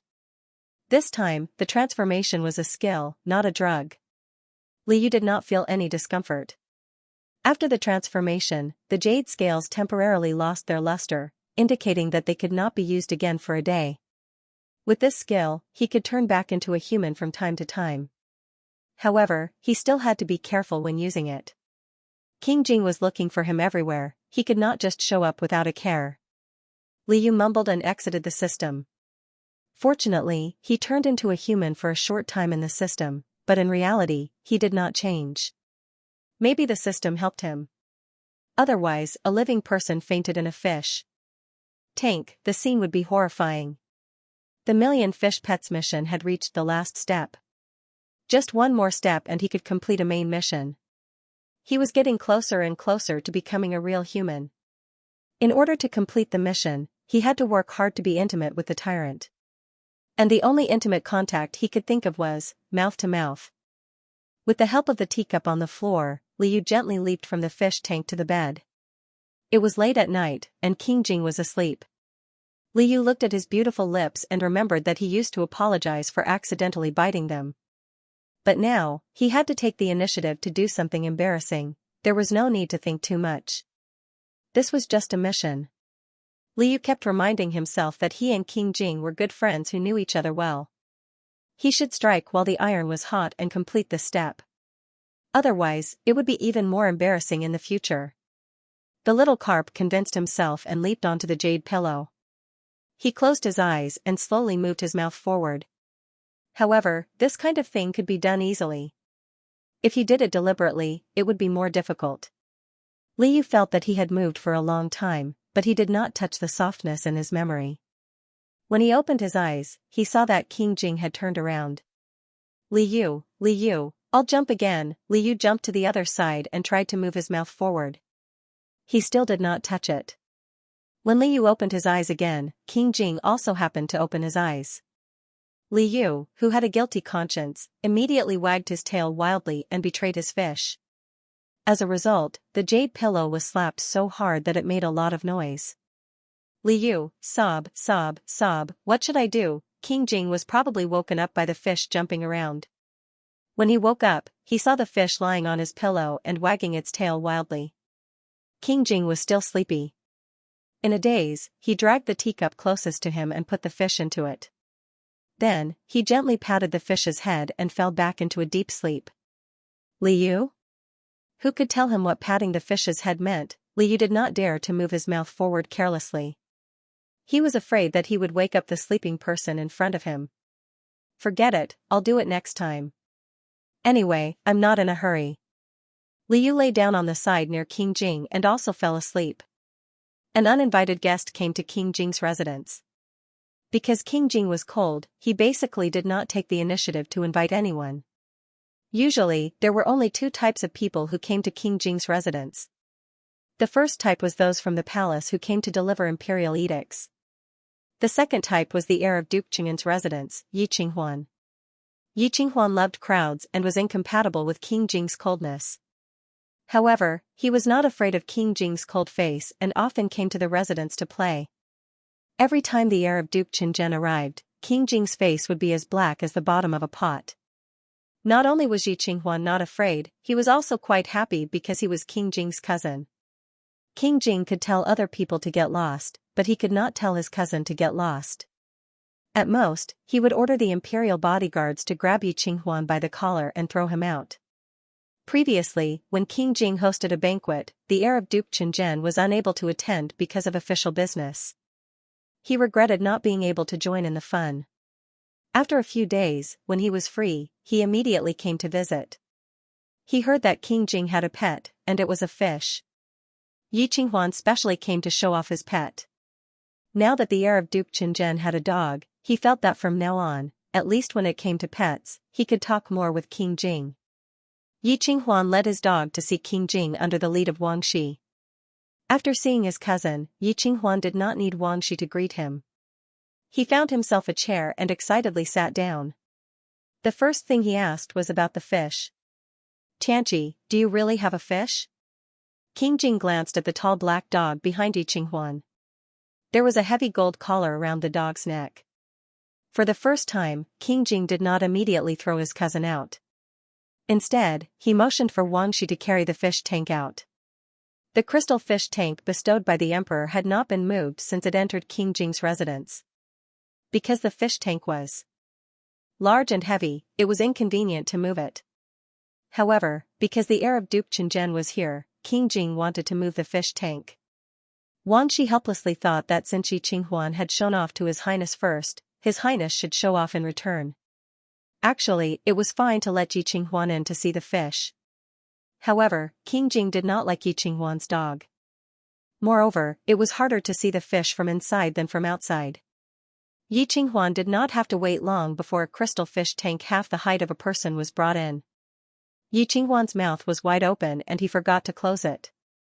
It was not that Yi Qinghuan had never seen crystal before, but the fish tank was stuffed full of gems. It was almost blinding to Yi Qinghuan's eyes. The fish in the fish tank was clearly just an ordinary grayish-black carp. "Did you throw your entire money bag into the fish tank?" Yi Qinghuan muttered. Yi Qinghuan did not care much about the price of a pet. King Jing, who could pamper a fish so much, was much rarer than the fish itself. He originally wanted to show off the pure gold collar around his dog's neck. However, compared to King Jing's fish tank, it was nothing. After all, gold collars had a price, and King Jing's fish tank, together with the things inside, was probably not something that could be bought with money. King Jing gave Yi Qinghuan a look that said, "Are you stupid?" Yi Qinghuan was stunned. He remembered that King Jing was actually a rich man. It was just that he usually hid his wealth. Why was he showing it off now? Yi Qinghuan did not want to lose face. He snapped his fingers, and his large black dog ran over with its tail wagging and pounced on his leg. Yi Qinghuan immediately regained some confidence and hugged his beloved dog. The black dog nibbled on Yi Qinghuan's face. Yi Qinghuan smiled at King Jing to show off his authority. King Jing understood that Yi Qinghuan was provoking him. However, he had never snapped his fingers at a fish, nor had he ever trained a fish. King Jing felt that Yi Qinghuan was childish and did not look forward to it. Li Yu, who was in the fish tank, also noticed Yi Qinghuan and his dog. He knew what was going on with one look. Were the pets going to compete? Li Yu's tail wagged excitedly, and he rushed to the front of the crystal tank wall. It was time to make his owner proud. What was a dog? He could win even if there were 10 of them. King Jing looked at his fish, as if he was itching to give it a try. Then let's give it a try. King Jing hesitantly stretched out his hand with his palm facing up. Liu knew that Yi Qinghuan could be trusted, so he did not try to hide it. With a flick of his tail, he jumped out of the fish tank and landed accurately in King Jing's palm. King Jing held the fish that had made him proud and pinched the fish's back.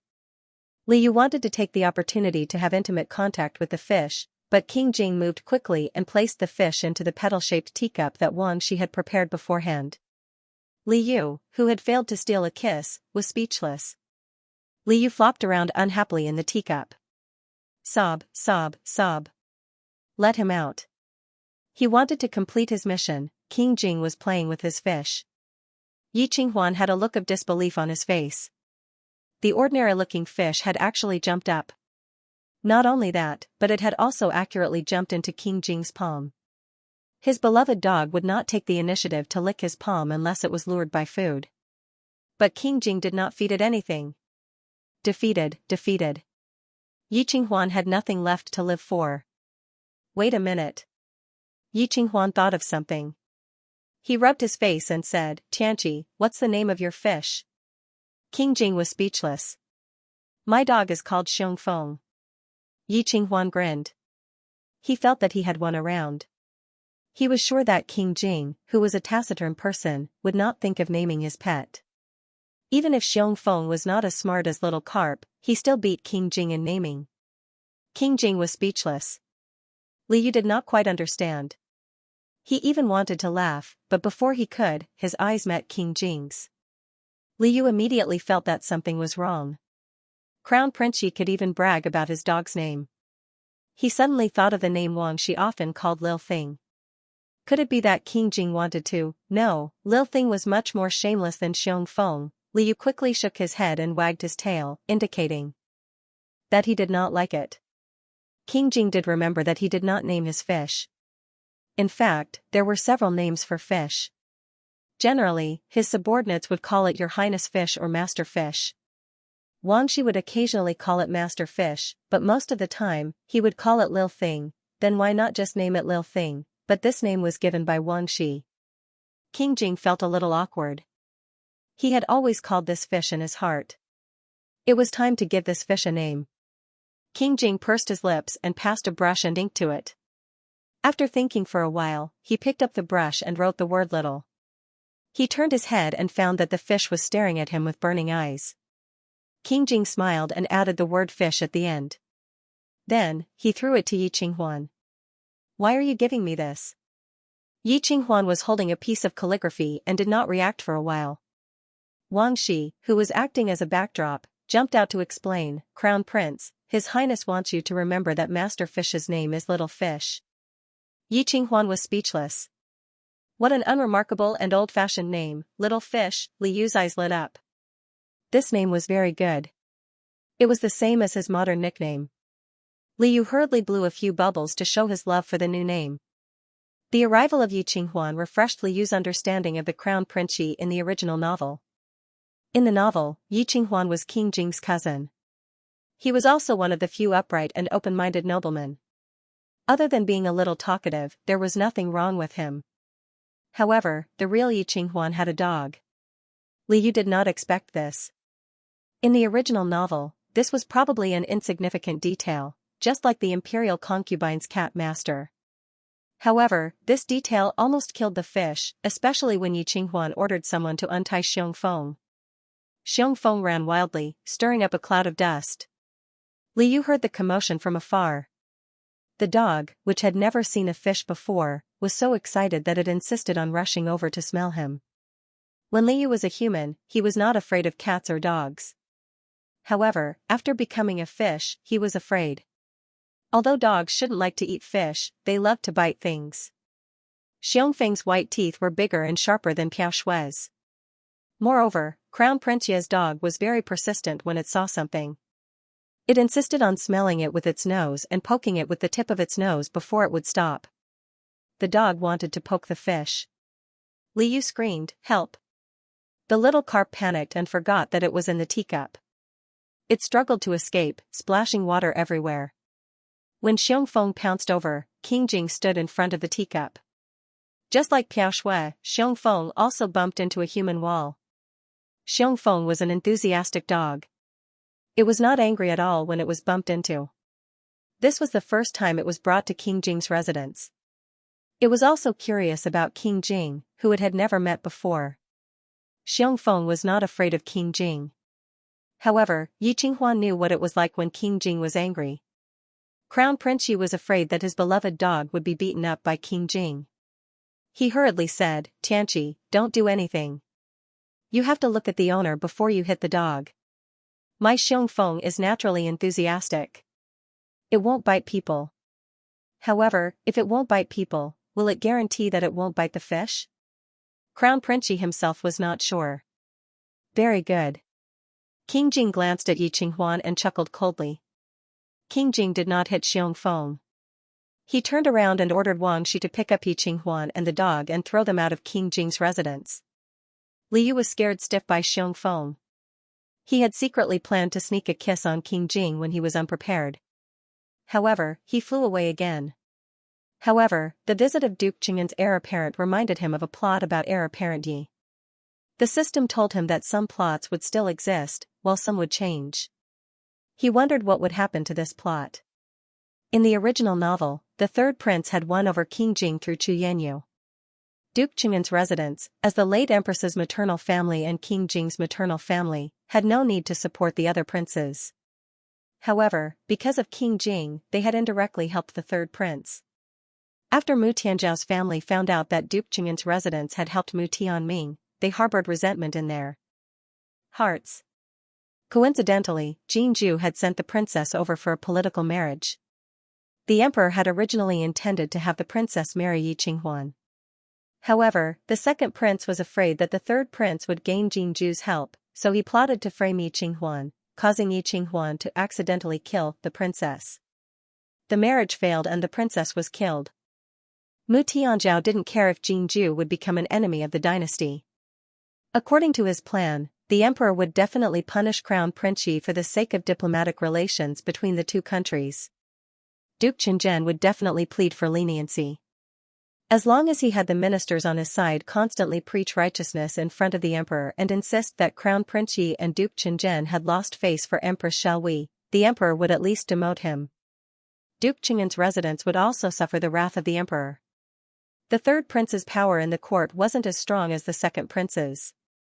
According to the third prince's personality, if he couldn't plead for leniency, he would play it safe. At this time, Mu Tianzhao was trying to rope in Duke Qingzhen. If he could pull him in, Duke Qingzhen would be dead set on following him. If he couldn't pull him in, he would at least peel off a layer of the third prince's skin. The second prince played a trick of framing and framing. What was hateful was that the sixth prince had coincidentally received the news first. However, the sixth prince didn't tell the truth to Duke Qingzhen and the third prince. Instead, he sat and waited for the tragedy to happen. However, the one who died in the end wasn't the princess that Jin Ju had come to marry. Instead, it was the emperor's most beloved youngest daughter. The emperor was furious. Crown Prince Yi was executed, Duke Qingzhen was demoted and exiled, and King Jing was also implicated in the emperor's anger. King Jing was confined to King Jing's residence. The sixth prince volunteered to share the emperor's burden by marrying the princess Jinjue. The third prince thought that it was all the second prince's mischief and that the sixth prince was fighting for Jinju for him. Henceforth, he trusted the sixth prince even more. In reality, after this incident, the people in his hands had already begun to be secretly roped in by the sixth prince. In reality, all of this was just the sixth prince beating them at their own game. Not only did he provoke the two princes to turn against each other, he also eradicated the power of Duke Qing'an's residence. The second prince and the third prince were sinister, but the sixth prince was even more vicious. In reality, the Duke Qing'an's residence was something that he had fought for from King Jing through Chu Yanyu. After learning that the Duke Qing'an's residence was already barely helping the third prince, it was impossible for them to go over the third prince and be used by him. He had already gained the third prince's complete trust and could cut off the arm that he had personally brought to the third prince. He also provoked the second prince and the third prince to be completely hostile. Only in this way could he fight for an opportunity. The struggle between the princes usually didn't involve the princess, but he was even willing to sacrifice his own sister. The sixth prince was very clear that if it was only the death of an outsider princess, the emperor would always leave some leeway for the Duke Qingyan's residence. But if the imperial family's golden branch and jade leaf were gone, the emperor would definitely no longer care about Empress Xiaohui's face. From this, it could be seen that the sixth prince's heart was the blackest. This person had always been hiding behind the third prince. If not for this, it would not have been possible for the sixth prince and King Jing to fight for the throne after the two princes had both been injured. Moreover, they had almost ascended to the throne. In the struggle for the throne, there were countless deaths and injuries. In the original book, the most innocent were probably the Duke Qingyan's residents and Xianxia. But now there was a turning point. King Jing didn't like Xianxia. Without this layer of relationship, it would be even more difficult for the third prince to establish a relationship with Duke Qingyan. Would the second prince still plot to frame Xianxia? If the second prince hadn't taken the initiative, the sixth prince probably wouldn't have had any bad intentions. Li Yu and Xianxia had very little contact. Although this person had a bad mouth, he was one of King Jing's few friends and relatives. He died an unnatural death in the struggle for power. In the book, after the sixth prince failed in the struggle for the throne, even though Xianxia pleaded for mercy, the sixth prince was still sacrificed to Yi Qinghuan's family by King Jing. It could be seen that in King Jing's heart, the sixth prince was also very upset. Li Yu thought that if there was still a plot involving Xianxia, he would try to help as much as he could. But he was a fish in a world. How could he help? Xianxia came to King Jing's residence more often than ordinary people, but not frequently. At most, he could transform into a human for an hour every day. He was afraid that he wouldn't be able to meet Xianxia. Even if he did meet him, an hour wasn't enough for Xianxia to trust him. Li Yu had the most contact with King Jing, so he could only rely on King Jing's help. He was just thinking about how to operate when the troublesome system suddenly interrupted. Host, the prerequisite for the impenetrable defense side quest has been met. Do you want to activate it? Li Yu, what side quest? I didn't do anything, so how could it be activated all of a sudden? System, when the host has the heart to save, and is willing to help the cannon fodder in the book without any compensation. Li Yu was happy. So Xianxia was also a cannon fodder. Cough, cough, cough. But according to Xianxia's conditions, the cannon fodder would probably be the most eye-catching one. It would be best if this side quest could be completed smoothly after saving someone. If it was like Bright Pearl, then it would be too big of a headache. Li Yu still had intimate contact to worry about, so he cautiously said, "What kind of mission is it? What is the reward? Tell me." The system directed Li Yu to look at the impenetrable defense side quest. The hint for this mission was very detailed. As long as he protected the person he wanted to save within the specified time and prevented their death, it would be considered a success. This was completely in line with his goal. The impenetrable defense also had a very meaningful meaning. It meant that he had to protect the person he wanted to protect well, just like the other party's impenetrable defense. Li Yu, what about the reward? Once the mission is completed, the host can choose from the following rewards, the system mechanically recited. Li Yu didn't really want to hear it. Okay, I'll talk about the specific rewards after the mission is completed. The troublesome system's rewards were becoming more and more mysterious. In any case, even if there was no mission, he would still do his best to help Xianxia.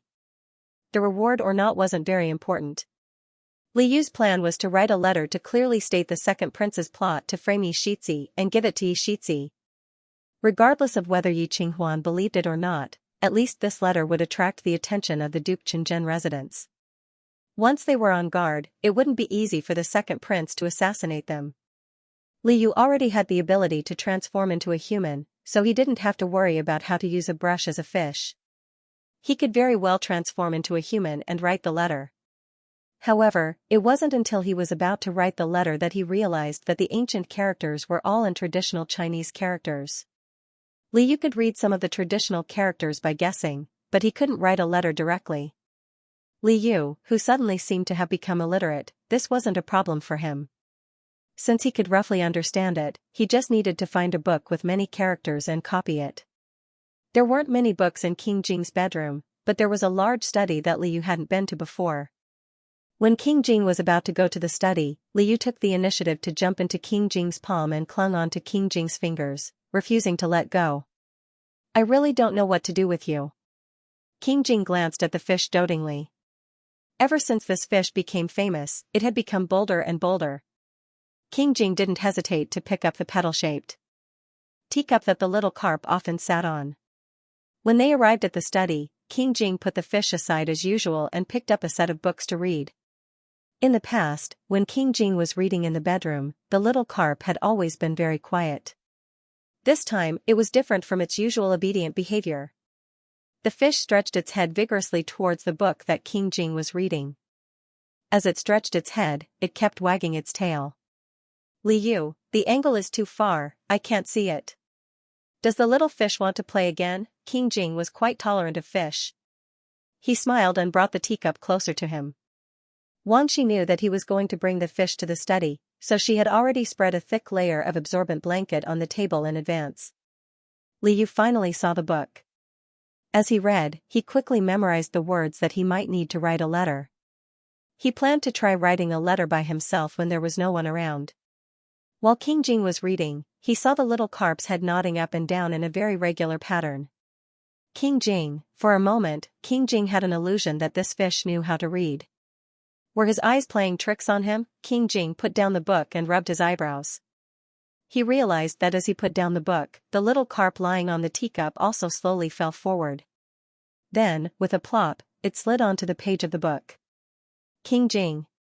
So it fell asleep. Taking advantage of King Jing's absence, Liu transformed into a young man. This was the first time he had used the transformation skill outside of the system, so it was inevitable that he was excited. However, he knew very well that he had an urgent matter to attend to, so he had to suppress his excitement. After transforming back into his human form, he still didn't have any clothes to wear, but that didn't matter. Liu took out a new set of inner clothes and pants from the wardrobe and changed into them with ease. The transformation skill didn't last long, so it didn't allow him to do anything else. Before he could finish writing the letter to Yiqinghuan, he could just casually put on some clothes. After putting on his clothes, Liu rolled up the sleeves of his inner clothes, which were still a little long, to reveal his fair forearms. He carefully looked at the furnishings on the table. King Jing's ready-made brush and ink were all there, but he couldn't use them rashly. If he left any traces and King Jing found out, then all his previous efforts would be wasted. Liu thought about how he had seen the servants in charge of tidying up the rooms when he was bored. Relying on his memory, he walked to the front of the 8 treasure cabinet and pulled open the drawer in the middle. There were spare brushes and ink inside. Liu rummaged through the drawer and took out a brush, a stack of rice paper, and an ink stick that was neither new nor old. In ancient times, one had to grind the ink first to write. The ink was ground out from the ink stick. Liu had seen King Jing grind the ink stick before, so it was easy to copy. However, he couldn't find any other inkstone, and he couldn't directly use the one on the table. It was King Jing's, and the inkstone was clean. If he ground the ink, it would be too obvious. Liu curled his lips and casually picked one of the teacups on the floor to temporarily use as an inkstone. Now that everything was ready, Liu placed his sea bow on the corner of the table, poured some water into the teacup, and began to grind the ink stick. He had never done such a thing before, and did not know how far he should go. Feeling that the water had turned black, he stopped and dipped his pen in the ink. Liu rested his chin on his hand and held a pen in his hand, thinking about how to organize his words. He had memorized a lot of words from King Jing's book, but there were still some words that he didn't know how to write. King Jing's book wasn't an encyclopedia, and it was quite difficult for a fish to find a few words that it wanted. Who cares? Even if I can't write a single word or write it wrongly, as long as Lord Yi can understand it, it's fine. Thinking up to this point, Liu picked up the brush and began to write a letter. He wrote several drafts in a row, changing them over and over again. After he read them and felt that they were generally feasible, he copied them out. After the ink on the letter dried, he folded it neatly and used another sheet of paper to make a simple envelope and put it inside. After he finished writing the letter, all he had to do was find a way to send it to Yiqinghuan. Liu put the finished letter into his portable space for temporary storage, wiped his pen clean, and then put the pen, ink, and paper back to their original positions. He even wiped the table that he had been lying on. Scrapped drafts couldn't be thrown away, they had to be dealt with. Liu hesitated for a moment between burning and eating them. The paper tasted really bad, and he was also afraid that King Jing would feel something was wrong when he touched his fish's stomach, so he opened the lid of an incense burner in the room. After he dealt with everything properly, the system began to count down. Liu hurriedly took off his clothes and mixed them into the pile of clothes that King Jing had worn before. Later, a chamberlain would come to clean them up, and nothing would be left behind. He felt that he was so smart and so capable that he could even be a spy. When King Jing returned to his room, the little carp was already sleeping soundly on the white stone bed. As soon as King Jing stepped over the threshold, he felt that something was wrong. Although everything in the room looked the same as when he left, he subconsciously felt that something was wrong. He first took a look at his fish. The little fish was lying quietly on the white stone. King Jing immediately went over to check on it, but the fish suddenly spat out a bubble. King Jing was speechless. The fish was very good. King Jing slowly walked around the room and finally found what was wrong. The incense burner in his room seemed to have burned something, but it didn't smell like incense. King Jing opened the incense burner and didn't find anything strange. However, he accidentally scattered some ashes on the ground outside the incense burner. King Jing was speechless. Unless it was necessary, King Jing didn't allow others to enter and leave his room at will. King Jing's servants definitely wouldn't do that.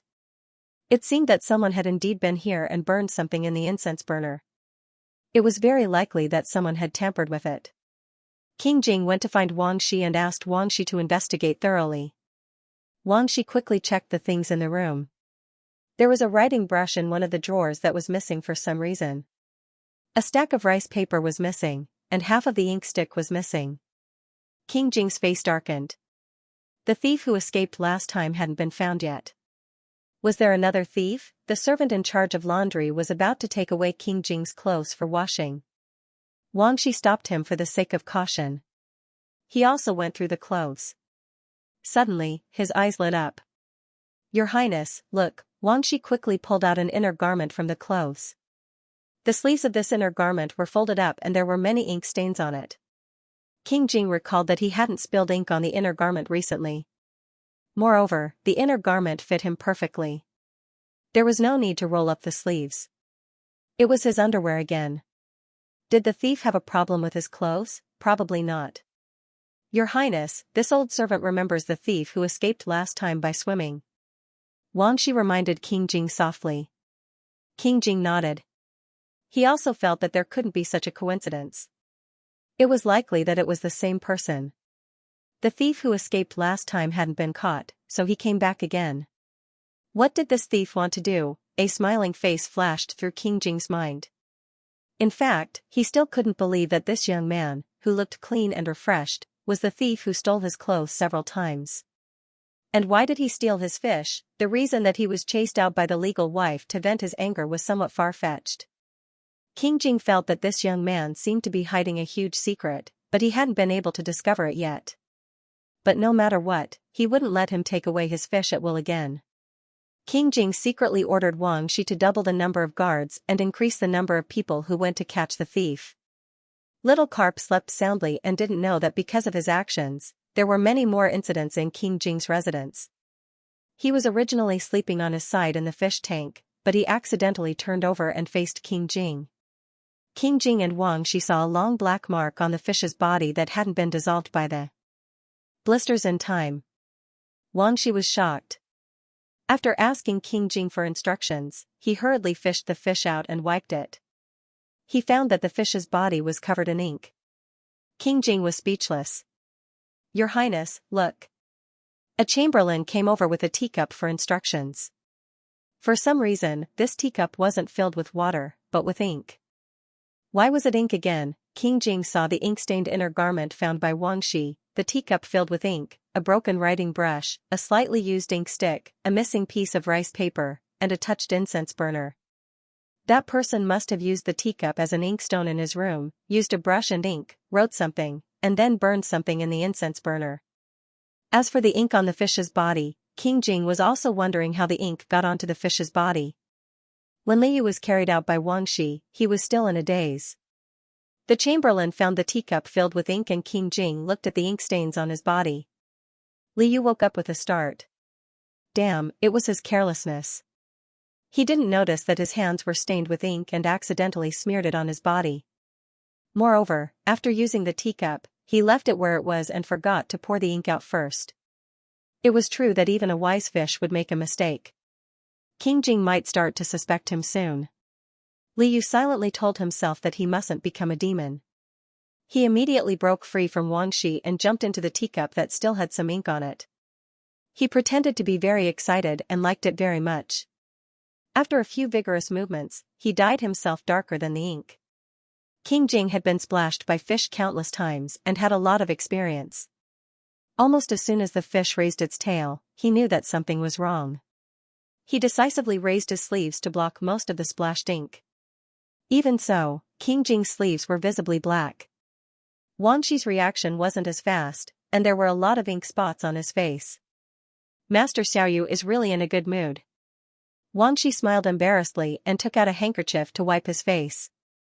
King Jing was expressionless. It was obvious where the ink on the fish's body came from. Wasn't it because the fish wanted to play around?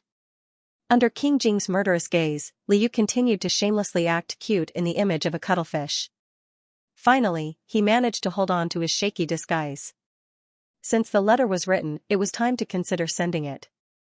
Liu thought of sending it to Yi Qinghuan during Chinese New Year and other festivals when the two manners reciprocated with gifts. No one would know. However, it was difficult for ordinary people to come into contact with congratulatory gifts, and it was also difficult to guarantee that Yi Qinghuan would see the letter. Therefore, he tried his best to take action when Yi Qinghuan came to King Jing's mansion. Fortunately, Yi Qinghuan's beloved dog couldn't compare to a fish. Not long after, he came again with his beloved dog. This time, Yi Qinghuan brought a golden ball with him. He threw the golden ball far away, and Xianxia could immediately bring it back to him. No matter how smart a fish is, it's still not as smart as a dog. Yi Qinghuan felt that King Jing definitely had nothing to say. King Jing looked at Yi Qinghuan sympathetically and motioned for Yi Qinghuan to go to the fish tank to take a look. Yi Qinghuan looked. At first, he didn't see anything other than a pile of gems. After a while, he saw King Jing's little fish leisurely swimming over and piling the gems up high. Then, it lifted a sea blue gem with its tail and threw it over, knocking down the whole pile of gems. King Jing's fish actually knew how to play this kind of trick. Yi Qinghuan was so jealous that his eyeballs were about to fall out. He had lost again. Xianxia was extremely excited when he saw this. He wagged his tail wildly without any principles, as if he was cheering for the fish in the tank. Liu swam over. Separated by the crystal tank wall, he wasn't too afraid of Xianxia anymore. He also boldly wagged his tail at Xianxia and teased Xianxia. Xianxia was even more excited. He trotted back and forth in front of the crystal tank, as if he wanted to jump in and play with the fish. Yi Qinghuan, help! Yi Qinghuan felt a little dizzy and urgently needed to rest. He was supported by Wang Shi and went out. Xianxia was still in the room, looking at the little carp expectantly. It stretched out its nose again and again, wanting to smell him, but in the end, it could only touch the cold crystal every time. Xianxia was so anxious that he barked a few times. Liu's eyes lit up. If it was just him and Xianxia, maybe he could take advantage of this opportunity. Xianxia, for the sake of your master, come and be a messenger. Yi Qinghuan rested for a while dizzily. When he turned his head, his beloved dog Xiangfang's fur was half wet. There was a white envelope in his mouth and he was pulling at his trouser leg. What was this? At first, Yi Qinghuan thought it was some kind of joke, so he read the letter with a smile. There were only a few words in the letter, but after Yi Qinghuan read it, his expression changed. Although King Jing disliked Yi Qinghuan, he was still his cousin. King Jing still wanted to know how Yi Qinghuan had been provoked, so he glanced at Wang Shi. Wang Shi stepped forward and said on his behalf, Lord Heir, what's wrong? Yi Qinghuan seemed to have lost his soul. After a while, he came back to his senses and handed the letter over. Xianxia, do you know who wrote this letter? Wang Shi took the letter and handed it to King Jing without even reading it. Mu Tianqi glanced at it and was surprised. The handwriting on this letter was probably the worst he had ever seen in his life. Only a few words were correct, and most of them were missing arms or legs. They were crooked, as if they had been blown by the wind. Even the handwriting of a 6 or 7-year-old child was better than this. It was fine if the handwriting was ugly, but this letter also talked about a hair-raising matter. The second prince planned to assassinate Yi Qinghuan and slander Yi Qinghuan for killing Princess Jingjue. This letter warned Yi Qinghuan to pay attention to the second prince's movements, and not to trust the sixth prince easily. The emperor now had 4 grown princes. Anyone with a discerning eye could see that the sixth prince was the third prince's follower. The third prince did not get along with the second prince, and King Jing did not get along with any of these princes. This letter was thin, but it implicated 3 of the 4 princes. Yi Qinghuan himself was obviously related to King Jing. Thinking of this, King Jing's expression became serious. As the former empress's maternal family, the Duke Qinzhen family was heavily relied on by the emperor, and had a bright future.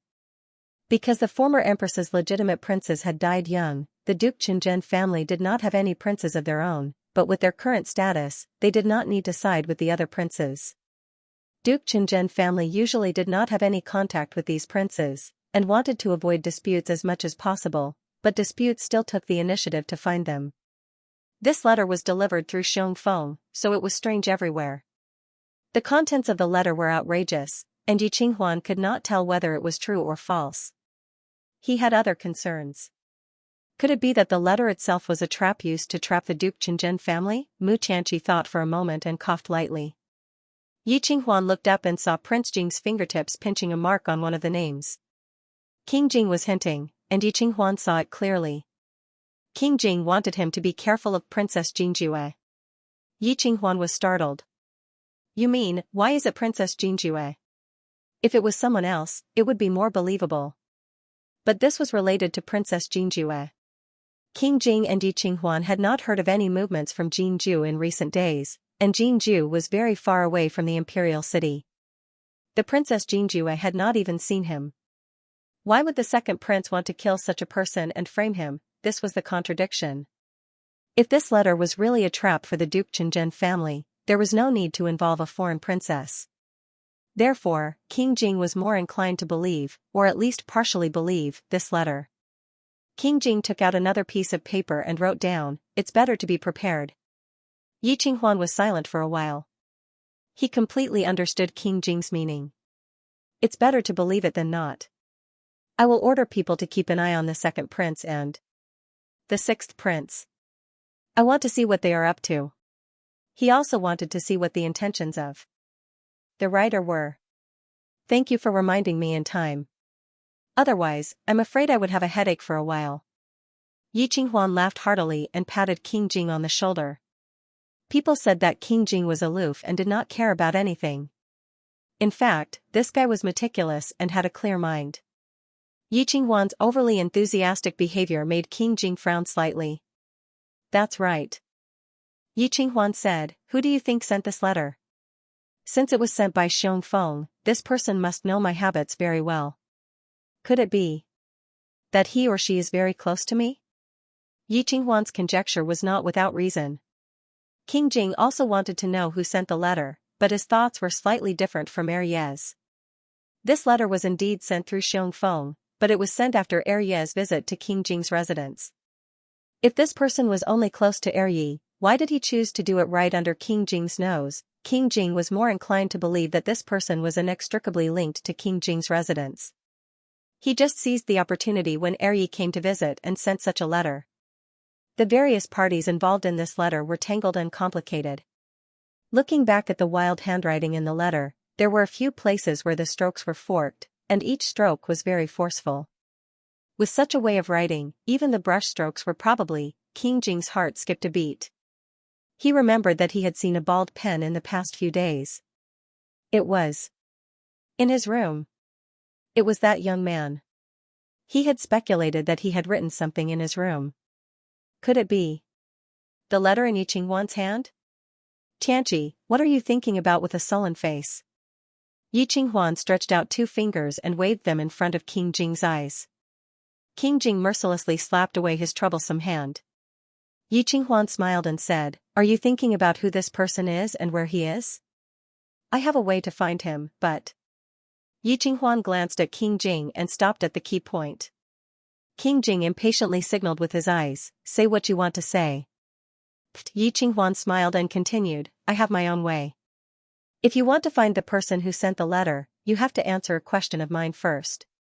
Yi Qinghuan felt that he was extremely quick-witted to be able to use this opportunity to get some information from King Jing. He shook his head and said, "I heard that you moved back to the palace because you were attacked by an assassin in the palace. I don't understand this. Jingtai Palace is your territory and you have a lot of guards around you. How could you let an assassin sneak into your room?" Yi Qinghuan wanted to gossip for a long time. Regarding the assassination of King Jing, the palace was guessing who was the culprit. However, the assassin had already been killed by King Jing. The emperor's imperial bodyguards searched the corpse but couldn't find any useful clues. The palace was divided into 2 guesses. One was that imperial concubine Qiu was punished by the emperor because of King Jing, so Lady Qiu must have held a grudge. Even if the assassination of King Jing wasn't done by imperial concubine Qiu, she must have had something to do with it. The other was that someone deliberately framed Lady Qiu. After all, when King Jing was attacked by an assassin, anyone would think that Lady Qiu was the culprit. The second prince was anxious to reconcile with King Jing because of this concern as well. Other than helping Lady Qiu out of her predicament, he was also afraid that the emperor would believe the rumors outside. As King Jing's cousin, Yi Qinghuan was naturally very concerned about King Jing. He wanted to know who had the guts to attack him in the palace. The third prince had been eager to try these years and had secretly joined forces with the 6th prince to compete with the second prince. The princes were at loggerheads with each other. So, who was the assassin? If you tell me, in exchange, I will find the person who wrote this letter. Why didn't King Jing leave anyone alive and directly kill the assassin? Yi Qinghuan felt that he must know something, but was unwilling to say. King Jing snorted and glanced at Wang Shi. Wang Shi covered her mouth and secretly laughed. She then ordered the guards to lift Yi Qinghuan up by the collar. "Tianqi, what are you doing?" Yi Qinghuan turned pale with fright. Wang Shi slowly said, "Heir apparent, why don't you learn from your mistakes? His Highness has always disliked people to negotiate with him. Why do you have to negotiate with him?"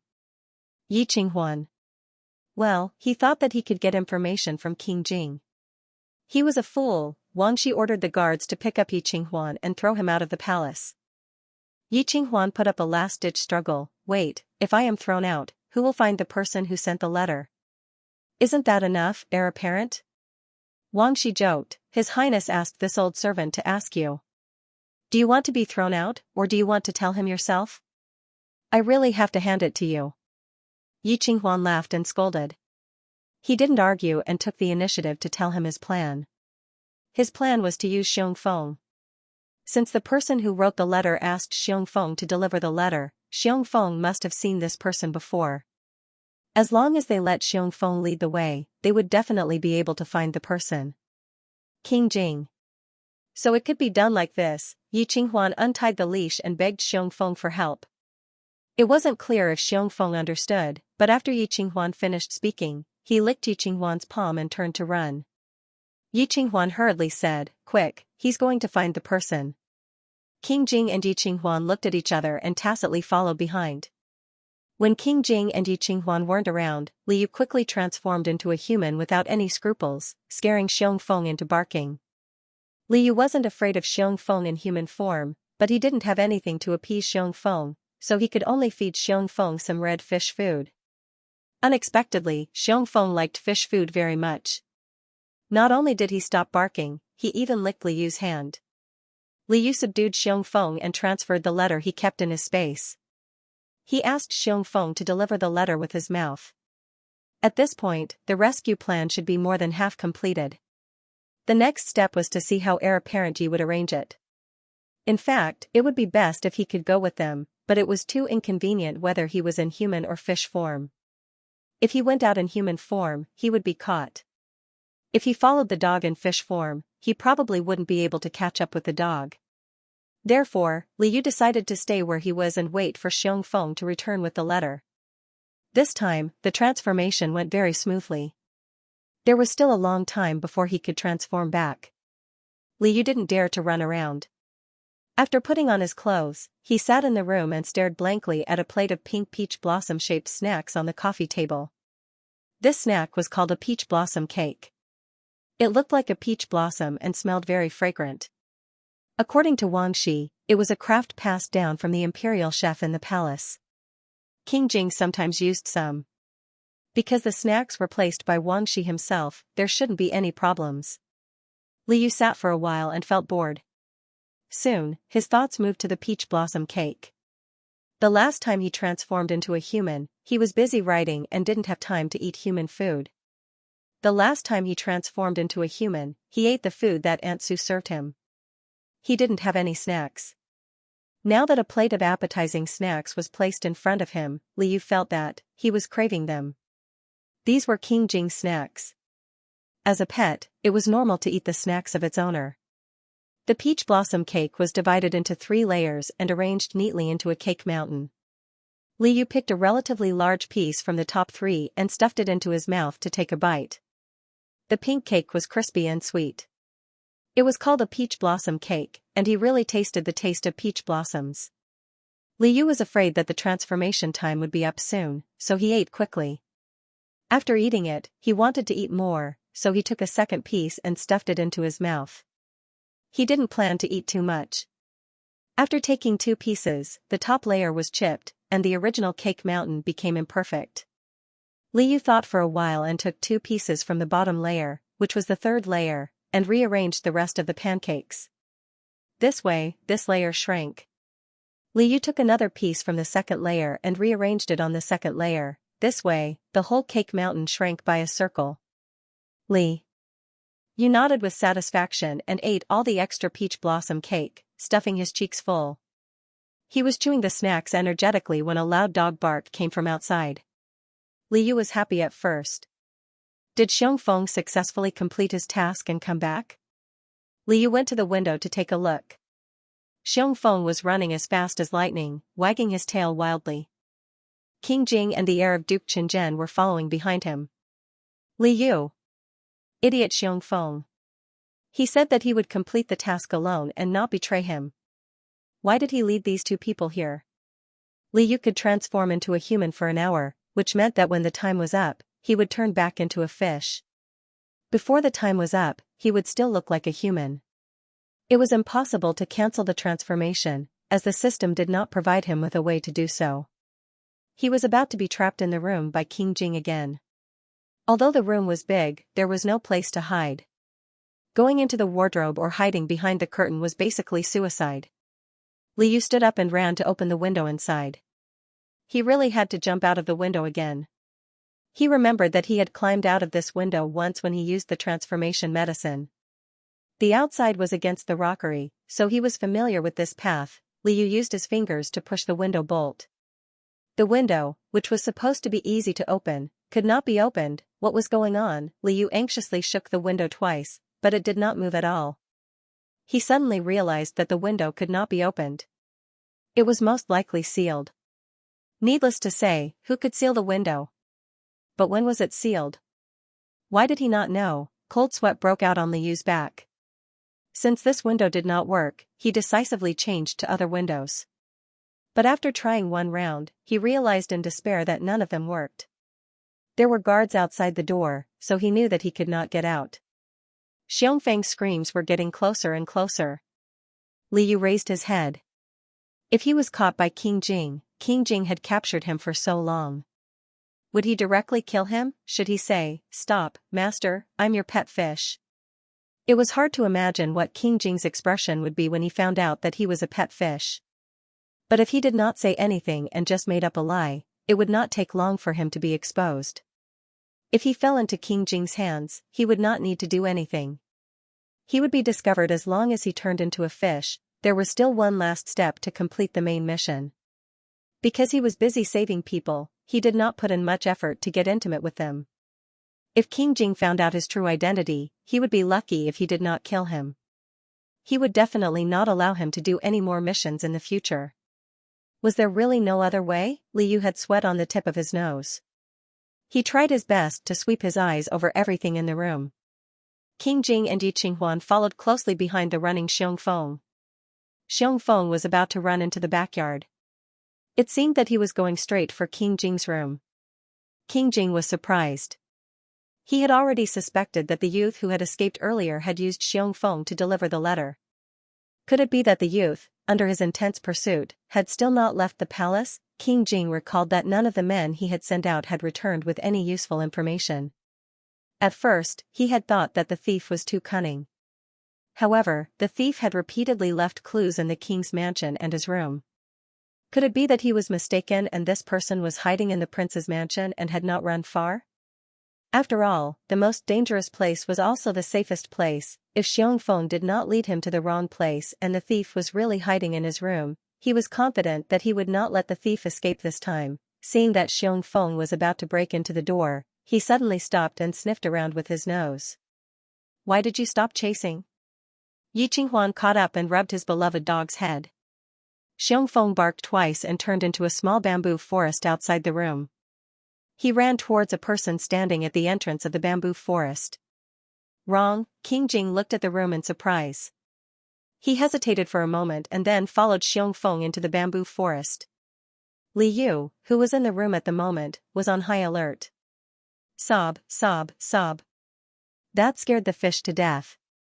He did not know why Xiongfeng did not come back, but one thing was very clear. Xiongfeng's sudden change of direction was a great help to him. His transformation time was almost up. As long as he could turn back into a fish and return to the fish tank, he would not have to worry about losing his disguise. Xiongfeng ran to the people in the bamboo forest and wagged his tail happily at one of them. This person was dressed in white. He squatted down and rubbed Xiongfeng's head intimately. Xiongfeng seemed to like this person very much and circled around him a few times. "Who are you?" Yi Qinghuan looked at this person from head to toe. He noticed this person's beautiful and otherworldly appearance. If it were not for the man's clothes, Yi Qinghuan would have thought that this person was a woman. This person saluted in a manner that was neither servile nor overbearing. He said, in reply to the crown prince, "I am Chu Yanyu who lives in the Qingxi garden of the prince's mansion. I was just passing by and did not know why your beloved dog ran over here." "So your name is Chu Yanyu? Xiongfeng seems to like you very much." Yi Qinghuan grinned. He did not have any other intentions. Crown Prince Yi was usually very kind to beauties. Although the other party was a man, Yi Qinghuan did not like men. That did not stop him from admiring Chu Yanyu's face. However, Yi Qinghuan did not believe Chu Yanyu's words. Duke Qing'an's mansion was such a prestigious family. They had seen all kinds of tricks in the inner chambers. Xiongfeng rarely pounced on strangers. He was afraid that this Chu Yanyu had done it on purpose. Yi Qinghuan did not come to King Jing's mansion for nothing. He knew that King Jing had arranged many people to come to this courtyard. It seemed that this Chu Yanyu's background was not legitimate. He did not expect to encounter this kind of thing in King Jing's mansion. Yi Qinghuan laughed in spite of himself. He was not in his own mansion. He should just watch the show. There was no need for him to overstep his boundaries. King Jing recognized Chu Yanyu not long after the banquet. King Jing's cold gaze fell on Chu Yanyu's hand. Chu Yanyu said that he did not know why Xiongfeng pounced on him. However, King Jing's eyes were sharp. He had already noticed that Xiongfeng had hurriedly kicked a stalk of green grass to the side. He did not have time to wipe the green juice off his fingertips. King Jing's eyes darkened. Chu Yanyu was lying. This person had done something to make Xiongfeng run over on purpose. King Jing was displeased. He shot a glance in Yi Qinghuan's direction. Because King Jing and Crown Prince Yi were in a hurry, Wang Shi did not have time to chase after them. Yi Qinghuan, who had suddenly become a mouthpiece, was speechless. Crown Prince Yi coughed lightly and pretended not to understand. King Jing glared at Crown Prince Yi again. Crown Prince Yi reluctantly asked, "Chu Yanyu, why are you here?" Chu Yanyu knelt down and bowed. He raised his head and said, I heard that your highness and crown prince are looking for someone who is good at calligraphy. Why don't you let me try? Ever since Chu Yanyu entered King Jing's mansion, he had been living in Xianxia Park. King Jing's mansion was heavily guarded. It was not easy for the sixth prince to pass him a letter. However, the letter instructed him to find a way to win over King Jing so that King Jing could pull strings for them with Duke Chang'an's mansion. Chu Yanyu really wanted to help Mu Tianxiao. However, since he entered the mansion, he had not even seen King Jing's face. The entire King Jing's mansion treated the people living in Xianxia Park as outsiders. Naturally, that included him. If he wanted to help Mu Tianxiao, he must first leave Xianxia Park and win over King Jing's attention. When Chu Yanyu entered the mansion, the third prince gave him a lot of banknotes to win him over. Chu Yanyu spent a lot of money to bribe an imperial bodyguard who was in charge of patrolling outside Xianxia Park. It was very difficult to bribe the people who served in King Jing's backyard. This imperial bodyguard only agreed to pass him a few words. Most of it was useless information. This time, the imperial bodyguard told Chu Yanyu that Crown Prince Yi had brought his dog to King Jing's mansion. King Jing and Crown Prince Yi were looking for someone who seemed to be good at calligraphy. The imperial bodyguard was not around to serve these two people, so he did not understand. After Chu Yanyu learned about this, he came up with the idea of using Crown Prince Ye's dog to show his face in front of King Jing and recommend himself. He had read a lot of books and had read from a book that dogs liked a kind of fragrant leaf. This kind of leaf was planted in Xianxia Park, and Chu Yanyu managed to get some. He asked the imperial bodyguard to let him go out of Xianxia Park. In fact, the people who lived in Xianxia Park could occasionally go out for a walk, but they couldn't go too far from Xianxia Park and had to be followed by an imperial bodyguard. The imperial bodyguard helped him because of the money and asked to personally follow him. Chu Yanyu got his wish and went out of Xianxia Park. When the imperial bodyguard was not paying attention, he shook him off. He had heard the imperial bodyguard talk about the general layout of King Jing's mansion, so he tried to walk in the direction where he could meet King Jing. From afar, he saw King Jing and a young man chasing a black-furred dog. He felt that the imperial bodyguard was not lying. The young man must be the heir of Duke Chang'an, and the dog must be the heir's favorite dog. Chu Yanyu resisted his fear of the dog, tore up the grass, and smeared the juice on his fingers. The dog's nose was very sensitive. Sure enough, it was attracted from afar. Chu Yanyu didn't have any status in King Jing's mansion. He was just a person who had been stuffed in from outside. He couldn't even be considered a servant, so he didn't even have the qualifications to call himself a servant in front of King Jing. He used to follow the sixth prince, and Mu Tianxiao was close to him. Mu Tianxiao knew that Chu Yanyu had high aspirations, but he never asked him for anything. Chu Yanyu called himself a commoner, so he called himself I in a strange way. Although he looked refined and courteous, he was actually extremely rude. If Wang Shi had heard him, he would have scolded him. However, between Yi and King Jing, one had never cared about these empty formalities, while the other was about to explode. However, it wasn't because of Chu Yanyu's self-proclamation. King Jing was very displeased that Chu Yanyu acted on his own initiative and led Xiongfeng away, disrupting Xiongfeng's original route. Chu Yanyu was just short of saying, I'm the person you're looking for. King Jing stared at him for a while, then chuckled coldly. Chu Yanyu felt his hair stand on end from being stared at. Although the sixth prince had asked him to take down the King Jing, and he also told himself that he had to move the King Jing's heart, King Jing was a mute. He didn't know how to see through the mute's thoughts. In any case, the other party's eyes weren't infatuated. Instead, they made him feel somewhat apprehensive. At this time, Eunuch Wang finally caught up. King Jing raised his chin and moved his fingers. Wang Shi tried to figure it out, then ordered someone to prepare a brush and ink. King Jing casually wrote a few words and threw them to Chu Yanyu. Chu Yanyu didn't understand what was going on. Wang Shi said, His Highness ordered you to write these words again. Yi Qinghuan also came over and glanced at the letter. He smiled but didn't say anything. Chu Yanyu didn't know, but he knew that King Jing didn't just pick these words to write. Since Chu Yanyu said that he was the person they were looking for, they naturally had to check the handwriting. Chu Yanyu thanked him and carefully thought about it for a while before he also wrote these words. His hand was written in elegant small regular script. In order to leave a deep impression on King Jing, he even used his left and right hand to write again in a dashing and unrestrained cursive style with his other hand. He was just worried that he wouldn't be able to display his talents. Although people who saw him would praise his handsome appearance, Chu Yanyu was most satisfied with his own talents. What was talent? This was it. Unfortunately, with his talents, King Jing only glanced at him indifferently. The little attention he gave him was even less than the pen he put aside after he finished using it. King Jing brushed his sleeves in disgust. Wang Shi immediately said, "His Highness said no. He asked you to get lost." Chu Yanyu still wanted to say something, but Wang Shi had already ordered the imperial bodyguards to take him away. He heard Wang Shi scolding him. Because he left Xianxia Park without permission and broke the rules, he and the imperial bodyguards he bribed were severely punished with 200 strokes of the cane. The imperial bodyguards were directly expelled from King Jing's residence. As for him, who was full of talent, he was dragged back to Xianxia Park to fend for himself.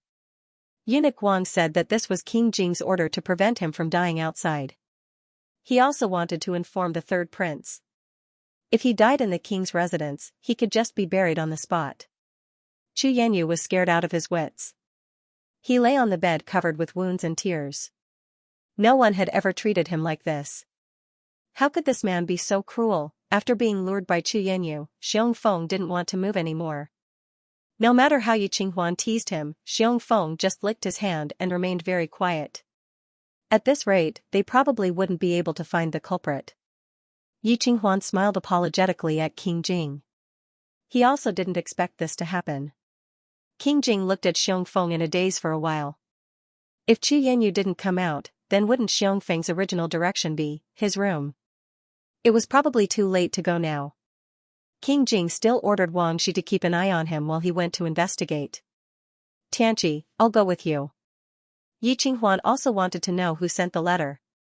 King Jing paused and looked back at Yi Qinghuan. He shook his head gently and walked away. "Yi Qinghuan?" Wang Shi sighed and said, "Crown Prince, His Highness already has someone in mind. Please let King Jing handle it." Yi Qinghuan's eyes widened. "Does he have other clues?" "Who is it?" Wang Shi frowned when he thought about it. His Highness ordered people to investigate for a long time, but we still don't know the name. It seems to be someone's male concubine. Yi Qinghuan? Someone else's male concubine actually sent him a letter. Yi Qinghuan scratched his head in confusion. Was the crown prince really that charming? King Jing came to the room and pushed the door open. There was no one in the room. He knew that the teenager was used to running away and cleaning up traces. Sometimes he would even pretend to be suspicious. However, he would always leave some traces behind. Previously, the teenager had sneaked in a few times, so he ordered Wang Shi to secretly seal the window. The window couldn't be opened. At least this time, the teenager couldn't have escaped through the window. King Jing glanced at his fish as usual. The fish was swimming gently in the fish tank. King Jing decided to look for clues himself this time. He walked around the room but didn't find anything. His undergarments and underwear had been stolen every single time. Once, they were scattered all over the floor. Another time, they were mixed in with the clothes he had worn before. King Jing felt that he had to start with his undergarments, so he opened the wardrobe. He didn't notice that there was a gaze behind him that had been following him since he entered the room. In the crystal fish tank, the little carp nervously clung to the wall of the tank. It didn't dare to breathe loudly as it watched King Jing search everywhere. Xiong Feng didn't directly run into the room, which bought him some time. Liu took off all his clothes. After his interspatial storage increased, he usually had one compartment to store water and the other compartment to store other things. After the letter was sent, there was an empty compartment that could store a set of clothes. However, if he really put them into the interspatial storage, King Jing would still suspect that the clothes were stolen if he couldn't find them. Therefore, Liu simply folded the clothes and put them back into the wardrobe. It turned out that he was right. After King Jing opened the wardrobe, he curled his lips as if he didn't find anything. In the next moment, King Jing, who shouldn't have found anything, easily pulled out the clothes he had worn. Li Yu. Li Yu was dumbfounded. He even forgot to flop around. How did he do it? He had been extra careful. The clothes weren't dirty. After folding them, they looked the same as the other clothes in the wardrobe. Moreover, he didn't put the worn clothes at the top. King Jing shouldn't have noticed. Li Yu didn't know that since King Jing's clothes were targeted for the second time, he had secretly ordered Wang Shi to embroider a number plate on the inside of the clothes. The clothes were to be placed in the wardrobe and only the number plate was allowed to be arranged. The thief had already stolen twice. King Jing had a hunch that the thief would steal again. As long as he matched the order of the number plate, he would know if the clothes had been tampered with, and it turned out that they really had been tampered with, but other than that, he didn't find anything else. The thief wasn't trapped in the room as he thought. Instead, he slipped away again. Moreover, it was in a way that even he didn't know. King Jing walked over. While watching the fish swim, he thought about the teenager's whereabouts. Li Yu was afraid of his serious look. He was too handsome. No, he was too smart. He was always so close to taking off his disguise. He couldn't let his guard down. Li Yu made up his mind and decided to betray Yusei again. However, King Jing was with him all the time. Ordinary Yusei probably wouldn't be tempted by him. It was Xiongfeng who reminded him that some dogs liked to chase their tails in circles. Xiongfeng was one of them. Li Yu planned to learn from him and chase his tail once, even if he looked silly, as long as he could divert King Jing's attention, it would be enough. Li Yu turned around and chased the tip of Yusei's tail. He kept muttering to himself, as long as I don't treat my tail as my tail. As he chased, he was surprised to find that the tip of Yusei's tail could touch his head. Li Yu, who couldn't help but play with his tail for a while, thought to himself, I accidentally played with my tail too much again. King Jing noticed that Yusei was playing with his tail. He unconsciously followed Yusei and watched for a while. King Jing had never seen Yusei play with his tail like this before. When Yusei stopped, King Jing scooped up Yusei's fish and placed it in a nearby teacup as usual.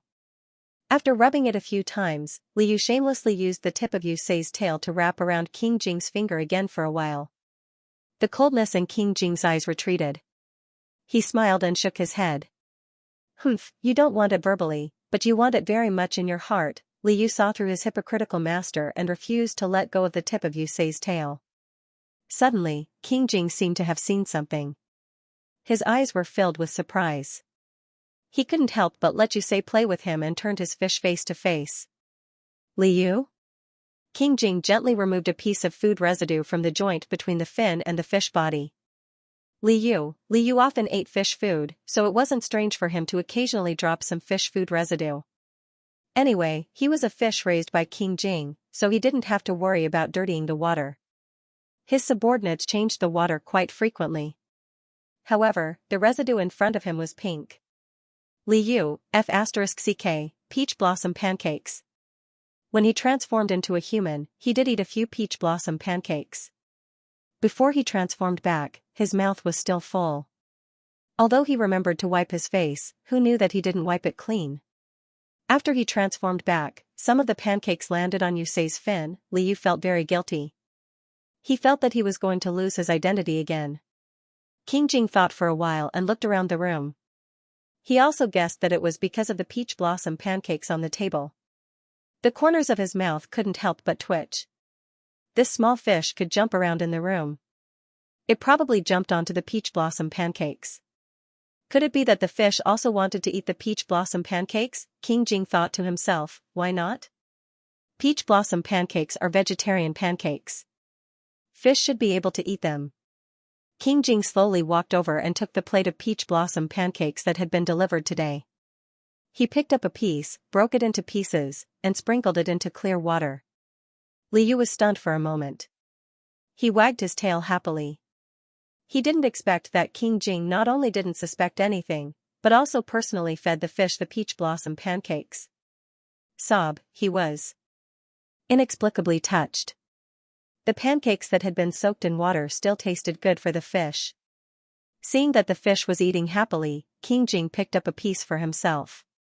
When he put it into his mouth, he inadvertently glanced at the remaining desserts from the corner of his eye. Although the desserts were arranged in a common style, the number of desserts was clear at a glance.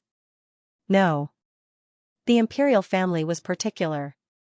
The number of things sent by the servants, even if they were just desserts or fruits, must be an auspicious number. But now, including the one he had in his hand and the one he fed the fish, the number was obviously wrong. The peach blossom pancakes had been touched. Realizing this, King Jing quickly put down the peach blossom pancake in his hand. He knew that the servants wouldn't be so bold. Moreover, there seemed to be only one person who had the guts to touch the things in his room. Fortunately, the other party didn't poison the pancakes. Otherwise, his fish, King Jing's heavy gaze met the small carp, who was eating a small piece of peach blossom pancake on his head and anxiously trying to eat another piece. King Jing, the small fish was a little cute, and it disturbed his train of thought. King Jing shook Yuling and summoned the guards who were in charge of guarding outside the room.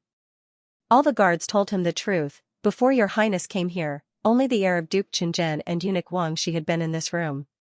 There was no one else. Heir Yi originally came here with his dog. After Heir Yi left, the dog stayed in the room for a while and ran out of the room by itself. As for whether Xianxia had a letter in his mouth when he left the room, the guards didn't know. King Jing rubbed the space between his eyebrows. This didn't make sense. If it was only Yi Qinghuan and Wang Shi, and no one else had entered the room, how could the clothes and the number of peach blossom pancakes be changed? Even if the thief entered the room when the guards weren't paying attention, it was impossible for him to get out. The windows had been sealed long ago. He had made all kinds of arrangements, but it was a fact that the thief came and went freely in his room. Xianxia, Xiongfeng seems to have recovered. Yi Qinghuan was led by Wang Shi into the room with his beloved dog. Xiongfeng excitedly rushed to the fish tank and wagged his tail at the little carp to show that he had completed the task well and asked for praise. Li Yu quickly swam over and wagged his tail at him. Stupid dog, don't always surround me. However, dogs didn't understand fish language. When Xiongfeng saw the fish swimming over, he insisted on poking the fish with the tip of his nose. Separated by the crystal wall, he was hit several times, but he still persevered. Yi Qinghuan looked at his beloved dog awkwardly. This situation suddenly reminded King Jing of something. When Xiongfeng went to deliver the letter to Yi Qinghuan, most of his body was wet. There were still traces of water on the dog's body. However, the fish tank in the room wasn't broken, and Xiongfeng couldn't have entered the fish tank. Then how did Xiongfeng get wet? Everything was wrong. From the unknown young man who always appeared in the room and he couldn't find him, to the clothes and peach blossom pancakes that were touched when no one entered or left the room, he always felt that he was just a little bit away, just a little bit away. Just a little bit, and he would be able to string everything together and then the truth would be revealed. Yi Qinghuan listened to Wang Shi's story one by one and his eyes were a little wide.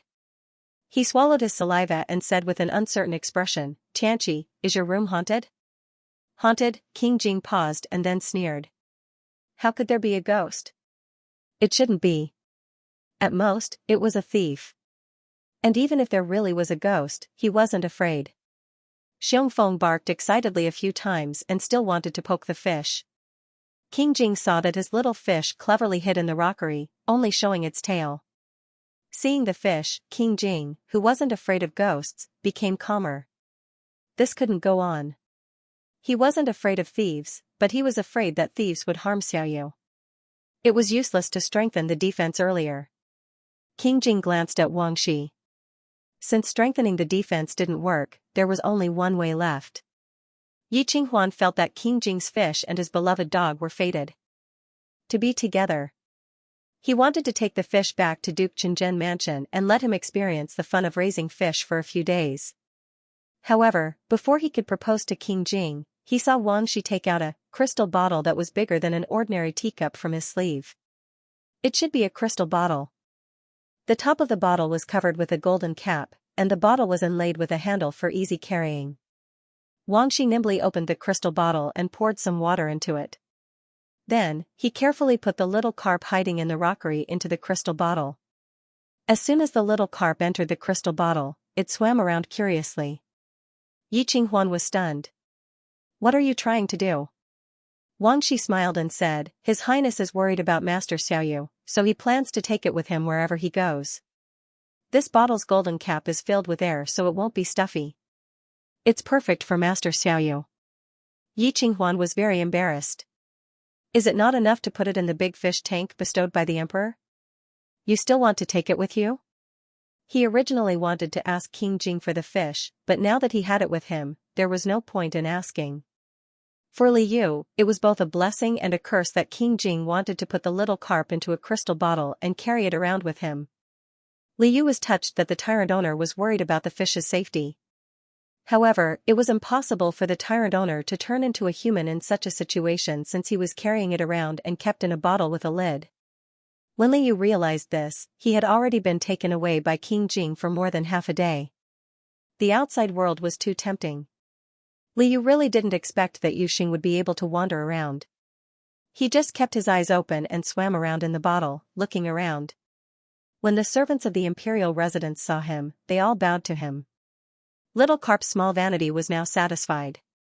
Alright, he was actually bowing to King Jing, who was carrying him. It felt pretty good to occasionally use his connections to intimidate others.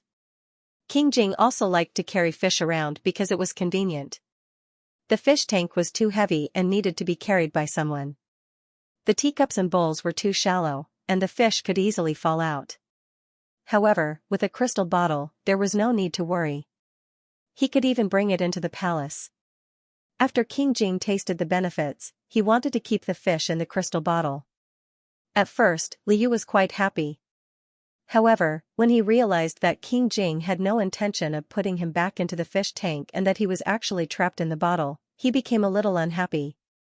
Although the bottle could allow him to stay with the owner at all times, he couldn't do any tasks and couldn't transform back into a human being. He could only watch as many good opportunities passed by him. It was very uncomfortable. Being trapped in the bottle, Yu Xing was as lonely as snow. He had to let King Jing understand that although the bottle was convenient, it was best not to let the fish stay in the bottle for too long for its physical and mental health. Initially, he had wanted to give King Jing a hard slap and show his displeasure by showing his belly. However, when he saw that King Jing had ordered Wang Shi to tie a chain to the handle of the bottle and then wrap the chain around his hand a few times to prevent him from losing his grip and shattering the crystal bottle, he did not want to scare King Jing anymore. King Jing's hand was red because of the chain. Little Carp's heart swelled with jealousy. He felt terrible being trapped in a bottle, but he felt even worse because of King Jing. King Jing had never kept a pet before, so he didn't know what a fish wanted. Putting him in a bottle was a kind gesture. All he needed to do was to let King Jing know that he didn't like being in the bottle. It would be better if he didn't deliberately turn his stomach to scare King Jing. It wasn't as if he had a grudge against King Jing. Li Yu forcefully suppressed his curiosity towards the outside world and quietly crouched at the bottom of the bottle. The little carp was lively and active to begin with. Once it calmed down, it was very obvious. King Jing looked at the fish and was very puzzled. Just now, the fish was still full of energy. Why did it suddenly wilt? King Jing was worried that the gas hole at the top of the bottle would be blocked, so he checked it twice. There was nothing wrong with the crystal bottle. The fish was still listless and did not seem to recover after a long time. King Jing then ordered a servant who knew how to raise fish to come over. He was afraid that the fish would fall sick again. Every time the eunuchs came to check on the fish, it was actually a false alarm. This time, they held the crystal bottle and studied it over and over again, but they couldn't find anything wrong with the fish. King Jing's fish were fine. However, the eunuchs had a lot of pets. They knew that most pets didn't like to be confined, so they gathered their courage and tactfully told King Jing that the fish might not be used to being sealed in a bottle all the time. After all, the original crystal tank that the fish was kept in was very big. If it was changed to a narrow space, the fish would have less space to swim. Over time, the fish would not like to move. After the eunuchs finished speaking, they regretted it.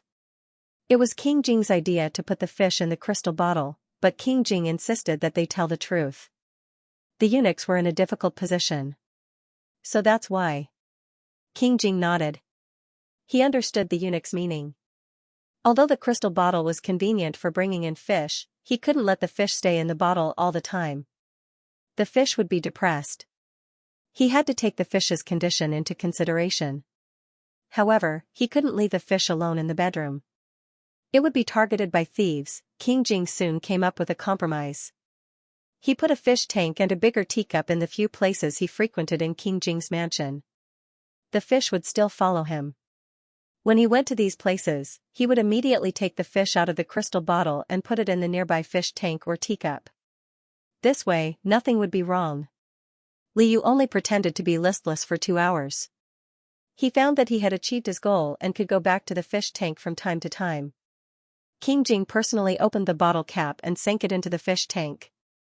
The little carp finally stopped being listless and jumped out of the crystal bottle like an arrow released from a bow. Fish were indeed more suitable to stay in the fish tank. Liu sighed as he swam comfortably in the fish tank. He looked back at the bottle that was still submerged in the water. It wasn't that he didn't like being able to stay with King Jing all the time. After all, it was his master's intention. In order to express his gratitude to his master, the little carp especially danced a seaweed dance around the crystal bottle. He tried his best to convey his thoughts to King Jing. The bottle was very good. He was also happy to follow King Jing around, as long as he wasn't locked in the bottle all the time. King Jing indeed felt that the fish liked it. He smiled and pinched the slippery fish spine. The man and the fish reached an agreement. After being happy for a while, Liu realized that he was still in the fish tank with King Jing. What should he do?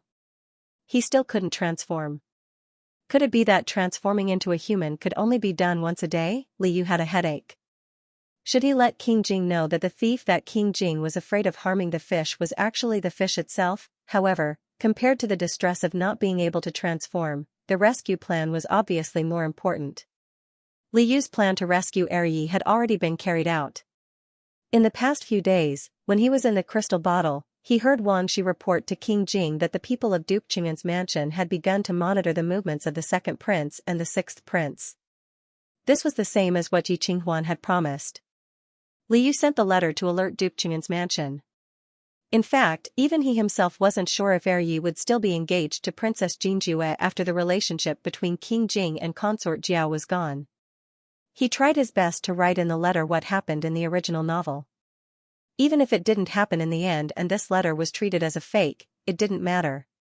At least Duke Qing'an's mansion wouldn't be easily schemed against by the second prince and the sixth prince like in the original novel. Although he had almost been intercepted by King Jing again and his disguise was on the verge of collapse. From time to time, this rescue mission could be considered to be successful overall. However, the side mission related to rescuing Eryi, the Iron Bastion, still hadn't been completed. No notification meant that the mission hadn't been completed because Liu's main goal this time was to rescue Eryi. Whether or not the side mission could be completed and whether or not he could obtain the reward was secondary. However, thinking about it from the other side, did this mean that it wasn't enough to rely on the letter to alert Duke Qing'an's mansion? Eryi might still experience the tragic fate described in the original novel.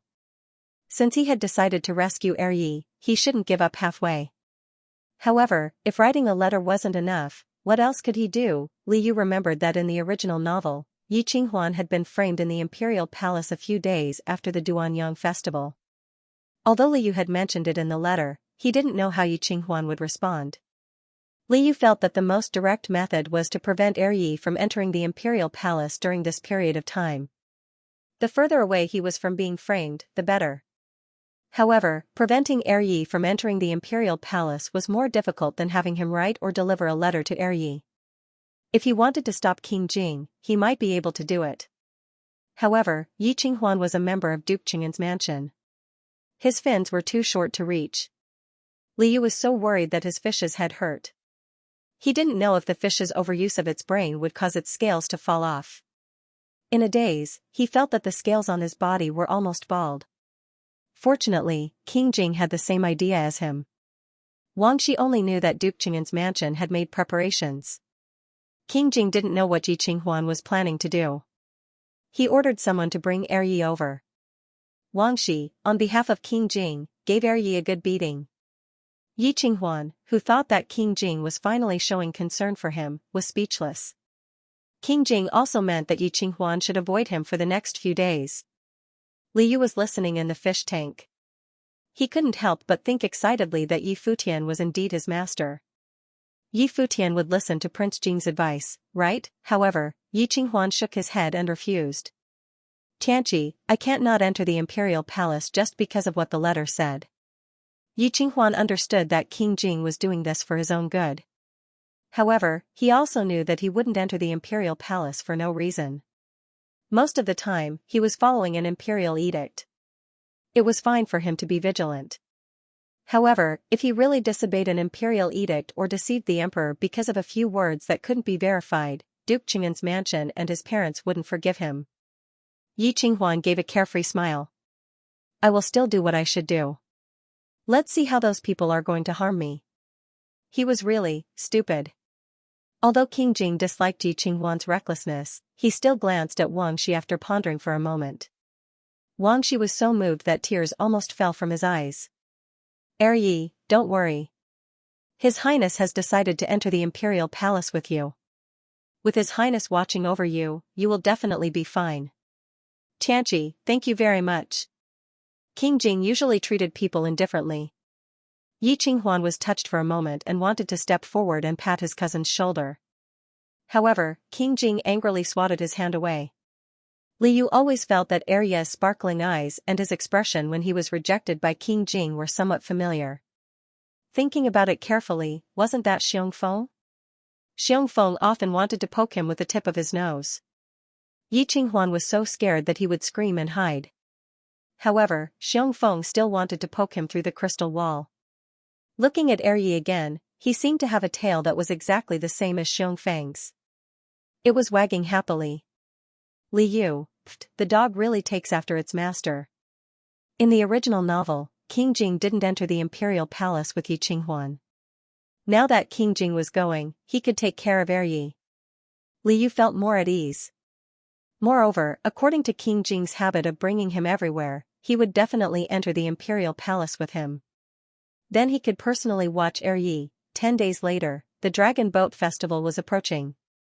The monarch of Jingjue country, Jingjue Wang, came to the imperial city. The emperor invited Jingjue Wang to a banquet in the Hall of Supreme Harmony. Because it was a state banquet, King Jing and Yi Qinghuan were both present. When they saw the beautiful girl beside Jingjue Wang come out to greet the emperor, they looked at each other tacitly. It turned out that this was Princess Jingjue. According to the letter, the person who had nothing to do with them was now in front of them. King Jing and Yi Qinghuan both tensed up at the same time. The emperor had recently received a letter from Jingjue Wang. Jingjue Wang wanted to marry the little princess to the emperor. Considering the diplomatic relations between the two countries, the emperor gladly agreed. As for who the little princess should marry, the emperor went through the list of men of suitable age in the imperial city. The ones with the highest status were naturally his princes. However, Princess Jingjue was an outsider after all. It was not suitable for her to marry a prince. Jingjue Wang also mentioned in the letter that the little princess didn't want to be a concubine. The emperor thought of King Jing. King Jing was unmarried and couldn't inherit the throne. If he married the Princess Jingjue, it would be fine. However, the emperor immediately rejected the idea. King Jing was mute. The Princess Jingjue might not like him. Besides, King Jing was the most noble prince before the emperor appointed a crown prince. If King Jing married an outsider, how would the other princes' wives be arranged? The emperor decided not to choose any of the princes. He would find some other nobles to match the Princess Jingjue. Soon, the crown prince of Duke Qingzhen came into his sight. In the Hall of Supreme Harmony, the emperor smiled and said, Crown Prince Yi, the safety of Jingjue Wang and the princess in the imperial city is in your hands. Yi Qinghuan felt that his blood was cold. He gritted his teeth and knelt down to accept the order. At the banquet, King Jing took out the crystal bottle from his sleeve after he sat down. The etiquette of the state banquet was complicated. He wondered if the little fish was bored. He didn't want to bring the fish to the palace today. However, the little fish went into the crystal bottle and didn't want to come out. Its black jade-like eyes were staring at him. King Jing smiled.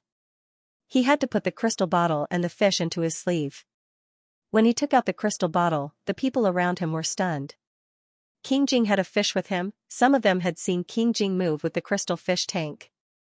They didn't know what to say. The second prince, who was sitting among the princes and chatting cheerfully with others, looked very much like the crown prince.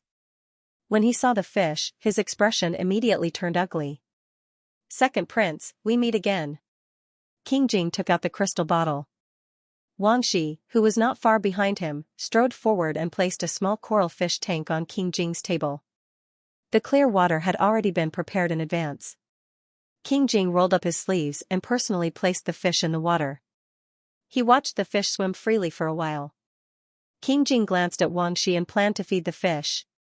Wang Shi knowingly took out the bamboo box that contained the fish food and handed it to King Jing. He then turned around and gave a look to the several eunuchs behind him. The eunuchs quickly brought out the many snacks that they had brought along from King Jing's residence and placed them in front of the fish tank one by one. King Jing took 2 pieces of fish food and placed them in the fish tank. He then picked up a peach blossom cake and gave half of it to the little fish.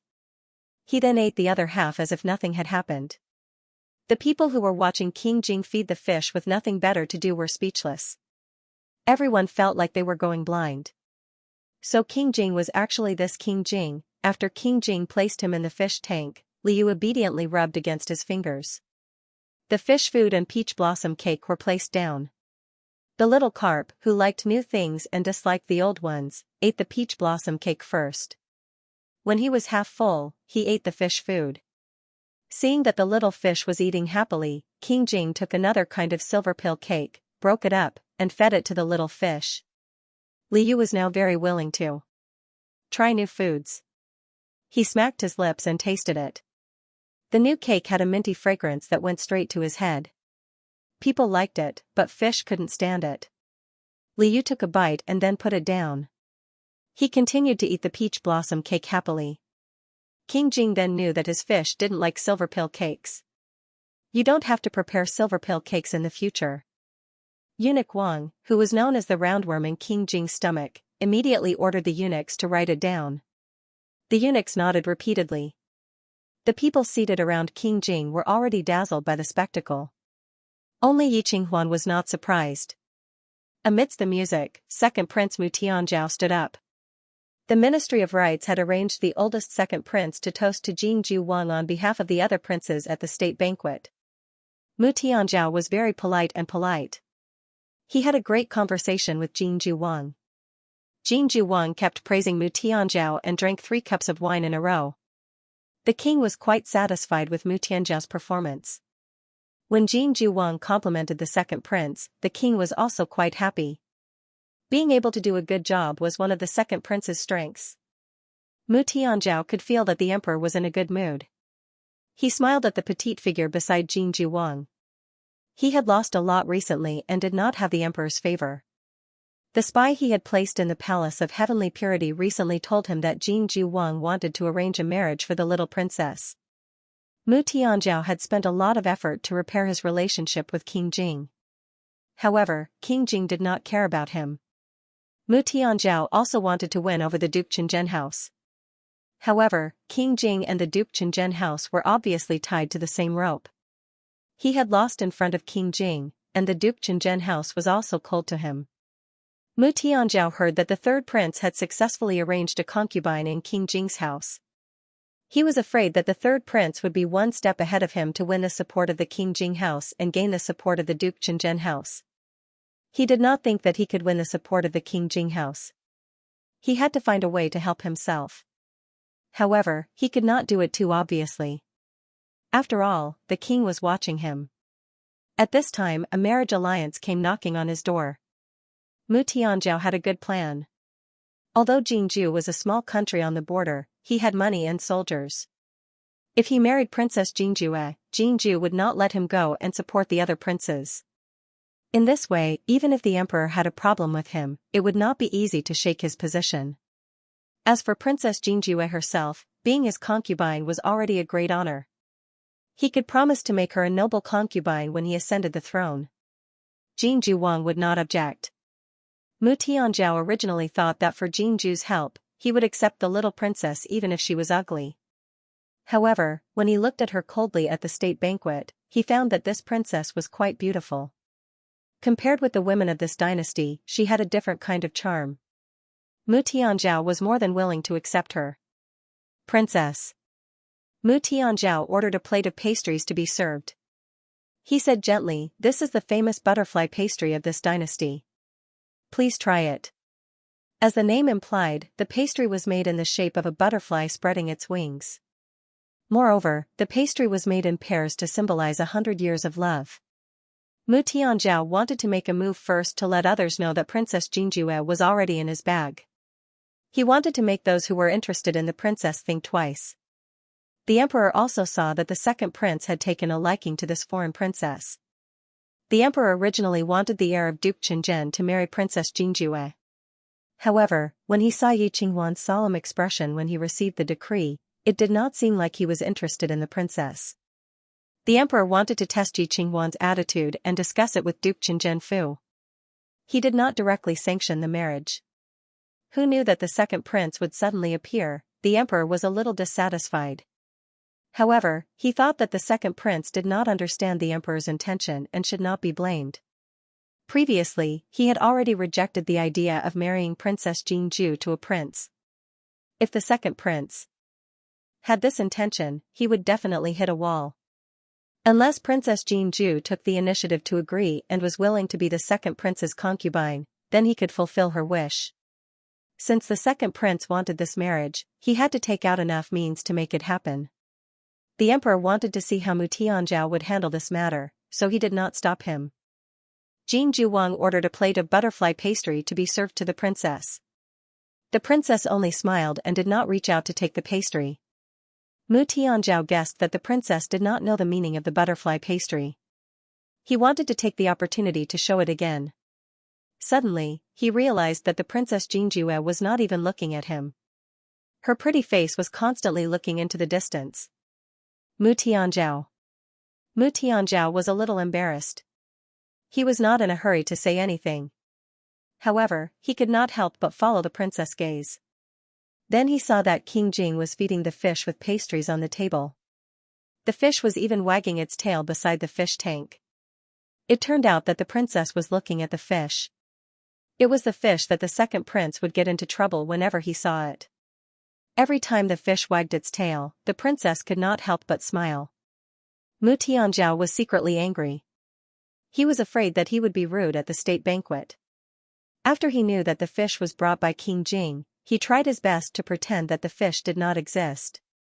However, this fish that did not fit him in the 8 characters of the horoscope was now in his sight. Princess Jingjue was laughing so hard that her face was red. She whispered to Jin Juwang from time to time.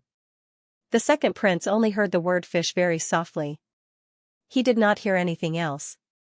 However, that was enough. He was very sure that this damn fish had stolen his thunder. Princess Jingjue was also a blind person. How could a fish raised by a mute be compared with the future crown prince? Mu Tianzhao glanced at the emperor. The emperor also noticed that King Jing was feeding the fish. However, the emperor did not blame him. Instead, he smiled.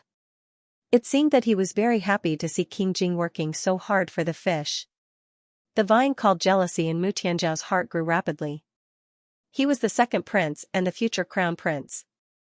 After all, he could not do anything to a fish. Mu Tianzhao sat back down with a gloomy face. His heart was filled with panic. He was stunned for a while. Still, no one paid any attention to him. The second prince then gave a few orders to the servant who was in charge of serving him food. The servant took the order and left. After a short while, he came back with a bowl in his hand. There was a little soup in the bowl. The servant knelt down with trepidation and said, "Your Highness, the kitchen did not prepare carp soup today. The soup has to be boiled immediately. It won't be ready in a short time. I was afraid that Your Highness would wait for too long, so I brought a bowl of white jade ball soup. Your Highness, please have some." Although the servant spoke softly, he could not stop people from staring at the second prince. Mu Tianming, who was sitting not far from the second prince, immediately said loudly, "Second imperial brother, are the dishes at the state banquet not to your liking? Why do you suddenly want to drink carp soup?" Mu Tianming deliberately said the word carp loudly. Many people present looked at the second prince in shock. Then, they all turned to look at King Jing. This was because there was only one carp beside King Jing. Liu raised his head from the fish tank and tilted his head in embarrassment. Aya, I'm so shy. Does the second prince want to use me to make soup? But I'm still eating food at my master's place. Mu Tianzhao felt King Jing's cold gaze on him and inexplicably panicked. However, he clearly did not do anything. Mu Tianzhao gritted his teeth and reprimanded, "Third Imperial brother, you think too much. I just suddenly felt thirsty and wanted to drink some soup." The second prince's heart was extremely twisted. Did others have to criticize him for drinking fish soup? King Jing coldly glanced at Mu Tianzhao. Although Wang Shi stood on the side and did not say anything, he was already cursing on behalf of King Jing in his heart. The emperor frowned. Drinking a bowl of fish soup was not a big deal. However, only King Jing brought the fish over. The second prince's intention to target him was too obvious. Perhaps even the second prince himself did not expect his actions to be exposed by the third prince in a fit of pique. The emperor had a good impression of the little carp and also felt that the second prince was being impulsive. Princess Jingjue had been looking at King Jing's fish from afar. She had looked at it several times and liked it very much. Knowing that the second prince wanted to drink fish soup, the little princess stood up and said angrily, "Your second highness, the fish is so cute, but you want to drink fish soup in front of it. I didn't expect you to be this kind of person." Princess Jingjue did not like the butterfly crisps that the second prince had given her. Although she was young, she had already seen through the second prince's schemes against her and Jinju. She also knew that if she married the second prince, she would only be a concubine.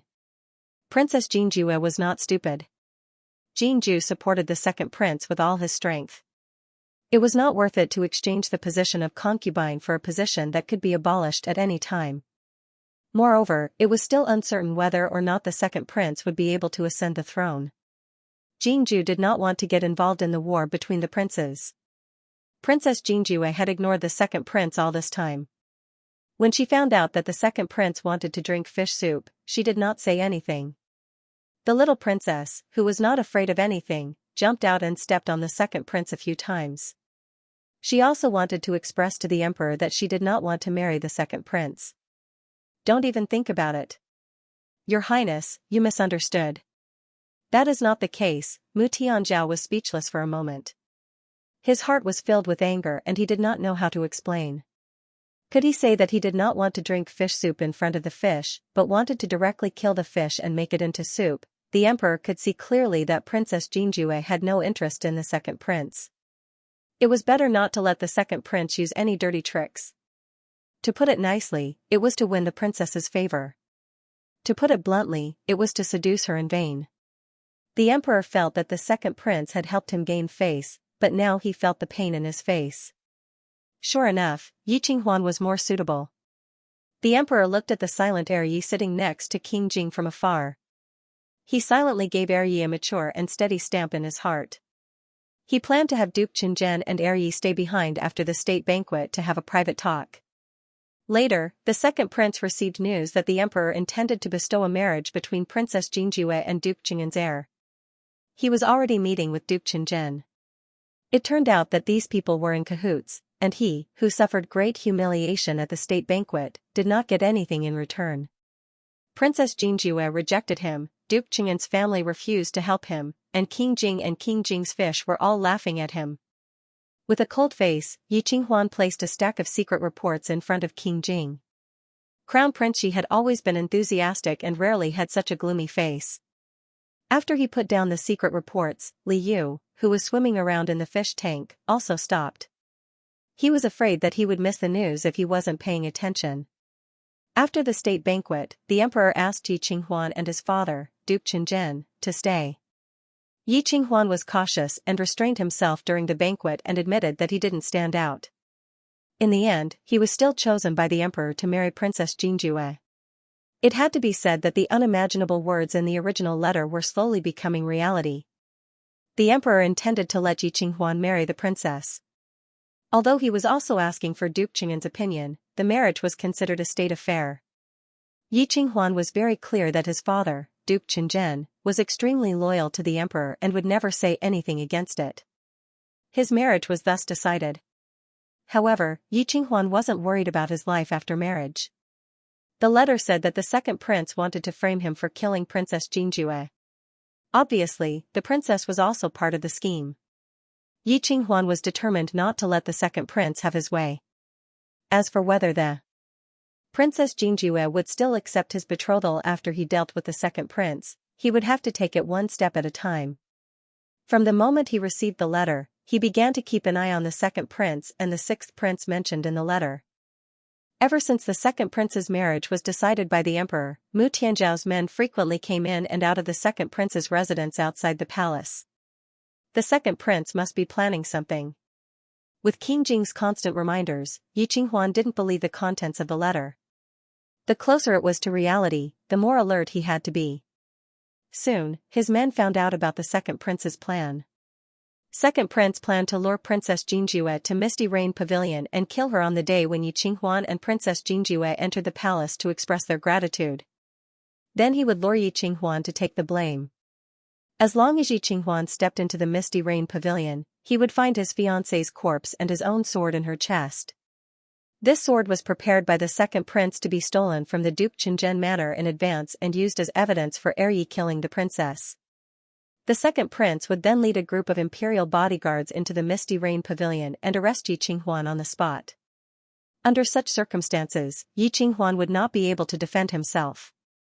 The second prince's plan was to slander Yi Qinghuan for ruining the marriage alliance and killing the princess. Most of what was said in the letter matched, but there were also some things that didn't match. The letter said that the sixth prince had also tampered with it, and warned Yi Qinghuan not to trust the sixth prince. However, Yi Qinghuan only found the second prince, and there was no movement from the sixth prince. Compared to the second prince who was used to acting, and the third prince who wanted to compete with the second prince at all times, the sixth prince was transparent. Even on such an important occasion as the state banquet, he didn't even approach the emperor. Yi Qinghuan wondered if there was a mistake in the letter. After all, there were too many mistakes in the letter. It was a miracle that Yi Qinghuan could be patient enough to read and understand the letter. However, since the sixth prince didn't do as the letter said, they had no way of knowing who the sixth prince would harm. King Jing and Yi Qinghuan discussed it over and over again, but still decided to have people keep a close eye on the sixth prince. In addition, they also discovered that the second prince had secretly prepared cinnabar frost. It was obvious that he was going to poison the princess, but for the time being, they didn't know who he was going to target. In any case, he definitely wasn't going to poison the Princess Jingjue to death, because the princess had to be killed by the heir apparent of Duke Qingzhen's sword in order to frame her. Poisoning her was unnecessary. Yi Qinghuan made the necessary arrangements. The emperor's imperial edict for the marriage was quickly issued on the day of the Duanyang festival. Soon, he would have to enter the palace to express his gratitude. King Jing's residence. He had agreed to enter the palace with heir apparent of Yi. On the day of the ceremony, King Jing had already changed into a casual outfit. He wore a black crown on his head and casually covered it with a sapphire blue brocade robe with silver trimmings. Ordinary people weren't allowed to carry a sword when entering the palace, but King Jing was a noble prince. In addition to a sword hanging from his waist, he also calmly stuffed a dagger into his cloud-patterned boots. He looked like he was going to fight the second prince to the death. Liu was anxiously swimming back and forth in the crystal fish tank. He also wanted to go. Now that King Jing couldn't be together with concubine Xiao Jiao, the premise that the Duke Qinzhen mansion had no choice but to help the third prince didn't exist. In reality, he didn't know if the second prince and the sixth prince would act according to the original book. Moreover, what if there were some details that he didn't pay attention to when he was reading the book? In the original book, he couldn't remember the name of the imperial princess who was harmed by the sixth prince. In the original book, she was only mentioned in one sentence. She couldn't even be considered cannon fodder. Therefore, he could only simply remind Yi Qinghuan to be careful of the sixth prince. He believed that with the cooperation of heir apparent of Yi and King Jing, if the sixth prince really wanted to do anything, they would definitely be able to stop him in time. He simply wanted to stay by King Jing's side and inquire about first-hand information, just in case. He originally thought that King Jing would bring him along, but King Jing didn't take out the crystal bottle. Without the crystal bottle, it meant that King Jing wouldn't bring him along. If he couldn't enter the palace with King Jing, he definitely wouldn't be able to enter the palace by himself. The plumfish swung its tail and jumped from the crystal fish tank to the teacup. After jumping a few times, it wanted to jump onto the crystal vase on the table. However, the vase was polished and smooth. The little carp with water stains jumped onto it. Before it could stabilize itself, it slid down from the vase and almost hit its head on the ground. King Jing's eyes were sharp and his hands were quick. He caught the fish and placed it into the petal-shaped teacup. Liu, sob sob sob. If he didn't put him in the bottle, would King Jing be determined not to bring him along? Liu jumped again. This time, he mustered up his courage and jumped onto King Jing's shoulder. His fins tightly clung onto King Jing's robe.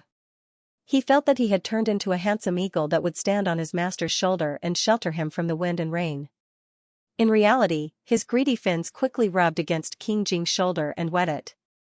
King Jing, Liu flopped on King Jing's shoulder. It's not like that. King Jing wiped away the water droplets on his cheeks and picked up the fish.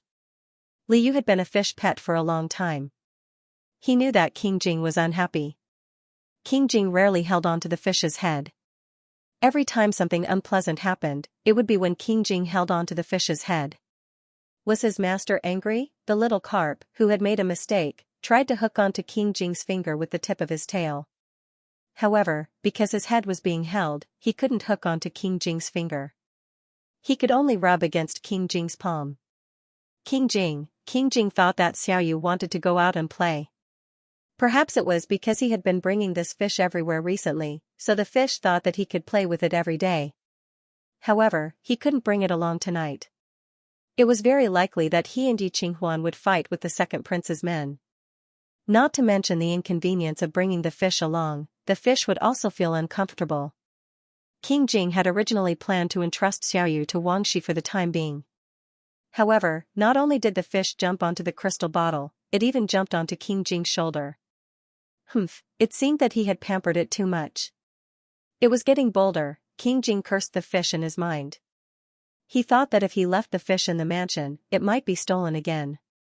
Anyway, he would need to use the palace's manpower for this trip. It was necessary to go to Jingtai Palace. He might as well bring the fish to Jingtai Palace for a few hours and ask Wang Shi to follow him. King Jing sighed silently. He accepted his fate and stuffed the fish back into the crystal bottle. Then, he changed into his outer robe. Liu, who could enter the palace as he wished even if he made a mistake, thought, oh, the plan worked. King Jing entered the palace with the fish and met Yi Qinghuan at the palace gates. He took the crystal bottle while Yi Qinghuan held Xiongfeng's chain. Yi Qinghuan smiled and said, I knew you would bring the fish along. I also brought Xiongfeng along. Let's get down to business later. Xiongfeng and Xiaoyu can keep each other company. Liu thought. No way. He also needed to get down to business.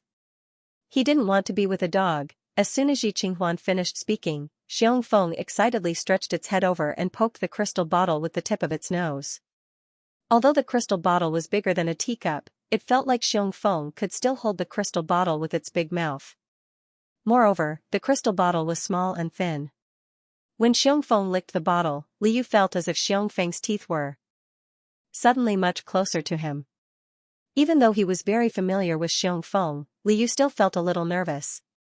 King Jing handed the crystal bottle to Wang Shi. Wang Shi had already tidied up the blue and white porcelain fish tank that little Liu used to stay in at Jingtai Palace. She put the fish in it. Liu heaved a sigh of relief. Only now did he feel safe. Before entering the palace, King Jing and Yi Qinghuan had discussed and agreed to ensure Princess Jingjue's safety first. They didn't want the second prince to really harm her. However, Princess Jingjue and the two of them didn't know each other, so it wasn't convenient for them to send people directly. King Jing was inspired by the letter, so he wrote an anonymous letter to Princess Jingjue. It said that someone wanted to harm the princess, and it was King Jing's idea. Yi Qinghuan personally delivered the letter. After all, Yi Qinghuan was in charge of the Jin Jinjue and the little princess's safety. No one would know if he delivered the letter himself. It was said that when Jin Jinjue received the letter, he was furious. He summoned his confidants to study the letter for a whole night. Because he didn't know what the letter meant, Jin Jinjue ordered his bodyguards to protect the princess at all times. He didn't even forget to enter the palace to thank the emperor. The emperor didn't know why, but he felt that Jin Jinjue was being too cautious. The palace was quite safe, but it was just a small matter. The emperor didn't bother to restrain Jin Jinjue. Right now, Princess Jinjue had 16 bodyguards around her. And that was the number that could be seen. Even if they couldn't see it, there would be more. Once Princess Jinjue was safe, the second prince's plan would fail. A few days ago, the second prince's men sneaked into the Duke Qingzhen palace under Yi Qinghuan's nose. In order to give the second prince a big present, Yi Qinghuan picked a special sword and let it be stolen on purpose. This made the second prince think that everything was going according to plan. King Jing and Yi Qinghuan waited after they settled their pets. Not long after, their confidants reported that an unknown person tried to get close to the Princess Jinjue. The Princess Jinjue's bodyguards saw through him and beat him up. King Jing and Yi Qinghuan looked at each other. They both guessed that the man was sent by the second prince to trick the Princess Jinjue. "It's time to go," Yi Qinghuan said softly. It was time to go to the Misty Rain Pavilion to meet the second prince. King Jing nodded at Wang Shi and patted the little carp's head. He led his men and walked into the night with Yi Qinghuan. Li Yu watched as King Jing left. He stayed in the fish tank and quietly analyzed the current situation. Why hadn't the sixth prince made a move? It was probably because King Jing wasn't with Qianyu. The Duke Qingzhen Palace was an ally that the third prince and the sixth prince hadn't won over. There was no need to take the risk to get rid of them. Therefore, this should be the second prince's one-man show. But he didn't understand why the second prince still wanted to carry out this plan when the sixth prince had already withdrawn. Perhaps narrow-minded and short-sighted people would always make the same decisions. Li Yu was thinking that he could only wait for news in Jingtai Hall. Suddenly, he heard a soft click. Xiong Feng, who was lying near the fish tank, looked up alertly. It wasn't Wang Shi. Li Yu had some recollection of Wang Shi's footsteps. The sound came from the window. Wang Shi was in Jingtai Hall. He couldn't have climbed through the window. With the help of the candlelight in the room, he saw a black shadow jump through the window. Who was it? Li Yu immediately thought of the female assassin. His fish body trembled. Xiong Feng was indeed a dog that had to protect the fish. He immediately barked. The black shadow dawdled in front of the table for a while and was about to come over. Xiong Feng pounced on him and bravely bit his hand, causing him unbearable pain. "What's going on?" Wang Shi's voice sounded. The surrounding guards were also alarmed. Seeing that the situation was bad, the black shadow immediately covered his hand and turned back. Wang Shi was very upset that he couldn't catch the person. Fortunately, the fish and the dog were fine. Wang Shi took a box of fish food from the table and was about to feed his two masters. Xiong Feng wagged his tail happily. Wang Shi poured the fish food into a jade plate. Xiong Feng was about to pick it up when Li Yu remembered that the black shadow touched the table for a while. A strange feeling welled up in his heart. Li Yu immediately swung his tail and hit a blue bead that he often played with in the fish tank towards the jade plate. Because he used too much force, the bead knocked over the jade plate and the fish food fell to the ground. The little carp rarely lost his temper like this. Wang Shi was surprised. "Master Xiaoyu, what's wrong?" Wang Shi's eyes fell on the fish food on the ground. For a moment, he seemed to have seen something. Could it be? Wang Shi quickly took out a silver needle from his arms. No one would test pets for poison. Wang Shi was also afraid that something would go wrong. He would rather think too much. The silver needle was inserted into the fish food. After a while, it was pulled out. The needle tip was already black.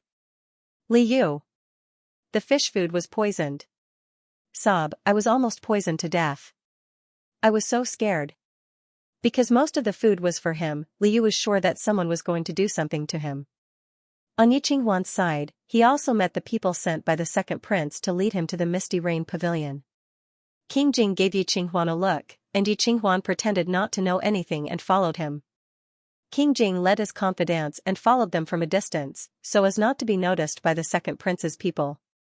When they arrived at the Misty Rain Pavilion, they saw a woman lying on the ground with Yi Qinghuan's sword still stuck in her body. Soon, the second prince arrived with the imperial bodyguards. The second prince glanced at the dead woman, who was wearing the uniform of gold Jew. Mu Tianzhao was pleased, but pretended to be surprised and said, "Heir of Duke Qinzhen, why are you here? What did you do to the princess?" Yi Qinghuan was about to answer, but the emperor's bright yellow robe had already moved to the Misty Rain Pavilion. Of course, this was also the second prince's plan. The second prince secretly told the emperor that he had heard that Heir Yi and Princess Jingjue were having a private rendezvous in the Misty Rain Pavilion. The emperor felt that although the marriage was already arranged, it was still inappropriate, so he came to reprimand them. Who would have thought that he would run into a murder case? What is going on? The emperor looked at the woman on the ground with suspicion, and then looked at Yi Qinghuan. Yi Qinghuan said calmly, "Your Majesty, I have just arrived here. I don't know what is going on, but the second prince has already appeared." Mu Tianzhao felt that his tone was a little strange, but after thinking carefully, he didn't find any flaws in his plan. Mu Tianzhao swept away all the resentment in his chest and retorted, "Anyone with eyes can see what is going on. Heir Yi, you killed the princess first, and you still want to quibble?" The second prince pointed at the sword in the woman's chest. "This should be Heir Yi's sword, right?" The emperor realized the seriousness of the problem. Could it be that Princess Jingjue was really dead? Killed by Yi Qinghuan, the emperor gave the order, and the imperial bodyguards went to investigate. The second prince made it sound like it was true.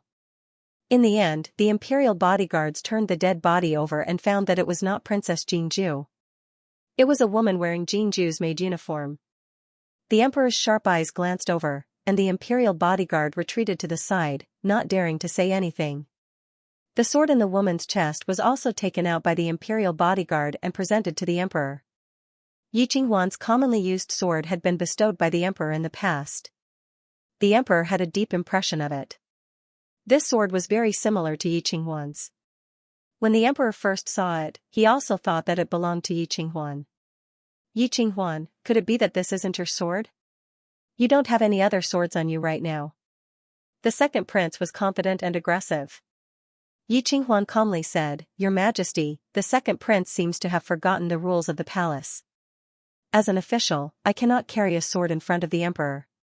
When I entered the palace, I took off my sword and handed it over to the imperial bodyguard for safekeeping." The emperor nodded. Since Yi Qinghuan said so, the emperor immediately ordered someone to retrieve the sword. After a while, the imperial bodyguard returned with Yi Qinghuan's sword. How could there be two swords? It was the second prince's turn to be uneasy. Yi Qinghuan solemnly asked the emperor to examine it. The emperor carefully compared the two swords placed in front of him. In all honesty, if the two swords were separated, they looked very similar.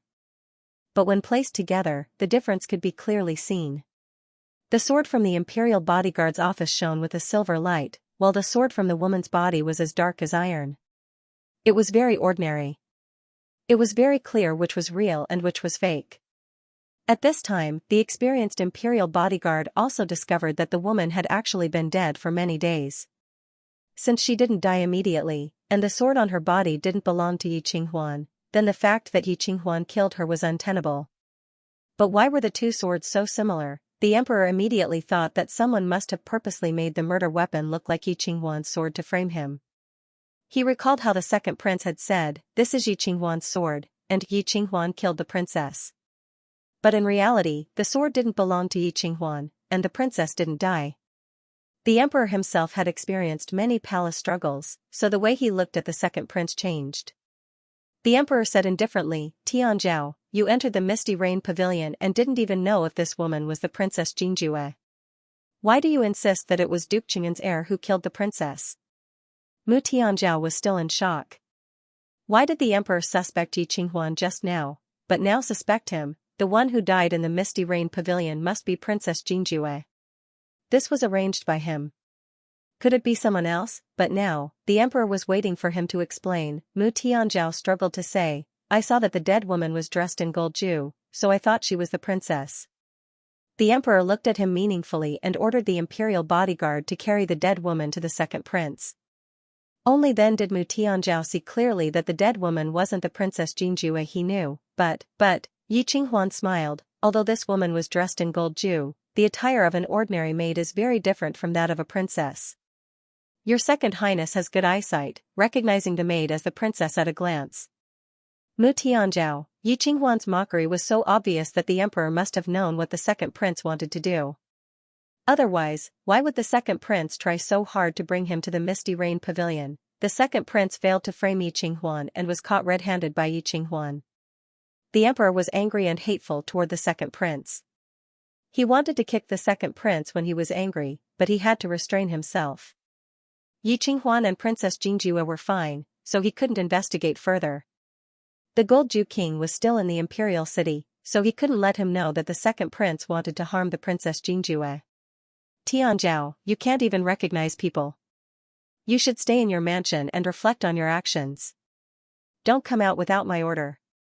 The emperor had never spoken to the second prince so harshly. Yi Qinghuan knew in his heart that the emperor would probably let second prince go. If second prince fell into this trap, there was only one way out for him. But now it was clear that second prince was framed, but the emperor would not really do anything to second prince. However, there was still a long way to go. The second prince couldn't uproot the Duke Qingzhen mansion, so he couldn't blame the Duke Qingzhen mansion for treating him as an enemy. There were many ways to cripple someone. Yi Qinghuan was a man of integrity, but it didn't mean that he didn't know how to fight back after being slapped in the face. If you hit me, I'll hit you back. It was the right thing to do. Today was the plan that he and King Jing came up with. The dead woman was just an unknown female corpse in the prison. It was used to make the second prince think that their plan had succeeded and make him let down his guard. The emperor comforted Yi Qinghuan personally, and Yi Qinghuan didn't hold the second prince any longer. The emperor sighed in his heart. That day at the state banquet, he already felt that the second prince was not right, but he didn't expect the second prince to almost get into big trouble. He usually looked quite capable, so how could he be so impulsive because of an arranged marriage? If they didn't give it to him, would he destroy it? The emperor couldn't understand the second prince's grievance, but the ruthlessness with which he schemed against the Duke Qingzhen mansion made the emperor somewhat wary. At this time, King Jing slowly walked over. When the emperor saw his other son, he smiled tiredly. Tianqi, you also came? Mu Tianqi walked over and bowed respectfully. Then, to everyone's surprise, he silently took out a memorial tablet from his bosom. The emperor was wondering why King Jing would suddenly take out such a thing. For a moment, he didn't like it, but when he saw the words on the memorial tablet, the emperor swallowed the words of reprimand he was about to say.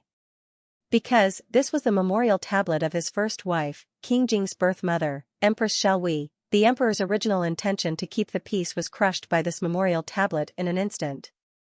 Only then did he remember which family the Duke Qingzhen mansion was. This was Empress Xiaowei's maternal family, her family.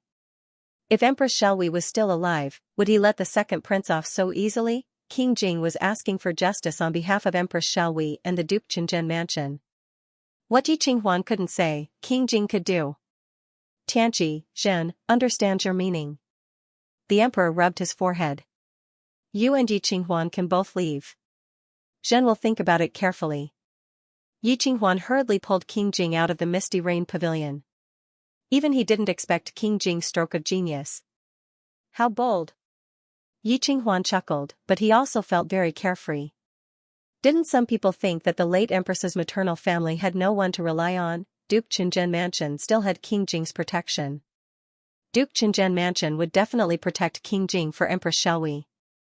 It was rare for King Jing to smile in front of his cousin. Yi Qinghuan went to the Misty Rain Pavilion first. He followed behind for a while, then took the risk to go to the Changchun Palace to get his mother's memorial tablet. It really came in handy. In his opinion, if he wanted to beat the second prince, he had to beat him harder, so that he wouldn't have a chance to get up again. Yi Qinghuan agreed. Someone leaked the news to the Jinju King. When the Jinju King found out that the second prince was plotting against his daughter, he was furious.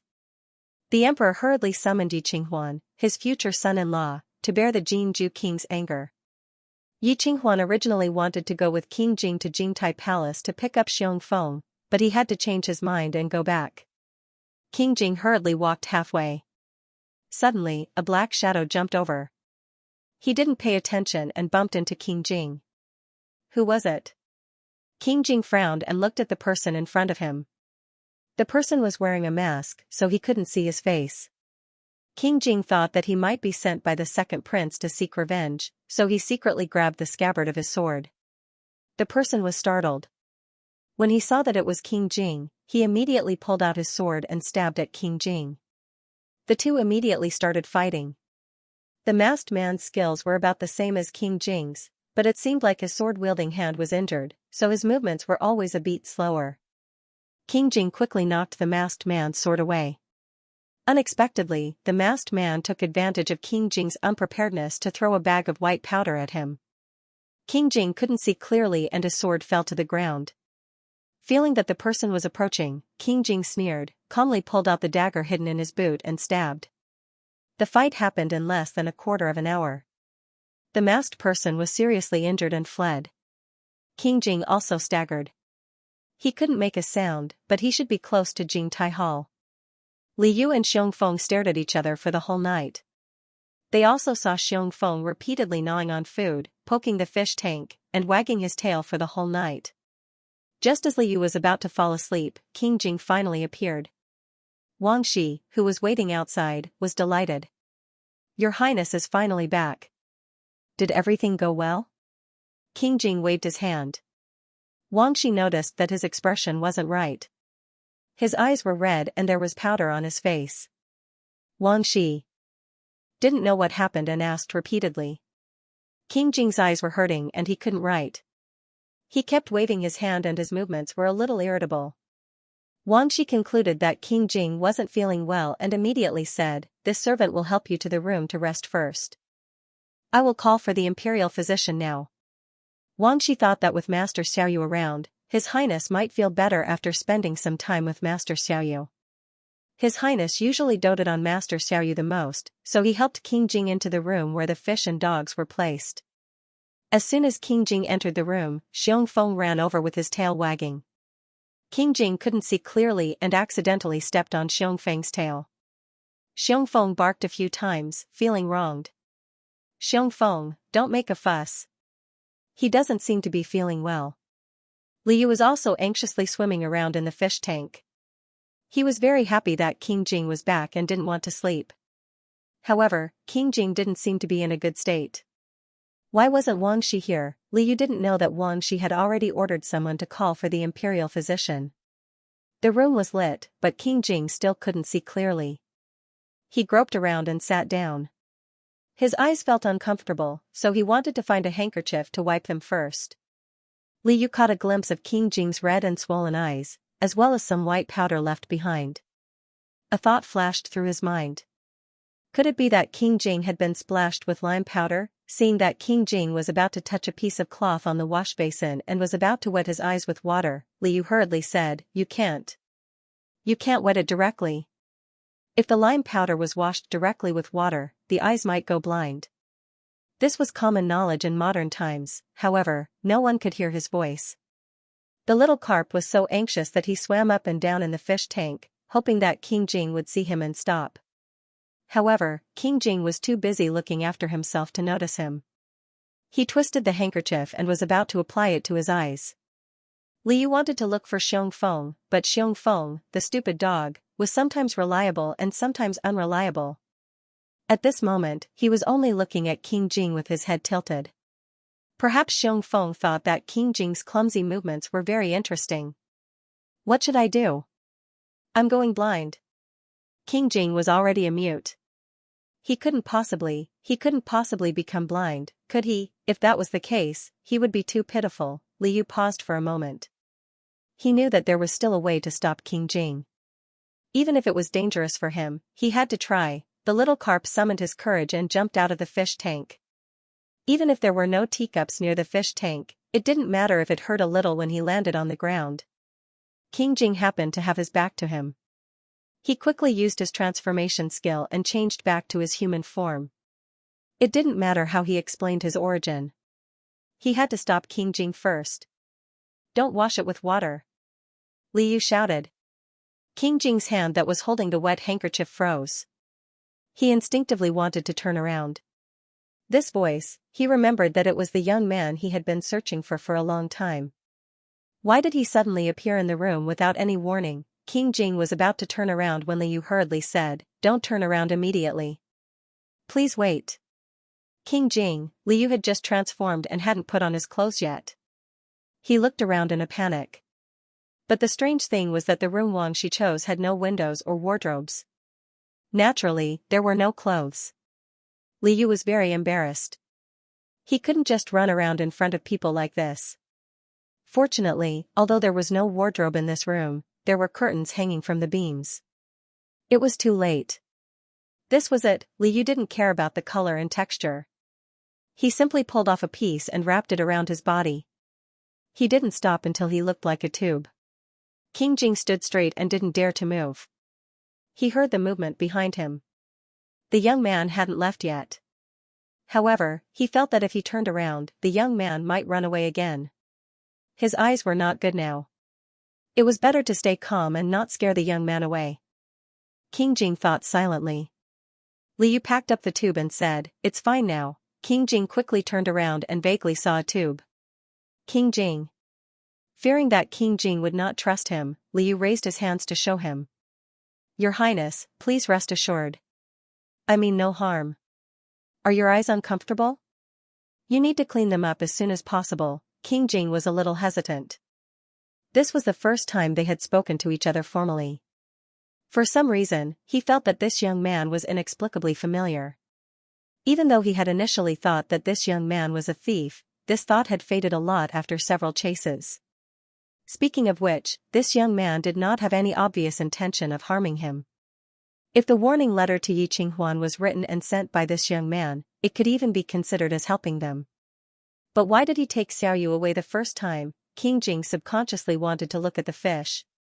Li Yu was frightened. He originally had a pillow that looked exactly like a fish, but it had disappeared at some point. Li Yu had not paid much attention to it. So, there was nothing in the fish tank now.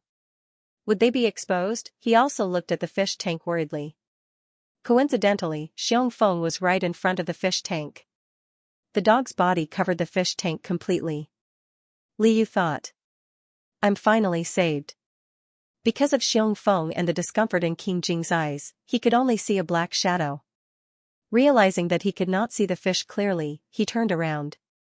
Li Yu was relieved, but King Jing was still unmoved. Li Yu was afraid that King Jing was still suspicious of him. In a hurry, he hugged King Jing's arm and said, "Don't doubt me. I'm really not a bad person. I just want to help you take out the thing in your eyes." When he was still a fish, he often jumped into King Jing's hands. It was normal for him to have contact with King Jing. For a moment, he even thought that King Jing was a tyrant. Hugging his arm was nothing to him. What he was afraid of was that King Jing thought he was a bad person and wanted to kill him. Li Yu, who was still a fish, hugged him even tighter.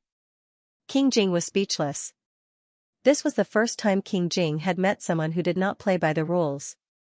For a moment, he was uncomfortable and could not push him away. Li Yu tempted him, "Just let me give it a try. If it doesn't work, you can punish me." King Jing thought that since he couldn't play any tricks in front of him, he might as well give it a try. For the time being, he groped his way to the table and sat down. Li Yu carefully wiped her hands clean and found a new dry handkerchief. After making sure that there were no water stains, she sat beside him and gently opened his eyelids to remove the powder that had gotten into his eyes. Fortunately, there wasn't a lot of powder. Li Yu moved quickly and quickly picked it out. He could clearly see that it was indeed lime powder. Li Yu had learned in the real world that when quicklime melted, it would dissipate a large amount of heat. If lime powder entered the eyes and directly washed it with water, it was very likely to burn the eyes. It seemed that turning into a human to stop King Jing was very timely. Otherwise, the consequences would have been unimaginable. Li Yu was worried that there might still be traces left, so he blew on King Jing's eyes. King Jing was much more relaxed now and could clearly see the young man in front of him. He was so close to him that he could clearly see the young man's drooping eyelashes, the tip of his nose that was slightly sweaty, and the pair of lips that were seriously pursed and bright red. A warm breath brushed past him. King Jing realized that Liu was blowing on his eyes and suddenly felt that it was rude of him to look away. However, he caught a glimpse of the young man's bare feet. There were still some water droplets on his round toes. King Jing's curiosity towards this young man had snowballed like a rolling snowball. Liu repeatedly confirmed that there was no more lime powder in King Jing's eyes. Only then could he use a large amount of water to wash them. He remembered that there was a wash basin in this room. The water that the servants prepared in the wash basin was usually dried and could be used. Liu wanted to get the wash basin, but King Jing mistakenly thought that he was going to escape. When he got up, King Jing grabbed his arm tightly. Liu instantly understood what he meant. He didn't know whether to laugh or cry. I'm just going to get some water. The powder has already been removed. You can wash them now. Who knew that the other party would resolutely refuse to let go of his hand despite his persuasion? King Jing, whose eyes had almost recovered, got up on his own. He grabbed Liu and walked to the wash basin together. When King Jing stood up straight, Liu could only reach his shoulder. Liu was thinking about how to get King Jing to sit back down when King Jing slightly lowered his head and looked at Liu with his dark eyes. This should be asking him to wash them, right? Liu could be considered to have personally experienced King Jing's stubbornness. With this awkward posture, he didn't use a wet towel. Instead, he continuously scooped up water and poured it into King Jing's eyes, using the water to wash King Jing's eyes. After repeating this several times, although King Jing's eyes were still red and swollen, he didn't feel any discomfort. For the sake of caution, Liu said to him, "Your Highness, please ask the imperial physician to take a look later. You may still need to apply medicine." King Jing nodded. Liu and King Jing looked at each other for a moment. Only then did he realize that he had completely exposed his human form in front of King Jing. This was actually not a big deal. After all, it wasn't like he hadn't exposed his human form before. The problem was that King Jing was holding on to him and wouldn't let go. He secretly tried to pull his hand away several times, but to no avail. He could only maintain his human form for an hour. What if he turned into a living fish later? He had to quickly think of a way to send King Jing away, or send himself away. As soon as King Jing's eyes recovered, he couldn't help but observe the youth in front of him. His gaze moved from the youth's face to the youth's clothes. This time, the youth's two fair arms were exposed. His body was wrapped in a strange cloth that almost covered his knees. His calves were bare, and his delicate ankles dangled casually. King Jing couldn't help but wonder why this person always dressed so strangely. "Who are you?" King Jing dipped the water in the basin nearby and wrote on the table. There were many questions that he wanted to ask. This was the first and also the easiest one. Liu shook his head and pretended that he didn't understand. It wasn't that he didn't want to say anything, but that he didn't exist in the book. Anyway, there was no such person in the book. If he hastily told a lie, he would have to spend a lot of effort to cover it up. In that case, he might as well not say anything at all. Perhaps, Liu had a sudden thought. Perhaps if he kept silent, King Jing would lose his patience and leave this room. He was very worried that he would hear the countdown to maintain his human form in the next moment. That would be terrible. Liu's heart was in a mess, but he still had to pretend to be calm on the surface. Seeing that he didn't answer, King Jing continued to write instead of asking. "Why are you here? Why did you save me?" Liu resisted the urge to talk to King Jing again and continued to shake his head. King Jing frowned. He asked so many questions, but he didn't answer any of them. Could it be that he didn't understand? Yes, King Jing recalled the letter that Yi Qinghuan received. The handwriting on it was very bad. He originally wondered how there could be such bad handwriting in the world. So it was this person. He didn't understand, so he didn't know how to write. King Jing glanced at Xianxia. Xianxia didn't have much of a reaction to this young man's appearance. He should be very familiar with this young man, so he could use Xianxia to send the letter. King Jing was comparing and analyzing in his heart. Liu's scalp was numb from the constant scrutiny he gave him. He felt that he couldn't pretend anymore and was about to run away. At this moment, eunuch Wang Shi, who went to summon the imperial physician, knocked on the door. Your Highness, the imperial physician is here. There was really no such thing as a dead end. Hearing Wang Shi's call, Li Yu's eyes lit up. King Jing keenly captured his suddenly relaxed expression and immediately realized that he was planning to escape. King Jing smiled. How could he let him escape when he was already in such a situation? The imperial physician was right outside the door. Without King Jing's permission, he didn't dare to enter. Wang Shi entered the door to ask for instructions and saw King Jing sitting leisurely in a chair. Beside him was an unfamiliar young man who was wrapped up in a blanket. Because Li Yu was dressed very boldly, eunuch Wang was too shocked and mistook the blanket for a quilt. At first, he didn't recognize the young man. Eunuch Wang was roaring in his heart. It was just the time he went to find the imperial physician. How could a little vixen come to seduce his highness? But looking at his highness's expression, he didn't seem to be too angry. King Jing wasn't just not angry. After being plotted against, his mood was strangely good. Eunuch Wang, who put King Jing first, thought quickly. In fact, as long as his highness was happy, it wasn't impossible for a little vixen to seduce him. It was better not to ask too much. Wang Shi pretended not to see Li Yu and respectfully said to King Jing, the imperial physician is already waiting outside. Would your highness like to summon him? King Jing didn't nod. Instead, he got up and tidied his clothes to go out. Wang Shi hurriedly followed King Jing to take care of him. Before King Jing went out, he deliberately glanced at Li Yu. Li Yu didn't understand for a moment and thought that he was free. He let out a long breath and could finally change back with peace of mind. He was still worried and walked to the door. He peeked through the crack of the door. The door wasn't closed tightly. He saw that Wang Shi had set up a seat outside the door. King Jing was sitting steadily. The imperial physician was beside him with his head lowered, taking King Jing's pulse. Li Yu, damn, could this person be any more shameless? He transformed to save him, not to let him trap him in the room. He had already checked the room. There wasn't even a window, only a door. It was supposed to be the safest place, but now it had become the most inescapable cage. Li Yu turned to Xiongfeng and sobbed, "Good Xiongfeng, only you can help me now." Xiongfeng, who was completely unaware of the situation. After the imperial physician finished taking King Jing's pulse, he looked at his eyes and praised, "Fortunately, your highness handled it well. Your eyes are fine now. I will prescribe a prescription to improve your eyes and detoxify them. Your highness will be fine after taking it." King Jing curled his lips. He also felt that the young man had handled it well. King Jing ordered Wang Shi to reward the imperial physician. After the imperial physician left, King Jing wanted to return to the room. Wang Shi thought that he was in a hurry to meet the little demon in the room, so he hurriedly stopped him. "Your highness, you're not here today. Someone broke into Jing Tai Hall and poisoned it." Wang Shi explained everything in detail, including how the person sneaked into Jing Tai Hall, how Xiongfeng bit his hand, how the fish food was poisoned, how the master of the small fish knocked over the jade plate, and how the fish and the dog were all fine. Wang Shi informed King Jing because he was afraid that the little demon in the room was of unknown origin.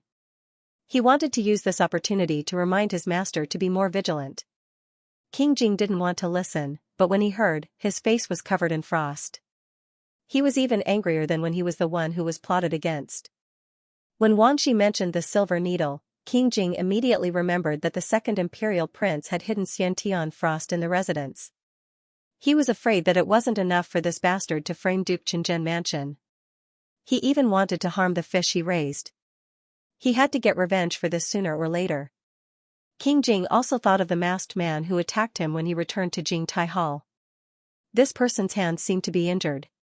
Could it be the same person who was bitten by Xiongfeng, as Wang Shi said? It should be Mu Tianzhao's lackey.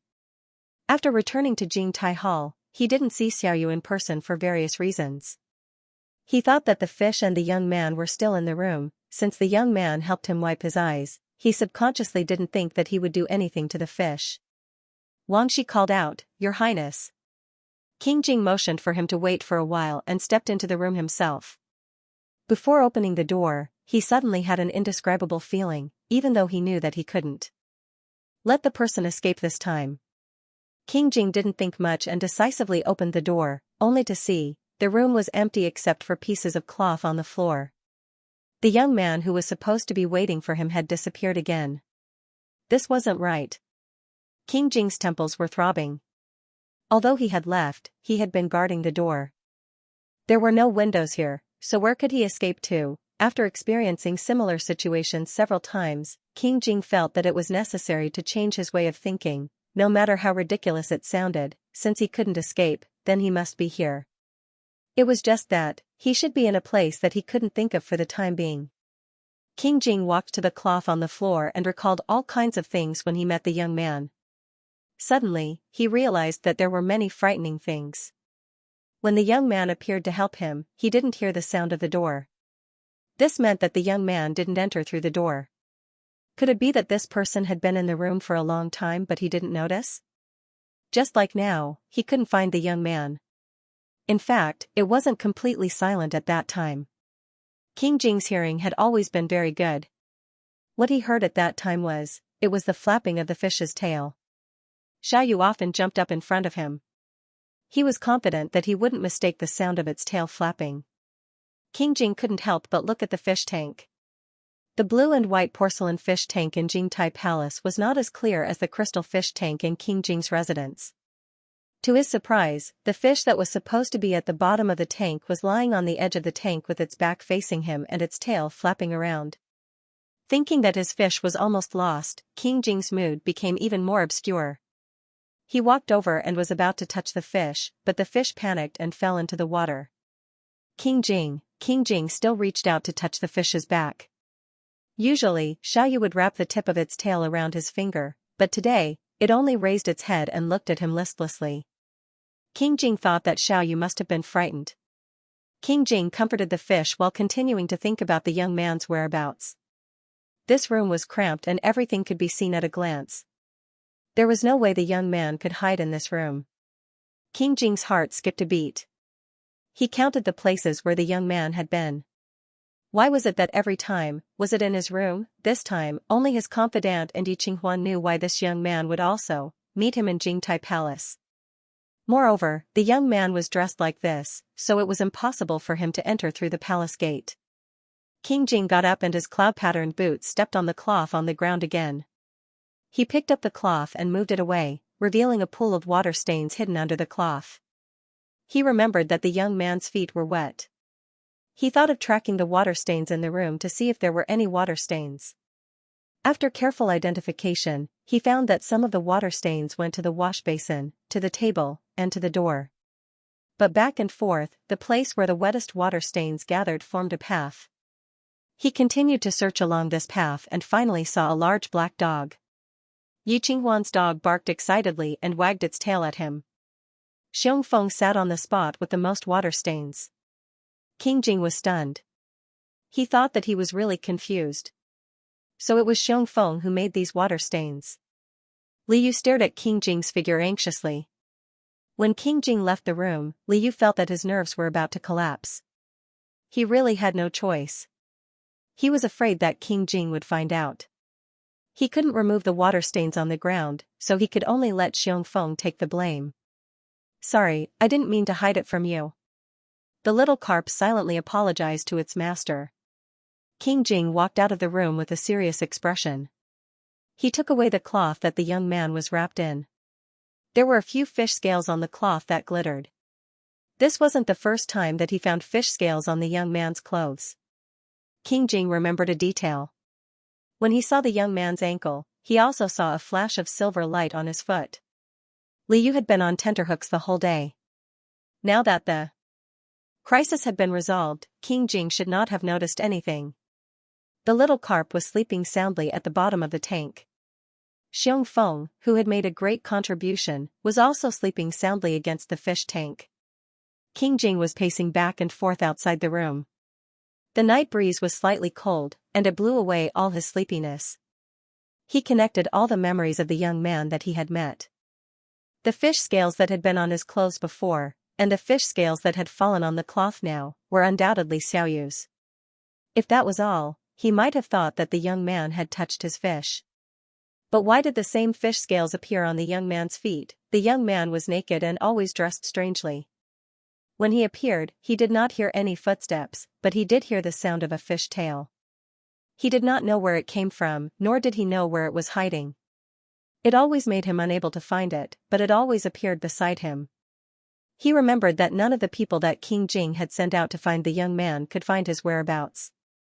When the young man jumped out of the window to escape, the guards in charge of the ambush also said that they did not see anything. When he tracked down the messenger, the guards in his room told him that only a dog had left. All of the above could not be explained with the reasons that he knew. He felt that he was very clear-headed, but he had a very crazy idea. Once this idea was formed, it would linger in his mind. Because only this idea could explain everything for him. After eliminating all the impossibilities, there was only one possibility left. Tianqi, is there a ghost in your house? This was originally Yi Qinghuan's teasing words, and King Jing did not care at all. But now, King Jing's Adam's apple bobbed. Yi Qinghuan might be half right. This young man was not a person. As for what he was, the fish scales had explained everything. This young man was most likely Xiaoyu. The moon was high in the sky. Wang Shi repeatedly asked him to rest. King Jing looked at the room where the fish were kept with a complicated expression and waved his hand. He had to think clearly. He could not doubt a person or a fish based on his own guesses. King Jing didn't care that it was late at night and ordered Wang Shi to find a servant from the imperial kitchen to bring him some fish. Because Xiaoyu was brought out from the kitchen by imperial consort Qiu's cat, King Jing had specially instructed that he wanted a fish like Xiaoyu. Wang Shi went to do it. The servants of the imperial kitchen, who did not know why, came over with a basket of fish in fear. King Jing looked at them one by one. These fish looked almost the same as the little fish, but their eyes were dull and lifeless. They neither flicked their tails nor raised their heads to look at him. Compared to the little fish, they lacked the most important spirit. King Jing sighed. He should have known that Xiaoyu was special. Perhaps it was because he had never had a pet before, so he attributed this uniqueness to the fact that the little fish was lively and had a slight understanding of human nature. Because crows could feed back, he had always thought that it was okay for his fish to be smarter. No wonder he always felt that the young man looked familiar. He was his fish. No wonder he always appeared in his room and followed him into the palace. He was the one who arranged it. King Jing became more and more certain, but he was still hesitant about how to deal with it. After raising Xiaoyu for so long, he had some sincerity towards him. Now that he knew that Xiaoyu was not an ordinary fish, King Jing pursed his lips. Although he had saved Xiaoyu from the cat's claws, Xiaoyu had also helped him several times and saved his maternal family's Duke Qing'an's mansion. King Jing smiled bitterly. How could he explain it clearly? How could he deal with it properly? Near dawn, Yi Qinghuan finally managed to appease his future father-in-law, Jinju Wang, and rushed back to the palace to report to the emperor. The emperor was in a bad mood and didn't want to see Yi Qinghuan anymore. After a few polite words, he drove Yi Qinghuan out. Yi Qinghuan was so tired that he planned to go to King Jing and shamelessly ask for a bed to sleep on. Based on his current friendship with King Jing shouldn't drive him out. But when he hurried into Jingtai Hall, he saw King Jing, who was always cold and calm, looking very worried. Yi Qinghuan secretly observed for a while. Although he didn't know what had happened, he still decided to ask. He had always been concerned about this cousin of his. Tianqi, what's wrong? King Jing slowly raised his eyes and looked at him, then handed over the cloth in his hand. Yi Qinghuan took it in confusion and weighed it in his hand. The cloth was a little rough and wet to the touch. There were even a few fish scales on it. Yi Qinghuan smiled and said, "Did you use the cloth to wrap the fish?" King Jing was stunned. As expected, Yi Qinghuan also thought of the fish. King Jing ordered Wang Shi to bring a pen and paper, then dismissed the people around them. Yi Qinghuan felt that King Jing was a little serious. This should be a very important matter, so he hurriedly held his breath and waited. He looked up and saw King Jing stare for a while, then pick up the pen and write, "Have you ever raised a demon?" King Jing felt that a fish that could turn into a human shouldn't be a ghost, but a demon, a fish demon. Or rather, the little fish was most likely a carp demon. Yi Qinghuan, what kind of question was this? Yi Qinghuan said in embarrassment, I don't even have the time to raise dogs. How could I have raised this kind of thing? Didn't King Jing usually not care about demons and ghosts? Why did he suddenly take the initiative to ask? This wasn't like the usual King Jing. King Jing glanced at him in disdain, as if to say, I know you haven't raised one. Yi Qinghuan, King Jing paused, then picked up the pen and wrote, How do you raise a demon? Yi Qinghuan felt that he couldn't live like this anymore. Why are you asking these questions? Don't tell me you want to raise one yourself? Stop asking and focus on raising your fish. Even if you're interested in this kind of thing, don't touch it. Crown Prince Yi was still in awe of ghosts and gods. The demon that King Jing asked about was also in his awe. King Jing continued to ask, Why can't I touch it? Yi Qinghuan stammered, That's a demon. Do you know what a demon is? King Jing had never met a demon before, so he didn't know much about it. I guess you don't know either. Yi Qinghuan saw that there was no one around, so he leaned closer to King Jing and whispered, I heard that demons are very powerful and can confuse people's minds. If a person meets a demon, his vitality will be sucked away by the demon. This is what many storybooks say. King Jing had never read a storybook since he was young, so he felt that storybooks were very boring. After listening to Crown Prince Yi's serious words, he felt that he was indeed a little shallow. Yi Qinghuan said, If you want to know, I'll send you some next time. You can read storybooks, but you can't touch a demon.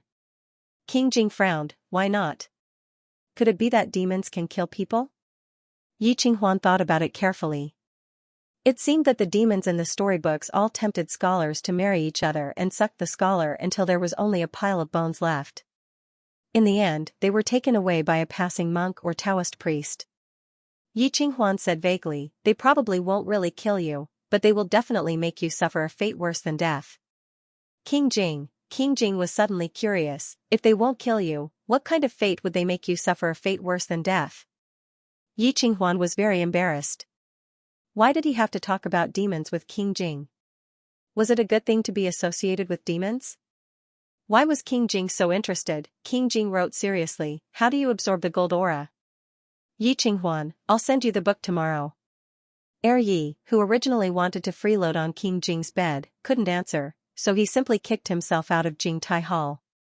King Jing was full of doubts about Yi's escape, but there were too many things he wanted to know. It seemed that even though Yi Qinghuan had inadvertently inspired him, he still couldn't completely clear up his doubts. Your Highness, are we going back to the prince's mansion? Wang Shi came to ask King Jing for instructions. This trip to the palace was originally to help Yi of Duke Qinzhen. Now that Yi was fine, Wang Shi was good at guessing his master's thoughts. He felt that his master might want to return to the prince's mansion. King Jing nodded. He had to hurry back.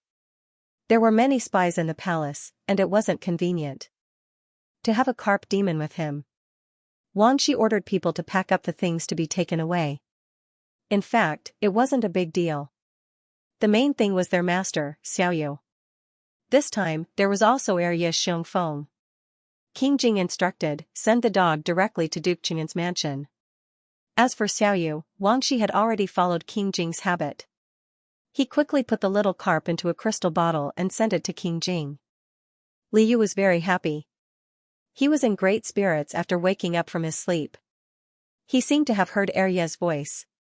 Did this mean that the second prince's plot to frame Yi Qinghuan had been successfully completed? Although he hadn't received the notification that the task was completed, he couldn't think of anything else. King Jing hesitated for a moment and didn't accept the crystal bottle. After all, it was one thing to realize that Xiaoyu was a carp demon, but he still didn't know how to face this carp demon. It was a little awkward for him to play with the fish like he used to. But if he was asked to throw the fish away or send it away, King Jing's expression turned cold. He took the crystal bottle from Wang Shi's hands. After returning to the mansion, he wanted to secretly observe Xiaoyu for a while. Previously, he had been looking for Xiaoyu, who had disguised as a young man, for a long time. Xiaoyu had actually tried his best to erase his traces every time. From this, he could tell that Xiaoyu didn't want him to know his true identity. Since Xiaoyu didn't want to know, he would wait and see. He still didn't know Xiaoyu's intentions for coming to him and his plans for the future. It wouldn't be too late to reveal his cards after he figured it out. However, Yi Qinghuan said that demons would make people wish they were dead. Would Xiaoyu also make him wish he was dead? King Jing looked at the little carp jumping around happily in the crystal bottle. From time to time, it would look back and blow bubbles at him mischievously. King Jing couldn't help but smile from the bottom of his heart. Yi Qinghuan must have been exaggerating. He could feel that this fish wouldn't harm him. Otherwise, after knowing that Xiaoyu was a carp demon, he wouldn't have accepted it so easily. Li Yu turned around in the bottle and floated leisurely in the water. Ever since he had the crystal bottle, he didn't have to worry about where he went. Occasionally, he could even bask in the sun. King Jing always held the crystal bottle steadily. Occasionally, the water in the crystal bottle would sway, and the fish would also feel very comfortable. Li Yu swayed comfortably with the water, and a piece of scale actually fell off his body. Li Yu thought that his eyes were playing tricks on him, so he quickly shook his head. This was real. He had just noticed that he had been losing scales recently. Perhaps he had overused his brain or was frightened. After all, he wasn't a normal fish, so he didn't know why fish would lose scales.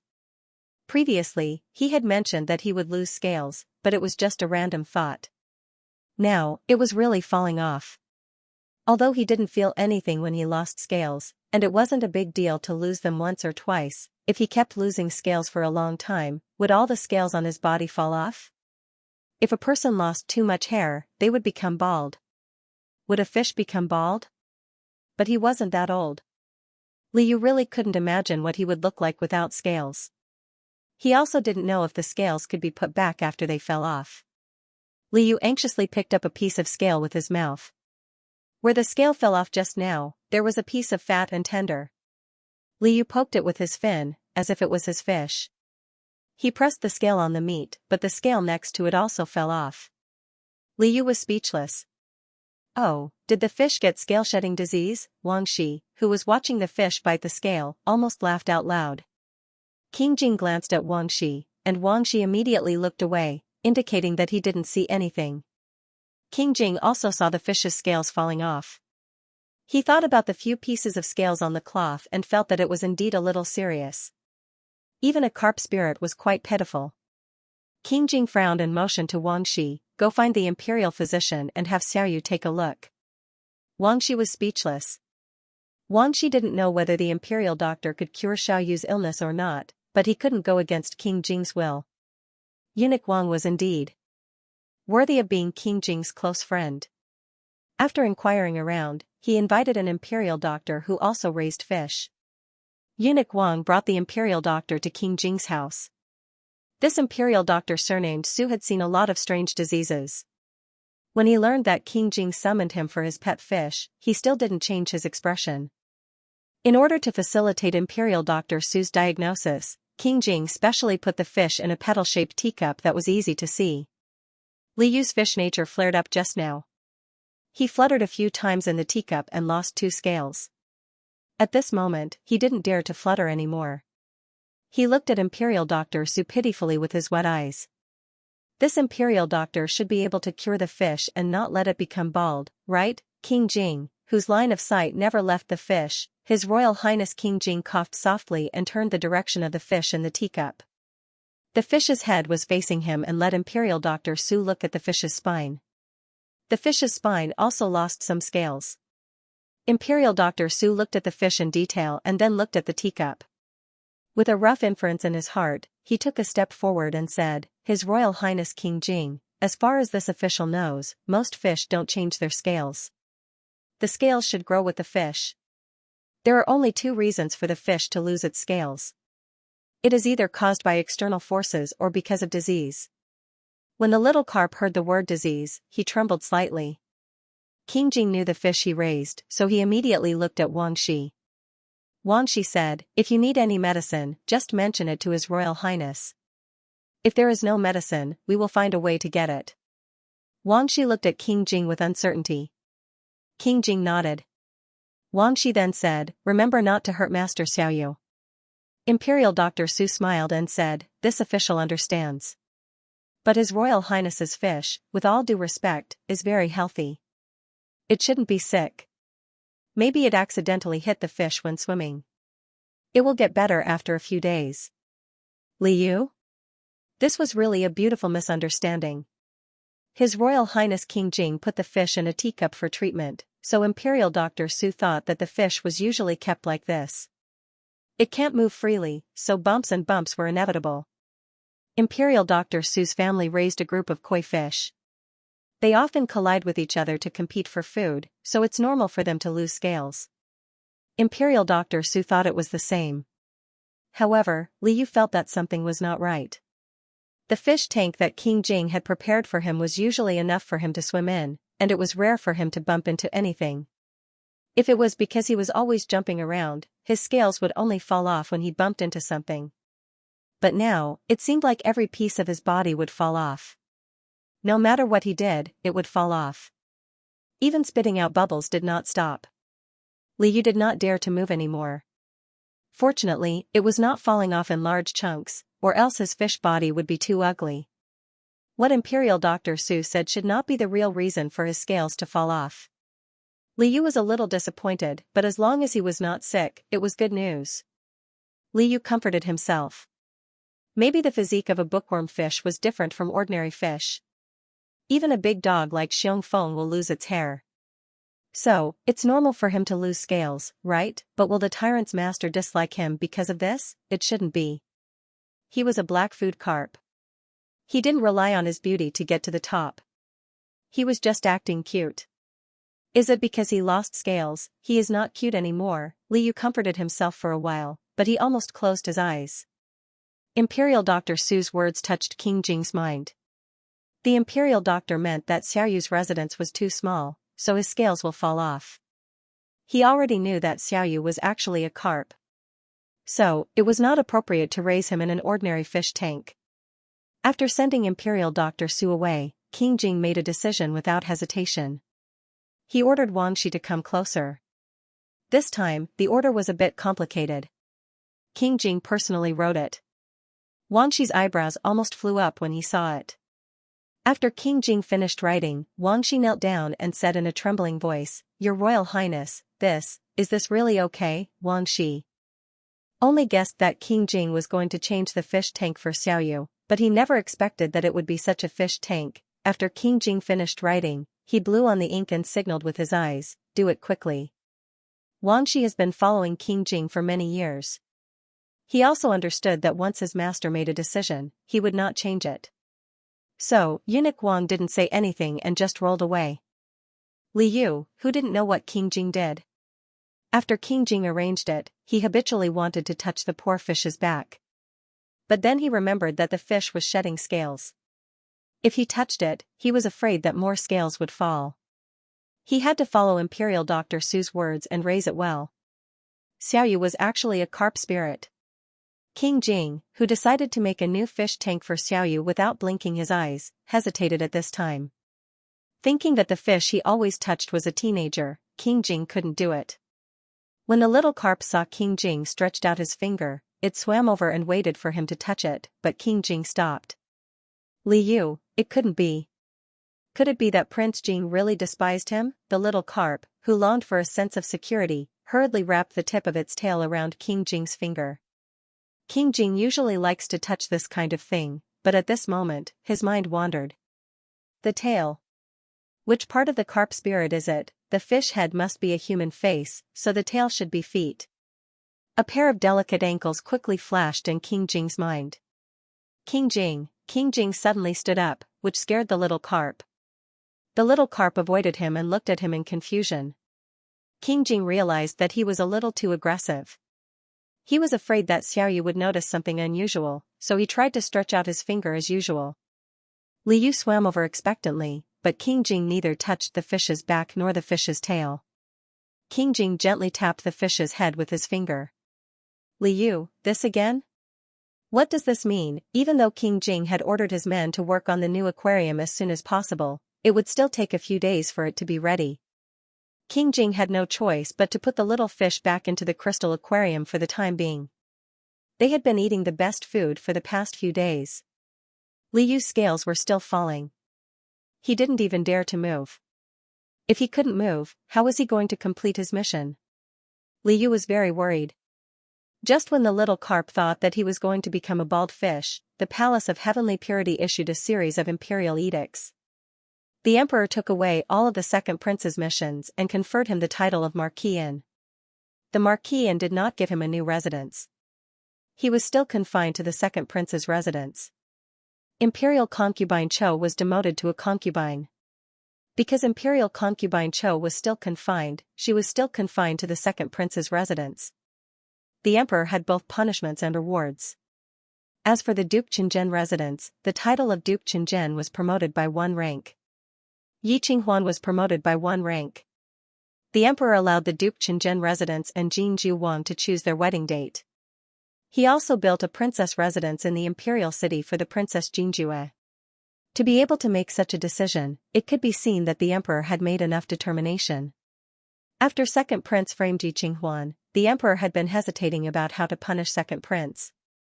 Imperial concubine Qiu in Zhongsui Palace got the news and knelt outside the Palace of Heavenly Purity. In the end, she was carried back by the eunuch. The emperor did not see imperial concubine Qiu.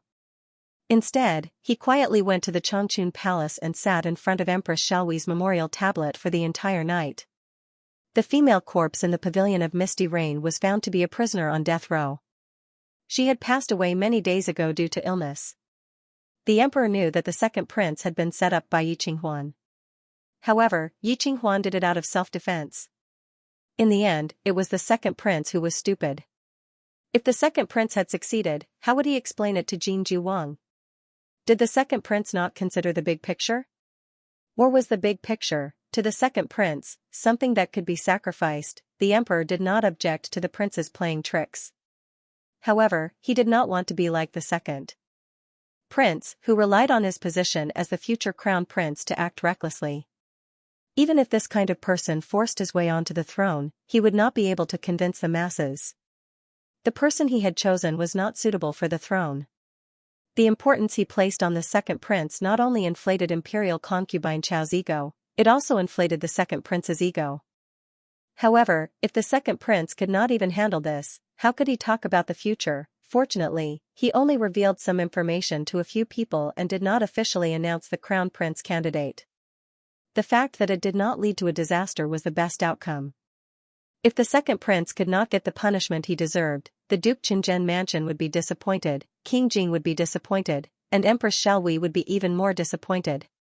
After the emperor thought it through, he issued a decree that did not allow anyone to object.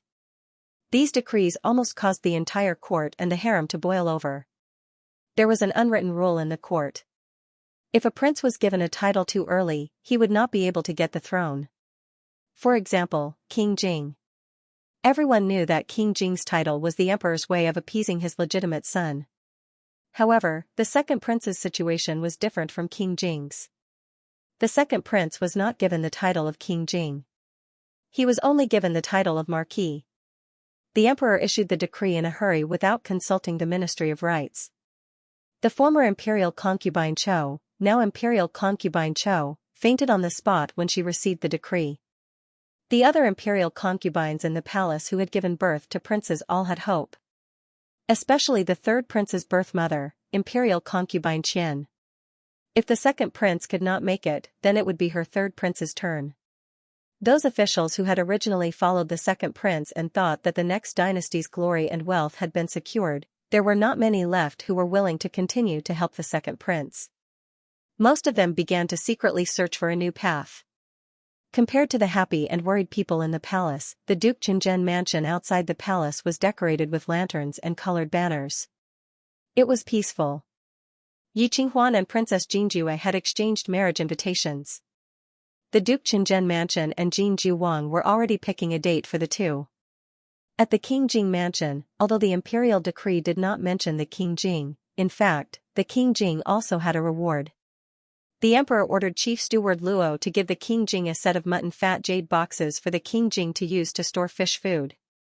The emperor saw that the King Jing used a bamboo box at the state banquet, so he felt sorry for the King Jing. The emperor rewarded the King Jing, but the one who was especially happy was Li Yu. The new fish food box seemed to have been specially ordered by the emperor. There was a fish carved on the top. He heard that mutton fat jade was very precious. Using it to make fish food boxes, Liu felt that his value had doubled. Following the imperial decree, he was even happier. The Iron Bastion side quest was immediately updated. Looking at the emperor's imperial decrees, Liu suddenly realized that good will be rewarded and evil will be punished. Only then could this side quest truly be completed. Losing scales was one thing, but he still had to get the reward. Liu entered the system to get the reward. He did not pay much attention to what the reward was for this side quest. Now that he was patient and listened to the system's explanation, Liu's jaw almost dropped. It turned out that the reward for the Iron Bastion side quest was a new set of fish scales. There were a total of 5 colors to choose from. They were gold, red, green, silver, and purple. Liu suddenly remembered that he had been losing scales recently. Could it be that the mission reward required him to change his scales? Host, you are thinking too much. The system reminded him at the right time, you keep losing scales because normal fish scales can no longer withstand the intensity of your movements. Liu, the system did not hide it. It meant that he was too active, and his scales could no longer withstand it. Clearly, he did not do much. Liu, who often jumped up and down in King Jing's room without any self-reflection, silently thought to himself. The system said that the new scales were stronger and would no longer fall after changing them. Liu was quite happy to accept such a reward. It was just that the new scales were too different from his original scales. These were the shiny colors that only koi fish could have, but he used them. Did it mean that he could really become a koi fish? He was just a little curious. He would definitely become a human in the end, the system only said, host, don't worry. Liu became vigilant. Usually, when the system said don't worry, he would definitely be tricked. Liu was used to being tricked. He was just afraid that his tyrant master, who had been a little cold to him recently, would suddenly suspect him. However, since his original scales were always falling, he could use the new ones. He had to change them. The system said, host, please choose a color to confirm the reward. These bright colors, they were all about the same, right? Liu went against his conscience and chose the gold color that was closest to a koi fish. After confirming, he was forcefully kicked out by the system. Liu returned to reality and hurriedly looked at his fish body. He saw that his fish body was still the same gray fish body.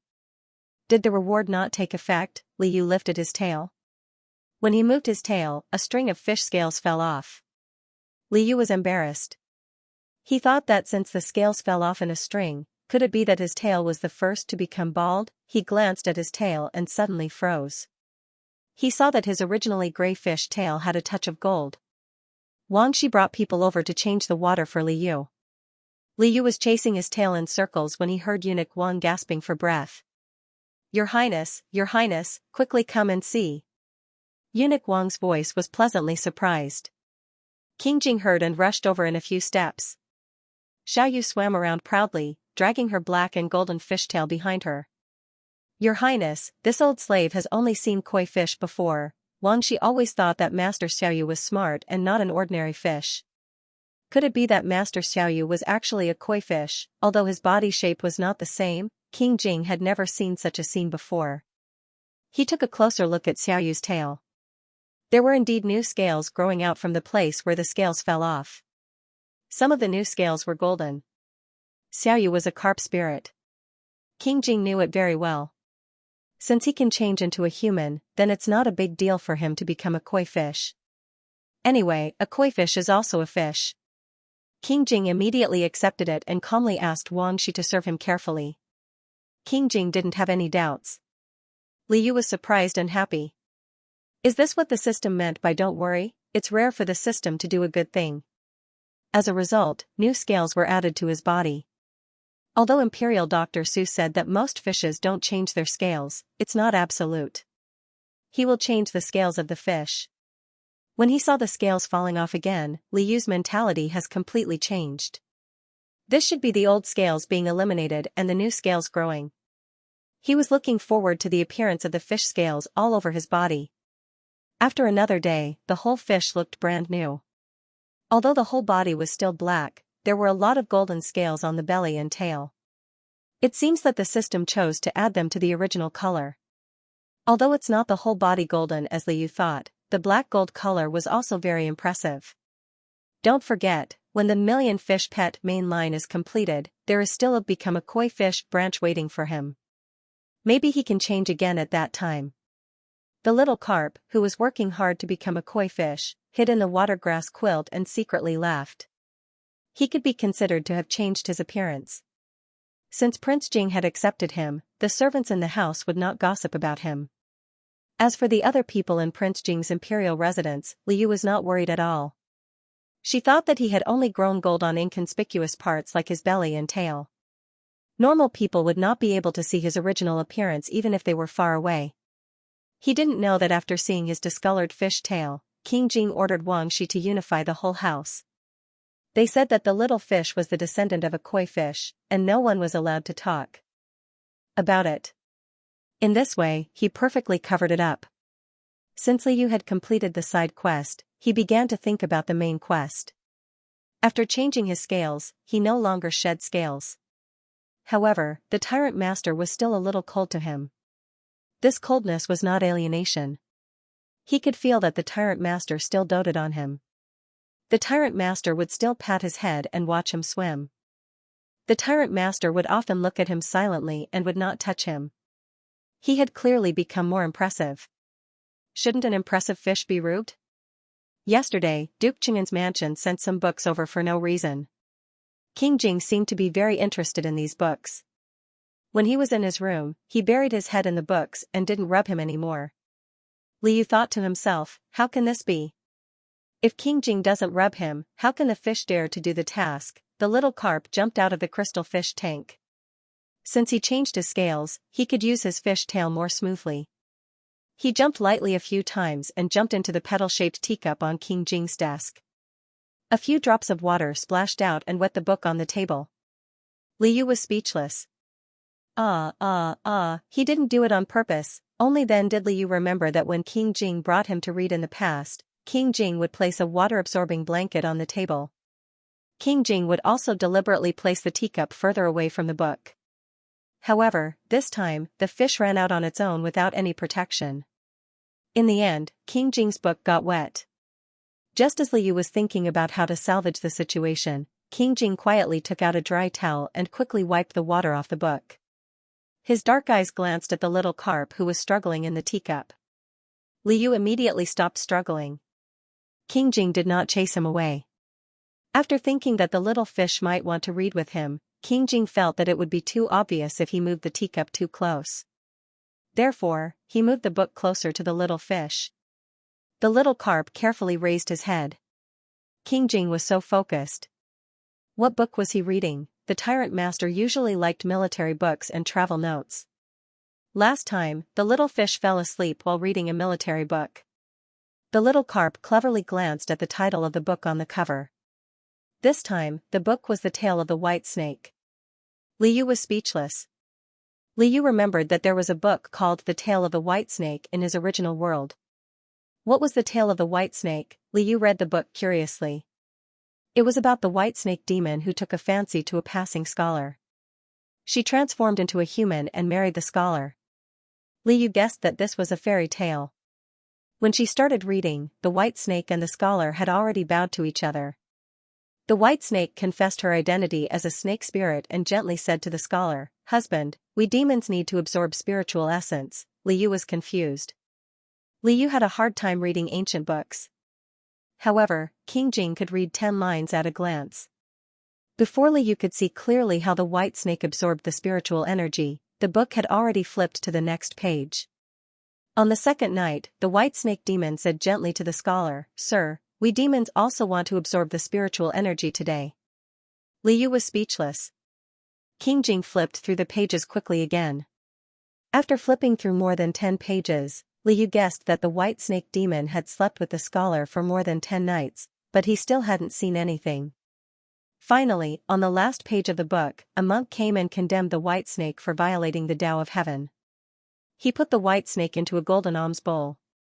The scholar suddenly came to his senses and followed the monk to become a monk. Li Yu thought, wow, this is really like the tale of the white snake.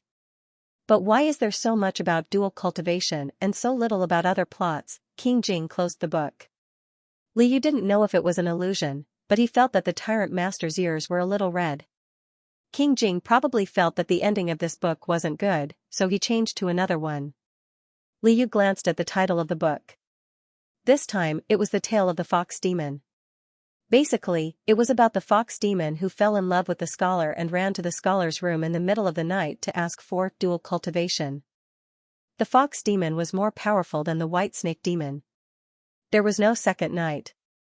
Just the first night alone was 20 pages. King Jing flipped through 20 pages in a row. Li Yu was secretly counting. He finally realized what kind of book this was. It should be an ancient romance book. Li Yu was overjoyed. King Jing was actually reading this. No wonder he flipped through the pages so quickly. Was the Tyrant Master shy? However, this was nothing. Li Yu had just turned 18 when he hadn't transmigrated into a fish. Who hadn't sneaked a peek at the little yellow mosquito? King Jing was a young man in his 20s. In ancient times, he was at the age where children ran around the courtyard. What was wrong with reading a novel? Li Yu tried his best to get closer. Master, he also wanted to read the indescribable relationship between the fox demon and the scholar. King Jing had just closed the book when he saw the little carp trying to get into the novel. King Jing couldn't help but laugh. He gently flicked the little carp's head. The little carp fell back into the teacup with a thud. Night fell. Li Yu wanted to secretly complete the main mission in the dark of the night. He was just a little bit away from completing the main mission of Million Fish Pets. He just needed to use his fish mouth to gently rub King Jing's mouth. These days, if it wasn't because he had to save people, it was because he had lost his scales. Now, it was time to pick up the main mission again. Li Yu waited quietly in the crystal fish tank for King Jing to fall asleep. When there was no more movement on the bed, a long time had passed. He leaped out of the fish tank. The little carp was already very familiar with the path to King Jing's bed. He successfully reached King Jing's pillow. He recalled that he wet King Jing's book during the day. King Jing didn't blame him. Li Yu was very confident. Even if he accidentally wet the pillow this time, King Jing wouldn't blame him. The little carp jumped onto the jade pillow and aimed at King Jing's face. He pouted his fish mouth. He would never do this in his human form. It was too shameful. He could be shameless when he was making fish. King Jing was originally a little sleepy. After knowing that Xiaoyu was a carp spirit, King Jing would inevitably pay attention to the fish in the tank when he slept at night. He would deliberately catch the movements of the fish, especially during the few days when Xiaoyu's scales were falling. He would get up to take a look after the fish fell asleep. Now that the scales were no longer falling off, King Jing couldn't change his habit. When the little carp jumped onto the bed, King Jing was about to fall asleep. Suddenly, he heard a few crisp sounds of fish tails. King Jing's sleepiness was gone. He subconsciously continued to listen. What was Xiaoyu doing? Was he going to transform into a human? The sounds of fish tails were getting closer and closer. He was very sure that Xiaoyu was coming for his bed. When the fish jumped onto the jade pillow, it actually brought along a small water droplet that floated onto King Jing's face. The little carp was so excited that he didn't notice it. King Jing didn't do anything. He had been secretly observing the carp spirit for the past few days, but to no avail. If he woke up now, Xiaoyu would inevitably feel awkward. Perhaps he could figure out the fish's intentions if he continued to pretend to be asleep. He felt that the fish was getting closer and closer. Chirp. Something sharp quickly touched his lips. King Jing's breathing stopped for a moment. He suddenly realized what it was. The storybooks of the fairy and the scholar that he had read during the day, especially the few paragraphs that he had read so quickly, had all turned into various vivid and fragrant scenes that kept popping up in his mind. The white snake spirit and the scholar, the fox spirit and the scholar, all of them turned into this annoying carp spirit and him. It wasn't hot in the house, but King Jing was sweating profusely. His body was stiff and his heart was boiling. He didn't know why he had become like this. He lay there half helplessly and half expectantly, waiting for the carp spirit to take another step forward.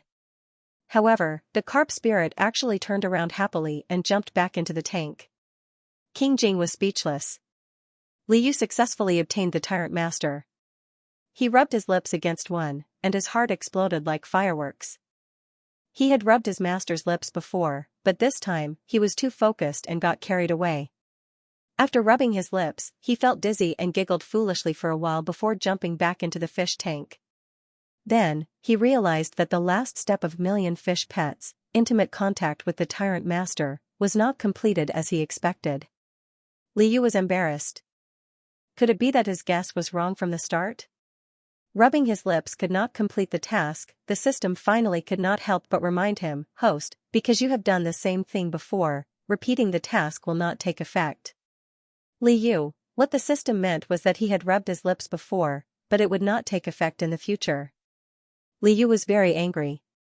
He was careless before, but this time, he rubbed his lips seriously. It was still different.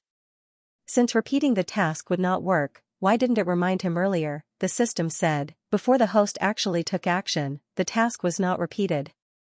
Liu was very disappointed. Fine, you're the system. You're right. He thought that completing this step would be as smooth as silk, and he would be able to get the reward immediately. He would also be able to activate the koi side mission, but the system tricked him. If this did not work, how could he have intimate contact with the Tyrant Master? The system still said, "Please think about it yourself." Liu, this system was so annoying. He was so close. Liu was so angry at the system that he blew bubbles the whole night. When he woke up in the morning, his eyes were a little sore. He noticed that King Jing also had dark circles under his eyes, so King Jing probably did not sleep well either. Liu suddenly felt that he was in the same situation as the Tyrant Master. A servant came to clean the bed and found the water stains left by the little carp on the pillow. The mattress was also a little wet, so the servant reported it to King Jing. King Jing just waved his hand and asked the servant to change it again. Liu was very confident before he started the task, but now he was really relieved. King Jing definitely knew that he did it last night, but he was not angry. Did this mean that he could do it again in the future? Unfortunately, he had been thinking about it all night, but he still couldn't figure out what could be considered a truly effective intimate contact. It wasn't that he couldn't think of it, but there were so many places for a person to take advantage of. You had to choose a relatively shameless choice from a pile of very shameless choices, and it definitely hadn't done it before. This was difficult. Take King Jing's face for example. Liu often rubbed his face when he was fishing, so it definitely didn't count. While Liu was racking his brains to think of other body parts besides the face, Eunuch Wan came to report that the heir apparent of Duke Qingzhen had arrived. King Jing felt that he could not keep the carp spirit cooped up in the house all the time. Moreover, Prince Yi was already very familiar with Xiaoyu, so he decided to bring Xiaoyu along to meet Prince Yi to get some fresh air. Yi Qinghuan was flushed with success.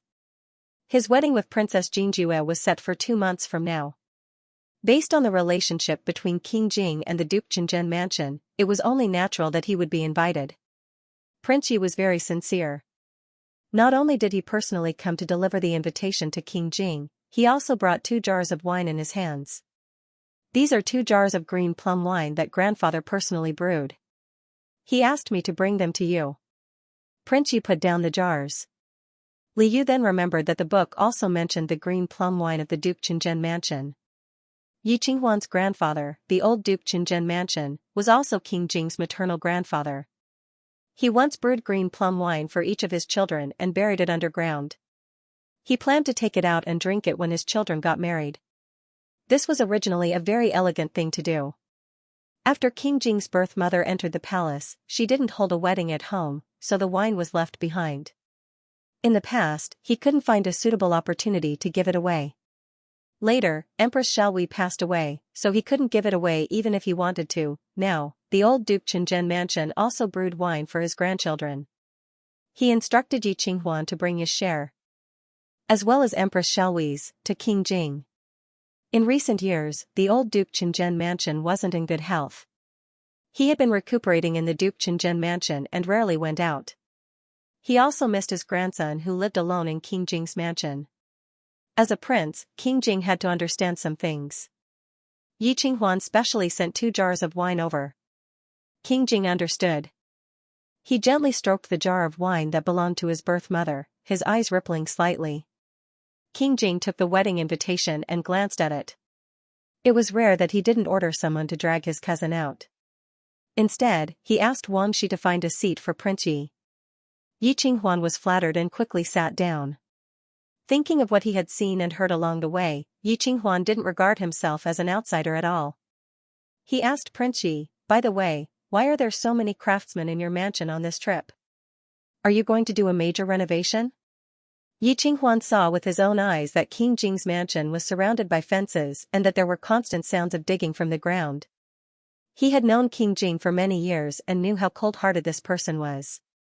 King Jing had never cared about the layout and furnishings of King Jing's mansion. He hadn't changed it since he moved in. This was the first time he had done a major renovation. Could it be that King Jing was envious of him and wanted to join in the fun because he was about to get married? If that was really the case, Yi Qinghuan felt that he was quite beautiful. King Jing glanced at Wang Shi. Wang Shi stepped forward and mercilessly shattered Prince Ye's dream. "Prince, His Highness is going to make a new fish tank for Master Xiaoyu." Yi Qinghuan?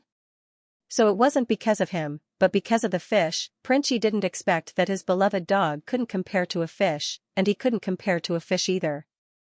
"Xianxia, aren't you going overboard?" Prince Yi couldn't help but complain. Liu was thinking about intimacy in the coral fish tank beside King Jing's hand. When he suddenly heard that there was a new fish tank, Liu immediately swung his tail excitedly. As he swung his tail, he pondered over Prince Ye's words. Recently, he had been staying in King Jing's house and didn't come out because of his scales.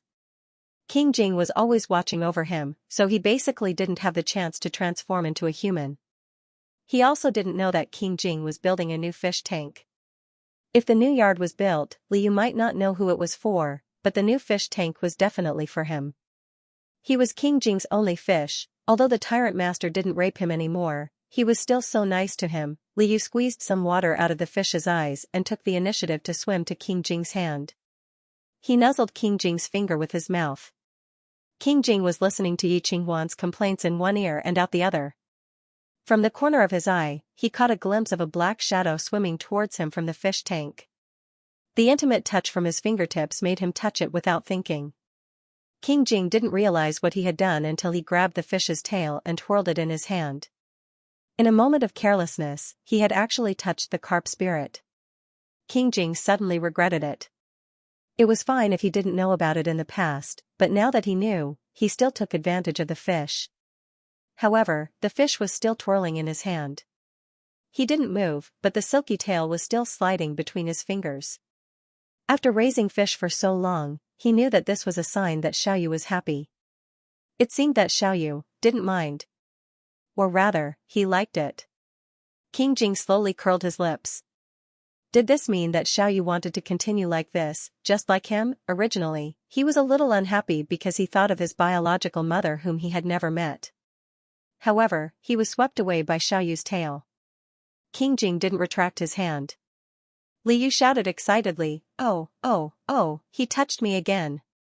Yi Qinghuan was about to get married, so he became bolder. After feeling that he was neglected, he complained in front of King Jing. However, when he turned around, he saw that King Jing was focused on taking advantage of the fish and didn't hear a word. Yi Qinghuan was speechless. That was enough. He had completely lost. "All right," Yi Qinghuan carefully went up and smiled apologetically. "Tianqi, can I touch Xiaoyu too? In exchange, you can touch Xiongfeng." Although Yi Qinghuan always compared Xiongfeng to Xiaoyu, he had long been craving for the slippery little carp. "Who wants to touch your dog?" King Jing narrowed his eyes unhappily. Wang Shi, who was standing beside him, knew what was going on. He quickly ordered people to take Yi Qinghuan away. "Yi Qinghuan, how could you forget that His Highness doesn't like people to negotiate with him?" Wang Shi said, exasperated. "You call that a negotiation?" Yi Qinghuan was stunned. "Why not?" Wang Shi continued, "He doesn't like people to touch his fish even more." Wang Shi silently said in his heart that His Highness didn't take you out this time because of Duke Qing'an's face. Yi Qinghuan was speechless. Yi Qinghuan could only stand pitifully in the distance and watch his cousin take advantage of the fish. He originally wanted to come to King Jing's residence to brag about his upcoming marriage, but now he was the one being shown off by King Jing. Suddenly, Yi Qinghuan discovered something extraordinary. His eyes widened. The fish that King Jing was touching had a golden tail and belly. It seemed to be different from the previous fish. Yi Qinghuan stared at it for a long time and finally thought he was right. Tianqi, did you change your fish? King Jing ignored him. Wang Shi smiled and said, Yi Qinghuan, what are you talking about? I didn't change the fish.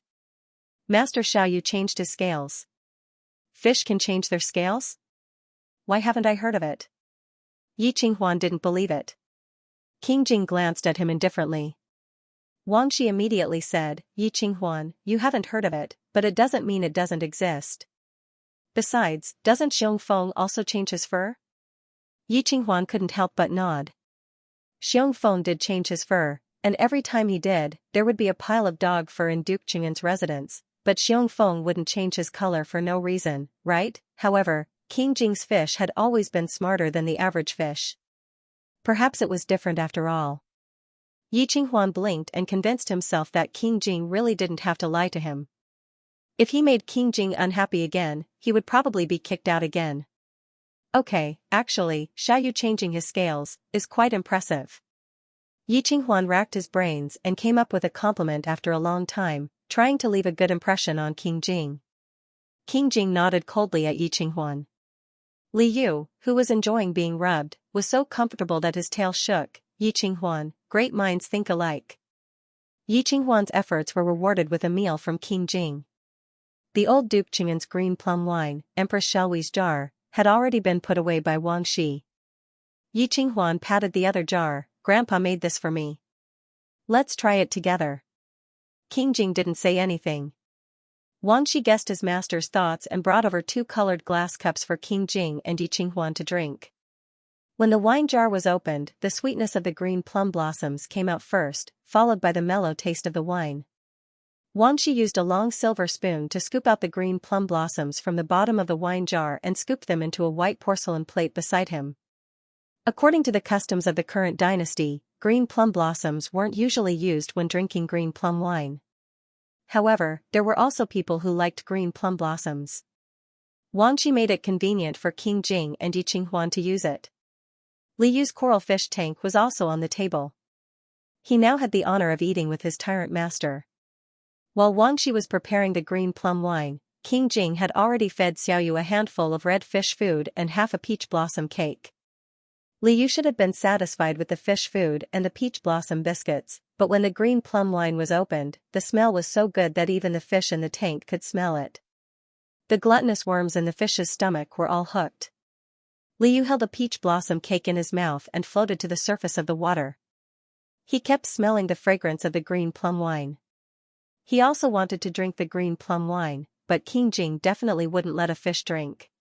He could only watch King Jing and Yi Qinghuan drink, right? After King Jing fed the fish, he still ate the remaining half of the peach blossom cake. Yi Qinghuan watched enviously from the side. He felt that he had been blinded by lard just now. How could he have thought that King Jing would change to a fish? Wang Shi poured wine for the two of them. The green plum wine was poured into an exquisite glass cup. King Jing looked down at the clear wine and his long fingers slowly fiddled with the cup. He raised the cup and took a sip. Yi Qinghuan had already raised his head and finished the wine in one gulp. Good wine. Yi Qinghuan wiped his mouth and praised. He didn't need Wang Shi to pour him another cup and filled it himself. Li Yu, who was secretly watching them drink, thought, Master is so handsome. Yi Qinghuan is drinking like a bull. The aroma of the green plum wine seemed to be lingering in the air, attracting the fish. Yi Qinghuan's forthrightness made the fish want to drink even more. Yi Qinghuan drank like this. King Jing had only finished 1 cup when Yi Qinghuan had already drunk 3 cups in a row. After 3 cups, Yi Qinghuan's ears were dyed red and his eyes were a little dazed. Tianqi, this wine. Grandpa also brewed it for you. In the future. Yi Qinghuan burped and said with a smile. King Jing was stunned for a moment. He put down the wine cup and ordered Wang Shi to bring Yi Qinghuan some hangover soup. Some people only knew how to sleep when they were drunk. Some people only knew how to poke holes in the world when they were drunk. Yi Qinghuan was in between the two. When he was drunk, he liked to pull people and talk a lot of nonsense. King Jing saw that Yi Qinghuan was about to fall to the ground and had no choice but to reach out and pull him up. Yi Qinghuan pulled him back and began to talk about how he was beaten by his parents when he was young in Duke Qing'an's residence. King Jing actually listened to him in a daze for a while. Liu knew that King Jing might have been reminded of his childhood. He was afraid that King Jing would feel uncomfortable, so he hurriedly jumped into the water a few times. King Jing heard the sound of the fish splashing and turned his head to look at the fish. His gaze was reassuring. Wang Shi spent a lot of effort to hold Yi Qinghuan down and force him to drink the hangover soup. Yi Qinghuan was still talking non-stop. In the end, he simply said that he didn't want to get married. Liu, it turned out that Yi Qinghuan, who was such a carefree person, actually had a phobia before marriage. You really couldn't judge a book by its cover. Liu could understand. After all, Yi Qinghuan and Princess Jinjue, two people who had barely spoken to each other, were about to get married and live together for the rest of their lives. It was normal for him to be confused. Perhaps Yi Qinghuan wanted to use this method to completely overcome the fear that he couldn't tell others. King Jing couldn't understand Yi Qinghuan's feelings. Moreover, King Jing didn't have the patience to take care of a drunkard. He ordered Wang Shi to guard Yi Qinghuan while he took the fish back to the house. He had caught a glimpse of Xiaoyu's eyes looking at his colored glass cup. He guessed that Xiaoyu was craving for it. However, green plum wine couldn't be drunk carelessly. Yi Qinghuan was already so drunk, however, King Jing was still willing to satisfy the carp spirit's request. After thinking for a while, he took the plate of green plum blossoms that Wang Shi had scooped out of the wine. If the carp spirit only ate some green plum blossoms and didn't drink wine, it wouldn't be a problem. When Liu saw that King Jing had brought him and the green plum blossoms, he immediately wagged his tail happily. Was King Jing going to give him the green plum blossoms? It must be. King Jing returned to the house and put down the green plum blossoms. He saw the little carp turning its head and staring at the green plum blossoms. King Jing smiled and put the fish down as well. At this moment, Wang Shi ran over and said, "Your Highness, Yi Qinghuan doesn't seem to be feeling well. Do you want to go over and take a look?" In King Jing's mansion, when King Jing left, Wang Shi was usually the one who made the decision. However, Yi Qinghuan was the heir of Duke Qingzhen after all, so Wang Shi couldn't be too harsh on him. At this critical moment, he still had to ask for King Jing's opinion. King Jing knew that something might have happened that even Wang Shi couldn't make the decision for, so he had to go back. Just as he was about to pat Little Fish's head, he noticed that the carp spirit's eyes were fixed on the green plum blossoms and didn't realize that he was leaving. King Jing suddenly felt that the plate of green plum blossoms he brought back was a bit of an eyesore. The body of a fish couldn't eat the green plum blossoms. King Jing suddenly remembered that during the past few days when Little Fish's scales were falling off, he had often guarded the fish. Although Little Fish's scales had changed, it hadn't transformed into a human form since returning from the palace. Could it be that Little Fish would only be able to transform after he left? He had originally planned to crush the green plum blossoms and feed them to the fish, but he didn't plan to do so now. He only left a plate of green plum blossoms for the carp spirit. Would the carp spirit be able to transform? King Jing took a deep look at the fish and hurriedly left to visit Crown Prince Yi. Liu obediently listened in the fish tank for a while. After confirming that King Jing had really left, he used his transformation skill. Ever since returning from the palace, he hadn't been able to find a chance to transform. King Jing was always guarding him. Although he was touched, it wasn't convenient for him to transform. Although he could only maintain his human form for an hour, it was enough for him to eat and have some fun. There was nothing urgent at the moment, so he could transform for the sake of the green plum blossoms to satisfy his cravings. There were many green plum blossoms on the plate. He just directly scooped them out of the wine jar while watching Wang Shi. No one would count them, so it wouldn't be a problem to taste one or two. It was safe. Liu familiarly found a set of underwear from the wardrobe and put it on. He sat down in front of the table and picked up a green plum. The wine made from the plum blossoms was amber in color, but the plum blossoms themselves were still dark green. The green color and sweet aroma made people salivate. Liu stuffed the plum into his mouth and carefully took a bite. The green plum blossoms were sweet and sour. There seemed to be a lot of wine left in the flesh. The wine wasn't strong and was sweet. He immediately fell in love with the taste. After eating one, he immediately picked up another one. At King Jing's place, the hangover soup didn't sober Crown Prince up. He hugged the pillar of the palace and cried loudly. King Jing listened to him for a while with an expressionless face. Wang Shi really couldn't make a decision in this situation. King Jing directly cut Yi Qinghuan with a knife, and Yi Qinghuan quieted down. King Jing ordered Wang Shi to find a carriage, put Yi Qinghuan in, and sent him back to the Duke Qingzhen mansion to be taken care of by the Duke Qing'an's people. After dealing with Yi Qinghuan, King Jing was also sweating profusely. He remembered that there was still a carp spirit in the room, so he rushed back without wiping his sweat. He didn't know if the carp spirit had transformed. When he returned, would it turn back into a fish? When he pushed open the unlocked door, he smelled a strong smell of wine. The young man he had met several times was sitting on the ground in a daze. His face was red and his eyes were blurred. He was holding a plate with one hand and licking the other hand. There was only one green plum left on the plate. What's going on? King Jing's lingering doubts turned into, he finally transformed back into a human form when he saw the young man. King Jing was secretly delighted. He slowly walked over and thought about what he should say to the human-shaped fish. No, he couldn't speak. Even if Xiaoyu was a human, it was still inconvenient. He had to find some paper and a pen first. King Jing paused and turned around to look for a pen and paper. Xiaoyu suddenly laughed and hugged him, rubbing against him happily. Master, you're back? The young man's voice was soft and nasal. King Jing's heart skipped a beat when he was suddenly hugged. He recalled that not long ago in Jingtai Hall, the young man had called him Your Highness. Why was he calling him master now? Xiaoyu's cheeks were red and his eyes were bright. He carefully picked up a green plum with both hands and stuffed it into King Jing's mouth. King Jing didn't think it was appropriate, but Xiaoyu was too enthusiastic. He couldn't persuade him otherwise, so he had to eat it. The green plum that entered his mouth contained far more alcohol than the ones he drank from. The glazed cup.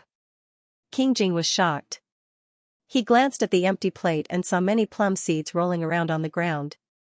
Has little fish eaten up most of the plum blossoms? He didn't know that there was so much wine in the plum seeds used to make green plum wine. This fish must be drunk. Is it tasty? I saved it for you. Xiaoyu lowered his head and rubbed against his hand, asking with a smile. For some reason, King Jing nodded. Being remembered by the fish, he felt warmth in his heart. Smelling the strong wine fragrance on the young man's body, King Jing suddenly realized that this was a drunken fish who had clearly transformed but had forgotten that he was already a human. No wonder he called him master. This young man was not a fish that could be held in the palm of one's hand. King Jing didn't know how to respond.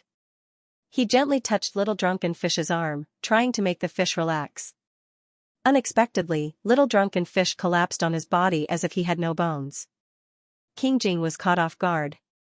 Holding the thin young man, his heart almost jumped out of his chest. I'm so sleepy. I want to sleep. Little drunken fish pouted and yawned. His eyes were watery, thinking that he was in the hands of his tyrant master. King Jing wanted to rub the fish, but the fish was too tired to be touched. He rubbed his master's hand perfunctorily. King Jing, who was rubbed by little drunken fish several times, was speechless. King Jing felt that the sweat on his back had not dried. His hand hesitated for a moment, then he held little drunken fish in a circle. This might make the fish more comfortable. Since he was drunk and wanted to sleep, it was better to let the fish lie down. King Jing had good intentions. He helped the fish to the bed. Little drunken fish's eyes were about to close when he suddenly opened them again with a quiver. Not here. Where's my fish tank? Little drunken fish put his hands on his hips and looked around vigilantly. King Jing was speechless. King Jing could not let someone sleep in a fish tank. Fortunately, little drunken fish squinted his eyes and looked at the bed. This time, the mattress was white. Little Drunken Fish felt that this was his white stone bed. Little Drunken Fish walked over and lay down. He kicked the jade pillow to the side. King Jing wanted to wait for the fish to fall asleep before getting a handkerchief for him to wipe his face. Little Drunken Fish slept for only a moment before he rubbed his eyes and got up. "Where's my watergrass quilt?" King Jing was confused. Watergrass quilt? What's that? King Jing thought of the green leaves that were commonly seen on little carps.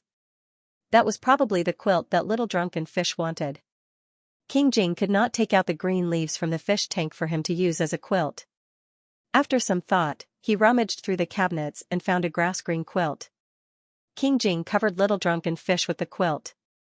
A familiar color flashed before Little Drunken Fish's eyes. He wrapped the quilt tightly in satisfaction and mumbled, "Thank you, Rockery."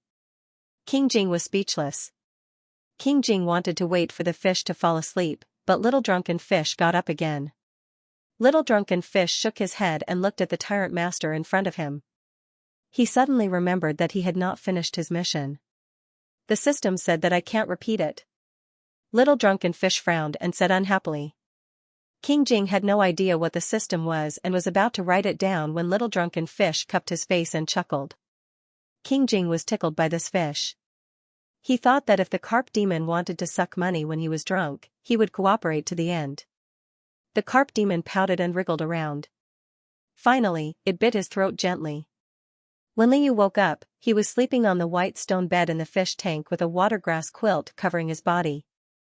Liu rolled around comfortably and suddenly remembered what happened before he lost consciousness.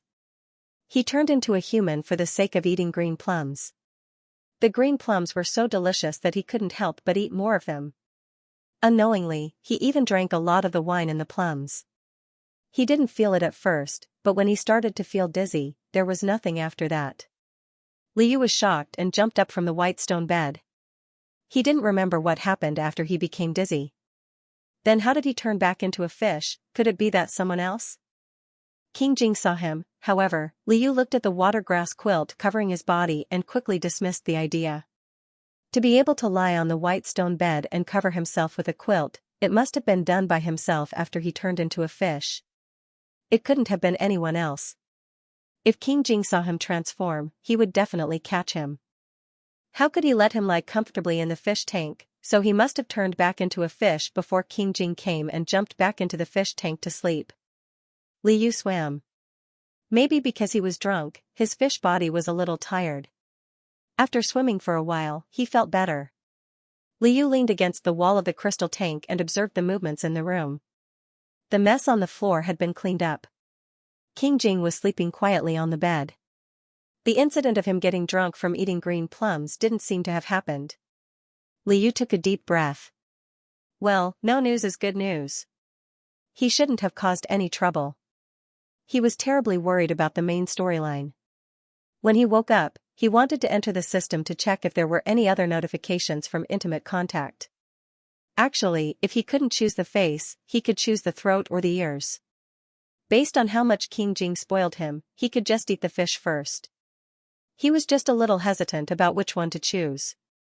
Unexpectedly, as soon as he entered the system, the notification that the mission was completed came right to his face. Liu? Wasn't the main storyline the only thing going on recently? Liu clicked on the Million Fish Pets main storyline and was surprised to find that this main storyline quest that had tortured him for a long time had already been completed. Liu was no less surprised than when he first woke up.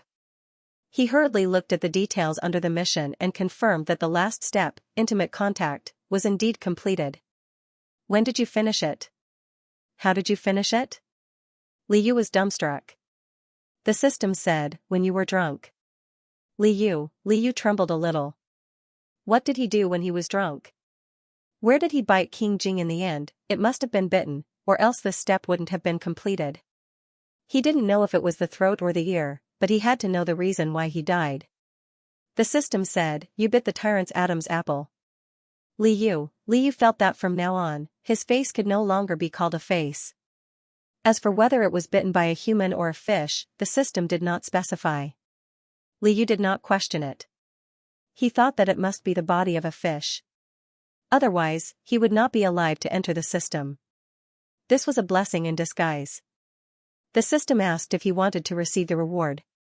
Intimate contact was the last step, and the reward for this step was actually the reward for the entire Million Fish Pets main mission. Liu pulled himself together and prepared to accept the reward. The reward for the main mission was to double all his attributes. At first glance, the range of all was a little vague, but Liu's tail strength and healing ability were all attributes of his bookworm. Liu guessed that it should be related to these. Of course, he clicked accept. He heard the system pause for a moment and said mechanically, "Congratulations, host. The current portable space capacity has increased to 4. The duration of transformation has doubled, the strength of tail has doubled, and the healing ability has doubled." Liu was overjoyed. The portable space capacity and the duration of transformation could be doubled. The increase in the portable space meant that he could bring more things with him. The duration of transformation had doubled. Did it mean that the original 1 hour had become 2 hours? Liu checked the portable space and the transformation skill separately. It was indeed so. Liu was so excited that he completely forgot how embarrassed he was just now. The Million Fish Pets main mission had been completed, but the next main mission had not started yet. The system said, "Next, the Cute Pet system will adjust the next main mission based on the relationship between the host and the Tyrant Master. After the adjustment, the new main mission will be released." Liu nodded. Because there was a step before, it was also based on his relationship with King Jing. Liu was not unfamiliar with it. He thought that if the system did not refresh the main mission for the time being, it would be equivalent to giving him a holiday, which was not bad. The system said, "The side mission, Become a Koi, has met the prerequisite. Would the host like to activate it?" Did this mean that he could start the side mission first? Liu became smarter. He asked cautiously, "Is there a time limit for this mission?" The system said, "There is no time limit. The host only needs to complete the mission. Like the other side missions, there will be no punishment for failure." Usually, the side missions were very tempting. Liu, who had just thought of taking a holiday, accepted it in a flash. "Okay then, please activate the side mission for me." He already had the majestic black goldfish scales. He had been secretly looking forward to being a koi for a long time. In the system, the Become a Koi side mission lit up and was available for him to check. This side mission was similar to most of the trapping missions he had done. There were not many hints, and there was only a line of small words. To become a koi, one must first possess the characteristics of a koi. The hint was mysterious, and Liu could not figure it out at the moment. However, he was very experienced. He knew that he could put the mission aside for now. There was no need to rush. There would definitely be a time when he could do it. Back in reality, he was still immersed in the joy of completing the main mission. He took a deep dive into the water and swam around happily. There were many things in the crystal fish tank now. In addition to the white stone bed, water plants, and piles of various colored beads, King Jing had set up a rockery for him, and there was also a rocking chair made of rocks. Liu swam to the rocking chair first and shook it vigorously for a while. Perhaps he was too excited, the rocking chair could not hold him anymore and shook violently. Liu then rolled into the rockery cave. For some reason, the rockery today was especially beautiful. Liu could not help but drill a few more holes.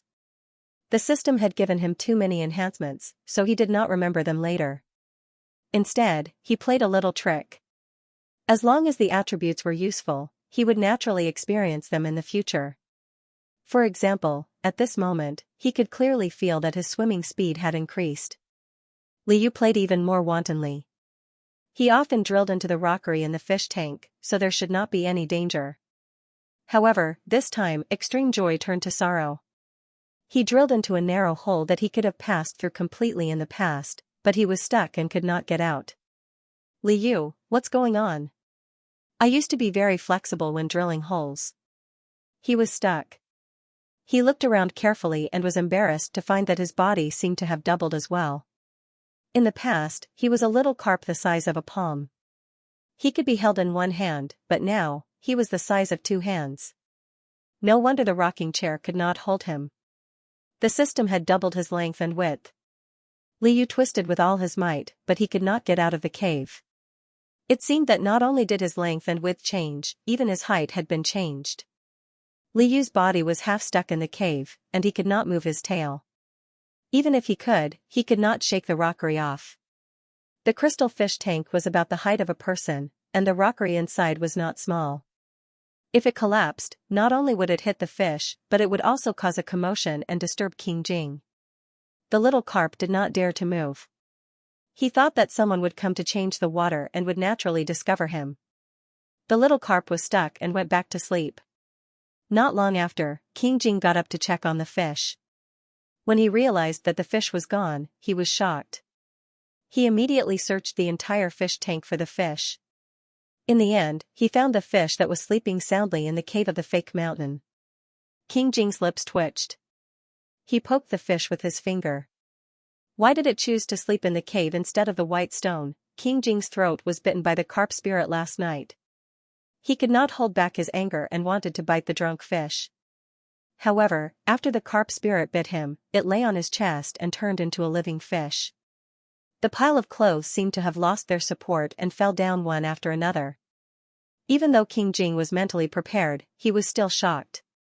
The little fishes were already struggling in discomfort due to the lack of water.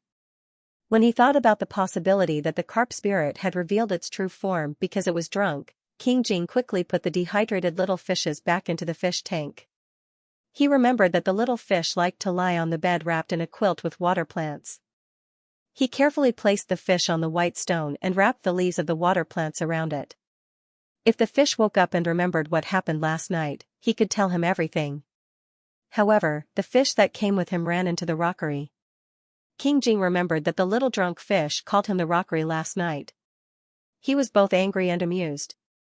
Li Yu was awakened. Seeing that it was his tyrant master, he wagged his tail happily. He struggled but could not break free.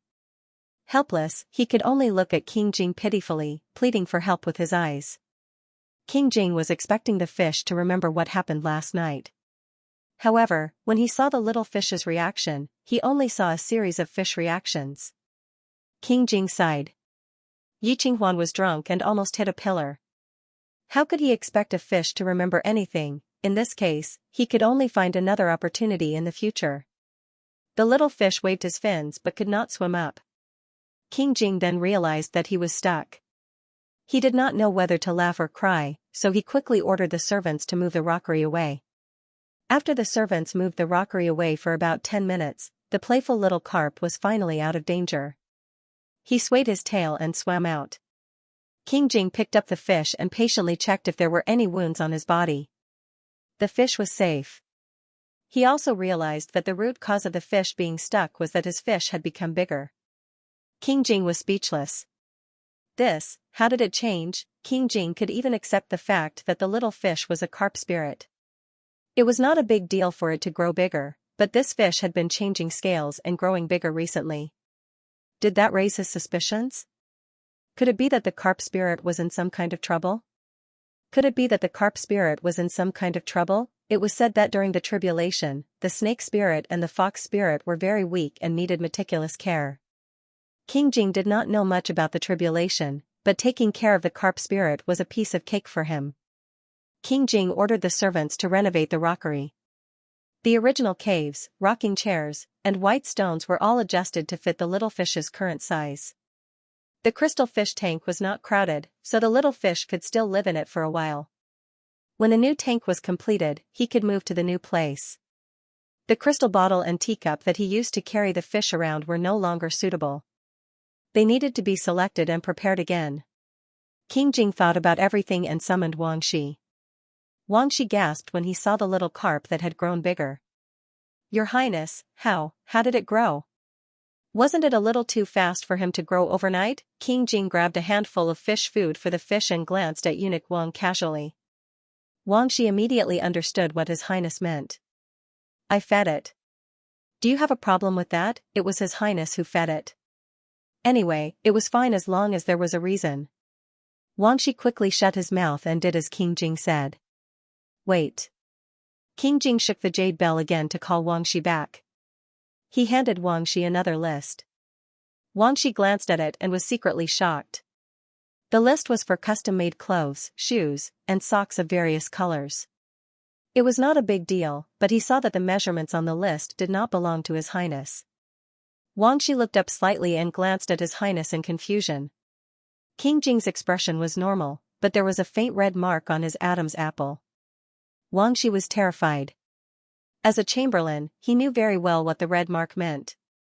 His Highness probably had someone he liked, and it was very likely that he had gotten close to that person. But he, who was in charge of all the affairs in the mansion, knew nothing about this. King Jing himself did not mention it. Could it be that these clothes were prepared for the person he liked in such a hurry? It was not impossible, and it was so mysterious that it reminded Wang Shi of someone. Ever since he returned to the mansion from the palace, eunuch Wang had been puzzled. Last time in Jingtai Palace, he had seen a little demon in disheveled clothes pulling and tugging at His Highness. Later, he secretly asked His Highness about it, and His Highness told him that it was because of this person that His Highness's eyes were fine. Wang Shi was grateful. Later, he remembered that the little demon seemed to be the fish thief and clothes thief that His Highness had been looking for.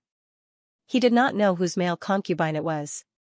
The male concubine later disappeared, and Wang Shi did not see him again. But after returning to the mansion, His Highness recalled all the people who had been looking for this male concubine. Wang Shi felt that this male concubine deserved to be punished for helping His Highness. Last night, he had sent the drunk Eryi back to Duke Chang'an's mansion. When he came back, he heard someone say that a disheveled young man seemed to have appeared in His Highness's room. Wang Shi immediately dismissed the servants, but the next day, he saw a red mark on King Jing's Adam's apple. Wang Shi instinctively thought of a certain male concubine. After all, he had only seen this person pull and tug at His Highness. When His Highness asked him to do something for the fish master, Wang Shi was very willing. When His Highness asked him to buy clothes, Wang Shi suspected that the clothes were for the male concubine. His Highness was not only raising fish, but also hiding a mistress. The mistress was most likely someone else's male concubine, and he did not intend to reveal the truth. Wang Shi's heart was in a mess. He felt sour and happy at the same time, but his absolute obedience to King Jing made him pretend to be blind. He forced himself to buy a lot of clothes and put them in the designated wardrobe in the room. As for where the male concubine lived, Wang Shi still did not see him. He believed that one day, His Highness would let them meet again. When Liu was eating fish food, he also saw the red mark on King Jing's Adam's apple. The little carp's face heated up. If this was not a fish bite, then what was it? The Tyrant's master had a special physique, so this little mark was very obvious. Although it might not be as serious as it looked, he knew that he was drunk and did not have any recollection of it. He also knew that he would not know when to stop. Perhaps he had bitten too hard. He had bitten King Jing, so he could not let King Jing bite him back. Liu silently apologized, turned around, and gave King Jing a piece of peach blossom cake. King Jing still did not touch the fish cake. He smiled and knocked on the fish's head. The fish was itchy from the knock. Why did he not let him know the meaning of knocking on the fish's head? Liu had grown a lot, and even his appetite had doubled. After eating the fish food, he secretly took back the peach blossom cake that he had given away as an apology. He had no choice. He would be hungry if he did not eat the fish. King Jing also realized that he could eat more than before. Not only did he not get angry at him for spoiling a plate of green plum blossoms, but he also put a lot of delicious snacks in the room.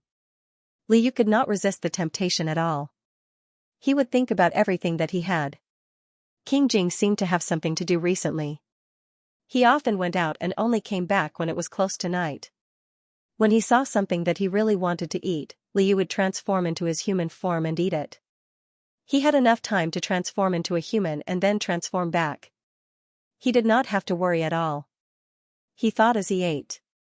He was on vacation anyway. Once, after transforming, he rummaged through the wardrobe. He found several sets of new clothes, shoes, and socks. They were very different from the underwear King Jing usually wore. There was a note stuffed in the clothes. It said that King Jing's old clothes from when he was a teenager were temporarily moved here because the residence was doing an inventory check. Liu did not see how these clothes were old. However, as an ancient King Jing had to make a lot of new clothes every season. There were more clothes that were not worn than worn. It was hard to say whether these clothes were not worn by King Jing when he was a teenager. Moreover, they had all been dried and very clean. The size of the clothes fit him well. Liu chose a light gold one with green leaves embroidered on it. He also put on snow-white shoes and socks. In the past, when he transformed into a human, he was barefoot. It was rare that he could wear shoes and socks, so Liu happily put them on. After changing, Liu would sit down and choose his favorite snacks. Sometimes, there would be a pot of tea on the table. King Jing did not drink cold tea. If the tea was cold, it would be changed by the servants. Liu thought that it would be a waste if he did not drink it, so he secretly poured some tea to drink. He did not want to get sick of eating too many snacks. Beside the wardrobe, someone had placed a bronze mirror. After Liu transformed, the first thing he would do was to change his clothes. With this mirror, it was enough. He often walked back and forth in front of the mirror, making funny faces and smiling faces. Previously, one of the kitchen maids in the imperial residence of King Jing was punished for helping him. He still remembered that auntie. People without status shouldn't wander around casually. They should be satisfied just by having some tea and snacks. Liu was relieving himself of boredom. Little did he know that the bronze mirror was projecting his every move to another room adjacent to this one. In that room, King Jing was only separated by a thin wall. He and King Jing were staring at him. After seeing a human transform into a fish, King Jing also wanted to see a fish transform into a human. Knowing that he would not change in front of Xiaoyu, he thought of a way to pretend to leave. However, he realized that once his eyes were glued to Xiaoyu's body, he could not look away anymore. Every time Xiaoyu changed his clothes, King Jing would try very hard to lower his head. He wanted to take a look, but he felt that it was inappropriate. King Jing did not know why he had such feelings for Xiaoyu. He had only met Xiaoyu a few times in the past, and their conversations were even rarer. In the beginning, he was only curious about the boy who had escaped from his clutches, but he did not care about him that much. However, after the boy saved him and he found out that he was Xiaoyu, the boy who had accompanied him day and night, he could not help but care about him. Regardless of whether he was a human or a fish, he was willing to treat him with sincerity. King Jing hid and secretly spied on Xiaoyu. Gradually, he discovered many of Xiaoyu's secrets. Xiaoyu loved to eat. He realized this from the peach blossom biscuits. He had been teasing Xiaoyu with delicious food over the past few days. He watched as Xiaoyu secretly transformed just for a bite of food. However, Xiaoyu could only transform once a day. No matter how much time he gave Xiaoyu, Xiaoyu would transform back into his original form after about 2 hours. Once he transformed back, he would not transform again no matter how delicious the food was. However, Xiaoyu seemed reluctant to part with him. It was not that he did not want to transform, but that he could not. King Jing deduced that this fish could only transform once a day, and it could only transform for 2 hours at a time. King Jing, who had come to this conclusion, was rather depressed. The carp spirit could transform for food, but he would never take the initiative to meet him. King Jing recalled the first time he had seen Xiaoyu in human form. It seemed that Xiaoyu had also wanted to go to the kitchen to eat. If his eyes had not been injured by thieves, Xiaoyu would not have transformed to save him. After all, even the letter he sent to Yi Qinghuan was delivered through Xiongfeng. King Jing, who suddenly realized that in the fish's eyes, he might not even be worth a piece of dessert or a bowl of rice. However, this heartless fish had not realized that his true identity had been exposed. In order to hide it from him, he carefully cleaned up the mess. Through the bronze mirror, King Jing saw the fish rearranging the desserts that he had messed up. The peels and paper scraps were scattered in inconspicuous corners. The carp spirit was very smart and alert. He rarely ate fresh fruits that were difficult to clean up. Most of the time, he would eat small desserts that could be stuffed into his stomach. Xiaoyu was obviously trying to hide it from him. She was still staying by his side. If she realized that he already knew about it, she might run away again. Thinking about the fish's methods, although there were always loopholes, it was easy to be fooled if one was not careful. King Jing himself had been fooled by her before, and he felt sorry for her. He was glad that Xiaoyu did not remember anything after he woke up.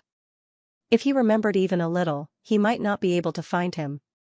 After much deliberation, King Jing still decided to suppress his desire to reunite with Xiaoyu. He continued to bide his time. He and Xiaoyu needed an opportunity. It would be best if this opportunity could ensure that Xiaoyu would never leave. Otherwise, he could not act rashly and scare Xiaoyu away. In the storybooks that Yi Qinghuan gave him, he always mentioned that humans and demons were different. King Jing did not like this sentence. People were different. He was not a weak scholar. Xiaoyu was also a fish that he had always kept by his side. He would not allow them to go their separate ways. However, he still knew very little about demons and carp spirits. King Jing had specially ordered his men to search for some books on spiritual monsters and cultivation. He wanted to know more about the carp spirit. For example, he still did not know what kind of bucket Xiaoyu was playing with when he was drunk. Also, King Jing did not know whether the carp spirit was going to pass the tribulation or not. It was not enough to just look at the storybooks that Yi Qinghuan gave him. Soon, his confidant found some ancient books that were said to be very useful for King Jing. King Jing decided to read them. He had been very busy for the past few days. He left early and returned late. When he came back, he buried his head in books. His fish pet, who had not seen him for a long time, was dissatisfied. Liu swam around in the crystal fish tank. He had a wicked idea. He wondered what book King Jing was reading this time. If he was reading a romantic novel, he wanted to read it too. Master's good things should be shared. How could he leave out his fish pet? After Liu's fish body grew bigger, the teacup that was prepared for him to jump in was also a size bigger. When he jumped in, he would splash a lot of water. He had just jumped out when King Jing noticed him. When he saw the carp spirit leaping over with a splash of water, he knew that Xiaoyu was in the mood. King Jing snickered to himself. He quickly held his book and pretended to be focused. Liu quickly jumped onto the table. The petal-shaped teacup that he usually squatted on had also been changed. It was now in the shape of a whole lotus. It was more than twice as big as before. This lotus was carved out of red jade by King Jing's craftsman. Under the sunlight, it shone brightly and vividly. The little carp stayed in the lotus as if it was on a red lotus. Since King Jing realized that this fish had an inexplicable obsession with green leaves, he asked the craftsman to embed a circle of lotus leaves at the bottom of the lotus. It was very lifelike. The little carp immediately fell in love with it. Because it was not the first time that they had read a book together, Liu was not afraid of strangers. He swam to the side of the teacup and tried to stretch his fish head to look at the book that King Jing was flipping.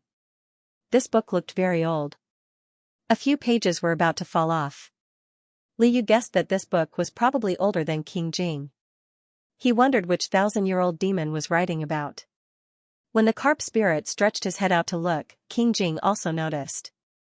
He simply picked up the lotus with the fish and placed it in front of his eyes, facing the book. Just like that. The fish could easily see it. And if he directly transformed from this position, he would definitely be surrounded. King Jing couldn't help but look forward to it.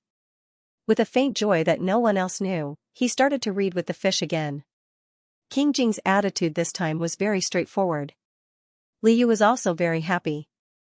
He thought that he could finally see the glory of the ancient 18 forbidden books. But after reading for a long time, Liu still couldn't understand a single line of words. It was too hard to pronounce. The flustered and exasperated little carp realized that he had been tricked.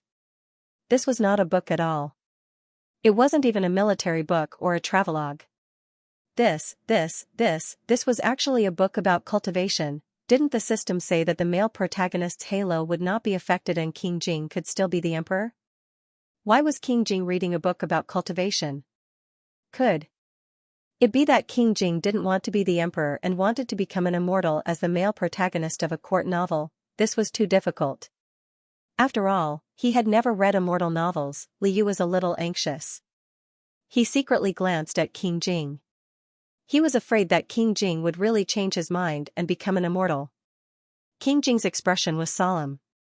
He was reading very seriously, unlike Liu who couldn't understand anything. Although King Jing was mute, he was quite talented. He could read immortal novels very quickly and seemed to understand something. If he continued reading, he was afraid that His Highness would ascend to heaven. Liu secretly splashed some water on the book. He had to quickly dispel King Jing's idea of becoming an immortal. Immortal cultivation was too difficult. It was tiring and there was nothing to eat. If things went wrong, he might even die. Tyrant Master, please don't become an immortal cultivator. The ancient book that he had bought with a lot of money was splashed with water. King Jing helplessly glanced at the angry fish. Was it that the fish, who had become a spirit for a long time, was unwilling to read books that were too simple? King Jing then changed to a more profound book. Liu was about to wag his tail proudly because he had defeated the immortal cultivation novel when he realized that King Jing had quickly changed to another book. This time, he was reading, A Collection of Pill Refinement. Liu, you can't eat pills casually. You can't read books casually either. Liu flopped around and almost wet all of King Jing's ancient books. King Jing's face darkened and he showed the last book.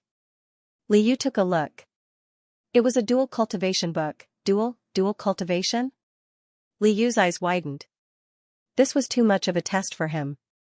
Even if he hadn't read immortal cultivation novels, who didn't know the meaning of dual cultivation, the corners of this book were almost worn out. It must be very profound. But dual cultivation? Little Carp was in a dilemma. In the end, he leaned his head over. Oh, there's such a book? I want to read it too. King Jing's expression changed slightly. Little Carp really wanted to dual cultivate with him, but why wasn't he cultivating it yet? Your Highness, Xianxia called softly from outside the room. Little Carp rolled the book into a jade scroll. King Jing let go of his hand that was fighting with the fish for the book and lightly shook the jade bell. When Xianxia pushed the door open and entered, Little Carp had already slid back into the lotus cup. Xianxia didn't see anything. Concubine Xiao, Liu couldn't remember who she was. The original book didn't mention too many of the emperor's concubines, and he only had an impression of a few. Liu couldn't react, but King Jing knew who she was. She was concubine Xiao, who had been demoted not long ago. The second prince was now Marquian, and there was no possibility of him inheriting the throne. Xiao wasn't banished to the cold palace but demoted purely because the emperor wanted to give Marquian some face. However, Xiao didn't seem to have given up. There hadn't been a fire in the palace for a long time, and it wasn't easy to have a fire now. There was a fire in Xianxia Palace, and she was burned. King Jing noticed Yu's confusion, and his fingers tapped the table rhythmically 3 times. Xianxia was stunned. King Jing wanted him to explain in detail. His Highness rarely had such a request since he grew up. Usually, His Highness would understand after he mentioned a word or two. Why did His Highness ask for a detailed explanation today? Even though Xianxia was confused, he still answered dutifully. Concubine Xiao is the second prince's birth mother and the former concubine Xiao. She used to live in Xianxia Palace. Last night, Xianxia Palace caught fire and was discovered by the eunuch on duty. Xiao was burned. Fortunately, although the fire burned more than half of Xianxia Palace, it didn't spread to other places. So concubine Xiao was the former concubine Xiao? Liu's eyes flashed. He had been so full recently that he almost forgot that the concubine Xiao was dead. Eunuch Wang's explanation made sense. It was Xiao's residence that caught fire, and she was injured. But the palace was heavily guarded, so why did it suddenly catch fire? Liu remembered a plot in the original book. In the book, Lady Qiu was not abandoned by the emperor so early. Instead, she was implicated as cannon fodder during the battle between the second prince and the third prince. After losing power, in order to help the second prince regain the emperor's favor, Lady Qiu used the trick of injuring herself to gain the emperor's pity. Unfortunately, she was exposed by the third prince and the others. Lady Qiu and the second prince completely lost the emperor's heart. Now that Duke Qinzhen mansion was well protected, Qiu and the second prince were grounded by the emperor, and the emperor had almost deprived the second prince of the possibility of inheriting the throne. Could it be that Qiu still didn't give up and still wanted to use self-harm? It was not impossible. But in the book, it was just a palace room that caught fire, and the fire was quickly put out. It was different from what Xianxia said about Xianxia Palace being mostly burned down. Could it be that the previous plot had changed beyond recognition, and the Qiu family had become even crazier? King Jing pondered for a moment, then took the pen and paper on the table and asked Wang Shi, "Where is Madame Chow's injury? How are the others in Zhongshui Palace? What caused the fire?" Wang Shi punched himself lightly and said apologetically, "It's all this old servant's fault for not explaining clearly just now. Madame Chow's arm is injured. As for the rest of the people in Zhongshui Palace, other than a few who were responsible for putting out the fire suffered some minor injuries, the palace servants and attendants are all fine. As for the cause of the fire, His Majesty is already investigating. Currently, there are no results. However, the palace is saying that a palace servant in Zhongshui Palace accidentally knocked over an oil lamp and burned the bed curtains." King Jing sneered. The servant's room was usually very far from the master's room. How could they be injured? Also, although Madame Cho had been demoted and her status was not as good as before, she was still the mistress of a palace. If even the mistress of a palace could be injured, why were the other palace servants and attendants unharmed? What kind of logic was this? Wang Shi also said, "This old servant thinks that this matter is not simple. So many servants are fine, but they couldn't protect a master. It shouldn't be. It can't be Gui Fei. Bah, bah, bah, this old servant accidentally called out the wrong name. It should be Concubine Cho.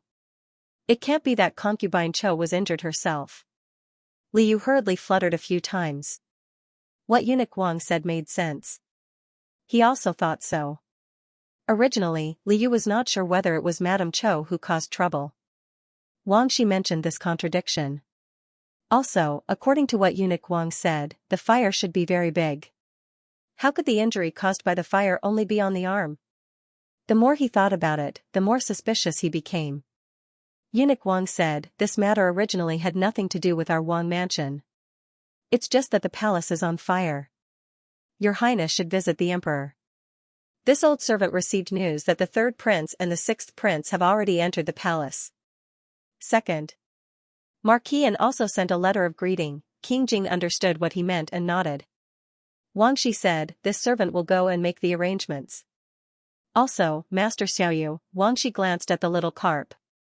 He didn't know what King Jing was going to do. Li Yu also wanted to go out. He had been cooped up in the mansion for a long time. Recently, he didn't cause any trouble and had been very obedient. King Jing saw that the carp's tail was so high that it was almost fanning out a gust of wind. He smiled at Wang Shi and said, "It's still the same." As usual, he carried the fish with him. Wang Shi hurriedly went to get the crystal bottle. The crystal bottle had been remade into the size of a small birdcage. The handle was still wrapped with a chain to prevent it from slipping. King Jing personally put the fish into the crystal bottle. He was afraid that the fish would be hungry, so he added a lot of snacks for the fish. If it weren't for Wang Shi's soft persuasion, King Jing might have stuffed the entire crystal bottle full. Eunuch Wang sighed. Why did he feel that Master Xiaoyu had become stronger recently? His Highness's love for Master Xiaoyu had also increased. Palace of Heavenly Purity. All the concubines and princes were present. The emperor had already ordered the imperial physician from the imperial hospital to visit Concubine Cho. The imperial physician came back and reported that one of Concubine Cho's arms wasn't very good.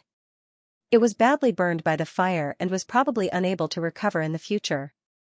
The emperor was stunned. He was originally extremely disappointed with Concubine Cho. The imperial physician's description reminded him of the past. When Concubine Cho first entered the palace, she often wore a dance costume in private to amuse him and win his favor. At that time, Concubine Cho was only 16 years old. When she stretched out her jade arm, it was as bright as the moon. In the blink of an eye, so many years had passed. The emperor realized that time had passed and was inevitably sad. Later, he received a memorial from Enho. Mu Tianzhao wrote in blood to apologize to the emperor. He didn't dare to extravagantly ask for the emperor's forgiveness. However, Concubine Cho was unwell and Mu Tianzhao was very concerned about her. He asked the emperor to allow him to fulfill his filial piety in front of her sickbed. Mu Tianzhao's attitude was sincere and showed filial piety to Concubine Cho. The emperor originally hardened his heart towards Enho, but at this time, he was somewhat moved. The concubines nearby all knew how to observe the emperor's body language. they realized that the emperor was distressed. Other than agreeing, no one dared to make a sound. The third prince couldn't watch Ho come to join in the fun again. He wanted to speak several times, but was softly persuaded by the sixth prince. Right now, the emperor's heart was full of the good things about concubine Cho and Ho. If he directly said that they were bad, it would only make the emperor unhappy. The third prince was full of hatred. Could it be that Ho was already grounded and wanted to continue to suppress him? The sixth prince gently nudged the third prince, telling him to calm down. The head chamberlain, Luo Ruisheng, came over to report that King Jing had arrived. The emperor put down Ho's memorial and ordered King Jing to enter the palace. King Jing liked to raise fish. This wasn't a rare thing in the palace. This time, he still brought his fish into the palace. The emperor had a deep impression of King Jing's fish and had even specially rewarded him a few times. Thinking about how King Jing raised his fish, the emperor's mood showed signs of warming up. King Jing bowed first. The huge crystal bottle couldn't be stuffed into his sleeve, so he held it in his hand. This time, the emperor saw the obviously bigger bottle and the equally bigger carp in the bottle. The emperor was speechless. Liu was a sensible fish. He purposely turned 2 circles to show his respect for the emperor. As a result, the emperor also caught a glimpse of a piece of gold at the tail of the small carp's belly. He said in surprise, "Tianqi, this fish of yours?" Like Eryi, the emperor took a quick glance and thought that King Jing was raising a different fish. Wang Shi had been following King Jing. King Jing glanced at Wang Shi. Wang Shi immediately went forward and kowtowed. He answered on King Jing's behalf, "Your Majesty, the fish raised by His Highness changed its scales and grew bigger." Can fish change their scales? The emperor had never heard of this before and was curious. The bitter Madame Cho and Ho didn't think about it and immediately ordered King Jing to bring the fish closer for him to take a look. King Jing complied. The emperor carefully observed the fish and saw that it was still the same fish. It was just that a few of its scales had turned golden. The emperor repeatedly looked at the golden scales on the small carp's body for a long time. "Luo Ruisheng, what do you think?" The emperor looked at Chief Steward Luo. Chief Steward Luo, who had won the emperor's heart, smiled and said, "This servant is a rough man. I can't say for sure. I only think that the fish having golden scales is a good sign." The emperor laughed, "I think so too. Maybe it's a sign of prosperity and peace." The emperor was originally in a bad mood, not only because of Madame Cho and her son. If the cause of the fire in the palace couldn't be found, it would be regarded as a warning from the heavens and the emperor himself would have to take the blame. Now that he saw that an ordinary carp had grown golden scales, the emperor was relieved. As long as there was a good sign, who could say anything? Li Yu was confused when he heard this.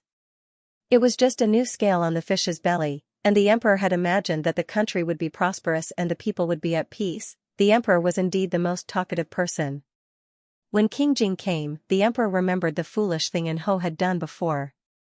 He was indeed soft-hearted because of Madame Chow's injury. But if he exempted Ho from punishment because of this, he would be a muddle-headed monarch. How would he explain it to Empress Xiaowei when he went to hell in the future? It was true that Madame Cho had accompanied him for many years, but didn't Empress Xiaowei also give her life for him and his children? There was no need to think too much about how to deal with Madame Cho. Since Madame Cho was injured, her relatives could enter the palace to visit, but it couldn't be written off with Ho's mistake. If Ho wanted to be filial, he didn't have to run into the palace as a sinner to serve. He could eat vegetarian and pray to Buddha in his manner, or let his wife and children take care of him. As long as he was sincere, there were many ways. In addition, Madame Cho had only injured her arm, but Ho made it seem like Madame Cho was about to die. He often wrote in blood, afraid that Madame Cho wouldn't be able to bear it. The emperor shook off his pity for Madame Cho and turned back to look at Ho's memorial. It seemed like he wanted to take the opportunity to escape punishment. The memorial that was supposed to be immediately approved was also left in the middle. The imperial bodyguard entered the hall and reported the investigation of the fire. He said that a servant's room in Zhongcui Palace was the most severely burned. From this, he deduced that this was the place where the fire started. Madame Chow's personal servant, Huan Hua, originally lived in this servant's room. However, after the fire was extinguished, Huan Hua disappeared. No one had seen Huanhua, and the imperial bodyguards also couldn't find her. The emperor felt that something wasn't right. For a servant, even if the fire really started because of her, she shouldn't have hidden so well that even the imperial bodyguards couldn't find her. After all, if she was alive, they had to see her. If she was dead, they had to see her body. The emperor asked for the location of Huanhua's room and learned that it was very far from the main courtyard where Madame Cho was. The emperor's face immediately darkened. The third prince finally found a chance and gave a look to his birth mother, Qianfei. Qianfei covered her mouth with a handkerchief and smiled as she said, "Madame Cho really doesn't have good luck. She was so far away and no one else was injured, but she was implicated." The emperor glared at Qianfei. Qianfei also took a risk to speak. She secretly glanced back at the third prince and resentfully shut her mouth. The emperor was angry, but he knew in his heart that what Qianfei said was the truth. Otherwise, his face wouldn't be so cold.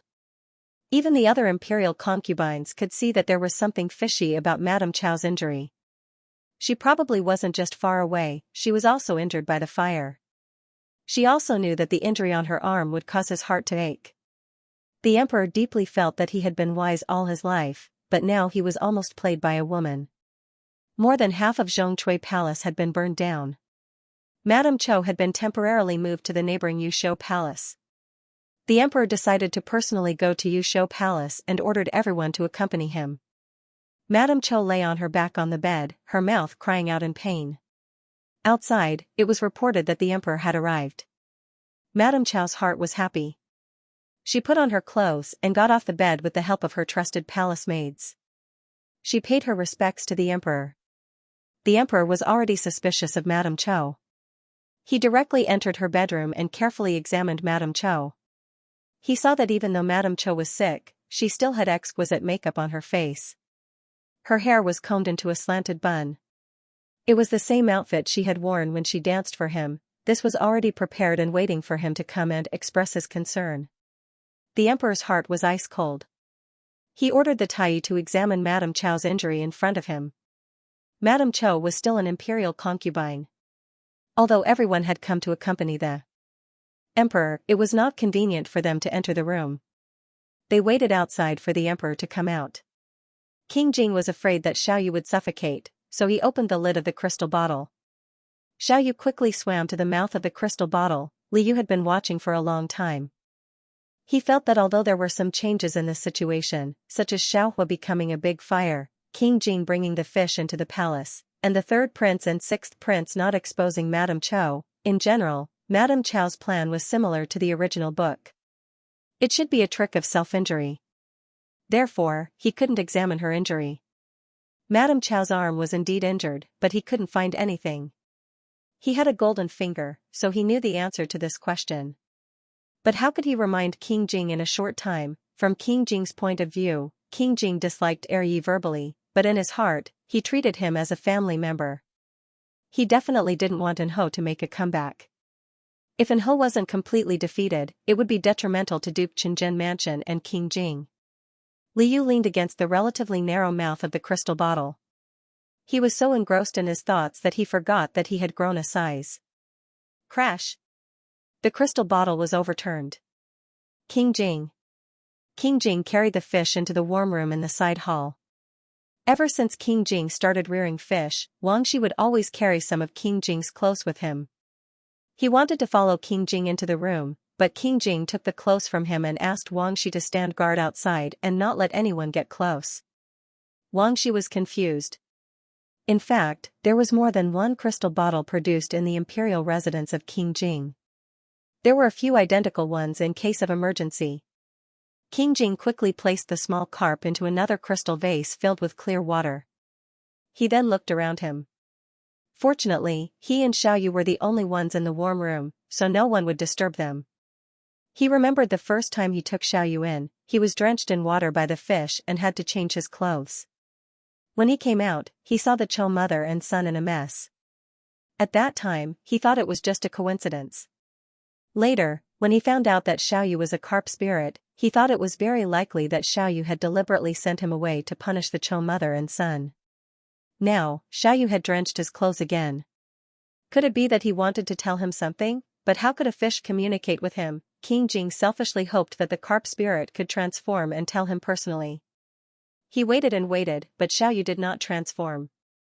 King Jing felt that he might have misunderstood. Xiaoyu did not have anything to say to him. After he entered the warm room, King Jing decided to change his clothes first before he could change his wet clothes. The little carp anxiously spun around in the crystal bottle. He knew that King Jing was looking at him. It was not that he did not want to say it, but the answer was too complicated for a fish to express. It was just an accident that the crystal bottle was knocked over. The fish was not ready yet. Liu continued to rack his brains. His fins paddled restlessly in the water. Suddenly, he realized that King Jing had turned around and his back was facing him. Liu's attention was immediately drawn away. What is the Tyrant Master doing? The little carp immediately swished and stuck to the crystal wall. King Jing's clothes were soaked when the crystal bottle was tipped over, and he was changing his clothes at the moment. As King Jing had mistaken Xiaoyu for a human, he habitually turned around and began unbuttoning his jade buttons. Although he was changing his clothes, he kept looking at his fish out of the corner of his eye. Suddenly, he noticed that the fish that was swimming suddenly stopped. King Jing immediately turned around. The little carp was leaning against the crystal wall, and its black fish eyes met his gaze. King Jing and Liu, the experienced Liu, quickly swam to the other side of the crystal bottle and pointed his tail at King Jing, pretending that he was just passing by. Could it be that the fish was looking at him? King Jing suddenly realized something. He curled his lips mischievously at the fish tail that was swaying restlessly. So what if she saw it? It wasn't like he couldn't show it to others.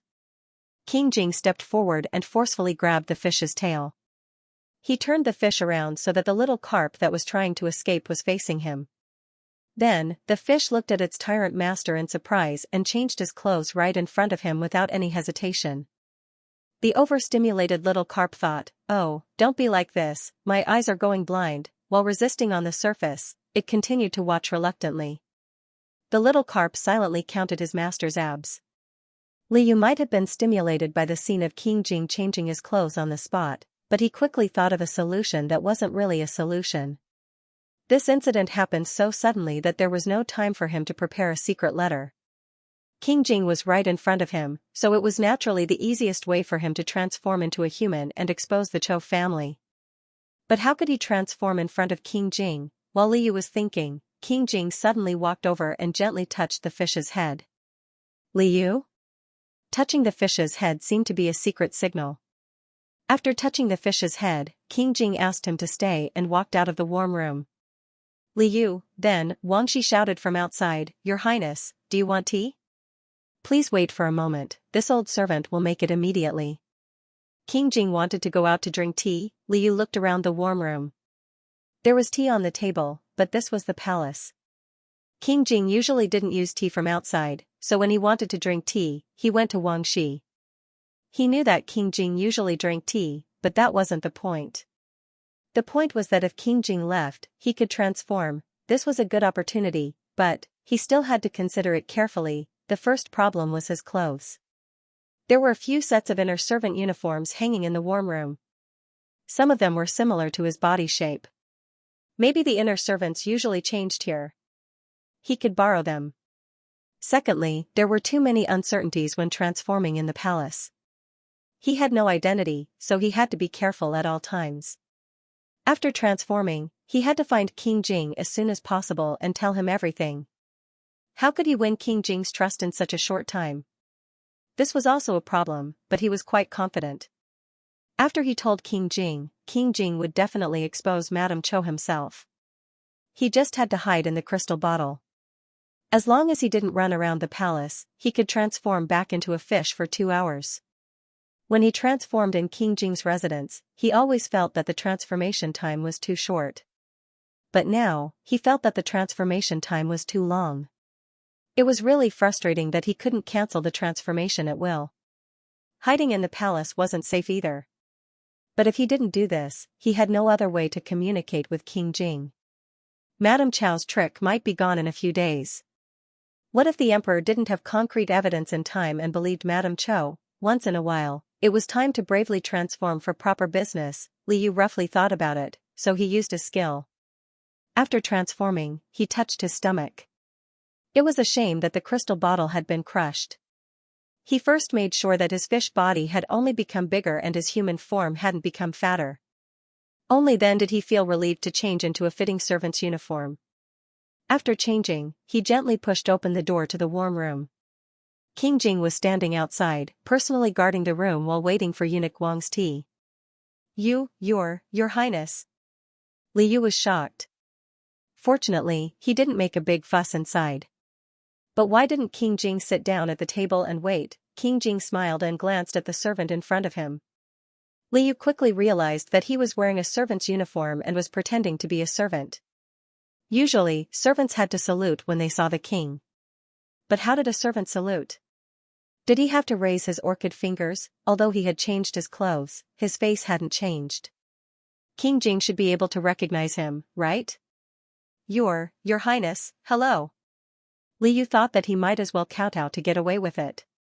After all, when he was cooking fish, he often saw people kowtow to King Jing. Liu was about to kneel, but King Jing held him just as his knees were about to bend. When the strong hand grabbed his arm, Liu knew that the other party had recognized him. Liu inexplicably felt relieved. He quickly organized his thoughts and said, Your Highness, I have something to say to you. Madame Chow's injury is real, but it wasn't in the fire in Xianxia Palace. Her arm injury has the fragrance of cypress wood. This injury was burned by a cypress branch that was on fire. This cypress branch was the weapon that Madame Chow used to burn herself, and it was also evidence. It was obvious that the fire was Madame Chow's idea. How could Madame Chow really be caught in the fire? If she was careless and her appearance was damaged by the fire, or if some other accident happened, the loss would outweigh the gain. In fact, when Xianxia Palace was on fire, Madame Chow had already taken her confidants to hide far away. When the fire was almost extinguished, she gritted her teeth and added some fire injuries to her arm, and then quietly returned. At that time, as long as she insisted that she was injured by the fire, no one would doubt her. The palace maid, Huan Hua, was Madame Chow's confidant who set the fire in Xianxia Palace. After the fire, she disappeared, so as long as Madame Chow herself didn't say anything, no one would know. That was what the original book said. Unfortunately, Madame Chow made several fatal mistakes. First, the branch she used to burn herself accidentally used a cypress branch. Cypress wood had a special fragrance, and Madame Chow used a type of cypress wood with a stronger fragrance. This caused her injury to be contaminated with the fragrance of cypress wood. It didn't dissipate for a long time, and it was first noticed by the sixth prince. Madame Chow said that she was injured because of the fire in Xianxia Palace, but in fact, Xianxia Palace didn't plant cypress wood. This meant that when Madame Chow was injured, she wasn't in Xianxia Palace, but in another place where cypress trees were planted. The sixth prince in the book had some wisdom. He helped the third prince find this palace, which was the elegant heart stage not far from Xianxia Palace. He also found a few guards who had seen Madame Chow in this place. They were witnesses. The cypress branch that Madame Chow carelessly left on the ground was also found. One end of the branch was burned to charcoal, and the other end was wrapped with a thick handkerchief to make it easier to grasp. The handkerchief was embroidered with Madame Chow's favorite begonia flower. Like the cypress branch, it was also evidence. The key person, Huan Hua, was also found later.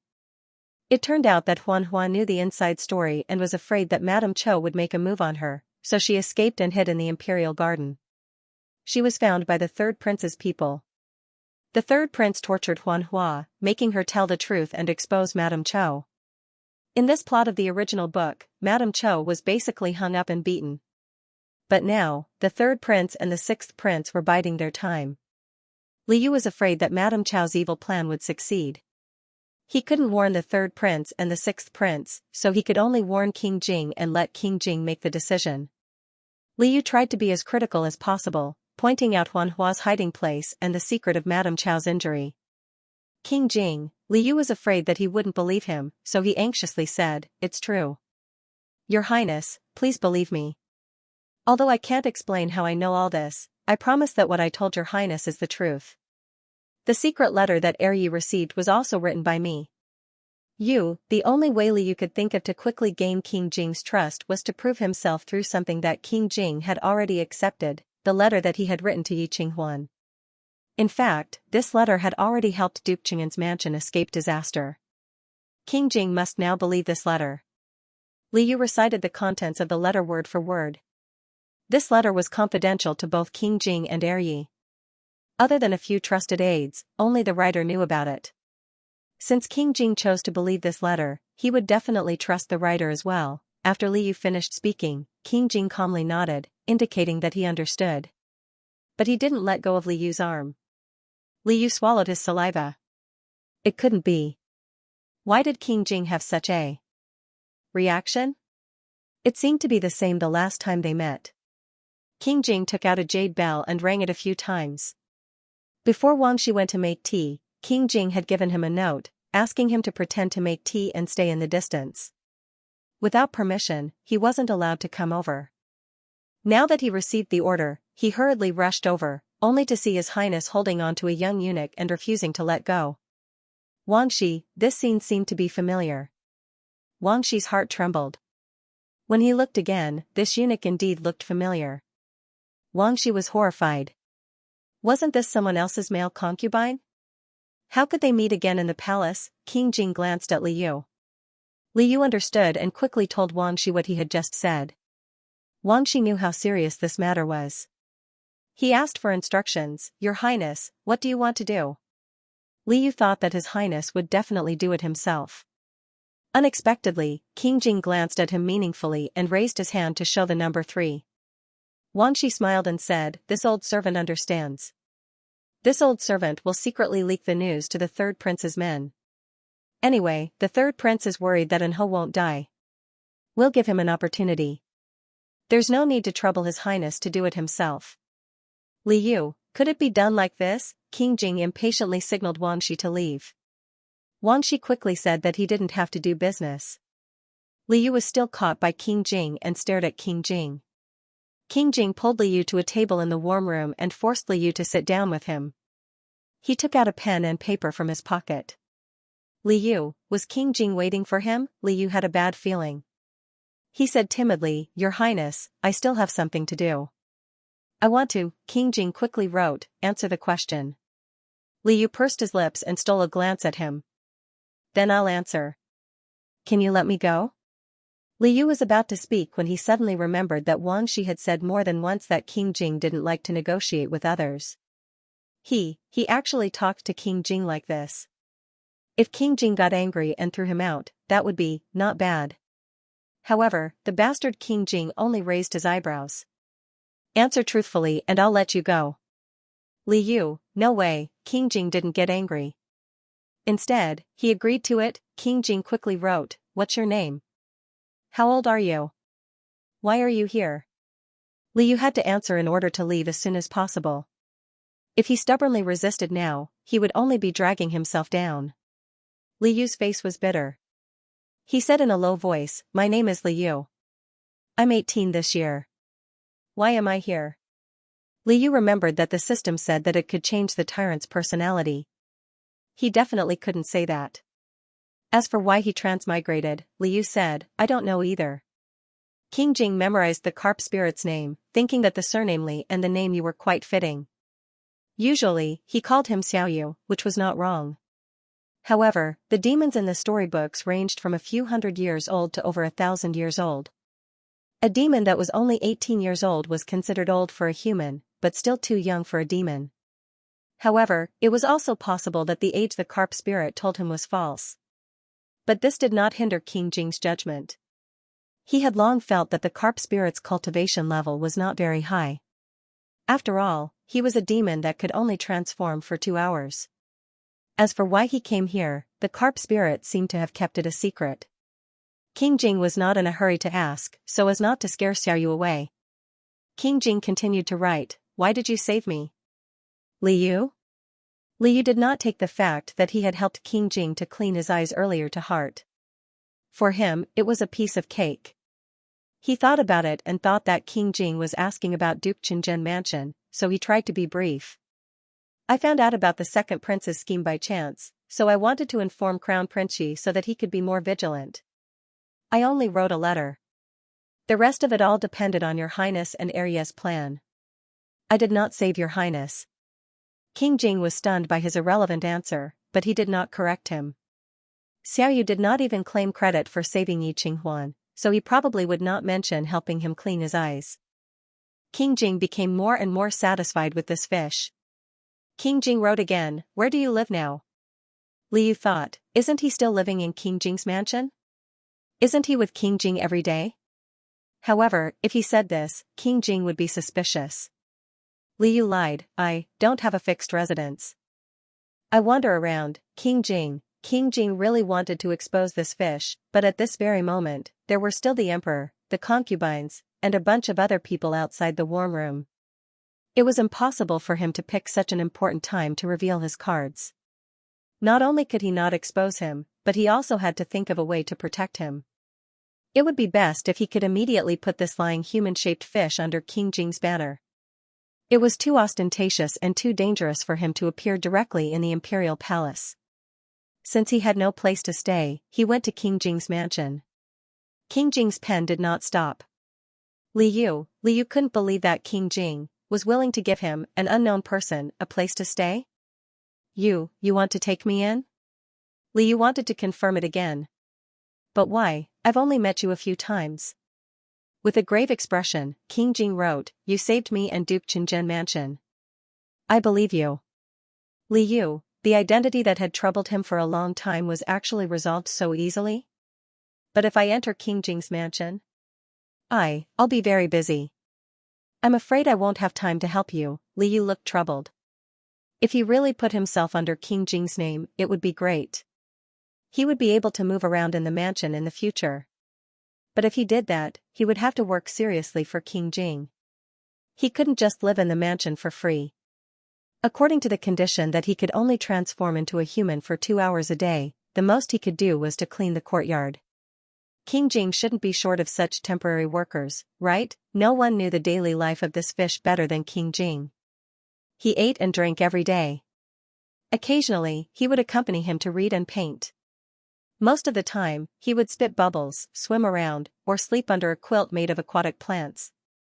Recently, the carp spirit couldn't even absorb gold. King Jing didn't know whether he was really lazy or pretending to be busy. No matter what, it was impossible to let this fish clean the courtyard. King Jing wrote, "Don't worry too much. You just need to do one thing well and you can stay in the mansion." "What is it?" Li Yu asked expectantly. "King Jing, I have a fish. When I'm not here, help me raise it." Li Yu. King Jing seemed to be afraid that he didn't understand, so he pointed in the direction of the crystal bottle.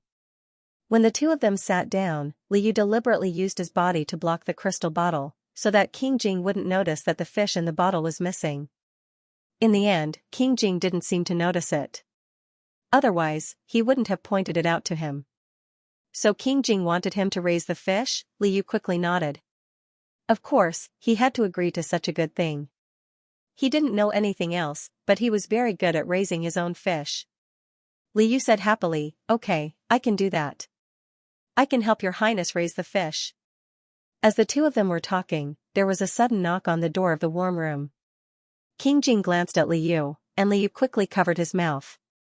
Wang Shi said from outside, "Your Highness, His Majesty is asking about you." King Jing used the excuse of changing clothes to stay in the warm room in the side chamber. He couldn't stay for more than 2 to 4 hours. King Jing glanced at Li Yu again and finally wrote, "You will watch the fish for me. The warm room will be guarded. Don't worry." King Jing patted Li Yu's shoulder lightly. "Your Highness," Li Yu's heart was suddenly filled with warmth. He was so touched that he sniffled. King Jing had solved the problems he was most worried about. Not only that, he also wanted him to be at ease. Because it was King Jing's promise, he really believed it. No wonder he was so happy when he learned that King Jing was willing to take him in. It was because staying by his tyrant master's side was the most reassuring thing for him. King Jing walked out of the warm room and ordered Wang Shi to continue guarding the room for him. No one was allowed to enter or leave. Although Wang Shi didn't understand, he still did as he was told. The emperor ordered the imperial physician to check the wound on Madame Chow's arm again, but he didn't find anything wrong. The emperor also wondered if he had misunderstood Madame Chow, so his attitude towards Madame Chow was slightly better. With all the concubines present, Madame Chow couldn't stay in the bedroom all the time. Soon, she came out with the emperor to meet the concubines. Concubine Qian saw that she still had exquisite makeup on and wore a thin and weak jacket even though she was ill. Concubine Qian secretly cursed Madame Chow for being a fox. However, Concubine Qian wouldn't embarrass Madame Chow in front of the emperor. Since the emperor didn't punish Madame Chow again, Concubine Qian followed the emperor closely. She stopped questioning Madame Chow in time and affectionately called her sister. When Madame Chow was still an imperial concubine, she didn't like Concubine Qian, who didn't have much beauty. Now, she even went along with Concubine Qian's laughter, as if the two were very close. King Jing originally wore a black robe, but now he wore a sapphire blue robe with silver edges. The emperor rarely saw that he didn't carry a crystal bottle with him, so he teased, "If you get wet a few more times, you'll know how to let it go." Wang Shi was responsible for guarding the warm room, so he couldn't follow King Jing. King Jing wanted to find an excuse to evade and let the emperor understand his thoughts. It was a bit troublesome, so he simply kept silent and let the emperor misunderstand. While Madame Chow was chatting with Concubine Qian, King Jing was watching Madame Chow from afar. Although he secretly sent someone to deliver news to the third prince, it seemed that the third prince's progress wasn't smooth. Concubine Qian was scheming and wanted to help Madame Chow several times. However, Madame Chow was very alert and always had a confidant beside her to protect her. They promptly pushed Concubine Qian away, so Concubine Qian couldn't get close. Thinking of her son's instructions, she was a bit anxious, but she couldn't let Madame Chow see it. The third prince was also in a difficult position. Although he received the news, he was still skeptical. His people went to the imperial garden to look for the palace maid named Huanhua. He couldn't rashly suggest to check Madame Chow's injury before the situation was clear. After all, Madame Chow was his shoe mother. The sixth prince had the same idea as him and hinted that he should continue to wait for news. The third prince could only ask about Madame Chow's injury in a roundabout way. The emperor was a bit impatient and coldly stared at the third prince. The third prince was afraid that deliberately overdoing it would make the emperor dissatisfied, so he quieted down after a while. Madame Chow estimated that her trick of injuring herself to gain sympathy had worked, so she knelt down and begged, "Your Majesty, Zhao really knows that she was wrong. Xianxia was injured this time, and he is very concerned about Xianxia's injury. Since he left the palace, Xianxia hasn't seen him. Could you please ask your Majesty for leniency? Please let Zhao enter the palace to accompany Xianxia. Xianxia would be very grateful." Mu Tianzhao dared to scheme against the Duke Qin Zhenfu. Madame Chow knew that he had caused a great disaster, so she didn't dare to directly ask the emperor for forgiveness. She could only ask for Enho to be lifted from his ban. As long as he could still enter the palace, she could slowly make plans. Although the second prince had been hastily bestowed the title of Marquis by the emperor, based on Madame Chow's understanding of the emperor, as long as the emperor was soft-hearted this time, she could slowly coax him in the future. Perhaps the emperor could change his mind and once again bestow the title of Marquis. Even the fifth prince, this mute, could be bestowed the title of Marquis. How could Madame Chow be reconciled? Her Zhao was the oldest prince. Madame Chow originally guessed the emperor's thoughts quite accurately, but the emperor had already seen Enho's memorial. When Madame Chow came to ask for the same thing again, the emperor's heart was once again filled with apprehension. Madame Chow was injured because of the fire. Could it be that she still had merit? Why did one or two people ask for his grace? The emperor faintly said, "First recuperate. Don't mention anything else." The emperor did not relent. Madame Chow was stunned. Even if she had a stomach full of words, she did not dare to ask again. The emperor did not want to talk about Enho anymore and deliberately changed the topic. "Oh right, the fish in King Jing, have you seen it before?" Fish? When Madame Chow heard this word, her embarrassing memories came flooding back like a tide. She could forget anyone, but she would never forget this shadow. The fear of being hit in the face by the fish made her almost bite through her red lips. She panicked and said, "Why did the emperor suddenly want to talk about the fish?" The emperor smiled and said, "This fish is not an ordinary fish. Now that it has grown golden scales, I think it is a good omen. You should also come and take a look." Zhong Chui's palace fire was, after all, not auspicious. The emperor saw the fish in King Jing as a good omen. Thinking that Madame Cho did not seem to like the fish, he naturally hoped that Madame Cho would not go down a dead end. Wouldn't it be better to use this opportunity to reconcile with King Jing than to drag An Ho into it? At the same time, it could also wash away the bad luck on Madame Cho's body. Madame Cho, ah? Madame Cho could not follow the emperor's train of thought. The emperor had already turned to King Jing with a smile and ordered King Jing to bring the little carp over. King Jing's heart tightened. 2 hours had not passed, and he did not know if the little fish had changed back. King Jing could not go to the warm room to bring the little fish out at this time, so he thought of a plan to stall for time.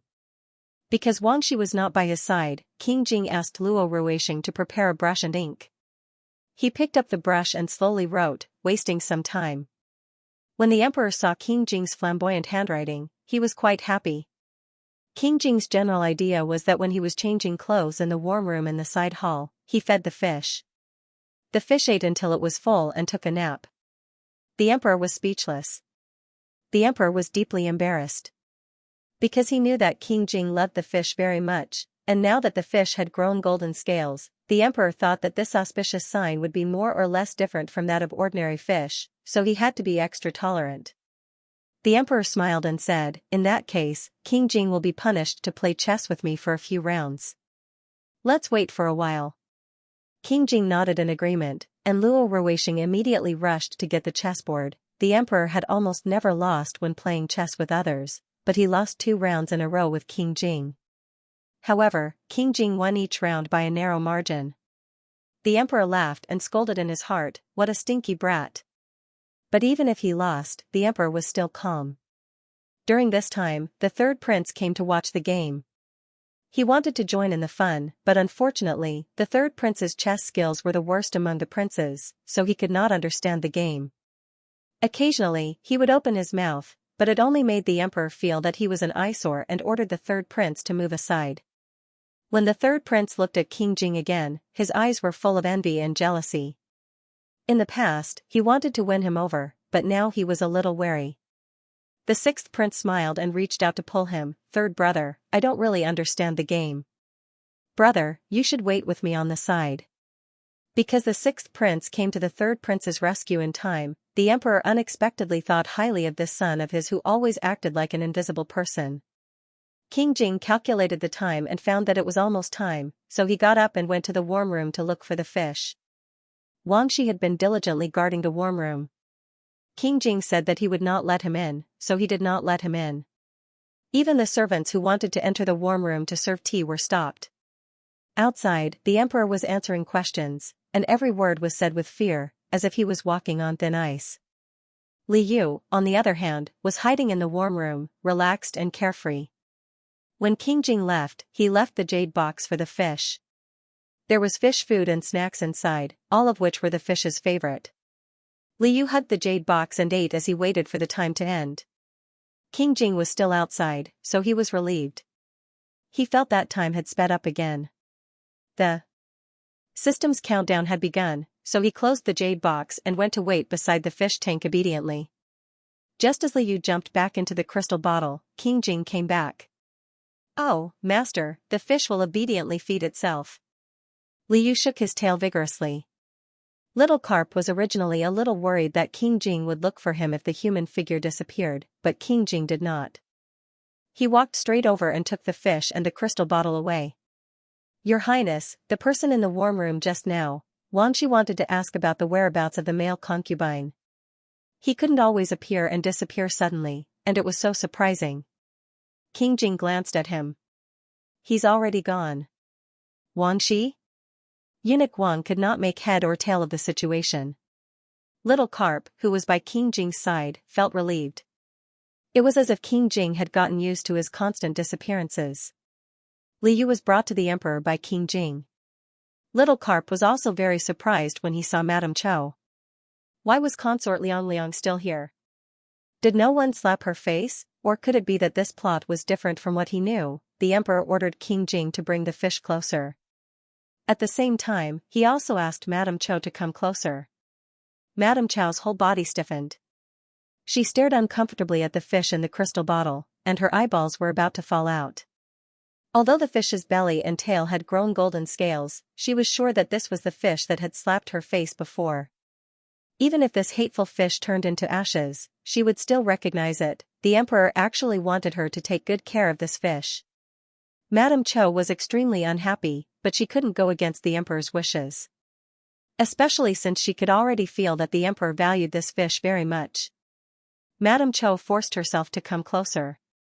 Her lips trembled as she smiled with difficulty. She wanted to say a few words of praise for the fish, but she had already scolded this fish no less than 10,000 times in private. Now that she was suddenly asked to praise it, Madame Cho was stunned. Li Yu was scared by Madame Cho's stiff smile and trembled. Then, the fish smelled the cedar scent. Didn't Consort Liang still use the original trick? Why didn't the sixth prince and the third prince do anything? Li Yu secretly glanced at the third prince again. This guy had a bitter look on his face and couldn't wait to throw himself at the fish. Li Yu suddenly understood. Could it be that the third prince was useless and couldn't find the right time to shake it out? This wasn't good. Li Yu thought that maybe he and Consort Liang were really fated to be together. It was his turn to shake it out. Li Yu smiled mischievously. Let's see if he will do something different this time. Madame Cho's eyes were already staring at the fish without blinking. Suddenly, she had a strange premonition. Was this fish going to do something bad again? The fish kept shaking its tail at her. It had a black fishtail with a trace of golden color. It was flirtatious and beautiful. Madame Cho looked at it and was somewhat entranced. Suddenly, the fish's body shook heavily. With a pop, it spat out a long string of bubbles. It paused, shook again, and spat out a second string of bubbles. Madame Cho, when the fish spat out the first string of bubbles, the emperor and King Jing were close to it, so they both noticed it. The emperor was surprised. Tianqi, what's wrong with the fish? King Jing knew that this was the carp spirit's idea again. How could he not praise the fish? He deliberately looked at Wang Shi, who was finally here. Eunuch Wang immediately spoke for His Highness, Your Majesty, this fish has a habit. Every time it smells a pungent smell, it will feel uncomfortable. It is sneezing. Li Yu. Your Majesty, does Wang Gonggong mean that this concubine has a strange smell on her body that smells the fish? Chosher's face couldn't help but darken. Was the fish mocking her for smelling bad? How could that be? This fish was deliberately making things difficult for her. Third Prince Mu Tianming, who had been waiting for this opportunity for a long time, exchanged glances with Imperial Concubine Qian. Imperial Concubine Qian took the opportunity to say, Sister Cho, why are you so agitated? This fish is fine with His Highness King Jing. Why did it start to feel uncomfortable when it saw Sister? Imperial Concubine Qian wasn't like Wang Shi, who could shamelessly say that fish sneezed. Imperial Concubine Qian herself had never heard of such a thing, so she changed to a more euphemistic word. Perhaps, it really smelled something special. Sister was just injured. Why don't we ask the imperial physician to come over and take a look again? What if the injury has changed? It's always better to be cautious.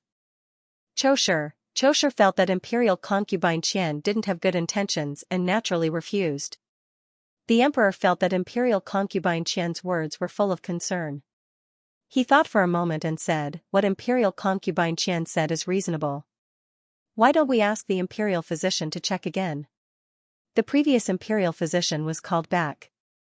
Mu Tianming deliberately reminded him, especially carefully check if there is any change in Concubine Chow's injury or if there is any special smell.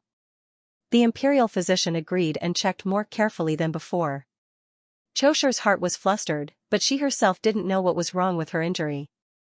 Previously, the imperial physician had said that Concubine Cho needed to rest. But this time, the imperial physician directly knelt down and asked for forgiveness. He told the emperor that Concubine Chow's injury was fine, but there was a cypress fragrance around the injury. The imperial physician had only cared about the injury and didn't notice this in time. Cypress fragrance? The emperor couldn't understand it for a moment, but at least this showed that King Jing's fish could smell special smells. The emperor's good impression of King Jing's fish rose a little. The sixth prince, who had always been gentle and amiable, thought for a while and suddenly realized, Imperial father, this son seems to remember that concubine Chow's Zhongcui palace didn't have cypress trees. Then the injury on concubine Chow's arm, the emperor turned to Madame Chou and sternly said, Madame Chou, did you lie to me? Tell me, where did you get injured? When the Taiyi mentioned cypress wood, concubine Chow's legs started to tremble. The emperor glared at her. Concubine Chow's mind blanked for a moment. She trembled and knelt down. How was she going to explain that her wound was contaminated with the cedar scent that was not present in the Zhongcui palace? A chamberlain hurried into the palace and whispered a few words to Mu Tianming. The third prince's eyes lit up, and he immediately stood up and said, Father, regarding the fire in Zhongcui palace, I have made some new progress. I heard that Huanhua from Zhongcui palace has gone missing. My guards accidentally found a female corpse in the imperial garden. After investigation, it was Huanhua. What? Little Carp was bored with the palace fights, so he was secretly playing a finger-rubbing game with King Jing. He was having a lot of fun. Hearing this, he was stunned. This little character named Huanhua did not die in the original novel. How could she die now? No wonder the third prince didn't make any progress in the beginning. Now it was his turn. The third prince's few words didn't make it clear whether Huanhua committed suicide or was killed. If it was the former, it could be because the small fire that was originally planned turned into a big fire that burned down half of Zhongcui Palace. Huanhua was afraid that she wouldn't be able to explain and ended her life. If it was the latter, Liu couldn't guess who killed Huanhua based on the third prince's words. But no matter what, concubine Chou was the biggest suspect.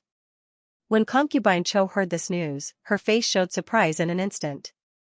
The third prince's voice was filled with hidden joy as he said, I heard that Huanhua was once concubine Chou's personal palace maid. Fortunately, before she died, she left behind a suicide note that revealed her murderer. Concubine Chou felt that this was not good. The emperor pulled a long face and said, Bring it all up. What followed was the interrogation time. The third prince's guards confirmed that Huanhua was killed by him. Before she died, she left behind a suicide note. The suicide note didn't refer to anyone else but her master, concubine Chou. Huanhua herself also mentioned in her suicide note that it was concubine Chou who ordered her to start the fire. Concubine Chou must have been afraid that she would reveal the secret and wanted to kill her. Normally, if someone could leave a suicide note after being killed, it wouldn't be simple. Liu's intuition didn't feel right. But Huanhua's suicide note mentioned concubine Chou's actions, it was true. The emperor immediately ordered people to search Xianxia according to the suicide note. They found cypress branches, handkerchiefs, and other evidence that was unfavorable to concubine Chou. They also found witnesses who had seen concubine Chou appear at Xianxia. No matter what the true cause of Huanhua's death was, it was true that concubine Chou ordered people to set the palace on fire. It was also true that she burned herself and deceived the emperor. It was even possible that she had taken someone's life. With these crimes, even if the emperor felt a little pity for concubine Chou, it disappeared. Previously, he thought that concubine Chou was arrogant and willful and didn't teach the second prince well. It was mainly because he revealed that he wanted to establish a crown prince, which made concubine Chou and the second prince ambitious. But he didn't expect concubine Chou to have a vicious heart. Concubine Chou knelt on the ground. In the face of conclusive evidence, she didn't even have time to explain herself. In front of all the concubines and concubines, the emperor demoted concubine Chou to a commoner and banished her to the cold palace. He also sent Luo Ruisheng to Enho's residence immediately to reprimand Enho. Concubine Chou and Enho couldn't make any waves. Mu Tianming glanced at Mu Tianxiao proudly. He wanted this mother and son to never rise again. Only then could his throne be stable. The third prince showed off, and the sixth prince responded with a submissive smile. King Jing couldn't bear to listen to concubine Chou's cries and wails, so he bid farewell to the emperor. The emperor still had some interest in the little carp, but now was obviously not the time to study the auspicious signs. The emperor ordered King Jing to enter the palace another day to discuss it. When King Jing left, the sixth prince stared at King Jing thoughtfully. King Jing also noticed the sixth prince's gaze. He also noticed that the sixth prince's hand was hanging by his side. It had been hiding in his sleeve and had never been taken out. King Jing calmly raised his eyebrows. Mu Tianzhao smiled and both his hands came out of his sleeves. He raised them to salute King Jing and said warmly, "Fifth Imperial Brother, take care." King Jing saw that his hands were flawless and also nodded politely at him. Li Yu stayed in the crystal bottle and walked with King Jing for a while. King Jing had taken him in and out of the palace several times, so he could still recognize the general direction.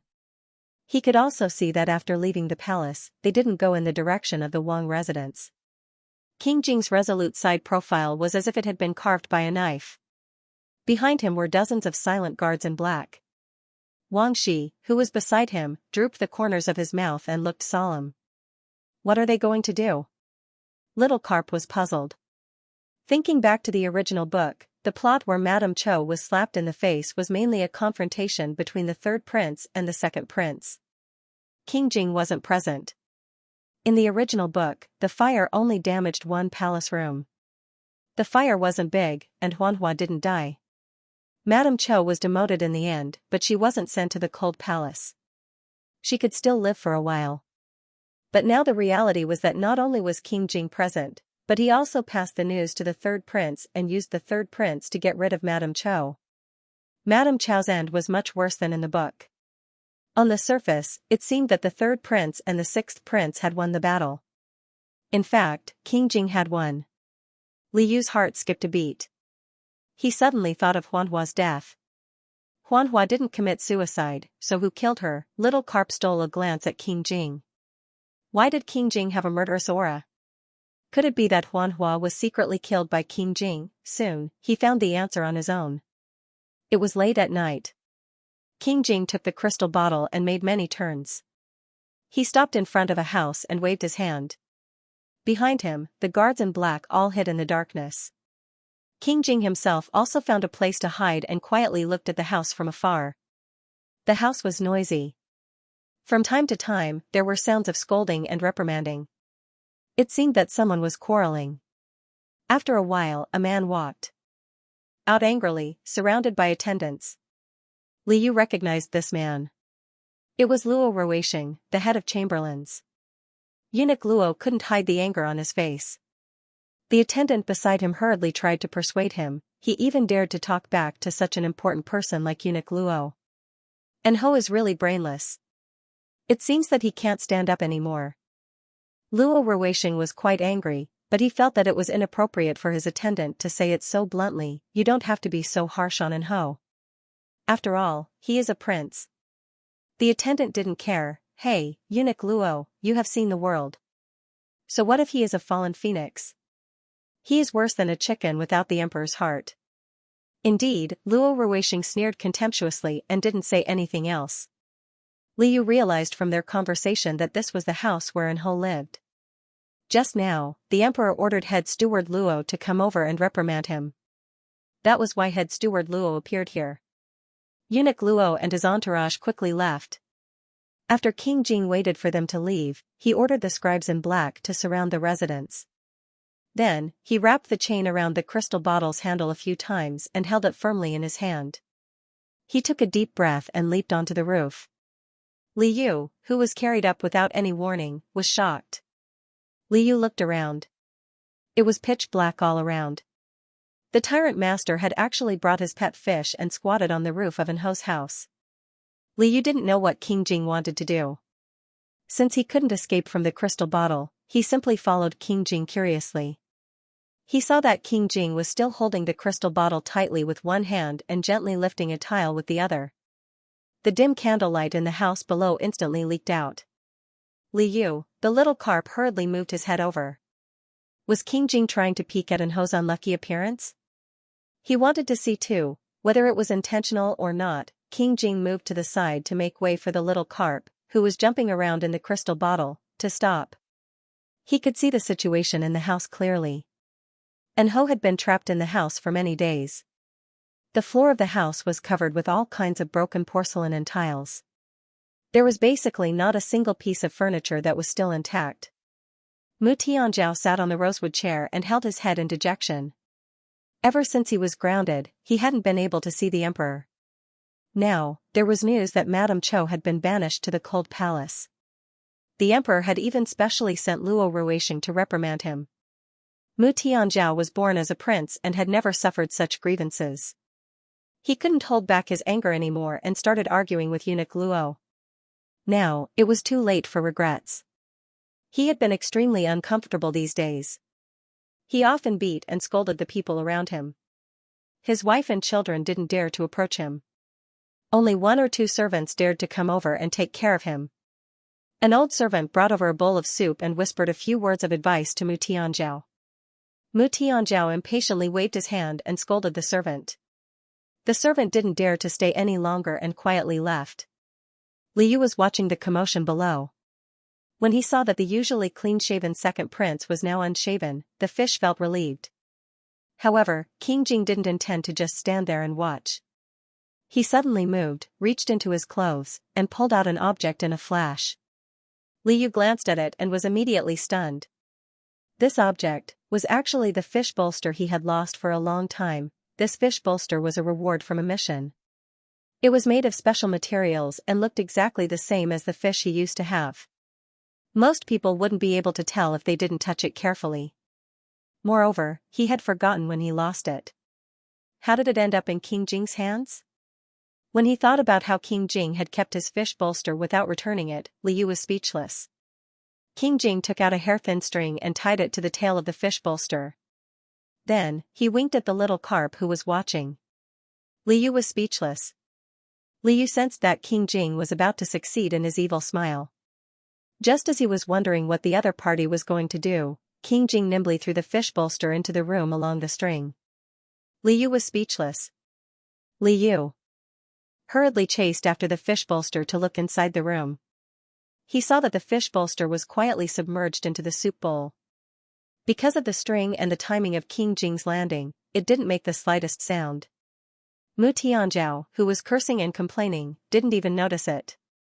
After Mu Tianzhao finished scolding the servant and eunuch Luo, he felt a little thirsty. He picked up the bowl on the table and drank a mouthful of soup without even looking at it. When he had finished drinking, he suddenly caught a glimpse of a gray fish floating in the bowl. It was a fish that had always brought him bad luck. Mu Tianzhao was so frightened that he accidentally dropped the bowl on the floor. "It's not me, don't look for me." Mu Tianzhao shook his head desperately and stared at the fish that had fallen on the floor. The fish didn't move, as if it was already dead. Mu Tianzhao was so frightened that he retreated step by step. He thought of something and used all his strength to claw at his throat. Then, he screamed, someone, come quickly. Save me. Save me." Mu Tianzhao didn't dare to look at the fish on the floor again. He also didn't dare to stay in the room alone. He stumbled and ran out. Why was Mu Tianzhao so agitated? Liu was a little puzzled. He knew that Mu Tianzhao hated him, but there was no need for him to be so frightened by the sight of the fish bolster. It was too exaggerated. Could a fish bite? Could it be? Liu had a flash of inspiration. Combined with Mu Tianzhao's strange behavior, could it be that it was Mu Tianzhao's idea to poison the fish food and almost let Xiong Feng swallow the poisonous fish food? So once En Ho found the fish bolster, he, who had a guilty conscience, thought that it was a poisoned fish coming to take his life. He even thought that the soup he drank just now was poisoned. En Ho, who was ill-informed, still didn't know that his fish was living happily.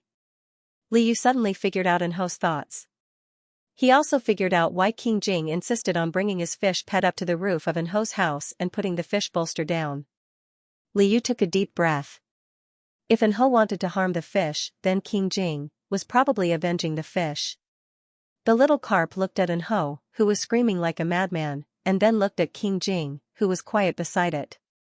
It couldn't help but want to rub against its master.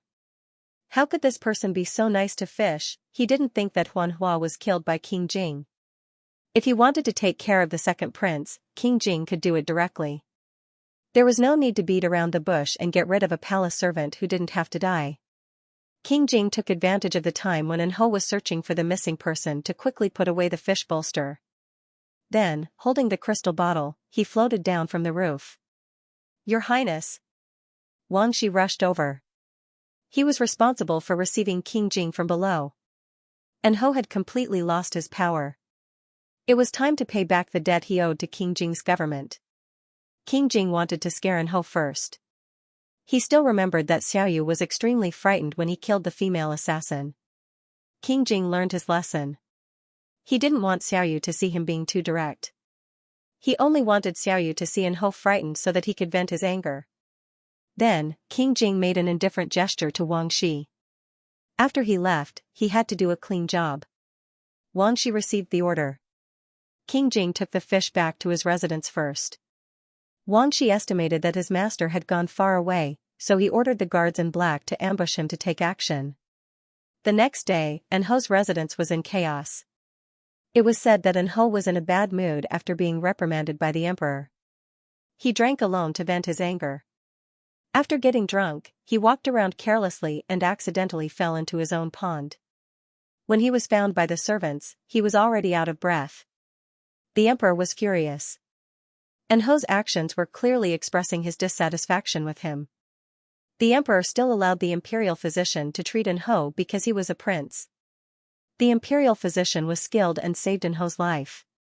However, after Ho woke up, he became crazy. One moment, he said, "It wasn't me," and the next moment, he said, "It was me." No one understood what he meant. The emperor was extremely disappointed with this son of his.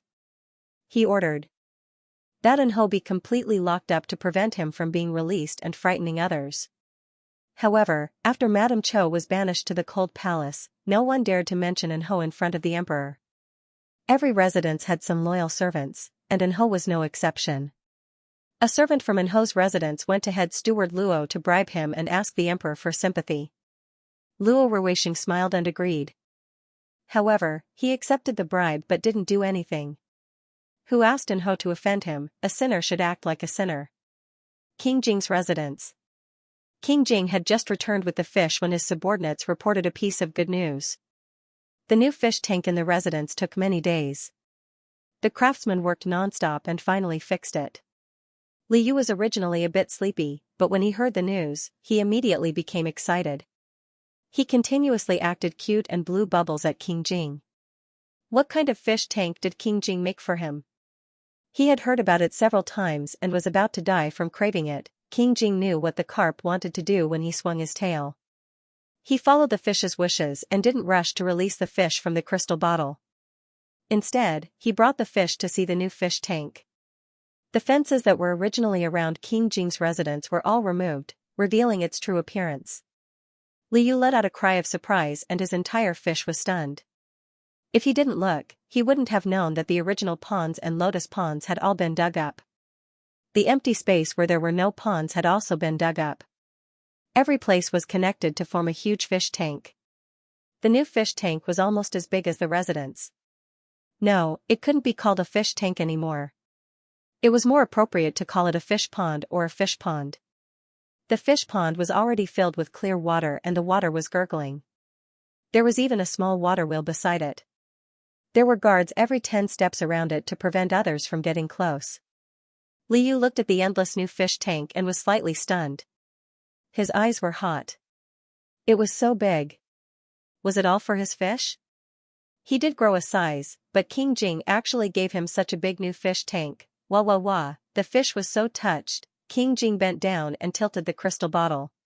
He wanted the little carp to try to swim in the new fish tank. However, the little carp refused to swim out of the crystal bottle. King Jing had no choice but to personally take the fish out of the bottle. The little carp looked at him with its black eyes and obediently rubbed its head against his hand. King Jing curled his lips and put the fish into the water. This was his gift to Xiaoyu. He hoped that Xiaoyu would like it. King Jing dealt with Ho, who was calm in his heart. His strong murderous intent turned into a little embarrassment. The little carp reluctantly turned around under King Jing's feet a few times. Then, it slowly swam and became faster and faster. Behind the fish, the water in the pond bloomed a string of sparkling waves. This was the first time Li Yu swam in the pond after he traveled through the book. Moreover, it was such a long swim. At first, he was a little reserved. However, when he saw the spectacular underwater scene, he immediately attracted the fish's attention. This was not an ordinary fish pond. The meticulous and nitpicky King Jing ordered people to dig a world under the water that was only for the fish. Circles of luminous pearls were embedded on the underwater stone walls. The originally dark pond was as bright as day. At the bottom of the undulating pond, there were rows of polished stones of various colors. In the middle of the pond stood a pavilion, mountain rocks, and trees. They were all shrunk according to the actual landscape and were carved on jade. The little carp was stunned. He swam over slowly to admire the scenery. Gradually, he recognized that this was the scenery outside the king's mansion. The craftsmen were skillful and carved very vividly. They even carved the roads, stalls, passers-by, carriages, and even cats and dogs. Because he was always carried around in the crystal bottle by King Jing, he had more or less noticed the lively scene outside the king's mansion. When he took a quick glance, he was full of envy. Now, all of it was in his new fish tank and belonged to him. Liu strolled around proudly. He used his fins to touch and poke at this and that. He loved it so much that he could not put it down. Although he could not leave the king's mansion, his love for fun was greatly satisfied. Finally, he swam to the front of a separate house at the bottom of the pond. Liu felt that this house was very familiar. After thinking for a while, he recognized that this was King Jing's house. He did not expect that the tyrant master had carved his own house into it. Liu swam around the house and found that the door could be opened. The little carp clumsily opened the door with his mouth. In the courtyard, there was a person carved from jade. He wore a crown and tied up his hair. He was dressed in a brocade robe and there was a sword hanging from his waist. Although there were no specific facial features, Liu immediately recognized that this was King Jing's jade statue. Among the people he knew, King Jing was the only one who would dress like this. Why is it so pitiful? You're the only one. Liu laughed and pushed the jade statue down. He did not hesitate to play with it. After playing with it for a while, he had enough. He picked up the jade statue with his mouth and carefully arranged it. Liu remembered that he had seen a small decorative fish-shaped stone on the underwater stone wall. There were many such stones. Liu found one without much effort. He bit a corner and broke it off from the stone wall. Everything went smoothly. The fish dragged the fish-shaped stone and swam back to the jade statue. He placed the stone fish next to the jade statue and closed the door of the house. Done. This way, the tyrant master would not be alone. End of chapter 40. Don't forget to subscribe, like, and share the video to support the channel.